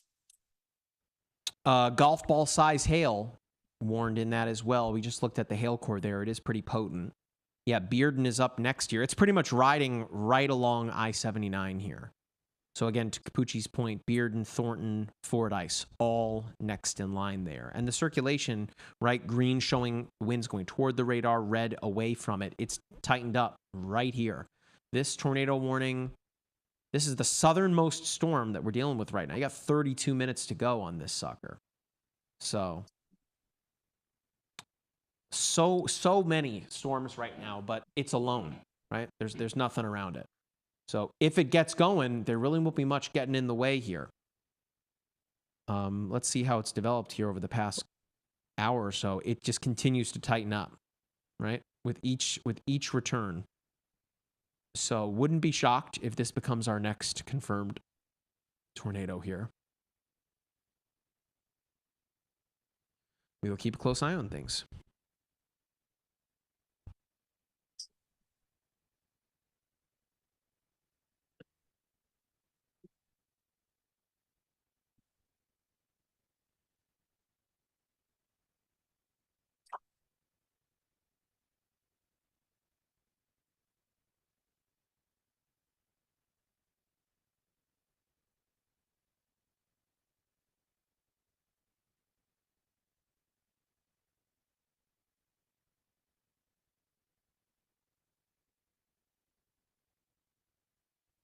Sorry about that, folks.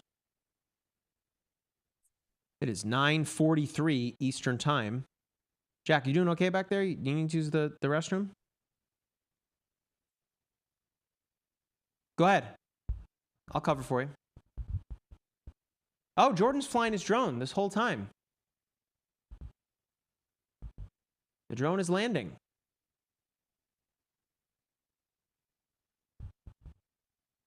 Maybe he's on some damage or he's looking at the lightning. Yeah, that lightning really is stunning. It's just prolific. I've seen strobe light lightning before, but Mike, anytime you have an electric field this horizontally extensive, which is the case with this storm, it comes as no surprise. You can get some very long lightning bolts, which, you know, we're seeing right now.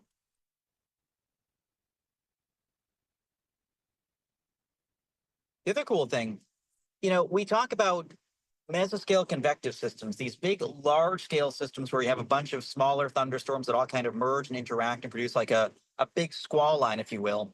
That's how you get things called mega flashes and super bolts. The world record for a mega flash is actually 477 miles long for a lightning bolt that occurred in the southern U.S. back on April 29th of 2020. So goes to show you that sometimes amid these big storm systems, no one thinks about the lightning, but you can have some very long lightning bolts. Part of the reason why this storm is so sparky, you just have a very lengthy horizontal electric field, but also you can get some you know, bolts that propagate a long distance. Meanwhile, I think you produced a video on YouTube, I believe, talking about mega flashes. That's one of our. Yeah. I for sure think that you've produced that video. Yep. All right. Still seeing this guy tightening up here. Yeah, it looks like Jordan was just flying his drone. I think we might have just missed it.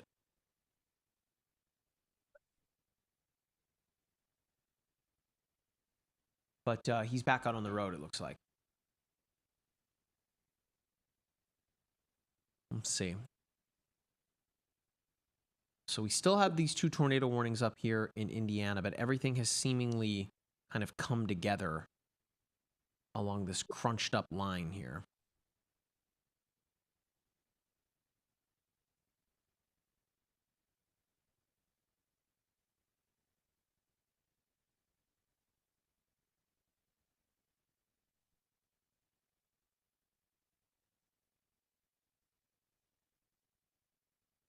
Everything super linear here west of Memphis.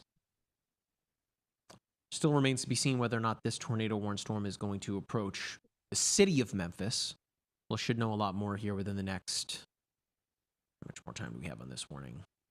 12 minutes. So probably within the next 30-ish minutes.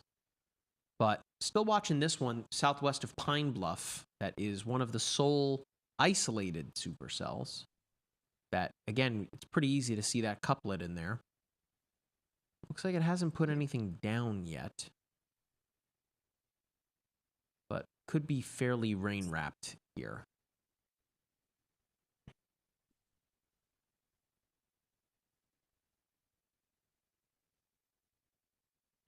Jack went to go use the restroom. I don't know when he's back.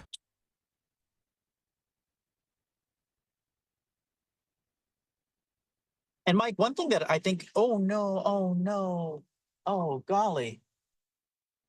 Oh, there are hundreds of them. Y'all can't see this, but I've never seen so many frogs all at once. You're the frog whisperer, man. Hang on, I gotta go rescue some frogs. Just a sec. I'll be back. Actually, y'all can take my stream if you want to see me catch them all. They're so cute. You do your thing. All right, I'll be right back.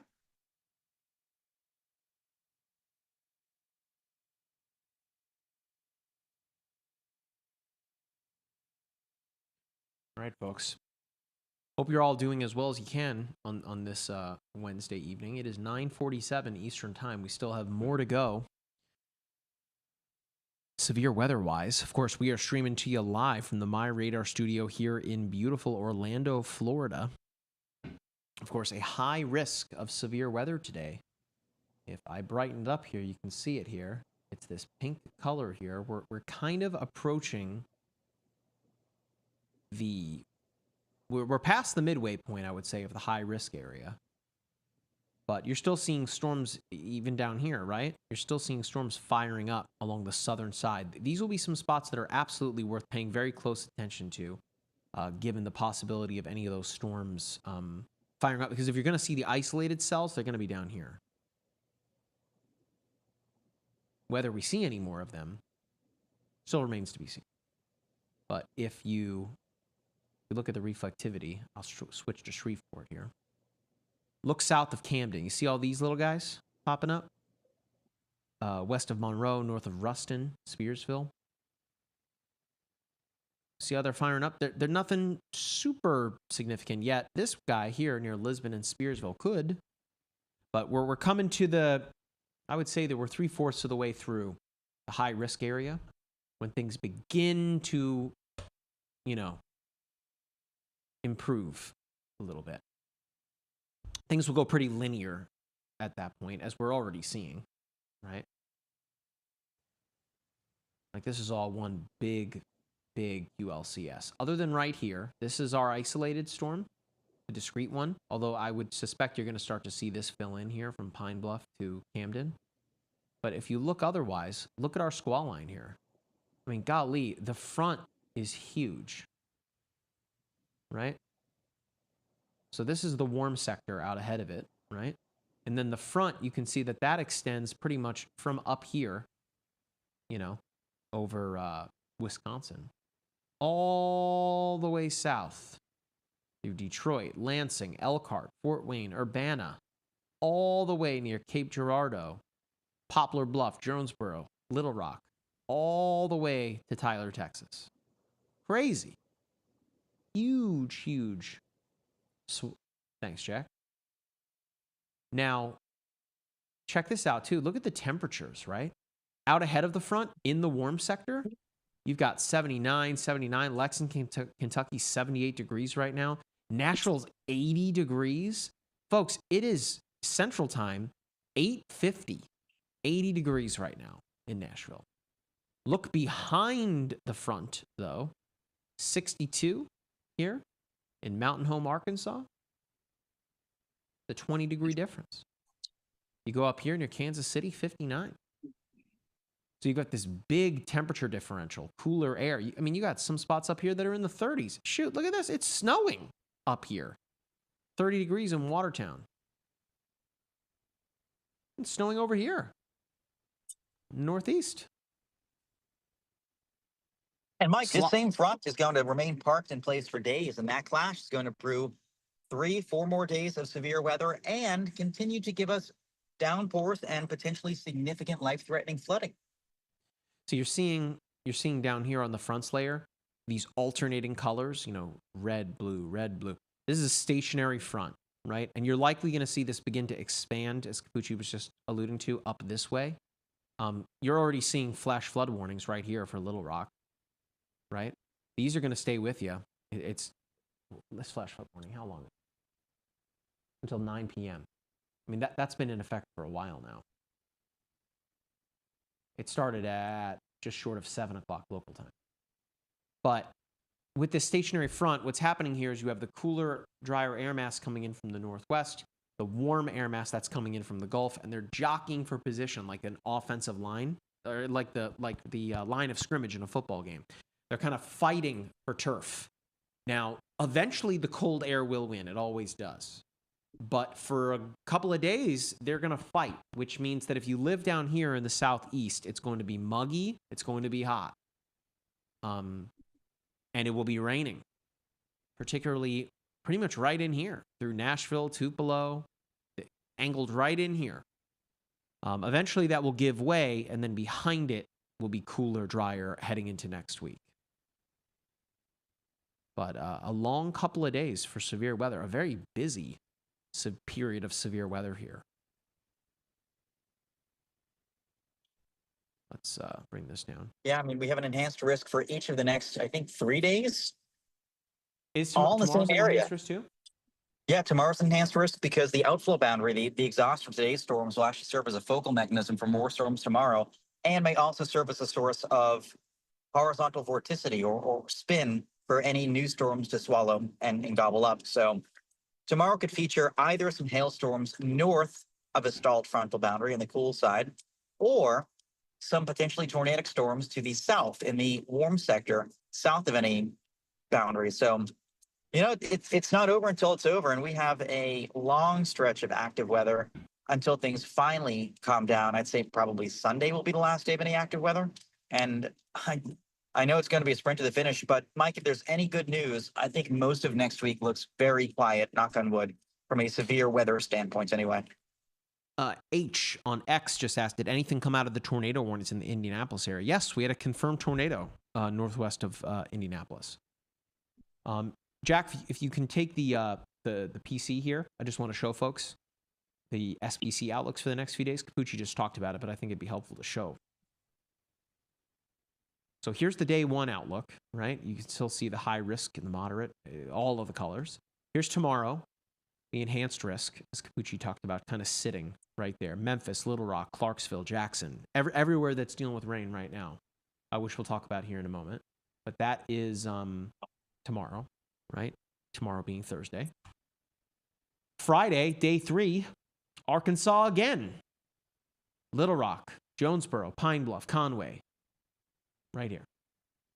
Then Saturday, day 4, this is another effectively an enhanced risk area. Shreveport, Jackson, Monroe, Alexandria, Louisiana, right? But that's severe weather. If we go to here, the Weather Prediction Center, look at the rain here. This is your day 1, that's today, moderate risk of flooding, right? And what that means is you can see the risk of rainfall exceeding flash flood guidance within 25 miles of a point. That means at least 40%, right? So like effectively a 1 in 2 chance that you'll see flash flooding. We're seeing that now. That is verifying. Okay, tomorrow, high risk, because remember all this rain, this is a river valley here, right? So it's raining the upper elevations. That water is going to slowly work its way down and seep into the lower valleys. You've got the Ohio and the Mississippi rivers here. It just takes a little bit of time. Of course, when it happens really quickly, when there's a significant amount of rain at one time, right? But this will continue, being that, as Capucci alluded to, you have this front kind of stalling right over western Kentucky, western Tennessee, eastern Arkansas. That's a high risk of flash flooding, 70%. You do not see these all that often, let alone, by the way, a high risk of severe weather and then a high risk of flash flooding effectively stacked on top of one another. Then here's your day 3. This is Friday. Moderate risk of flooding. Again, same part of the world, if not a little bit more to the north, right? And that's as far out as I can push the excessive rainfall outlook. But look at this. This is the QPF, or the quantitative precipitation forecasts, right? This is effectively giving you a general idea as to how much rain you're looking at here. So over the next 2 days, those orange colors is between 5 and in some spots near 10 inches of rain there in a bullseye over western Tennessee. 1 to 3 days, look at how much that expands over Arkansas, southern Missouri, even into Oklahoma and Texas, right? But some of these spots right here, like this yellowish dark green color there, again, that's 7 to near 10 inches plus of rain over the next 72 hours. Expanded out even further than that. Yes, Capucci. It's worth mentioning, too. I mean, I know you said moments ago there was a high risk for flash flooding and excessive rainfall coming up tomorrow and a Friday. High risks are only issued 4% of the time, but they count for 40% of all flood-related fatalities and losses, meaning the impacts are basically 10 times greater when you get a high risk compared to other risks. And so it goes to show you that, you know, we tend to really focus on Storm Prediction Center high risks, but when you get a Weather Prediction Center high risk for flooding and rainfall, it's a really, really big deal. You know, a lot of folks think that, oh, you know, the most dangerous, you know, weather, you know, are tornadoes. But the number one source for fatalities is inland flooding, is flooding, period. We say it all the time, right?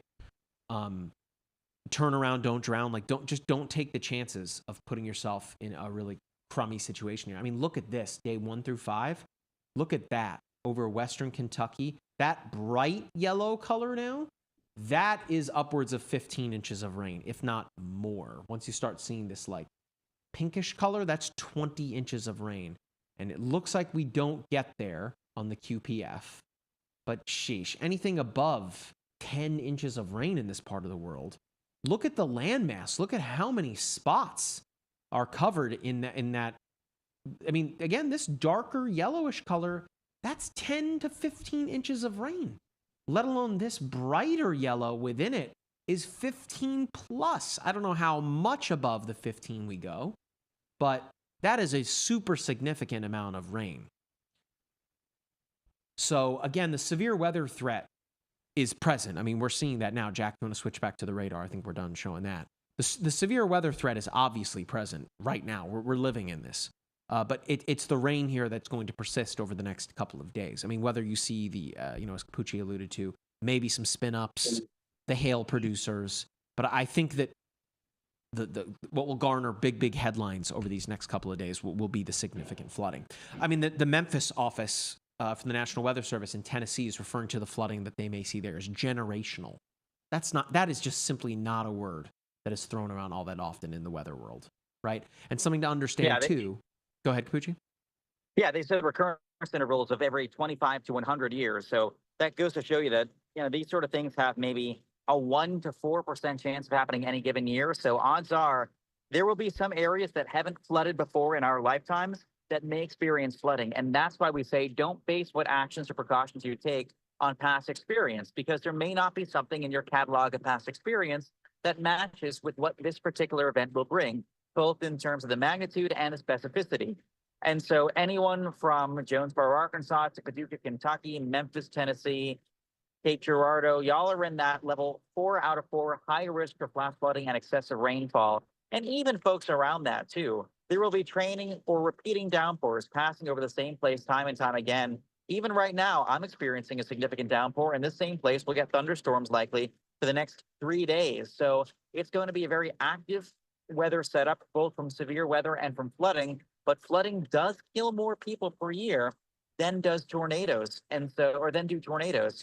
So we urge folks, please do not look down upon the flood threat. It is a very real and formidable danger.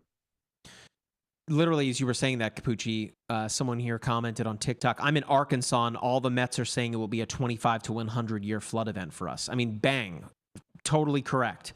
Now, keep in mind, it doesn't necessarily mean that an event like this happens every 25 or 100 years. We're talking statistical anomalies here, right? So a 25, a 1 in 25% chance, as Capucci touched on, a 4% likelihood of this occurring year over year. A 100-year flood, we're talking a 1% likelihood of that occurring within a single year, right? So don't take it lightly.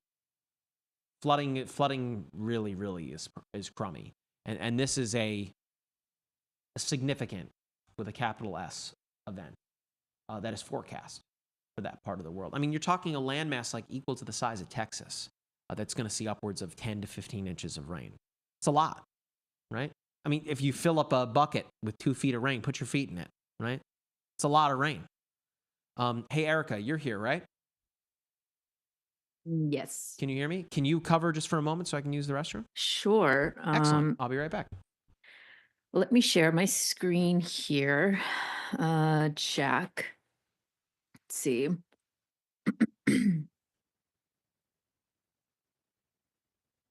Okay. Let's zoom out because there are a couple tornado warnings that I've just been looking at here over the last several minutes. And the coverage, we still have several tornado warnings, all the way up from just outside of Indianapolis, all the way down to Tennessee. And so you can see even Arkansas. So you can see where that line of storms now pushing into Tennessee, Mississippi, but we still have this one tornado warning down here in Arkansas. And right now it's not anything that's confirmed on the ground, but I did just read that text. And I'll go through it because I am seeing some questions about where are these tornado warnings? I know there's so many on the screen right now. So I'll walk you through each, and then I'll go back and read the comments and see what questions you guys have. It's going to be a long evening and overnight. So if you have the MyRadar app and you received a tornado watch, that just means stay weather aware of what's going to go on over the next several hours. But we'll talk about the now, and then I'll show you that here in just a couple of moments. But you can see here that tornado warning for Calhoun, Cleveland, and Dallas counties in Arkansas.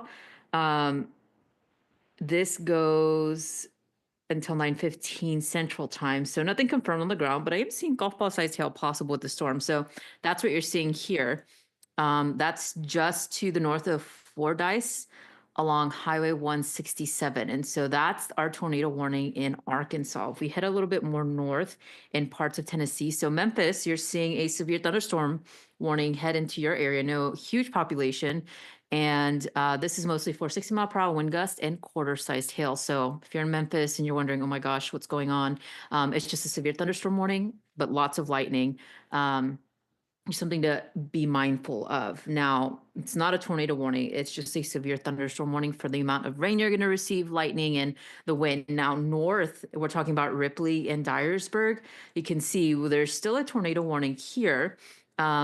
But again, nothing is confirmed on the ground. But with tornado warnings, it means that there's radar indicated rotation, and at any moment there could be a tornado. So right now I'm not seeing anything confirmed, but still a tornado warning if you're anywhere in this area. So we're talking about northwestern Crockett, southeastern Dyer, Gibson, Lauderdale, and Haywood counties.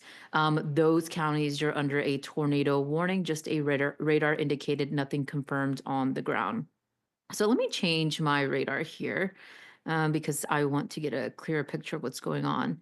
And I'm just going through these quickly for anybody wondering what's going on. So here's this next tornado warning just north of the Dyersburg area. We're talking about Martin, Sharon, Weakley counties, and Obion counties, Henry counties. This goes until, let's see, 9:15 as well. Nothing confirmed either, but still radar indicated tornado warning. Now let's go a little bit more north, and I want to make sure I'm reading all of these just in case. If you're hearing me and you're here, city, you are under a tornado warning, but there's several. So I'm trying to keep track of all of them. This one, so let's see, this one's for a lot of counties in Kentucky. So Callaway, Marshall, Trigg, Graves County, and Lyon County. We're talking about the cities of, let's see, Hardin, Benton, just outside of Lake Barkley. That is also another tornado warning that we're tracking here. And Reading the latest text doesn't seem like it's a confirmed tornado either. So that's some good news with that one. But still, if you're in this area, you need to be seeking shelter. These are all actually to the east of Paducah. You can see Paducah there on your screen. And I kind of want to zoom out because sometimes we like to zoom in and maybe you don't know what storm we're talking about, but these are the ones in Kentucky, just on the east side of Paducah here. And there's actually 3 tornado warnings. You can see them. And there's multiple areas. Some of these might expire here over the next 7 minutes, but we do have one that is an observed tornado warning, and that is the one in Fredonia. You can see, yeah, very clear picture of that this is a very tight indication or a very losing my train of thought here. A very prominent feature that we're seeing, this is our velocity tracker. So it's telling us that it is rotating and it is an observed tornado from the National Weather Service here. Again, this is for Fredonia. This is Caldwell and Lyon counties. Confirmed tornado near Eddyville, moving at 55 miles per hour. So spotters have confirmed this tornado. Right now, I think this is one of the few tornado warnings that does have a confirmed tornado with it. So again, that is in Fredonia. This is also in the state of Kentucky here. So let's go back, and it might be right on the border there. I want to make sure I'm getting this information correct. So yeah, and this is from, let's see. Yeah. Caldwell, Crittenden counties and Lyon counties. Yeah. And so that's the one confirmed tornado just to the east and west of this tornado warning. There are 2 other tornado warnings as well. It looks like, let's see. Yeah, so just something to keep in mind with this storm. Again, right over Fredonia, and that is our confirmed tornado that we're seeing. Now, let's go up to Indiana, and I'm going pretty quickly over these, so I'll go back, and if you just tuned in, I'll go back and answer your questions because I'm trying to get to all of these. There's a lot of them that are starting to spin up pretty quickly, and one of these down here, so Evansville, I am seeing that this is an observed tornado warning, a damaging tornado near Evansville, near Henderson. It's moving pretty fast, 75 miles per hour. This is for Vandenberg, Spencer, Gibson, and Henderson counties. And again, this is a confirmed tornado just right outside of Evansville, Indiana. So still pretty active evening. Don't let your guard down here. This is just the environment we're working with. We knew these storms were going to go well into the evening, and that's definitely what we're seeing. Something that worries me about some of these tornado warnings is it is dark. And so visuals on any storms that could be on the ground will be pretty difficult.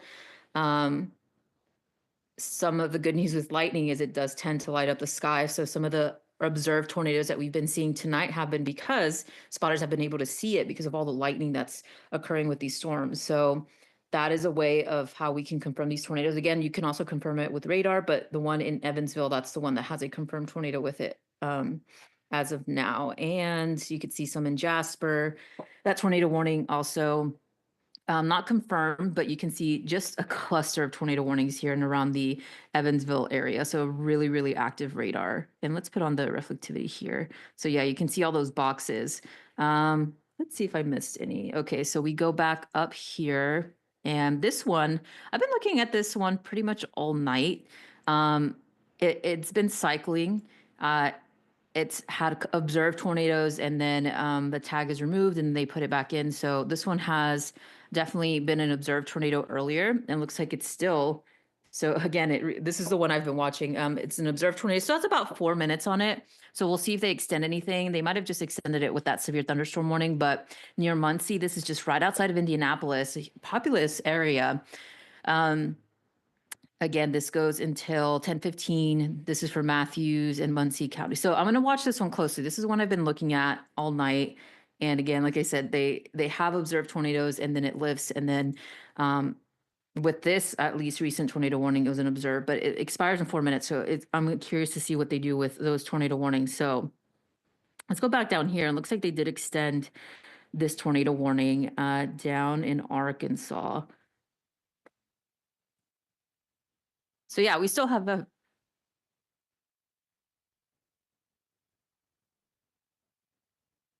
Like as you mentioned, they're all kind of these quick hitting ones that form as embedded kinks of spin in a broader line of storms. But that one down in south central Arkansas, to your point, it's alone, it's discreet, it's isolated, it has a pretty good couplet with it. And there may be a second area of rotation trying to form behind it. That second area of rotation is kind of higher up in the sky. It's at the mid levels of the atmosphere near Bearden. Bearden was already impacted by a circulation earlier on. And so even after the first potential circulation or potential tornado moves through, you might, keyword might, get another tornado warning behind it. So it just goes to show you sometimes there are these hotspots, these corridors that see repeated tornado warnings. But yes, near Kingsland right now, there is that potential tornado moving towards Ryson. So Kingsland moving towards Ryson. There are some very, oh my goodness, I'm so sorry. The mosquito flew into me. It's been flying around in my rental car. Sorry, Erica. Anyway, yes, near Ryson, the folks there need to be in their tornado shelters as that potential circulation works in. Yeah, and I'm keeping track of what everyone's saying here in the chat. Yeah, there's a handful of confirmed tornadoes right now. I'm really trying to keep up. There's just a lot of activity still ongoing, and the one that we were talking about here with Capucci is in Arkansas, so it's that northernmost storm just right outside of Pine Bluff, just to the south. Capucci, where are you? I'm in Memphis right now, so Okay. I'm going to probably try to reposition for tomorrow's storms, which also unfortunately look to impact a very similar area in Arkansas with the potential for more tornadoes. And Erica, one thing that I think is concerning, you know, as meteorologists, you and I banter back and forth about different weather models and which weather models are the best for which setups. You know, the HRRR, the high resolution rapid refresh, which historically has been one of our favorite models, doesn't always handle situations like today's setup particularly well. It didn't do a very good job, but there was one model, RRFS, or we call it Rufus, that did pretty well. And Rufus tomorrow is indicating the potential for significant tornadic supercells in southern Arkansas, an area that again was hard hit today. So we may once again, Erica, be talking about more tornadoes and perhaps at least an enhanced risk, maybe a locally moderate risk. We'll see. But suffice to say, no rest for the weary. And we have another enhanced risk come Friday. So a very lengthy severe weather episode. Some folks seeing tornadoes again tomorrow, some folks seeing more flooding. But yeah, Erica, this system just won't quit. Yeah, and April usually marks an uptick in severe weather. I know last year, one of the more historic April-May tornado outbreaks in general. It's only April 2nd, and we're already seeing all of this, several confirmed tornadoes already tonight. I haven't been keeping track, but it's been several. So very unfortunate situation. And of course, if you're listening to this, you're concerned about what's going to happen tomorrow. We're going to have video updates in our app as soon as we can. Our team of meteorologists, especially Matthew Capucci, is always on top of it, even if he's in the field. So you'll have a forecast for that tomorrow morning in our app. Of course, we can walk you through that here over the next several hours as well. A very concerning setup. It's just been such a busy day of tornadoes that we're concerned for now. And then tomorrow, of course, tracking even more and throughout the rest of the week. So definitely a busy start to the month of April already. So let's talk about this tornado warning. And I am seeing a confirmed tornado. Let's see if I can pull it up here. So this is just south of Paducah to the south east there. So yeah, I'm seeing the latest text from the National Weather Service. I think they're saying it's an observed. It might be an old observation. I don't know if they updated that because I'm not really seeing much with that one. I don't see anything to me, Erica, that makes me think there's something in the ground. And that's kind of how these environments are, you know. The tornadoes require perfect balance between warm and moist air chafing against each other to create little whirls, and those whirls have to be vertically stretched by the warm air higher into the storm in order to intensify. And so you may have earlier on had that occur very transiently. And then what happens oftentimes with these setups, you get that whirl, you get it stretched, you get a tornado, and then boom, the cold air comes in and just kills the tornado. And the cold air surges forward, you get a new little spin up and so on and so forth. And so my guess would be there probably was one earlier on. I'd say, you know, radar makes me think there was one near Fredonia about 10 to 15 minutes ago.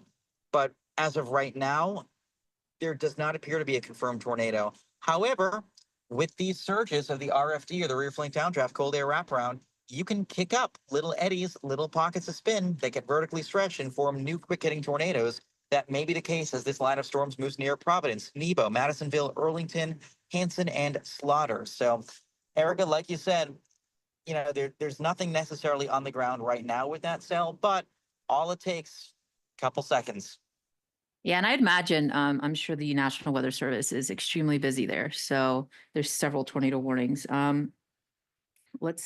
So I did see, I'm not sure if they just extended this warning. I'm like getting lost in the polygons because there's just so many, and I'm trying to keep up with the questions. Somebody's saying what's going on in Eddyville in Madison. So I'm not really seeing anything, at least right now, that indicates that this would be something confirmed. Obviously, if there's a tornado warning, you need to be seeking shelter. That's probably what you're thinking. But yeah, go ahead, Capucci. Erica, if you take a look, we see that big cluster of storms south of Evansville, but take a look. I don't even know how to describe it. There are just so many of them.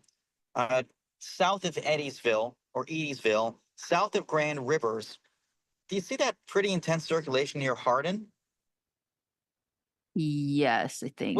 What are your thoughts on that one? Yeah. That one, I feel like, has sort of pulsed up pretty quickly in the past little while. It may be our next candidate for a quick kink in the line circulation or a quick little spin up. Oh yeah, I do see that. Yeah, that's interesting. I wonder if, so I think that's a new warning actually that they put on there because I don't remember. There's just so many. I think that's what you were saying. Yeah, I think that might have been. Yeah. Okay. So yeah, that is a new. Confirmed Yeah, tornado damaging located tornadoes. southwest of Benton near the Callaway County line, moving northeast at 65 miles per hour. Weather spotters have confirmed that one, in addition to it looking good on radar. So that is the one that is east of Benton. It is going to move, for the most part, over some rural areas, which is good news. I mean, obviously, there are people who live out in rural areas. We feel for them. We want to make sure they're in their shelter. Oh yeah, I but think can, I have the correlation coefficient on and I can, yeah, I see something. Let's see. It's like right there. Right over, what is that, what river? Grand Rivers. Yep. You see that? Yeah. Yeah. Yeah, so that's probably why they upgraded that warning. I wonder. Go ahead. I was gonna say, Erica, I know you mentioned moments ago, it's almost overwhelming how many warnings are out right now, both for the Weather Service who's issuing them and also for us trying to keep track with the folks at home. If it seems overwhelming, frankly, it is. You're not alone. These things it's like playing whack-a-mole because you have such quick hitting spin-ups. And that's kind of the thing when we change storm mode. With supercells, with rotating supercells, they tend to be going for a long period of time. But when it comes to something like this, where you have more, these transient circulations, kinks in the line, it gets a lot tougher because they don't last as long, but they can still produce damaging tornadoes of sometimes EF2 strength. And then by the time you warn them, they're gone. And that's why the Weather Service has to unfortunately jump around. It's like a game of whack-a-mole. Yeah, and I think they did a great job with this recent tornado warning. But let's see, some of the latest scans here on the one for just outside of Benton. Keeping a close eye on that one. Yeah, south of that too, still spinning or rotating. Yeah, so both of these are confirmed tornadoes. And let's see. There's like that weird, I don't know if that's new. There's a new little box here just to the east of South Fulton. Yeah, I'm trying to keep up with these warnings. There's just so many. There's actually 14 tornado warnings to be exact.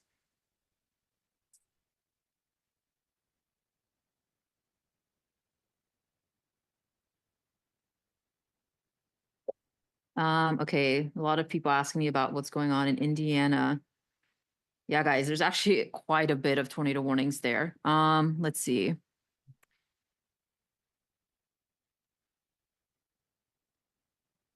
Yeah, so they're still keeping this observed or this tornado. So the only one I'm seeing that has an observed tag is the warning for Evan, just I think in Boonville, Indiana, there is a cluster of tornado warnings here, all weird shapes, honestly. So it'll be hard to read each one out. But let's actually zoom out and show y'all. And I'll actually put the boxes to fill in shapes because I think they're kind of hard to see there. I'm back. And let's do this. Hang on.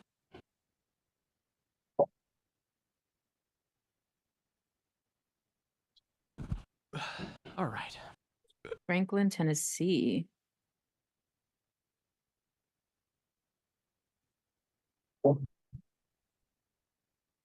Yeah, so all those kind of dark shaded boxes you see on your screen, those are all tornado warnings from Evansville, Indiana, Boonville, Santa Claus, Indiana. It's an interesting name. Jasper, Shoals, Winslow, Oakland City, and Petersburg, Indiana. If I read any of those cities, all of those are under a tornado warning. And the only one that really I'm seeing this confirmed tag, I'm not really seeing much on radar though, is the one near Boonville. Okay, so going down to Tennessee.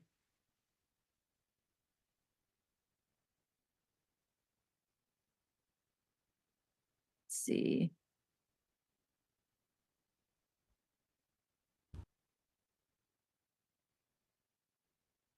Can you hear me, Erica? Yeah, I can. All right. Thank you for that. I appreciate it. I was able to use the restroom. I was able to call Jordan. We're doing good. Looks like all of the chasers are clustered up here near Memphis. Do we still have Capucci? I see his shot. Yeah, I think we do. We were talking earlier. Yeah. Okay. I'm still here. Yeah, I'm in Memphis myself as well, just crossing this. I was able to see Capucci's. Probably Memphis State, and then. Oh, I think we lost him. Yeah. I was going to say. I'm still here. I was able to see Capucci's posts on X where because earlier he had thought he was saving a family of frogs, and it turned out to be leaves. So it is. Yeah, what it is. It's unfortunate, but my goal is to post up in Memphis later on tonight, and then be ready to position tomorrow in likely southern Arkansas, given the increasing chance of additional tornadic supercells across the southern part of Arkansas. So, yeah, I mean, it's going to be the same areas again tomorrow. Likely less Tennessee, more Arkansas, but still, anyone from like Pine Bluff to Memphis, you really want to make sure that you don't let your guard down. I understand it's been a long day. I understand you want to move on. I understand it's difficult to live in a heightened state of awareness for days on end. In this case, almost a week on end. But you have to take tomorrow seriously too. I wouldn't be surprised if we see an expanded enhanced risk for possible strong tornadoes or even a moderate risk. We'll wait for the SPC convective outlook later on tonight, but just know that tomorrow could be a tornado day as well, and also will likely feature additional flooding. So the fat lady hasn't sung yet. She's not going to sing until probably Sunday. Have you guys, I reposted it to our X profile. Jack, if you want to take my shot here, I want to show there's folks. There's a PDS tornado warning now. Where? For, let's see, Murray. Kentucky? Is that Kentucky? It's Yes. like Tennessee, Kentucky. Yeah.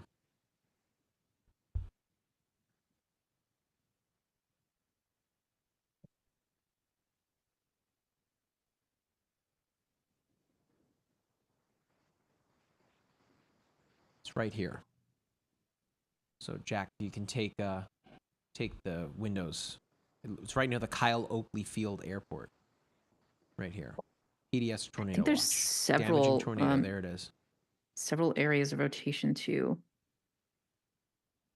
That one, wow, that one's a pretty strong kink in the line moving directly towards Murray. If we throw on velocity, you can see it probably won't be a super long-lived strong tornado, but it likely is a strong tornado. And that sounds kind of contradictory. Basically, what's happening is that tornado is feeding on the boundary, feeding on the cold front that's coming in. And so eventually it will be overrun by the cold front. But for now, it's just ingesting spin from the cold front. And that's allowed it to really quickly become a strong tornado. So very concerned about that. Real quick, Jack, take the web browser here. I don't know if we showed this here. This is from Jace Passmore here, a meteorologist out in Arkansas. Look at this photo of Lake City. Wow. I mean, this was our tornado emergency earlier today. The trees debarked, right? Look at this car right here. Of course, the survey meteorologists have to go out and survey this. We're not going to play the Is It Nia 5 game, right? But yeah, terrible. And I would imagine, I was able to speak with Jordan not too long ago. He, I think, is going to be heading that way for some video in the morning when there's some sunlight here. But anyway, crazy stuff. Crazy stuff. Jack, if you want to take that back, yeah, perfect. So right here, southwest of Kyle Oakley Field, west of Murray, and south of Highway 80.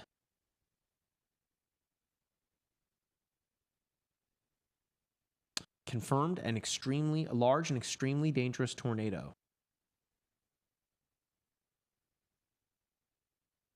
And boy, look at the correlation coefficient. We got a live one, folks. Yeah, that's a bullseye moving right towards Murray. Folks in Murray, you want to be in shelter right now, lowest floor of whatever building you're in. And unfortunately, Mike, I don't like to be this blunt, but if something doesn't change quickly, Murray's going to be hit head on. And Mike, one other thing about this too, this is a kink in the line circulation. That means that it's not like a traditional supercell where first you get heavy rain, then you get the hail, then you get everything else, then you get the tornado. With this, you'll see probably light to moderate rain, then bam, suddenly a tornado comes at the leading edge of the storm. So that may be the case, unfortunately, as this thing moves into Murray. So hopefully folks in Murray are below ground right now.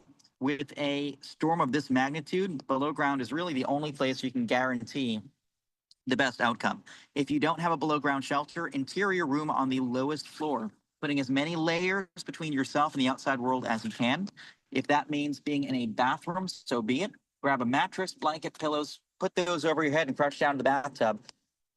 The bulk of tornado casualties stem from head injuries. And if you can mitigate that by hopefully covering your head, that's one more piece of good news for your prospects of emerging unscathed.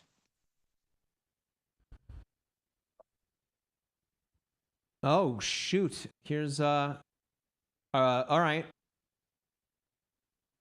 Jack, come back real quick to the web browser computer. This is from Max Lewis, an anchor and reporter from Fox 59 and CBS 4 in Indianapolis. It looks like the wall of a warehouse in Brownsburg, Indiana collapsed. Look at this. You guys see this here? Wow. What a widespread day today was. All that lightning in the background. I don't want to show the whole thing, but I just reposted it. You guys can check it out. Big shout out to Max there. Again, the folks of local news working hard.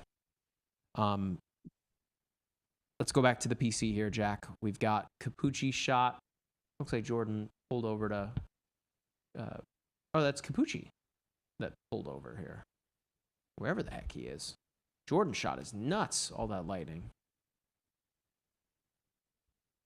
But we're Somebody asking what state that is. It's Kentucky. Kentucky.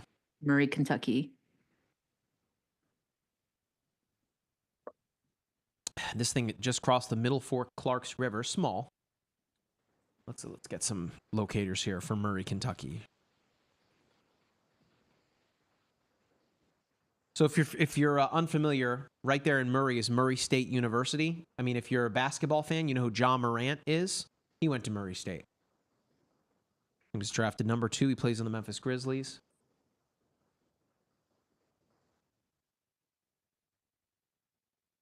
Of course, darlings of the NCAA tournament. Here's Murray. Murray State is here-ish.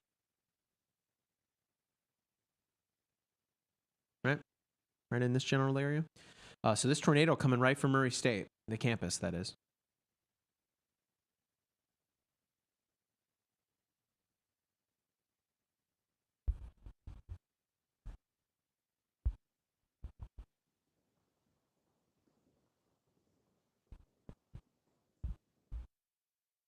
A lot of folks asking about Mayfield, Kentucky. I mean, I can understand why you're on edge there. But Mayfield's right here, right? On the northwest side of this. Good news is it looks like things, based on right there, that was about 15 minutes ago. You can see the debris ball right there.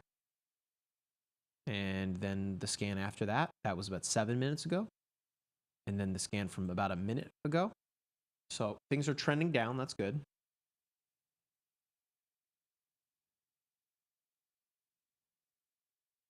But unfortunately, Murray is right in the path of this. So we will see what happens here. But it is on its way here.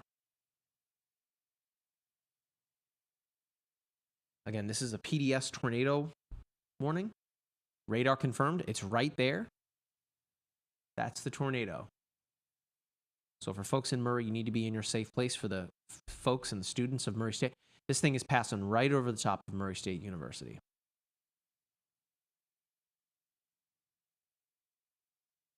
Where?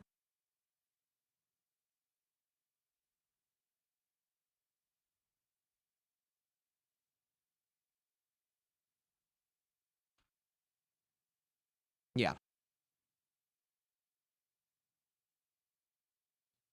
Where's 121? Right here. So like Murray State is right here, the school.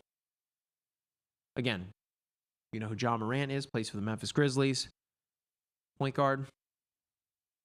This is where he went to college.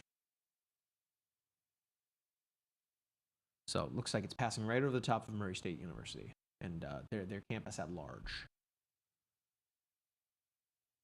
Jill asking, can you explain what PDS means? Must have missed it. So PDS stands for particularly dangerous situation. So a tornado warning can be issued when there's radar indicated rotation, like if you can see the rotational couplet on radar. Then when you have a confirmed tornado, things can kind of just ramp up from there. So a PDS tornado warning would kind of really tell people, like, you really, really, really need to pay attention to this, because there's still a lot of sociological evidence that suggests that people still just don't want to pay attention to the word warning, right?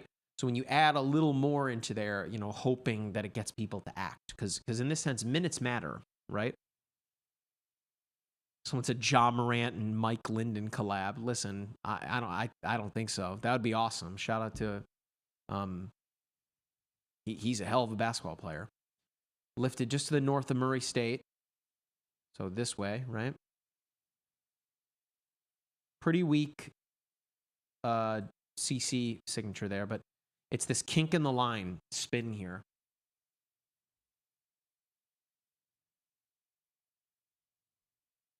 Oh yeah, there's I'm seeing a lot of people asking about Greenwood in Indiana. There's a tornado warning, but it's just radar indicated, nothing confirmed on the ground, but it's a flash flood warning populous. for Indianapolis as well.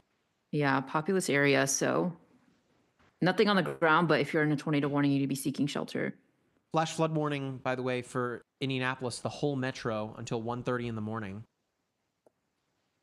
Where it's already rained between 1 to 2 inches, and it looks like another 1 to 1.5 inches is expected. So that's a lot of rain in a very short period of time. Do not drive through a flooded roadway. To Erica's point, this tornado warning right here, let's switch to KNID. This is another kink in the line here. Yeah. Nothing on the ground, but radar indicated. Just nonstop. Nonstop.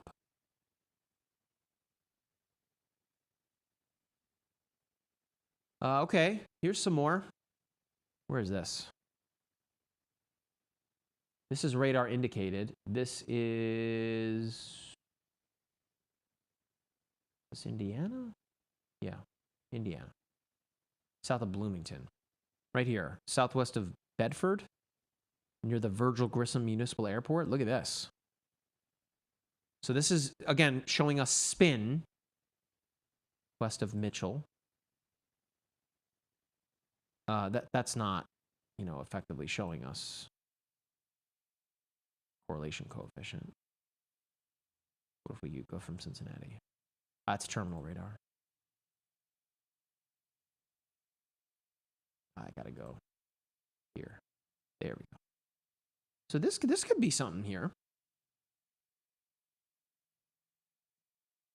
You can see it trying to hook in here, right? Right here. There's your inflow.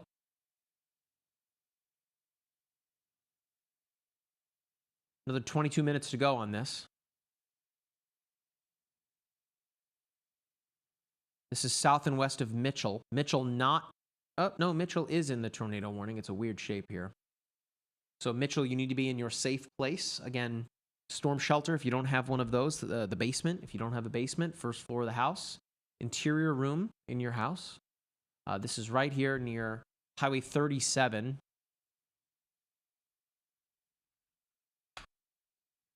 So Mitchell, wow, 4350 for the census there in 2010. So there's a decent amount of people here. Looks like the high school is here on the north side of town. Again, this is just radar indicated rotation. It's not a confirmation of a tornado on the ground, but you should treat it with respect for sure. So here's 60, right? So we've got the industrial pallet court there. Hall's Body Shop right here along 60.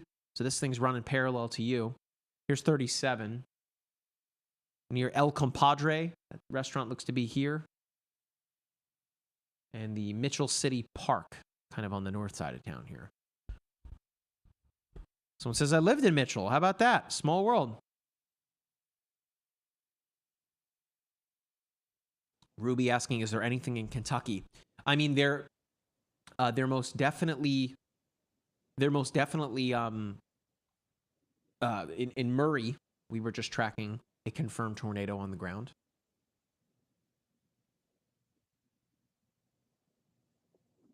But this one right here, I want to see what happens with this. I did see somebody ask what a PDS means. It means a particularly dangerous situation. It's a higher level than just a regular tornado warning. Means there is a dangerous tornado on the ground. And that is what we're seeing in Murray, Kentucky still. Yeah. We did see the CC begin to lift just a little bit there, but it's still, you don't want to let your guard down at all. Let's take a look at what's going on down here. I don't want to forget about that storm up north in Indiana because the rotation is fairly tight there. You can see some tightening up here for this one, southwest of Fordsville, south of Owensboro. So this is in Kentucky, Hancock, Breckenridge, and Ohio counties. This is until 10 o'clock Central Time, so another 20 minutes to go. Again, another kink in the line kind of setup right here. Right here, near Madisonville, is another one. 20 minutes to go, radar indicated. Again, you're just going to see a lot of this little notches in the line here. Everything is very linear right now. Still deserves your respect, obviously.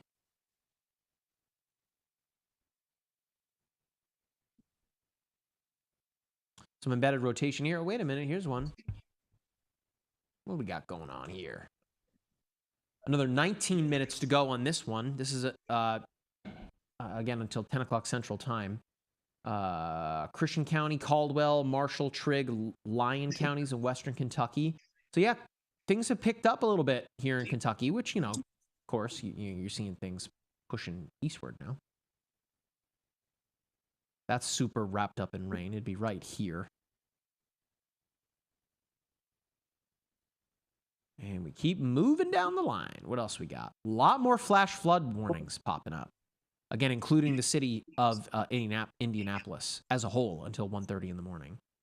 And then how is our little guy down here in Arkansas? Oh, nothing there anymore.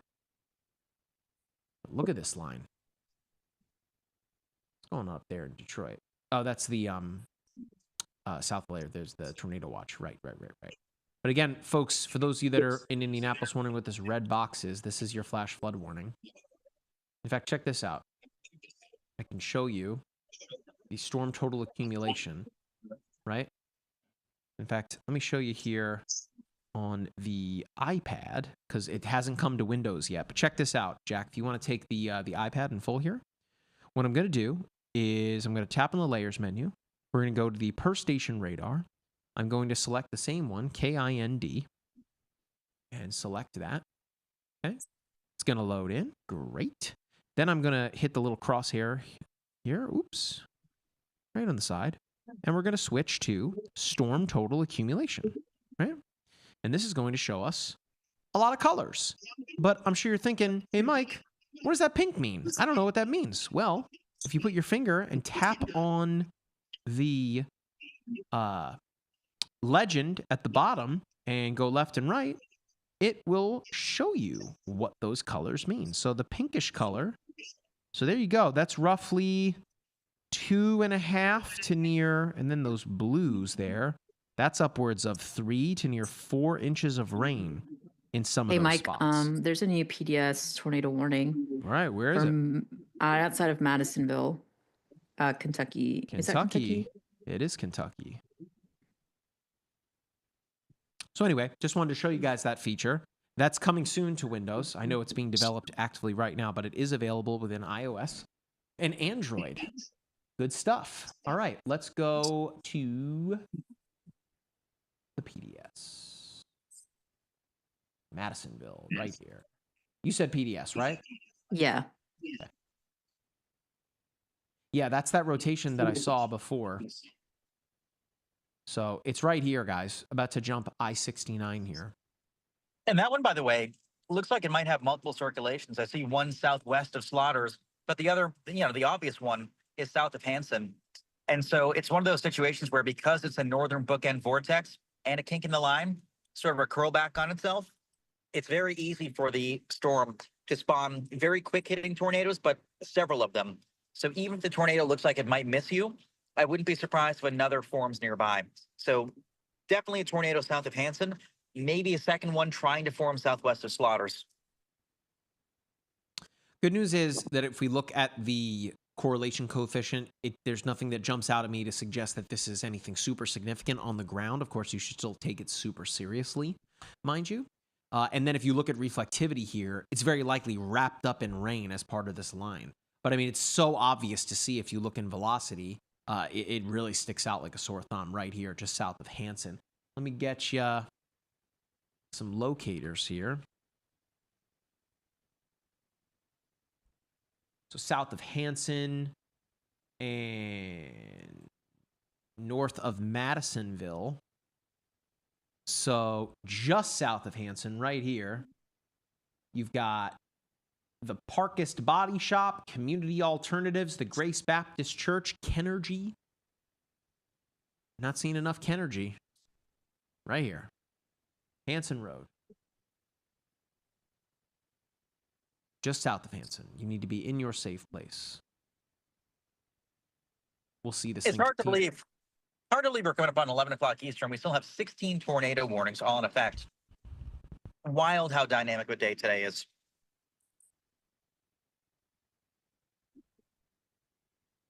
Someone said, any update on Fordyce?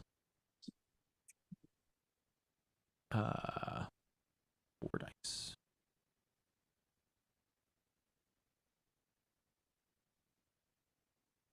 In Arkansas? It's been a heck of a day in Arkansas.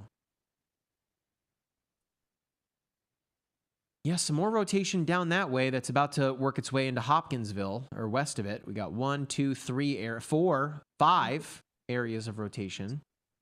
This is kind of our little hot spot right here. All right here. South and west of Hopkinsville, up toward the rotation up near Hanson issued, if not north of it. Just the south of Sabri. But right now, you've got this embedded rotation right here, just south of Hanson. I mean, it's totally wrapped in rain. Right here. Just crossed I-69. Someone's yelling at me about Indiana. Okay, yeah, there's a new one. Just east of Indianapolis. Let's see what's going on. Yeah, we got a little rotation in there. Greensboro.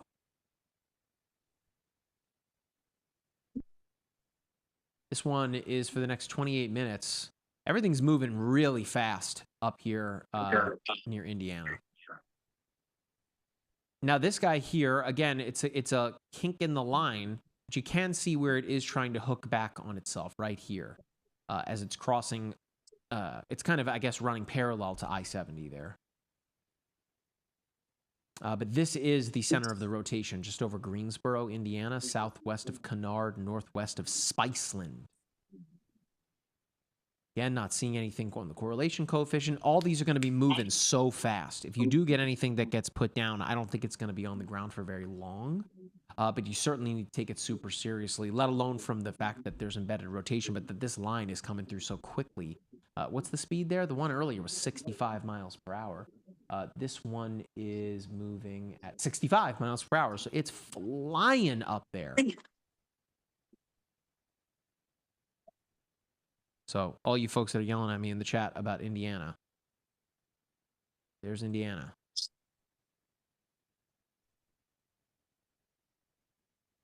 Man, might not be too long that we start to see things work their way into Northwest Ohio. I see people in here yelling about Lima, Ohio. You're just under a severe thunderstorm warning right now, none of which are tornado warned. None of these storms. Flood warning for Indianapolis. Yeah, it looks like they just dropped the PDS for Murray, but are keeping it in Madisonville, just outside of the area. Yeah, this whole zone right here has got so much rotation within it, right? First of all, we've got this one up here that is perhaps the most potent, northeast of Hanson, that pushed east of Slaughters. Then you got these little pockets, one south of Madisonville. You've got kind of this messy zone here from Nortonville southwest toward Interstate 24. Cadiz, west of Cadiz, or Cadiz, apologies, running parallel to I-68 here. That's all, again, pushing into Kentucky. It's right there over western Kentucky. Now, let's see how things are doing when it comes to the weather outlooks. You can see now we're coming out of the high risk zone. You know, I don't think you're going to see that dropped yet, but we are coming to the end. Everything is kind of now in the moderate risk area. All in all, I mean, I think that this threat is now here over the next hour is going to start to wane. I don't know about quickly, but I mean, not too long ago when Capucci had mentioned the southern storms, a lot of those have kind of really lost juice. You're seeing down south, I mean, the southernmost storm that we're seeing right now is this one here east of Dyersburg, right? When earlier today we were seeing tornado warned storms over Louisiana and eastern Texas. Right now, there are severe thunderstorm warm storms as far south as Pine Bluff and near Fordyce that someone was asking about. But I'm going to be honest with you. If I'm down that way in Arkansas right now, we're talking Stuttgart, Pine Bluff, Fordyce, Camden. I'm more concerned about the flash flooding. That's these darker red outlines here. Given the amount of rain that's still to come overnight through tomorrow with this training line, that's what I'd be more concerned about at this point in time for the areas here in southern Arkansas. You know, if I turn on the reflectivity, you can see that it is still raining down here. Now, I think you may still see some storms coming in from the south. I don't know if Capucci is with us. I'd be curious to hear his take. I'm not so sold on anything blowing up on the southern side now. It seems like that has really lost a lot of juice. We're talking the stuff in southern Arkansas? Just in general. I mean, right now, everything south of Jackson, Tennessee, it's severe warned, sure, but I'm more concerned about the flash flooding risk, which right now stretches from near Fulton, Tennessee, all the way south to Camden, Arkansas, than any of the storms that could be firing up. I would agree. I don't think the tornado threat is really as significant as it once was for areas in Arkansas and southwest Tennessee, even northwest Mississippi. The one near Pine Bluff could try to spin up again. I don't think it necessarily will. In fact, I think it's in the process of trying to get elevated, so rooted in warmer air above its own exhaust. I think most things are becoming kind of outflow dominant, falling behind the boundary, reducing that tornado threat. As you said, I think it's more a flash flood threat. And indeed, we already have flash flood warnings in effect for the greater Memphis area, down towards Pine Bluff, and a little bit east of Little Rock. And that's just the start of a long duration flood event. So, yeah, I think the tornado threat is mainly across the Ohio Valley now, less so the Ozarks and less so the Mid-South. So mainly the Ohio Valley. So tornado warning right now here, a confirmed tornado. This is near Turkey Bay along Interstate 68. I was just showing you this before near Cadiz. Apologies if I, I'll get that. I want to get it right. Stand by. Cadiz. Right here along Interstate 68. This right here is a confirmed tornado, confirmed by weather spotters. So this is super far western Kentucky, right? On its way toward Hopkinsville, again near Cadiz, pretty much right on top of I-68 here. I mean, if we look, this is it's this kink, this little notch right here in the line. It's moving real fast, right? If we look at this 60 miles per hour, everything's going to be moving pretty quickly now at this point as part of this larger line. Yeah, that was the warning that had the PDS tag earlier, I think. Gotcha. For the same storm, Gotcha. yeah. I mean, there's a little area of rotation out ahead of it, northwest of Cadiz here, working its way toward Interstate 24. But this is the area of circulation that, as Erica just stated, was PDS warned not long ago. Sorry if I missed that one earlier, Erica. Up here, southwest of Madisonville, it looks like that's about to expire. Oh, gosh, another one.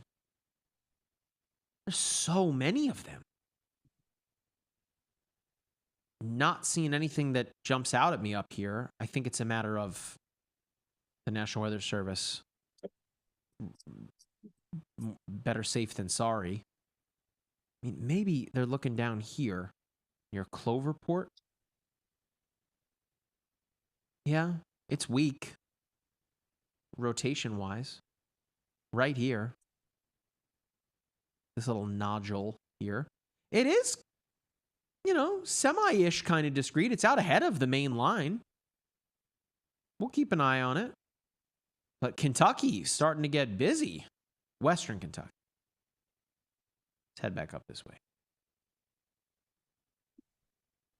If there's any good news, Mike, I think the tornado threat won't really progress too much farther east tonight, simply because the actual squall line anchored to the cold front is stalling. So it won't move too much farther east. Now, good news for those farther east in terms of tornadoes. Bad news, though, because this stationary front is what all the moisture is going to ride along for the next several days. So because the front is parking, the tornado threat doesn't really advance as much farther east. But the downside, neither does the flood threat. That rain is going to pass over the same area time and time again, leading to very significant flood concerns up and down the Mississippi Valley. Yeah, the flash flooding threat, as I alluded to before, I think is becoming considerably more serious by the minute. We have Indianapolis, a major metropolitan area that is under a flash flood warning until 1:30 in the morning. So another 2.5 hours to go. Bloomington, home to, of course, the University of Indiana, under a flash flood warning until 2 o'clock in the morning Eastern time, so another 3 hours to go. It's these darker red boxes. Evansville, Indiana, another major metropolitan area, under a flash flood warning until 4 o'clock Central time. Just west of that, Carmi, Albion, Bone Gap, under a flash flood warning. Elizabethtown, Eddyville, Smithland, Salem. Well, how long is that one? Flash flood warning until 3:15 Central Time. And it just continues all the way down the line here. Dyersburg, Forest City, again, Stuttgart, east of Little Rock, down into Pine Bluff and near Camden. And that's really, honestly, folks, that's just the start of it. There's so much more rain coming these next couple of days. Capucci earlier was talking about how even though you're kind of over it at this point, that you just cannot let your guard down. Mother Nature is very fickle in that sense. You really just have to continue to be vigilant. You'll get on the other side eventually, but it's going to be some couple of days where you just need to be alert and have ways to get those alerts. Being that you just don't want to put yourself in a situation where you're coming face to face with Mother Nature. She's very fickle. Meanwhile, have you ever been caught in a flash flood before? It's not fun. It's not fun. Scary. That's the only time I've been nervous doing this job. Yeah. Was when water was up to my hood. Because it just happens so fast. I mean, it happens so fast, and before you know it, you're just caught, right? And there's not anywhere to go. I haven't been. I know Capucci, you've been in some pretty perilous situations with the flash flooding. I've covered a lot of flash flooding after the fact. I mean, to this day, the two most like impactful aftermaths I've ever seen. I know Capucci, you've covered a ton, but to me, fire and water are the two where it's like, holy cow, this is next level. What it can do. The water is so ridiculous at just picking up humongous things and just chucking it crazy. And then of course fire, like in it's hard to explain unless you've seen it. Like it just makes you feel so insignificant.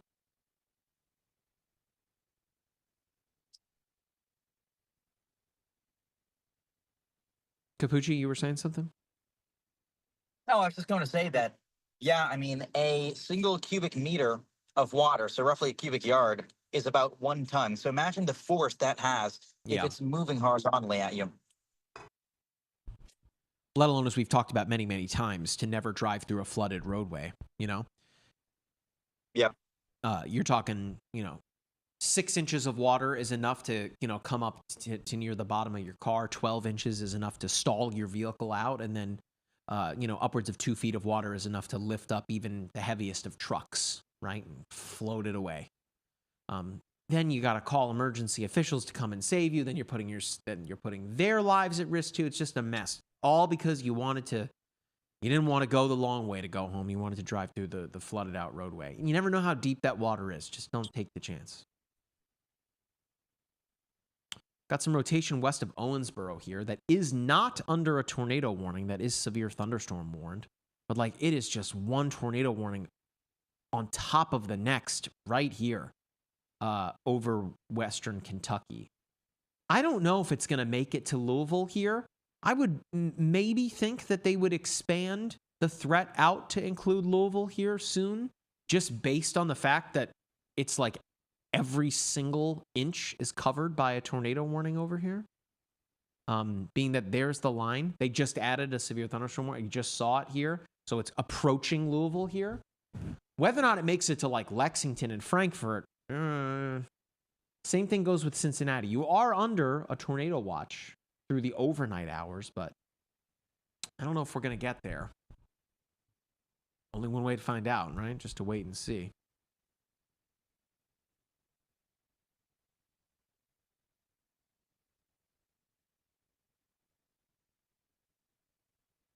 But we'll continue again to keep things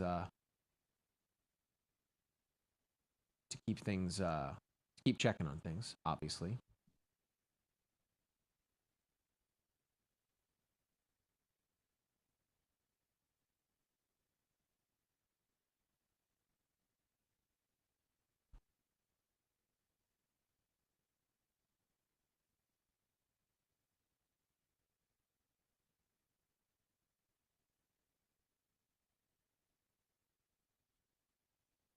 If you guys have any questions, get them into the chat here. Again, we're just going to keep a close eye on things as they develop.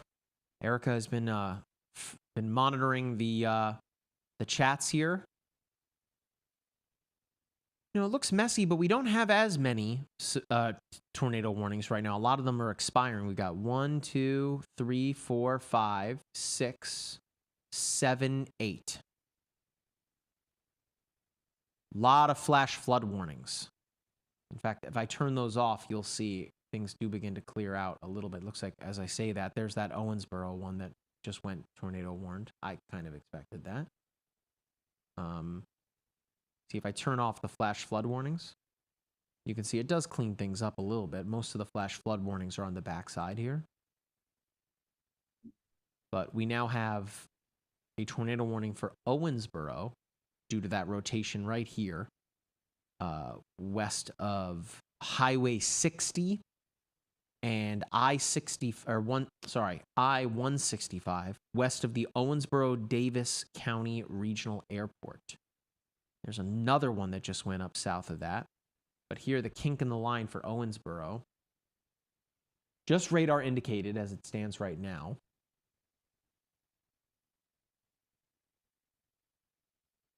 And there again, it's part of this giant QLCS or quasi-linear convective system pushing its way eastward.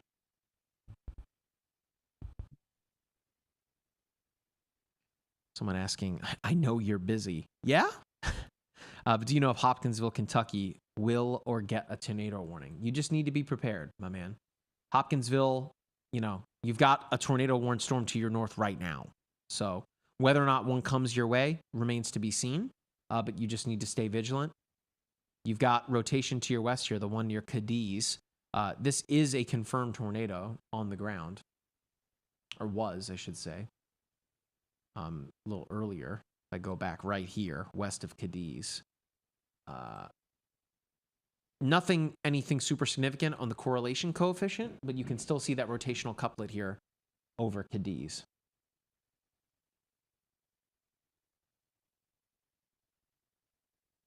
Yeah, that's the only one I'm seeing that's confirmed from all the other tornado warnings. I'm seeing a lot of questions about Ohio. Right now, nothing, no tornado warnings, just severe thunderstorm warnings, but there is, as we head into the overnight, we do have, I think there's a tornado watch there, actually.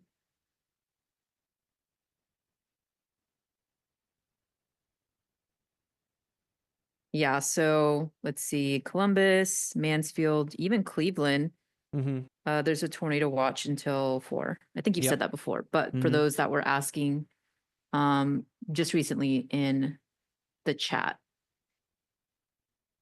These yellow boxes, right? These show our tornado watches, some of which are PDS, meaning particularly dangerous situation. That does include Nashville, Tennessee. That's until midnight Central Time, so 1 o'clock Eastern. I'm not sure if Bowling Green is. No, Bowling Green is not. So, again, south of that. So, is Clarksville included in that? Yeah, so Clarksville is in the PDS, Tornado Watch, in addition to Nashville, Tennessee. You got Tupelo, Mississippi down here that is in a PDS Tornado Watch. But then as we head north of Nashville into Louisville, Kentucky, you've got a regular tornado watch until 2 o'clock in the morning. Cincinnati, Ohio until 4 o'clock in the morning. That includes Columbus, Ohio, Newark, Ohio, Lancaster, Ohio, Marion, Mansfield, Cleveland, Lorain, Toledo, Bowling Green, and Sandusky, home to Cedar Point, which if you are into roller coasters, maybe not today or tomorrow, but when things clear up, get a little quieter, or if you have some summer vacation you're looking to take with the kiddos, if you like roller coasters, that's the mecca of all theme parks up there. There's like 1 million roller coasters up there. Crazy. I'm also very partial to Kings Island myself, which is down here near Cincinnati. Up here near where is it? It's in Mason. It's right here. Blueberry soft serve ice cream. Highly recommend. I went to college in Ohio. My wife is from Ohio. So partial to things that are in Ohio. Okay. All of our tornado threat is pretty much right here, mind you. Right? If I turn off the radar just for a moment, right? All these bright red boxes, everything is right here. South of Bloomington, and then just to the southwest of Hopkinsville. It's right here in this Boeing segment here. We don't have anything north of that. We don't have anything south of that. You got severe thunderstorm warnings up here in Indiana. And then you got some down here in Arkansas. Then on the backside, you have all these flash flood warnings from southwest of, so pretty much near Louisiana and Texarkana there, all the way up to Indianapolis, including Indianapolis.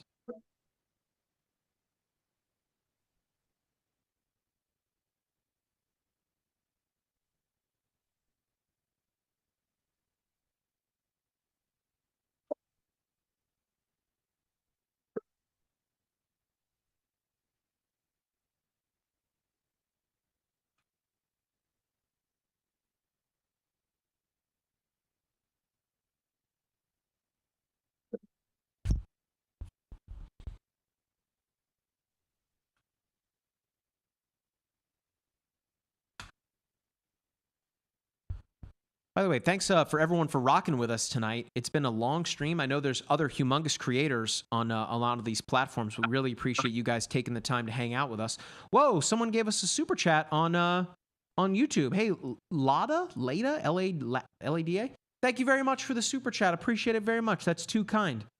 I mean, literally, as I was thanking you guys for taking the time to chill with us tonight, chill, you know. I don't know if it's so chill tonight, but again, we appreciate it nonetheless. If you guys are watching on TikTok, we crossed over 115,000 followers. That's so awesome. If you guys would be so kind as to follow us on this platform, if you're watching on TikTok, I mean, who the heck knows what's going to happen after the 5th? I know that they got to find a buyer in the United States, or who the heck knows what's going to happen. I have no idea, but we really enjoy using this platform to communicate severe weather information to people. So if you'd be so kind as to follow us, it's somewhere above my head. It's totally free to follow. And hey, tap on the screen. We're almost at 55,000 likes. Let us know that you're enjoying the coverage that way. And hey, share the live stream to get as many people in here as we can. Again, we'd really appreciate it. If you're watching on YouTube, hit that like button, that thumbs up really helps us break through the algorithm. And of course, subscribe to the channel if you haven't already. It's free, totally free to do so. We really appreciate it. And then let us know on whatever platform you're watching, whether it's YouTube, Twitch, TikTok, you're watching in the MyRadar app, let us know what kind of content you want to see from us. We are here to serve you. All right. And of course, I'd be remiss if I didn't tell you to download the MyRadar app. It's totally free to do so. Of course, I'm tracking storms right here on the Windows app. You can download it on iOS, Android, on the Amazon platforms. Brand new as of just 2 days ago, you can install the iPad version of the app on Mac OS. So it's not a Mac native app yet, but it's a much requested feature or version of the app. And we are so excited to bring it to you.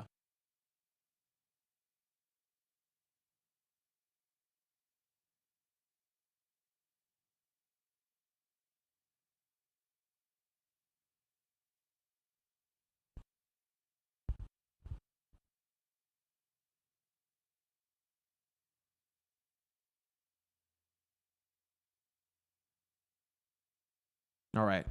So I think we're gonna say goodnight to Erica. She's gonna produce a forecast video tomorrow for the Spanish side of things, because tomorrow looks like another serious day, and then we'll have continued coverage the next few days. Erica, thank you very much for joining us this evening. And if you have friends or family that speak Spanish, our TikTok page, I've been trying to post on there more. We've been getting a lot of comments and views lately, so if you know anybody or you speak Spanish and you want to leave a comment there, I've been trying to respond to a lot of them tonight. A lot of worry, and these same areas are also going to be under the risk of severe weather. So I just kind of wanted to plug in our Spanish platforms because I really try to keep those up to date, especially on days like today where it's very important. But I just wanted to say that, Mike. Yeah, I mean, I've got it pulled up right here, Erica. If Jack wants to take the web browser real briefly, MyRadar ES. You can see us there. We're up to 16,000 followers over there. It looks like the content has really ramped up these past few days. So, of course, Erica has the ability to communicate severe and significant weather information to both English speakers and to Spanish speakers. And you can also find coverage there from meteorologist Joseph Trujillo Falcon as well. So, yeah, Erica, thank you for joining us. Appreciate it. I guess I will see you in the morning, all right? Yeah, I'll see you tomorrow. See you, Erica. All right. So I think at some point we're going to say goodnight to Capucci as well, being that Capucci plans to be out storm chasing tomorrow too. And then in the MyRadar app tomorrow and across social media, you'll see a forecast video from Capucci.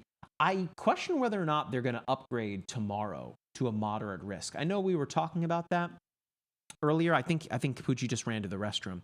I'm curious whether or not they're going to upgrade tomorrow to a moderate risk. There's an enhanced risk tomorrow. It's very small, but I think given the setup, given what we've seen happen today, that wouldn't be shocked if they upgraded it to a pretty small moderate risk, particularly in Arkansas tomorrow. Jack, if you want to take the whatchamacallit here, the web browser computer. Let's go to day 2. So here's Arkansas, right? So you've already got a hatch tornado risk for tomorrow. Again, it's yellow, so that's a 10 to 14% likelihood of a tornado within 25 miles. But then the hatch adds the probability at 10% or greater of a significant tornado. That's EF2 and above. Given that we've already, again, seen tornadoes today in this part of the world, I honestly would not be surprised. The hail is a pretty significant threat tomorrow. Again, upwards of 30 to 44% in the red. And that does extend into western Tennessee, and it's hatched as well. This is, again, the moderate risk area right here. Wouldn't be shocked if you... Sorry, enhanced risk. Sorry. That's a 3 out of 5, the orange color, right? I would not be... See the numbers here? Would not be surprised if you see a little moderate risk in there tomorrow. Given the flooding threat, which right here, excessive rainfall, right? Now, it's not so much for Arkansas. It's more up here in western Kentucky and western Tennessee, a little bit in Arkansas. So that's why I wouldn't be surprised, given the severe threat as it is right now, how things have overdeveloped and overperformed, I should say. Anyway, Jack, if you want to take the app back, we'll be good to go there. So we still have this rotation out near Owensboro. And again, big shout out to Jack, who has been directing our live streams behind the scenes. Everything has been running so smoothly, and knock on wood there. Everything's been running so smoothly. It looks so great. Of course, there's huge competitors in the weather enterprise that are on platforms like YouTube and whatnot. But we are trying to deliver you guys a product unique to what they offer. And of course, we have the MyRadar app, right? But big shout out to all those folks. And again, big shout out to Jack. I know I've been saying shout out to everything, but that's just me trying to give kudos to the folks that are here riding with us. So Jack's been literally making sure everything runs smoothly here. And every time I'm asking him to pull something up, he's doing it. So the unsung hero of the crew, Mr. Jack.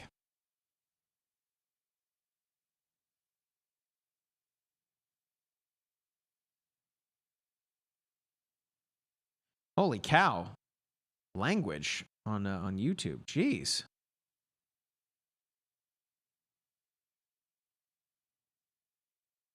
Good gosh.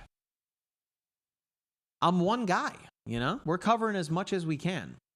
I'd say if you really, really want an answer immediately about an area, download the app. It is completely free to download. You can follow along with me. I will try my best to answer as many questions as possible that come into me, okay? Do we need to put someone else in jail?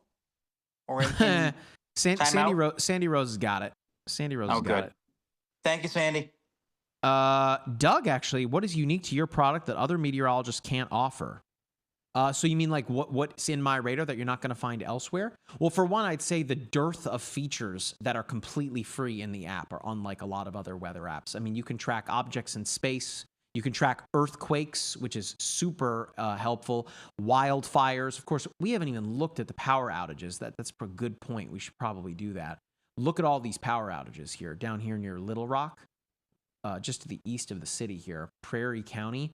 So you've got 50% of people that are customers, I should say, that are without power. That's 3,500 customers. Remember, a customer could just be a building where there's 15 people that live in there. So the human impact likely much higher than what the number suggests. Just east of Poplar Bluff here, Stoddard County, that's 41% of customers.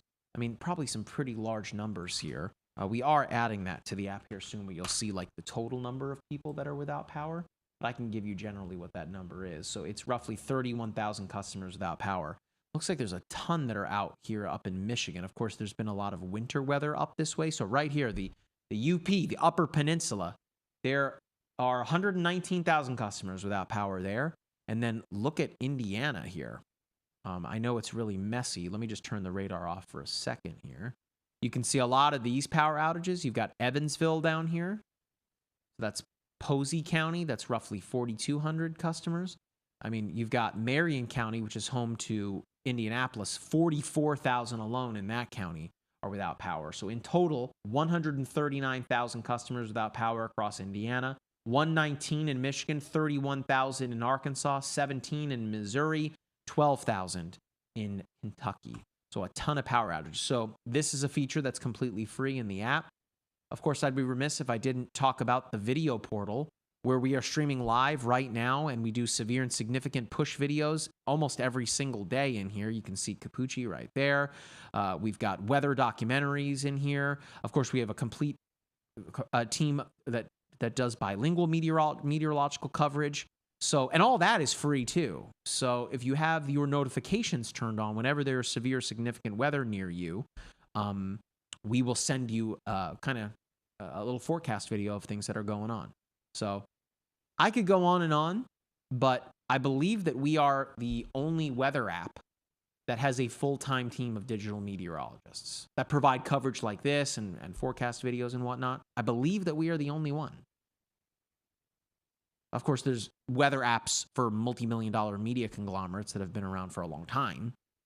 But, yeah, we started as a weather app, right? Another super chat on YouTube. Thank you so much. Holy cow. You're too kind. Thank you very much. Chet asks, is this line of storms a derecho? No. A derecho, you'd be talking wind speeds of up near 100 miles per hour, right? You're talking like hurricane force winds, like a big wall of it, really, really fast. Derechos are rough, for sure, but not a derecho. This is just right now, a QLCS, or a quasi-linear convective system. So it's just a big squall line with embedded spin within it. That's what this is.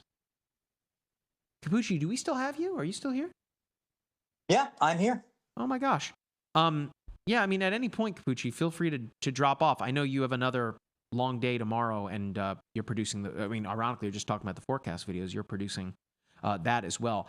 I wanted to ask you while you're here, Capucci. I was just talking about, I think when you were in the restroom, I was looking at the SPC day 2 tomorrow. You think we get a moderate tomorrow in Arkansas? I lean yes.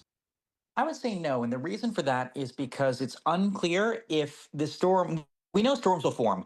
It's unclear if they'll form on the warm side or the cool side of the boundary. If they form to the north on the cool side, they will be mainly hailstorms. It'll be too cool near the surface, and the storms will be too high based for them to be able to snake rotation down and produce a tornado. If they form on the warm side, or they latch onto that boundary and can stay mostly on the warm side, they'll produce tornadoes. The better risk of tornadoes would be in northern and northwestern Mississippi and southern Arkansas. As for central Arkansas and northern Arkansas, it's looking to me to be more a hail threat. So I'm not sure yet if storms will actually even make it on the warm side of the boundary. Like, we could wind up with 0 tornadoes if everything fires the cool side. I think until we are able to be more confident, we likely won't see any sort of upgrade. And if I were them, I would likely hold at enhanced. However, Friday is already looking pretty interesting too across Arkansas and eastern Oklahoma. And we could have a more discrete storm mode with potential tornadoes and once again, some potentially significant tornadoes. So really no rest for the weary in this beleaguered part of the U.S. Jack, if you want to pull up the web browser here for a second, I'm looking at the latest run of the HRRR, and just look at how zonal this is, meaning just effectively left to right, right? This is why the flooding risk is so significant, particularly right here, up in western Kentucky, western Tennessee. So as I advance, this is taking you out 14 hours, so it's not the full 18-hour cycle yet. But just look how everything just train tracks, just along the same area. Tons of rain. How much? Let's see. We're going to look at, and again, this is just a model run. This is not a guarantee of what's going to happen, right? Got to make that very clear. Precipitation total, right? That's another, particularly over this part of the world, another upwards of 4 inches of rain. 2.5 over parts of Arkansas. A lot. So we'll see. We'll see how things develop. But again, you want to make sure that you've got the, you want to make sure that you have, if you live in this part of the world, you want to make sure that you not only have the app downloaded, but you've got your notifications turned on. That way, when Capucci has his forecast, you'll get sent right to you. You don't have to wait for a particular time. This is not appointment television. No shots at local media. My wife works in local media. We love our local news, folks. We love the local news. But Capucci will effectively jump right into your pocket and let you know what's going on weather-wise. Jack, there used to be an expression way back in the day saying, oh, warnings are tricky. We can't tap everyone on the shoulder. And nowadays, with modern technology, Mike, we're basically tapping everyone on the shoulder. How cool is that? Well, there's a lot of evidence that points to that folks are getting their information, severe weather information, and they're relying upon weather apps more than ever. That number continues to climb. I came from local news. My wife still works in local news. You worked in local news. Erica worked in local news. That's kind of like what I wanted to do since I was a kid. I wanted to be on TV talking about weather. And not to say that I don't love that, I mean, but everyone's got one of these nowadays, and the ability to look at things weather-wise that are going on. I mean, we're broadcasting live to folks right now through a weather app. You know what I mean? So the world is changing so fast, and the ability to get people weather information has changed so much. I would argue as well that viewers of weather content are a lot more educated than they were, let alone 10 years ago, 1 year ago. So I think people definitely are getting more weather savvy, especially with, the popularization of all sorts of weather terms in the media. I think people have an inherent curiosity. And the thing I like about MyRadar is that we can deliver on that curiosity. We're not bound by, having 90 seconds to spit out a forecast during a commercial break. We're there to be able to give people the context they need. And I think that's the value to having a team of meteorologists versus just spitting out a forecast. So we've got another tornado warning that just came about here west of Clarksville. This is a new one. 36 minutes to go on this. It's just radar indicated rotation. It's this box right here, our polygon. It's over Highway 79, Tennessee 218. West of Nashville. I don't think this heads to Nashville, but you can definitely see the tightened up rotation. Everything has been happening right here near Hopkinsville. This band, as we talked about. We were up looking near Cadiz earlier. It's east of Mayfield. I know a lot of folks in here asking about Mayfield, right? Not part of this at all. I see Trent yelling at me on YouTube. My guy, I will get to you. I promise I will get to you. But right now, this is again part of that embedded rotation north of Paris and Perrier. You can see it right here. Whether or not anything's on the ground, hard to say at this point. But everything that we're seeing happening right now is moving so fast. I mean, is this one moving at like 65 miles per hour? 50. So slower compared to the other ones, but still really darn quick. That's until, again, 11 Central, so another 35 minutes to go. Things have just been happening so fast here. Again, talking about Louisville. So you've got the storm to your north, right? But which one did you want to look at? Rotation southwest of Cordon? This one?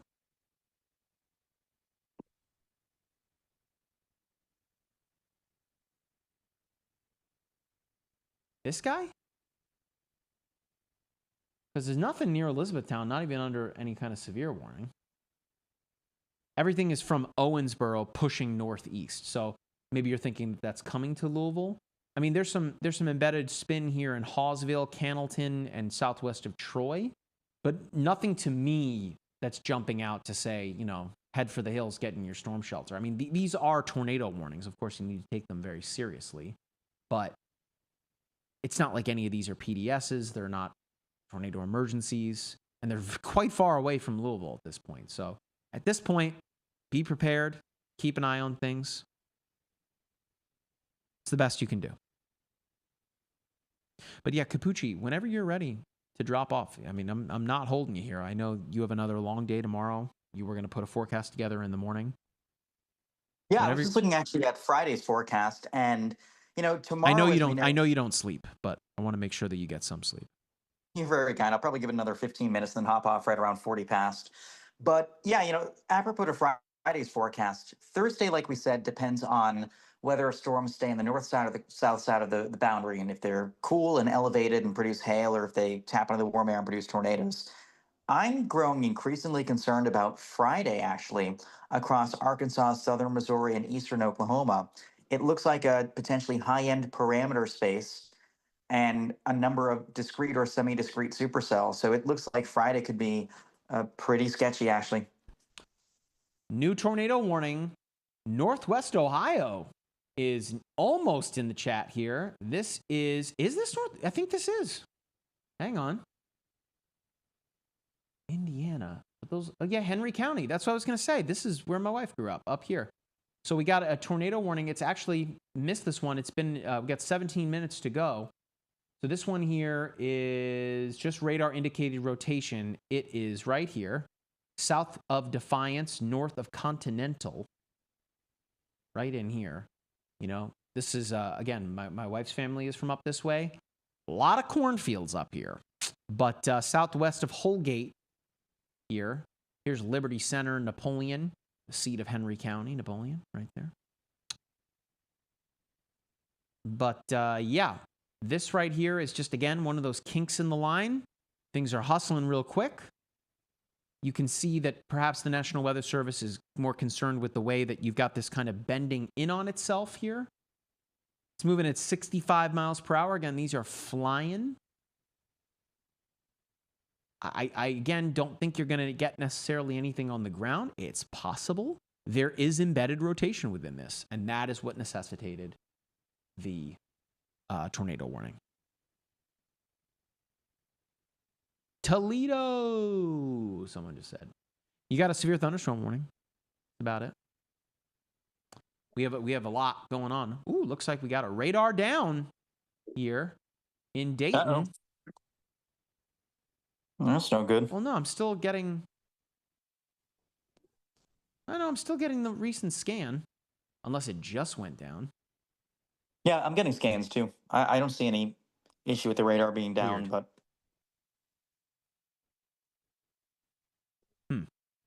All right. Again, passing north of Louisville. Oh, that's the wrong one. Let's use this one. So this was kind of part of the evening here where we anticipated things kind of beginning to slow down a little bit. You've got Hopkinsville here, Paris, none of which to me are anything beyond just, again, that embedded rotation within the lines. Natalie says, jump up to Columbus, pretty please. Wait. Did I just see a new one pop up? Yep, hang on. We'll get to Columbus in a second. This one here is new. It's this right here. Hawesville up near Tell City, Leopold, Leavenworth. Again, this is the part of the line, as I continue to mention, continues to just keep spitting out tornado warnings. This one's got 30 minutes to go. They just canceled here on the backside for Owensboro because it's moving so fast. This right here. So the rotation's right here near Cannleton and Hawesville, and it's pushing northeastward up toward Leopold, kind of snaking along this waterway here up toward Leavenworth, west of County Road 135, south of I-64. Not anything beyond just that spin.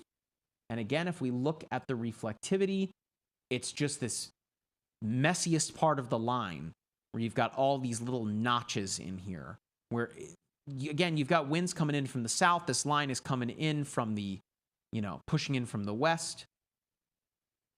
You just got the shear. You have everything where it's trying to get going, but nothing has really latched onto the ground here just yet. Columbus, someone wanted to look at. What about it? I mean, it's literally not even raining in Columbus, Ohio. You're good. Y'all just won the national championship. Relax. You're good.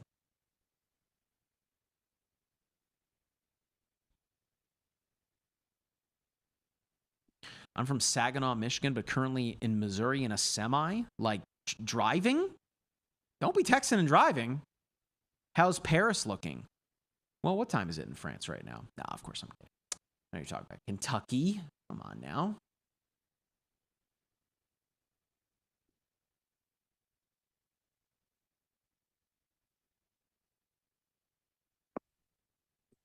Down here.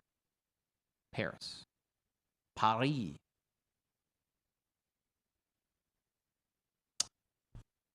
You're under a tornado warning. Yes. Same thing out here in Dover. But it's all this messy line. Nothing beyond just the radar.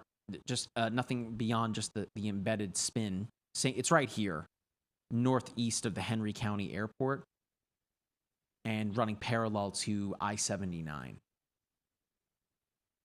27 minutes to go on that, but again, it's just radar indicated. We haven't had a confirmed tornado here in a little bit. And again, you're just seeing so many of these flash flood warnings now filling in. If I turn that off, you watch, things are going to get a lot quieter here, right? Everything is kind of right here, from Louisville down to the Kentucky Lake area. But it's those flash flood warnings on the backside. And in fact, if I go in and I turn off these severe thunderstorms, right?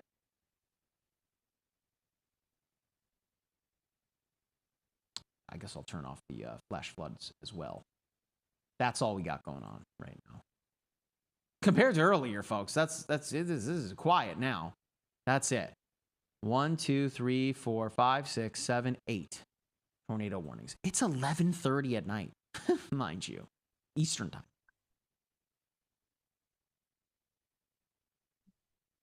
And you know things have really calmed down when you don't hear Capucci talking. Well, I'm still here. I'm looking at the forecast for the next several days. I feel like we're going to be doing a lot of severe weather coverage these next few days. Friday, I think, is kind of uptrending. Tomorrow looks like an intermission of sorts from tornadoes. There might still be a couple, but Friday, if the HRRR has any correctness to it, it's very concerning. I'm also trying to figure out some rainfall reports so far, just because we have a number of flash flood warnings. My internet at this hotel is pretty slow. That's what happens when I shop in a bargain, but we're seeing a number of reports already approaching 4 or 5 inches. It'll be just a sec while I pull those up. But yeah, I mean, it's still pouring where I am right now in Memphis. We've all but exited out of the high risk too, in terms of all of these warned storms. You've got those 3 tornado warnings right here on the far, far, far eastern edge of the high risk, entering moderate. But largely, the high risk stuff is over, largely. And now we're kind of venturing toward the edge of the moderate, even toward the enhanced risk. Yeah, so I guess the good news is the boundary itself is stalling. So these storms are kind of outrunning the oomph that gave rise to them. And so while they still may continue to produce quick hitting spin ups, I think their lifetimes will be limited. I don't think we'll see too much more after about, say, 3 o'clock, almost 4 o'clock Eastern time. Probably long before then. I mean, things are winding down. 2 hours ago, we had 16 or 17 tornado warnings. Now we're down to about half that. And realistically, most of these don't look like they have anything on the ground. I'm looking right now, and they're all just those sort of kink in the line ones. And those tend to have an overwarning false alarm rate just by necessity because, some things can happen so quickly, you got to put out blanket tornado warnings. But Mike, it does look like things are trending down. I want to give folks some rainfall reports too. Blytheville in extreme northeast Arkansas, near where one of the big tornadoes hit earlier on, is up to about 2.33 inches.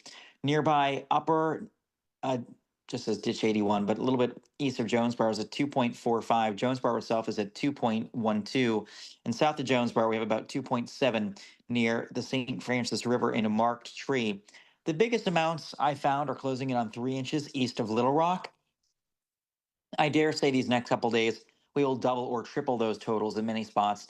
This is just the first of 4 days of heavy rainfall. Cape Girardeau is up to about 2.04 inches. That's nothing compared to the forecast, man. I mean, some of those areas are forecast to reach 10 inches of rain, right? I mean, those are big numbers. Yeah, I mean, considering these next several days, this boundary is not going to move at all. I wouldn't be surprised to see a number of places close in on 10 inches, if not significantly more in spots.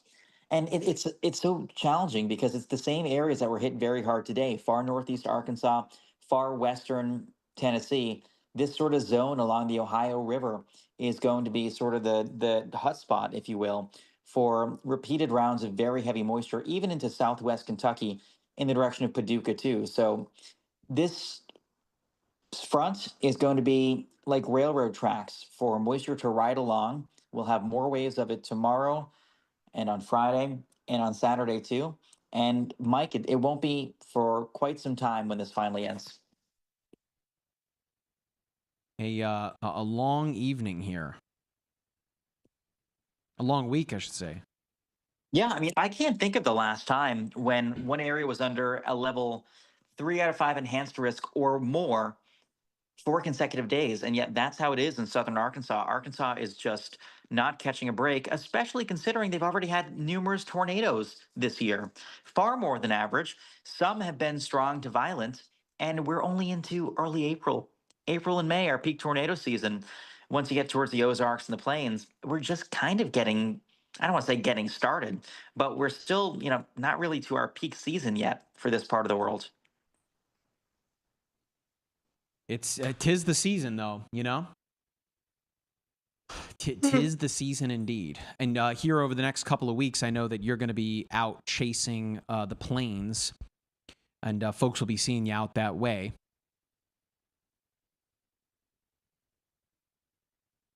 Yeah, sorry about that. I was responding to something. Yeah, I mean, at least next week, knock on wood, next week does look quieter. Which, I mean, thank goodness. Once this front finally clears the East Coast, we get cooler northwesterly flow, which will cut back on how much instability or storm fuel there is over the central US. I think that should give us about 5 to 7 days without much of anything. And really, our high resolution, or rather, our long range models are showing pretty quiet stuff until probably the 17th, 18th, 19th, around then, which, Mike, I mean, I'd be more than fine with. Given how busy we are this week, we made the decision to come out here early and be present for all this, and I'm glad we did. But it will be nice to both personally and professionally, and especially for the people here, not have to worry about severe weather next week. These folks deserve a break. Got a question coming in on TikTok. Do you think it'll get worse through the night? There are tornado watches that are in effect for numerous locations here through the overnight hours, but things are downtrending, right? So, oh my gosh, I say that. Holy cow, there's another one here in Arkansas in the high risk area. Stand by. Hang on. Let's see what's going on. Yeah, that's the one we talked about earlier on. It's funny. Eric and I were bantering back and forth about it, and I think you were too. And I said, if one's going to do it in Arkansas tonight, this is going to be the one. And indeed, it looks like it's caught up to its boundary. So beforehand, it had fallen behind. It was on the cool side. Now it might just barely be catching up to the boundary. And the concern is that it will latch on to its own exhaust, suck in some of that exhaust, the twist along it, and use that to produce some spin near or just east of Gillette. So the good news, it's not a super urban area. There aren't really many population centers once it passes east of Gillette, and it's already passing east of Gillette, moving northeast at about 60 miles per hour. I think it'll pass south of St. Charles. So really at this point, Mike, it's staying over largely rural areas of Monroe, Lincoln, and Arkansas counties. That's in southeastern Arkansas. But still, folks in Gillette, I mean, really, Gillette, it's past you, it's to the east, but folks downwind to the northeast of Gillette, east of DeWitt, you want to be in shelter. If anyone there is watching, obviously be in your tornado safe place as far east and northeast as St. Charles.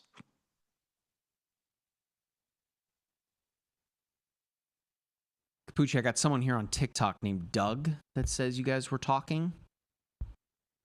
No idea. I know. Okay. Well, thanks for watching, Doug. Appreciate it. Oh, and I caught myself there.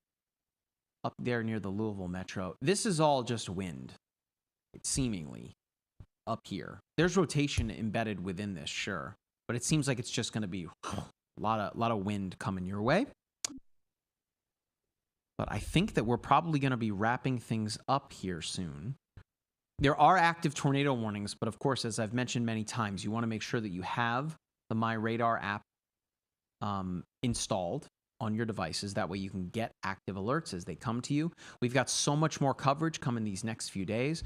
Capucci is putting a forecast together that you'll see in the morning for the enhanced risk area, so make sure you've got that installed, or make sure that you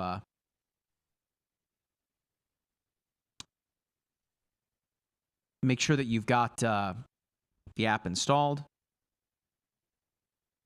to receive the alerts. All right. This is going to be, I think, your last chance, folks, if you want to ask us any questions.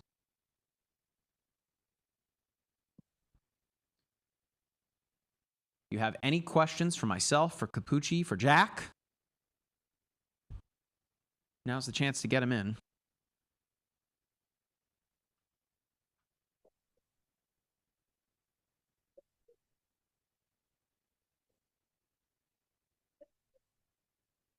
Oh, this guy in the chat is Doug Capucci. He's the chief meteorologist at KOAM. Oh, Doug Joplin. Hetty. Yeah, Yes. Doug Hetty's the best. Oh my goodness.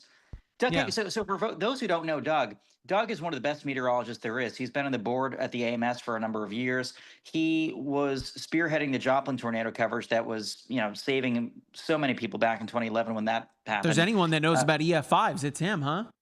Right? And he's just also a damn good person. I love Doug. I've known him since I was probably, like 13, 14 at conferences. He's a real good guy. Oh, well, yeah, he's saying great things about you in the TikTok chat. So Doug's hanging out with us in here. So Oh, sweet. Hey, Doug. What's Hope up, all's Doug? well. It's been a long At first, day. when you said Doug, I was worried because there was a crazy Doug on Twitter a few days ago, but different Doug. This is good Doug, not crazy Doug. There you go. Ever since that chemtrails video went out, we certainly had a number of interesting folks who chimed in on my social media, and so one can never be sure. But yeah. All right. So again, get your questions in, and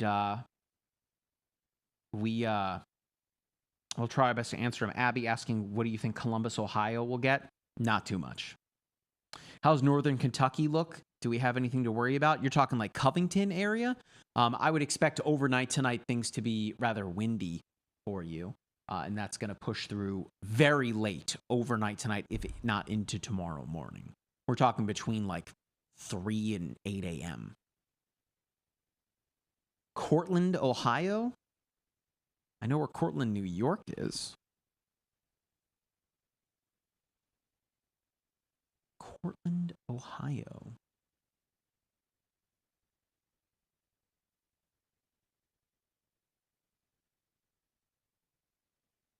Is it not pulling up?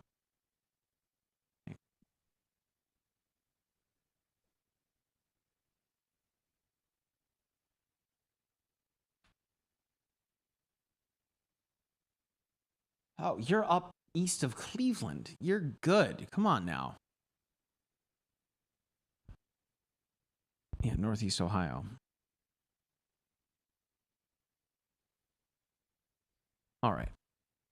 So I think that's going to wrap things up for us, folks. Again, there are still active tornado warnings. I want to insist that you guys have a means of receiving critical weather alerts overnight tonight. There is still, of course, a tornado watch in effect for numerous locations. If I go in here, you can see everywhere. Let me just turn the radar off for just a second here. All these yellow boxes are still active tornado watches, right? We would be here until, 5 o'clock in the morning.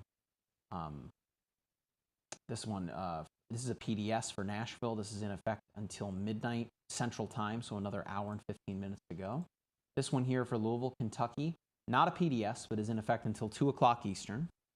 And we've got Cincinnati, Dayton, Columbus that are under a tornado watch, and you're in effect until 4 o'clock in the morning. So someone that was asking about Columbus, again, you still need to make sure that you have a means of receiving critical information. The MyRadar app is going to be perfect in that sense. Just make sure you have the app downloaded, and we'll send alerts to you. And then all the way up here, shout out to Tommy Boy up into Sandusky, Ohio, Cleveland, Garland Heights. So that is new into Cleveland, that tornado watch has been extended until 4 o'clock in the morning. So I expect the higher end stuff. I mean, we've already kind of seen that wrap up here. We haven't had a confirmed tornado in quite a bit. Certainly doesn't mean we can rule it out. I need to make that very, very clear to you. But I would expect this to be a mainly wind event overnight tonight. But make sure that you got those alerts ready to rock. I mean, just look at this squall line here, huh? From Toronto, Canada, all the way to Texarkana, Arkansas. If not all the way into parts of Texas. This is a big honkin' squall line here. A QLCS, mind you, a quasi-linear convective system with all these kinks in the line, particularly right down here over western Kentucky. But anywho, folks, for those of you that have been watching, Jack, how long have we been going for? 10 and a half hours? 11 hours?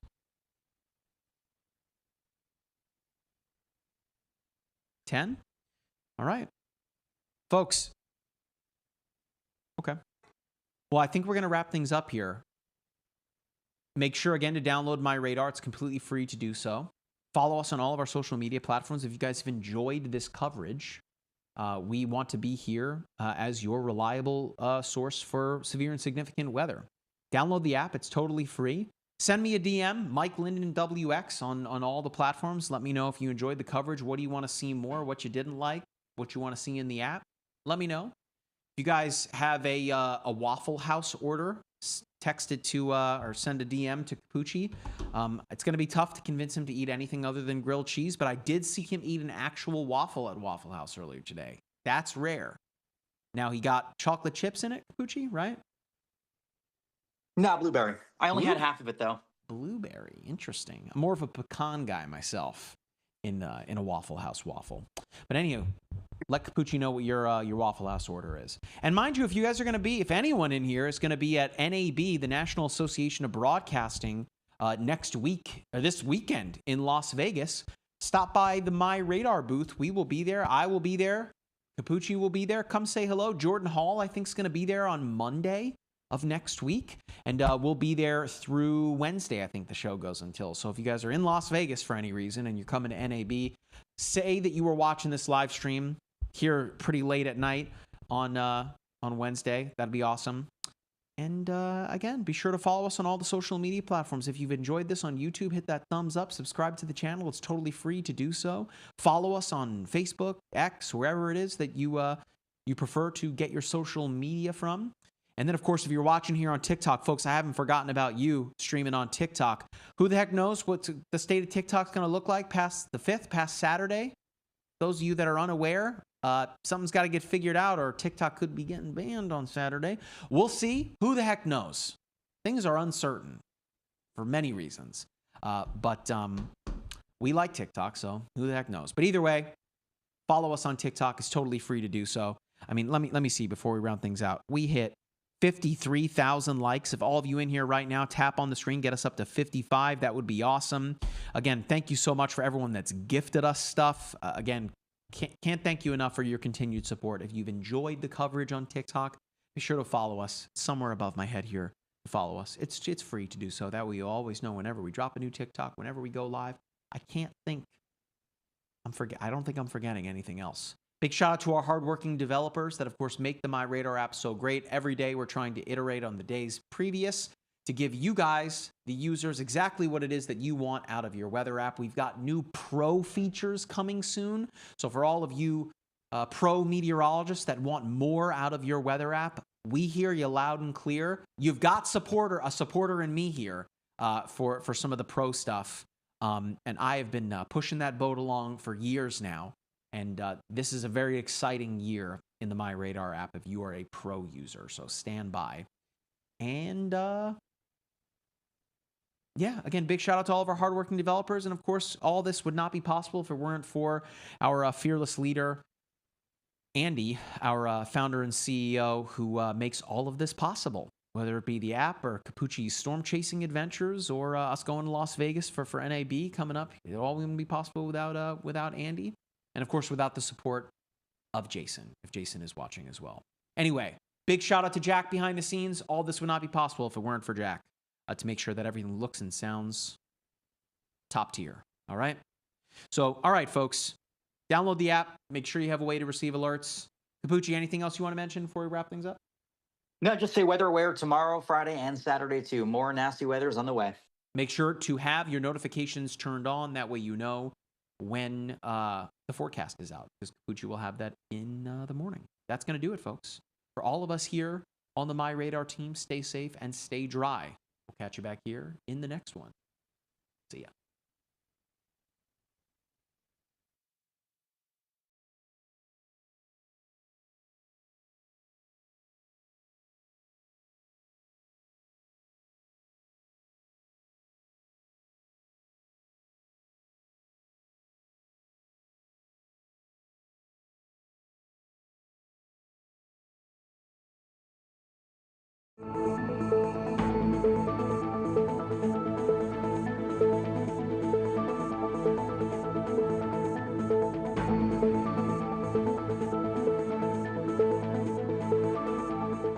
We're getting inside of it! We're getting inside the tornado right now, right here! We are in the tornado. In the tornado right here. We deploy Power lines are going down. Stop it right here. Stop right here. We gotta back up. Back it up. Back it up.